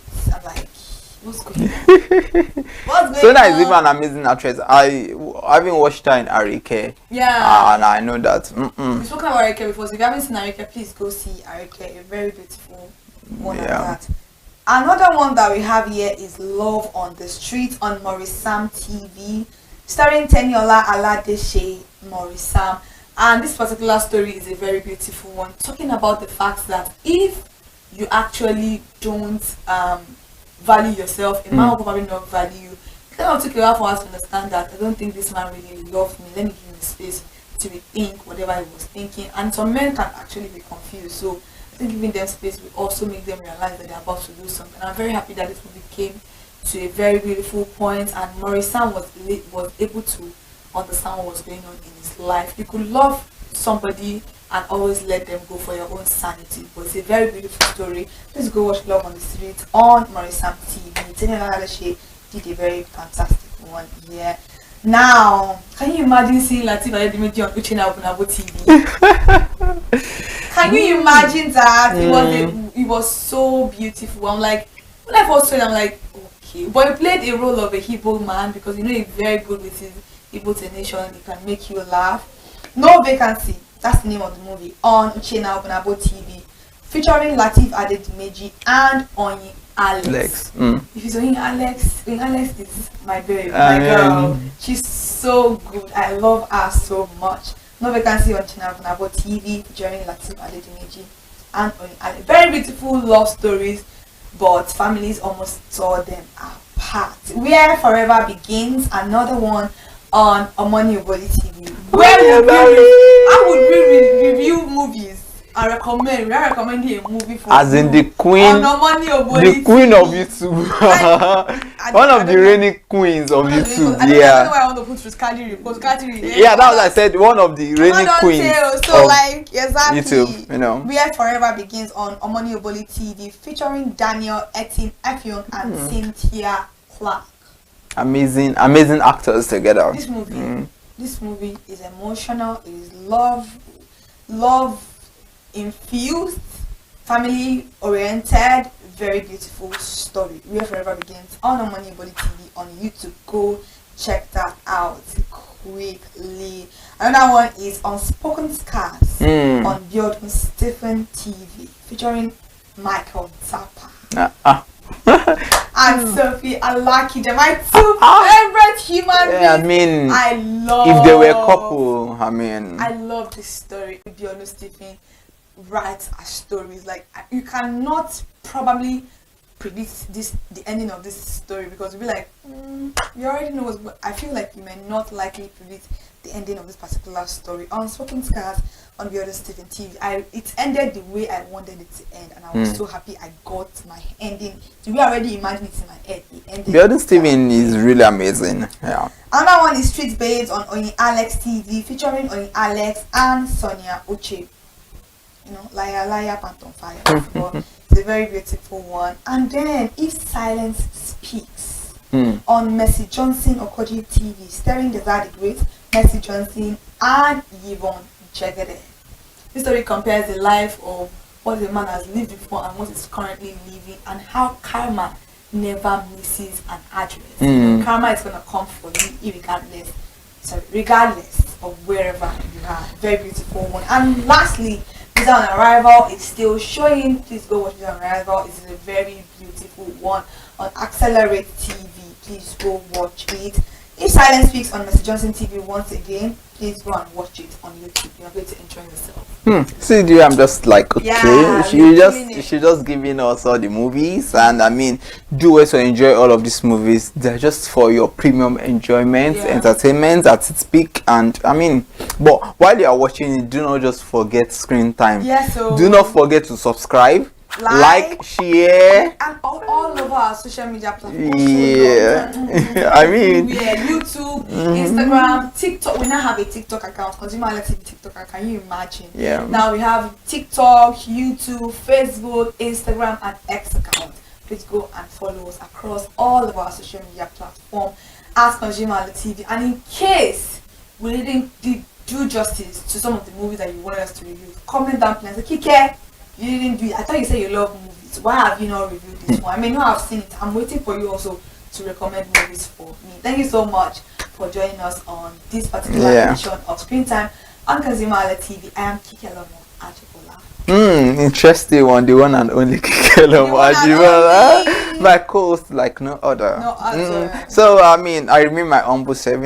I'm always humble. At least I mean, I'm just humble. Yeah, I am Irimufe Kofurola, the man clothed in wealth and strength. Thank you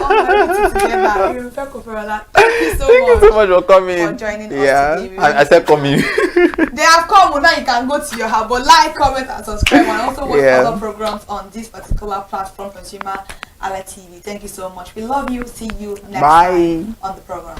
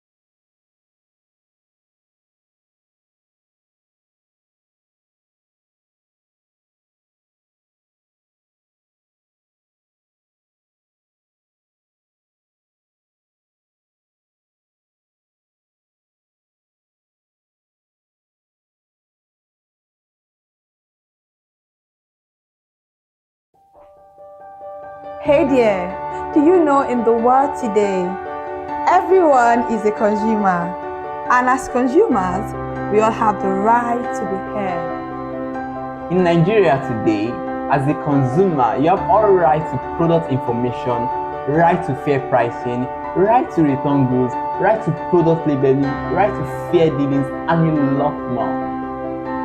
Well then, have you heard about the new media channel? ConsumerHallaTV.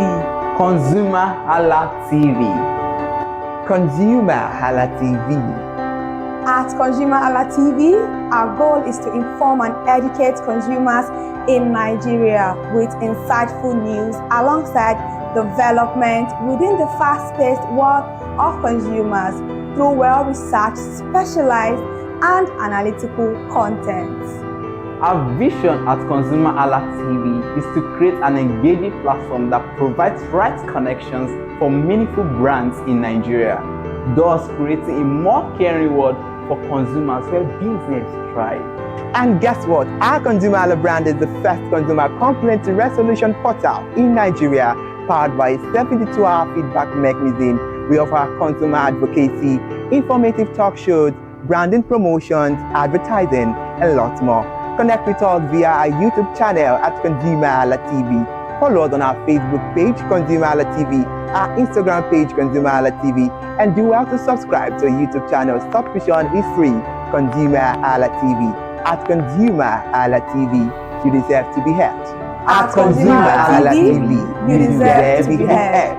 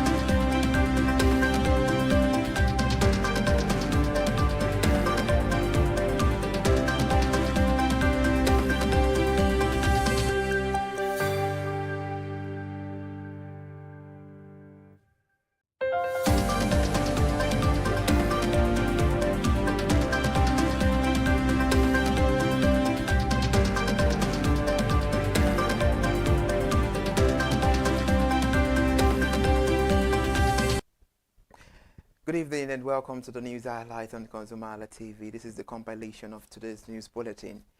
I am Iri Ayomikunle Eke. We start the news highlights. The Upper Life Initiative has hailed the economic reforms of President Bola Ahmed Tinubu, describing them as the driving force behind Nigeria's recent strong economic performance.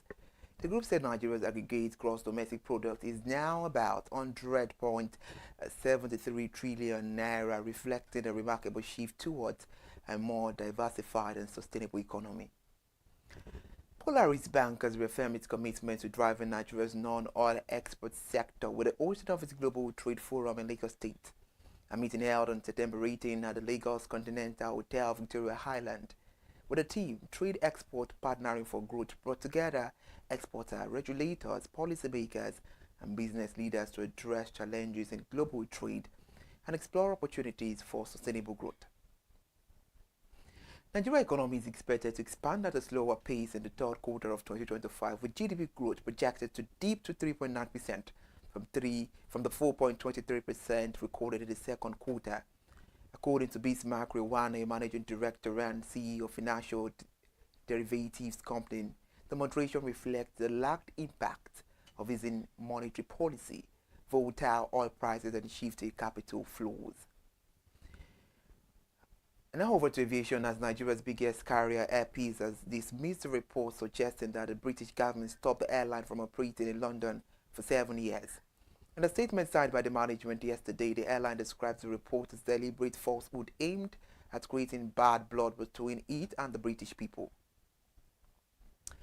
On another highlight, The Lagos government yesterday moved to demolish illegal and unsafe structures at the Trade Fair complex in Ojo in a bid to restore order and enforce physical planning laws. Away from Lagos State, the Corps Marshal of the Federal Road Safety Corps, Sheil Mohammed, says road safety operatives may be the only way to enforce traffic laws effectively on Nigeria highways. Let's move on to the Minister of Resources, Enike Lokobiri, as he disclosed that Nigeria went over a decade without attracting any new investment in the oil sector on the advent of President Bola Ahmed Tinubu's administration. Talking business on the highlight now, where Femi Otedola, a significant shareholder and chairman of First Old Co PLC, has increased his stake in the company with the acquisition of an additional amount worth over 64 million shares valued at over 2 billion naira. On power now, electricity supply across the country may be disrupted as members of the National Union of Electricity Employees in the Transmission Company of Nigeria have embarked on an indefinite strike of unresolved welfare and operational issues. Another update on the highlights. The federal government announced yesterday that President Bola Ahmed Tinubu has promoted more than 52,000 personnel across 4 paramilitary services within the Ministry of Interior in just 2 years of office, breaking a decade of career stagnation that had deprived officers of deserved advancement. On education, Nigeria's Minister of Education, Dr. Tuji Alausa, has called on government development agencies, the private sector, and civil society to invest more in education, describing it as the most powerful driver of stability, innovation, and shared prosperity. Talking about the latest updates about the currency, Nigeria currency has enjoyed unusual stability this year. According to reports, now says it may face first pressure in 2026 as the Central Bank of Nigeria begins a monetary easing cycle and oil prices weaken, according to a forecast by Citigroup. We've come to the end of the news highlight, and we've come to the end of our broadcast today on ConsumerHallaTV. We'll rebroadcast again on Monday and tomorrow as well. Please do well to follow us on all our social media platforms and subscribe to YouTube channel. I am Iri Ayomi Koleke. Thank you for staying with us always. Happy weekend.